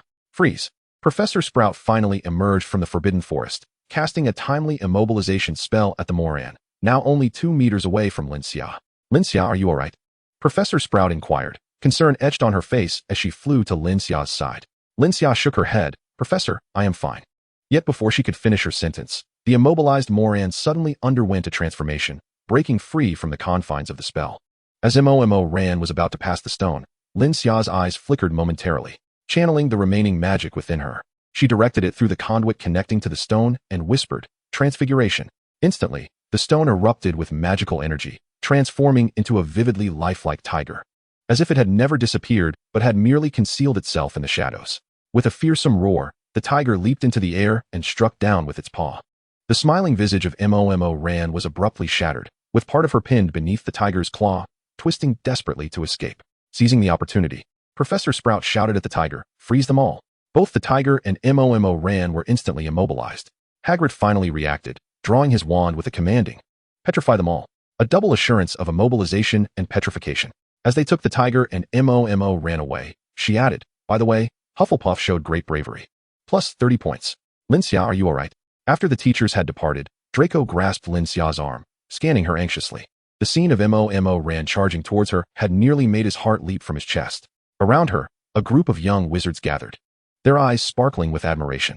Lin Xia had just displayed remarkable prowess, transforming a stone into a majestic tiger, astonishing all the young wizards.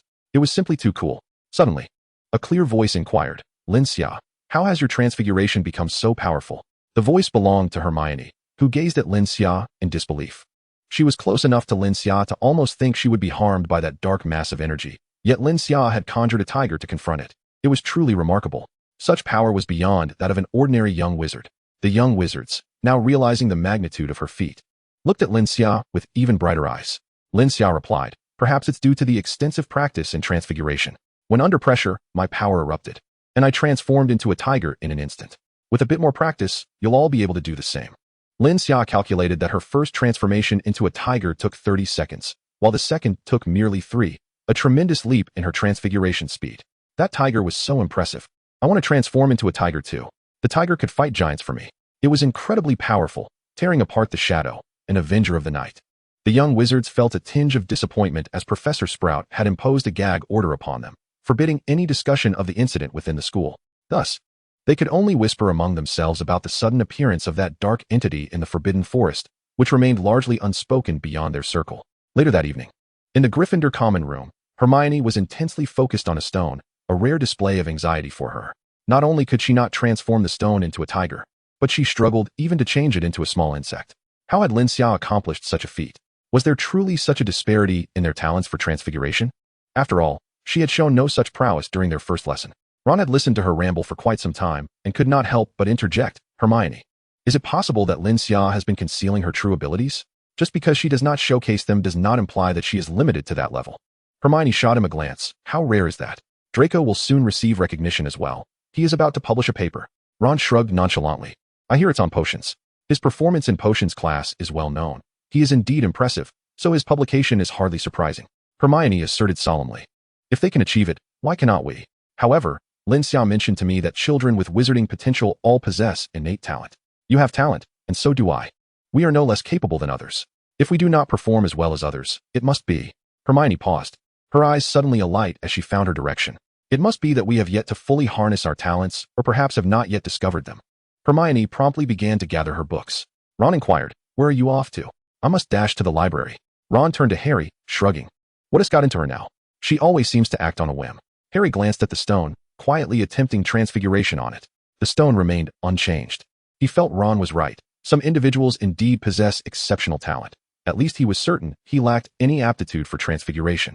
After a bustling afternoon, Lin Xia made her way to Professor McGonagall's office that evening. It was Wednesday, the day Professor McGonagall mentored her in transfiguration. Upon arriving, Lin Xia found not only Professor McGonagall present, but also Dean Sprout. They were engaged in conversation, which halted upon noticing Lin Xia, both regarding her with warm and kindly expressions. Lin Xia, I heard about your endeavors this afternoon. I am both astonished and proud to have you as a student. Sprout and Hagrid have sung your praises, claiming your talent rivals that of Professor Dumbledore. For this reason, I borrowed a pensive to delve into Professor Sprout's memories. Professor McGonagall paused, her face lighting up with a smile. Indeed, as I suspected, you are truly remarkable. Such commendation from a person as meticulous as Professor McGonagall was a significant accolade. However, compared to your transfiguration into a tiger, that is not so surprising. You have been able to transform into a tiger under my guidance for quite some time. I am more intrigued by the time it took you to transfigure and the fact that the stone reverted to a tiger mid-transformation. Would you care to share your insights with me? Lin Xia responded, of course, Professor. She had been transforming a stone into a tiger under Professor McGonagall's tutelage for 2 weeks now. Yet, the topic had not concluded, as Professor McGonagall believed her tiger lacked sufficient ferocity. However, it seemed today would not pose a problem for her completion. The transfiguration techniques employed by Professor McGonagall were more intricate than her own. The ability to retransform the stone was a technique she had devised based on her own research. And there was nothing to conceal. On the contrary, Lin Xia sought to gain insights from Professor McGonagall to refine her transfiguration skills. As she spoke, Professor McGonagall's expression shifted from contemplation to furrowed brows, then relaxation, before returning to deep thought. Half an hour later, Lin Xia demonstrated her skills by transforming a small stone. She began by shaping the stone into a badger. This time, there was no need for haste. So Lin Xia took 3 minutes to render the badger lifelike. Subsequently, she dissipated her magical energy, and the badger reverted back to stone. However, this was merely superficial. She possessed an acute sensitivity to the flow of magical energy and discreetly maintained a magical conduit within the stone, hidden from sight. In essence, her magic remained connected to the stone. Lin Xia then infused a substantial amount of her magical energy into this conduit, causing it to erupt rapidly as she employed her transformation spell once more. The second transformation was executed in even less time, completed within mere seconds, and with greater precision than the first. Professor McGonagall's eyes widened in realization as she grasped Lin Xia's operational principle. Although Lin Xia's transformation appeared to have been retracted, it was, in fact, retained, merely concealed from view. At a critical moment, a surge of magical energy activated it, allowing the second transformation to be executed swifter than the first. This was essentially layering a transformation spell upon the foundation of the first. Professor McGonagall nodded, acknowledging. An impressive technique. She perceptively remarked, Lin Xia, if I am not mistaken, this technique is unique to you. It is your singular ability. You may attempt to teach it to others, yet it will prove exceedingly challenging for them to learn. Lin Xia expressed some confusion. Is it truly that difficult? Professor McGonagall exchanged a knowing glance with Professor Sprout. Indeed, it is exceedingly difficult. This ability is a rare talent of yours, at least. I cannot comprehend the magical conduit you speak of, nor can I sense the flow of magic you describe. Thus, even if you were to teach me, I would be unable to learn it. I understand my own limitations. What astonishes me is that, in addition to your aptitude for research, you possess such extraordinary talent in perceiving the flow of magic. Professor McGonagall's voice softened, as if contemplating. This may well evolve into a premier combat skill. Combat skill? Lin Xia pondered. Professor, I activated the key and discovered my identity as a researcher. Might there be another identity if a combatant were to activate their key? McGonagall replied. There is nothing to conceal regarding this information. You will learn in due time. The Academy's evaluation of outstanding students comprises two categories. One for individuals like you, endowed with research talent, initially titled Seeker, and another for those with combat prowess, distinguished by exceptional combat capabilities, initially titled Pathfinder. The support granted varies according to these distinctions. However, rest assured, researchers receive far superior assistance than combatants, and it is indeed safer. Lin Xia shook her head. Professor, my intention is to inquire whether I might apply to become a combatant. Professor McGonagall paused, taken aback. That has never occurred before. At that moment, Dean Sprout interjected. Do you not believe that Lin Xia's talent could develop into a premier combat skill? Perhaps we should afford her the opportunity to undergo combat training? Moreover, with Lin Xia's current proficiency in transfiguration, although it may not rival that of the school's professors, it is comparable to that of students in the 5th and 6th grades. Her skills in transfiguration could serve as a formidable support. Professor McGonagall pondered this matter seriously.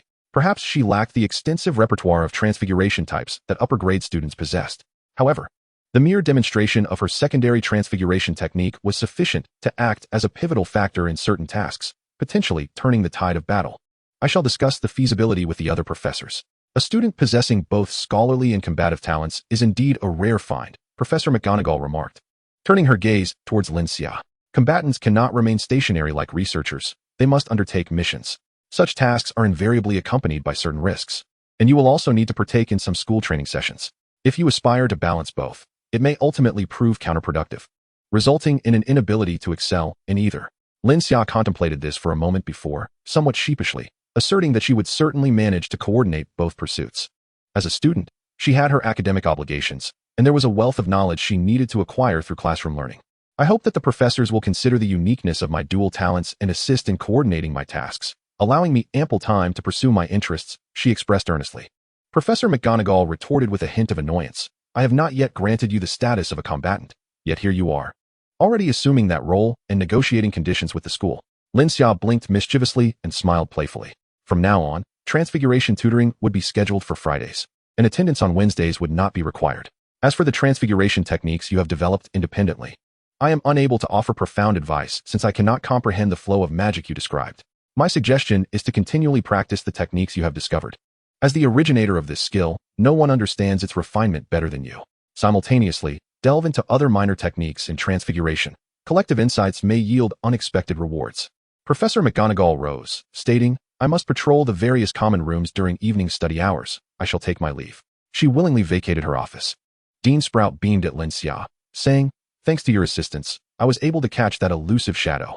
The school has dispatched personnel to analyze that lingering aura, and we shall soon uncover the identity of the malevolent being who has been consuming unicorn blood in the Forbidden Forest. Lin Xia, while I cannot elevate your status as an exemplary student further, I can still grant you additional points. I have added 0.1 to your rating, Dean Sprout announced. Lin Xia understood that this meant her rating had shifted from 15 to 16. Until her status reached 2, additional points would not lead to any substantial changes in privileges. Curiously, she inquired, Dean, is this kind of point addition common? Dean Sprout shook her head. Rarely. Hogwarts is quite safe, and this incident was an unforeseen occurrence. It appears that one cannot acquire additional privileges merely through completing school tasks. Lin Xia felt a sense of relief wash over her. Thank you, Professor. Her desire for that large stone had indeed been motivated by her pursuit of the elusive shadow. The boulder transformed into a tiger, silently descending, leaving one to ponder whether remnants of silence would linger upon the stone. Even the faintest trace of essence could serve as an offering. However, Lin Xia contemplated Professor Snape. She was uncertain how much of the stone would remain in his possession. Indeed, if one aspired to be a combatant, it was essential to exhibit one's prowess in battle. Dean Sprout winked at Lin Xia, reassuring her that there was no need for excessive concern. Combatants were not as preoccupied as she might imagine, as many merely loitered about. The crucial factor lay in whether the school would grant her access to 2 specific permissions. Lin Xia replied, yes, Professor, I shall strive to showcase my abilities. Dean Sprout shook her head, saying, there is no need to rush. Hogwarts is a safe haven. Within the school, you will find limited opportunities for display. By the way, I believe you have yet to explore the other 3 areas of the key. Lin Xia responded, indeed. I have only checked my personal information and have not ventured into other areas. Dean Sprout smiled. Excellent. This allows me to assist you further, should you have accessed them. It would have complicated matters. The dean, wishing to shift the conversation, remarked, this month, a Quidditch match will take place. I have noticed you often remain in the laboratory, seldom venturing out. Since you and Draco have developed your product and are drafting your thesis, Why not take this opportunity to rest and conduct some anti-dizziness tests on the flying broomsticks? Lin Xia's eyes sparkled momentarily, and she nodded. Very well, Professor. Truly. She regarded her as the finest dean. Even the hints were so evident. Meanwhile, in Quirrell's office, chaos reigned. He felt as though he were experiencing a form of schizophrenia, oscillating between the identities of Voldemort and Quirrell.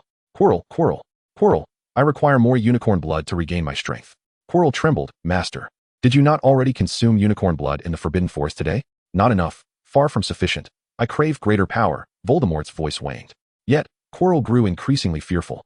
Kneeling with his hands clutching his head, trembling as he uttered, Master, you have transformed into silence, causing a significant uproar. My magical essence is in turmoil. If this continues, I shall lose my consciousness. Quirrell, do you desire eternal life? Voldemort's words hung in the air. A flicker of bewilderment crossed Quirrell's eyes. Eternity? Immortality? Quirrell, my most loyal servant.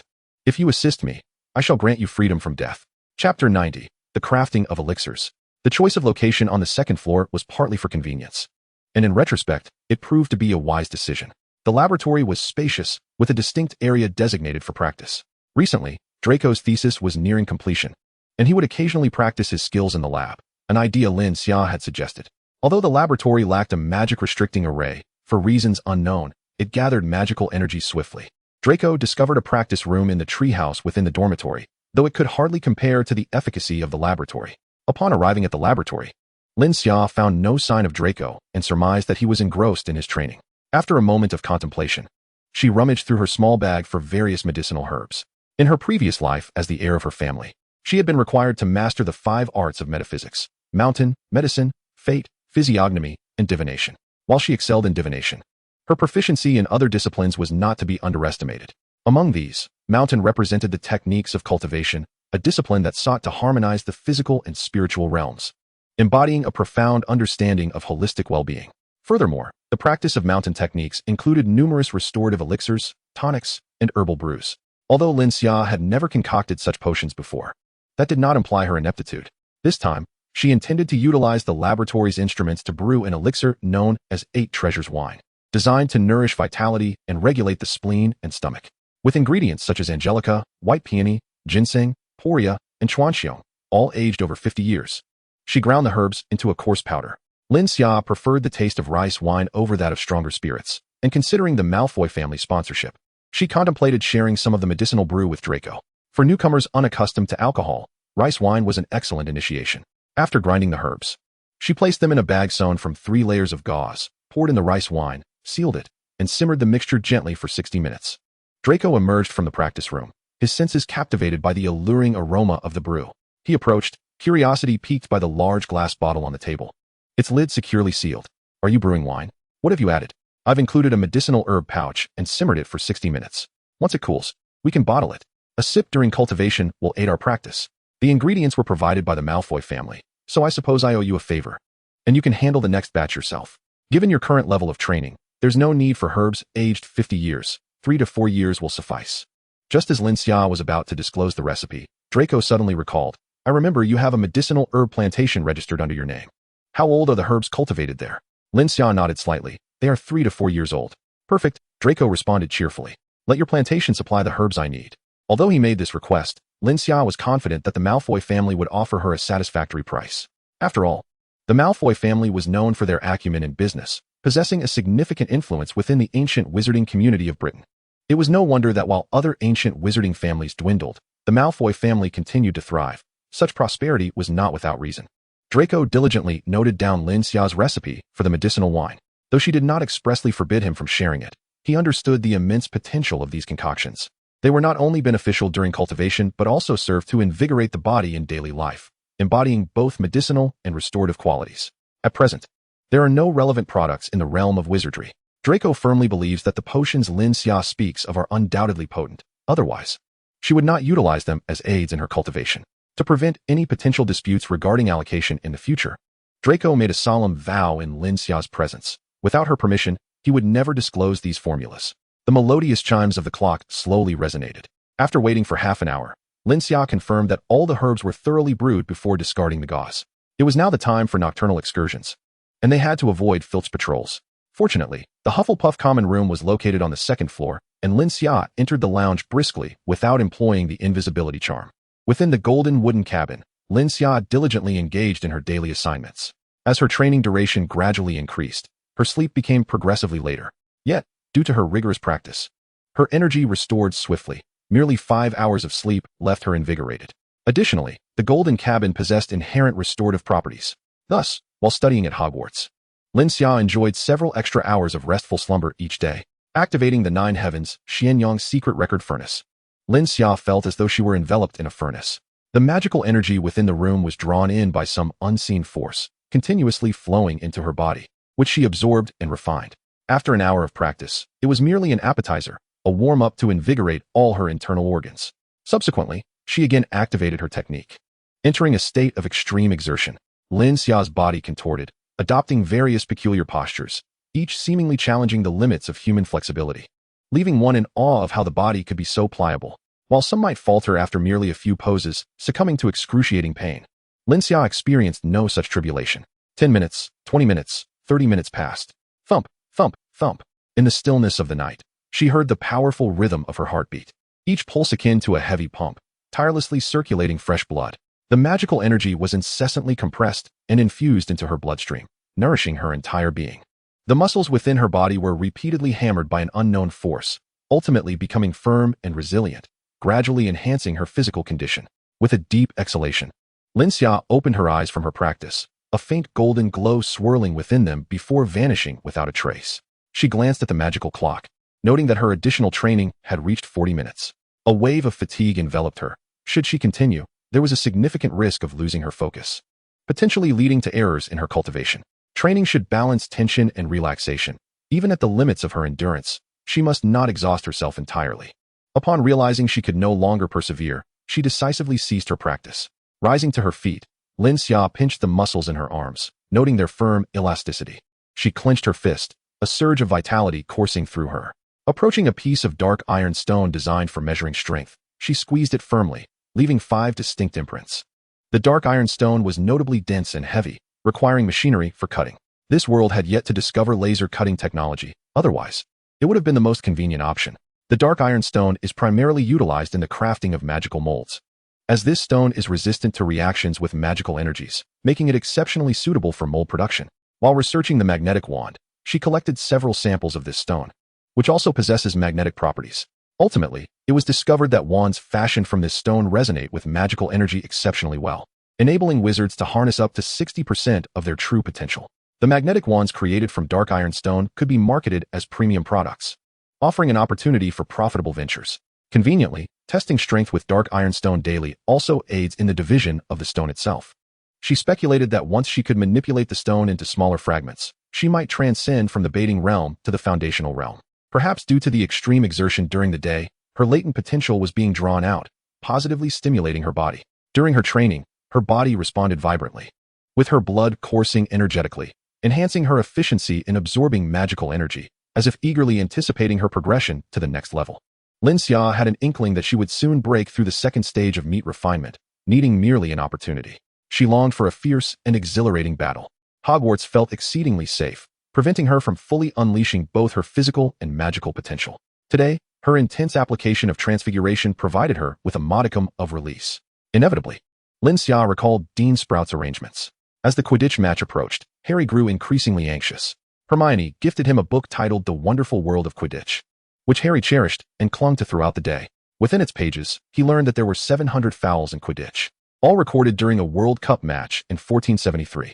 Seekers are typically the smallest and fastest players, often bearing the brunt of the most severe accidents in Quidditch.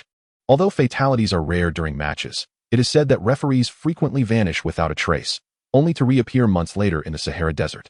Draco and Lin Xia were also spotted recently at the Quidditch pitch. Initially, Captain Wood intended to restrict access to the grounds, but upon learning that these two belonged to Hufflepuff, he welcomed them warmly, allowing free exploration. Hufflepuff traditionally ranks lowest in Quidditch, and considering Lin Xia's exemplary academic performance and character, Captain Wood felt no need for caution. Draco and Lin Xia were not merely enjoying leisure time at the pitch. They were keenly interested in the anti-nausea tests for flying brooms and trained diligently each day. Harry too had undertaken similar anti-nausea tests, but his practice time was limited due to an overwhelming array of responsibilities. He watched Lin Xia and Draco training joyfully in the sky. A flicker of envy crossing his mind. He yearned to experience such unrestrained joy while flying, devoid of worries or pressures. "Harry," Hermione called, sprinting towards him from a distance. "How did training go today?" Behind her, Ron ambled over, his gaze primarily fixed on Lin Xia and Draco. "It was all right, nothing special," Harry replied. Ron inquired, "Harry, are they still engaged in the anti-nausea tests? What is so entertaining about that training?" With a swift sound, the flying broom gracefully came to a halt before them. Lin Xia removed her transparent goggles and pink earmuffs, saying, "Ron, this test cannot be succinctly explained. Why not give it a try yourself?" Ron felt a flicker of interest, yet hesitated as he lacked a flying broom. Lin Xia reassured him, "You can borrow the flying broom designated for class. The school has recently acquired a new batch, all equipped with excellent functionality. The anti-dizziness test is a built-in training feature of the broom. You simply need to mount it to commence your practice." The latest batch of flying brooms at Hogwarts was custom-made in direct collaboration with the manufacturer, designed specifically for educational purposes. They included various training functions, enabling young wizards to master the art of broom flying through practice.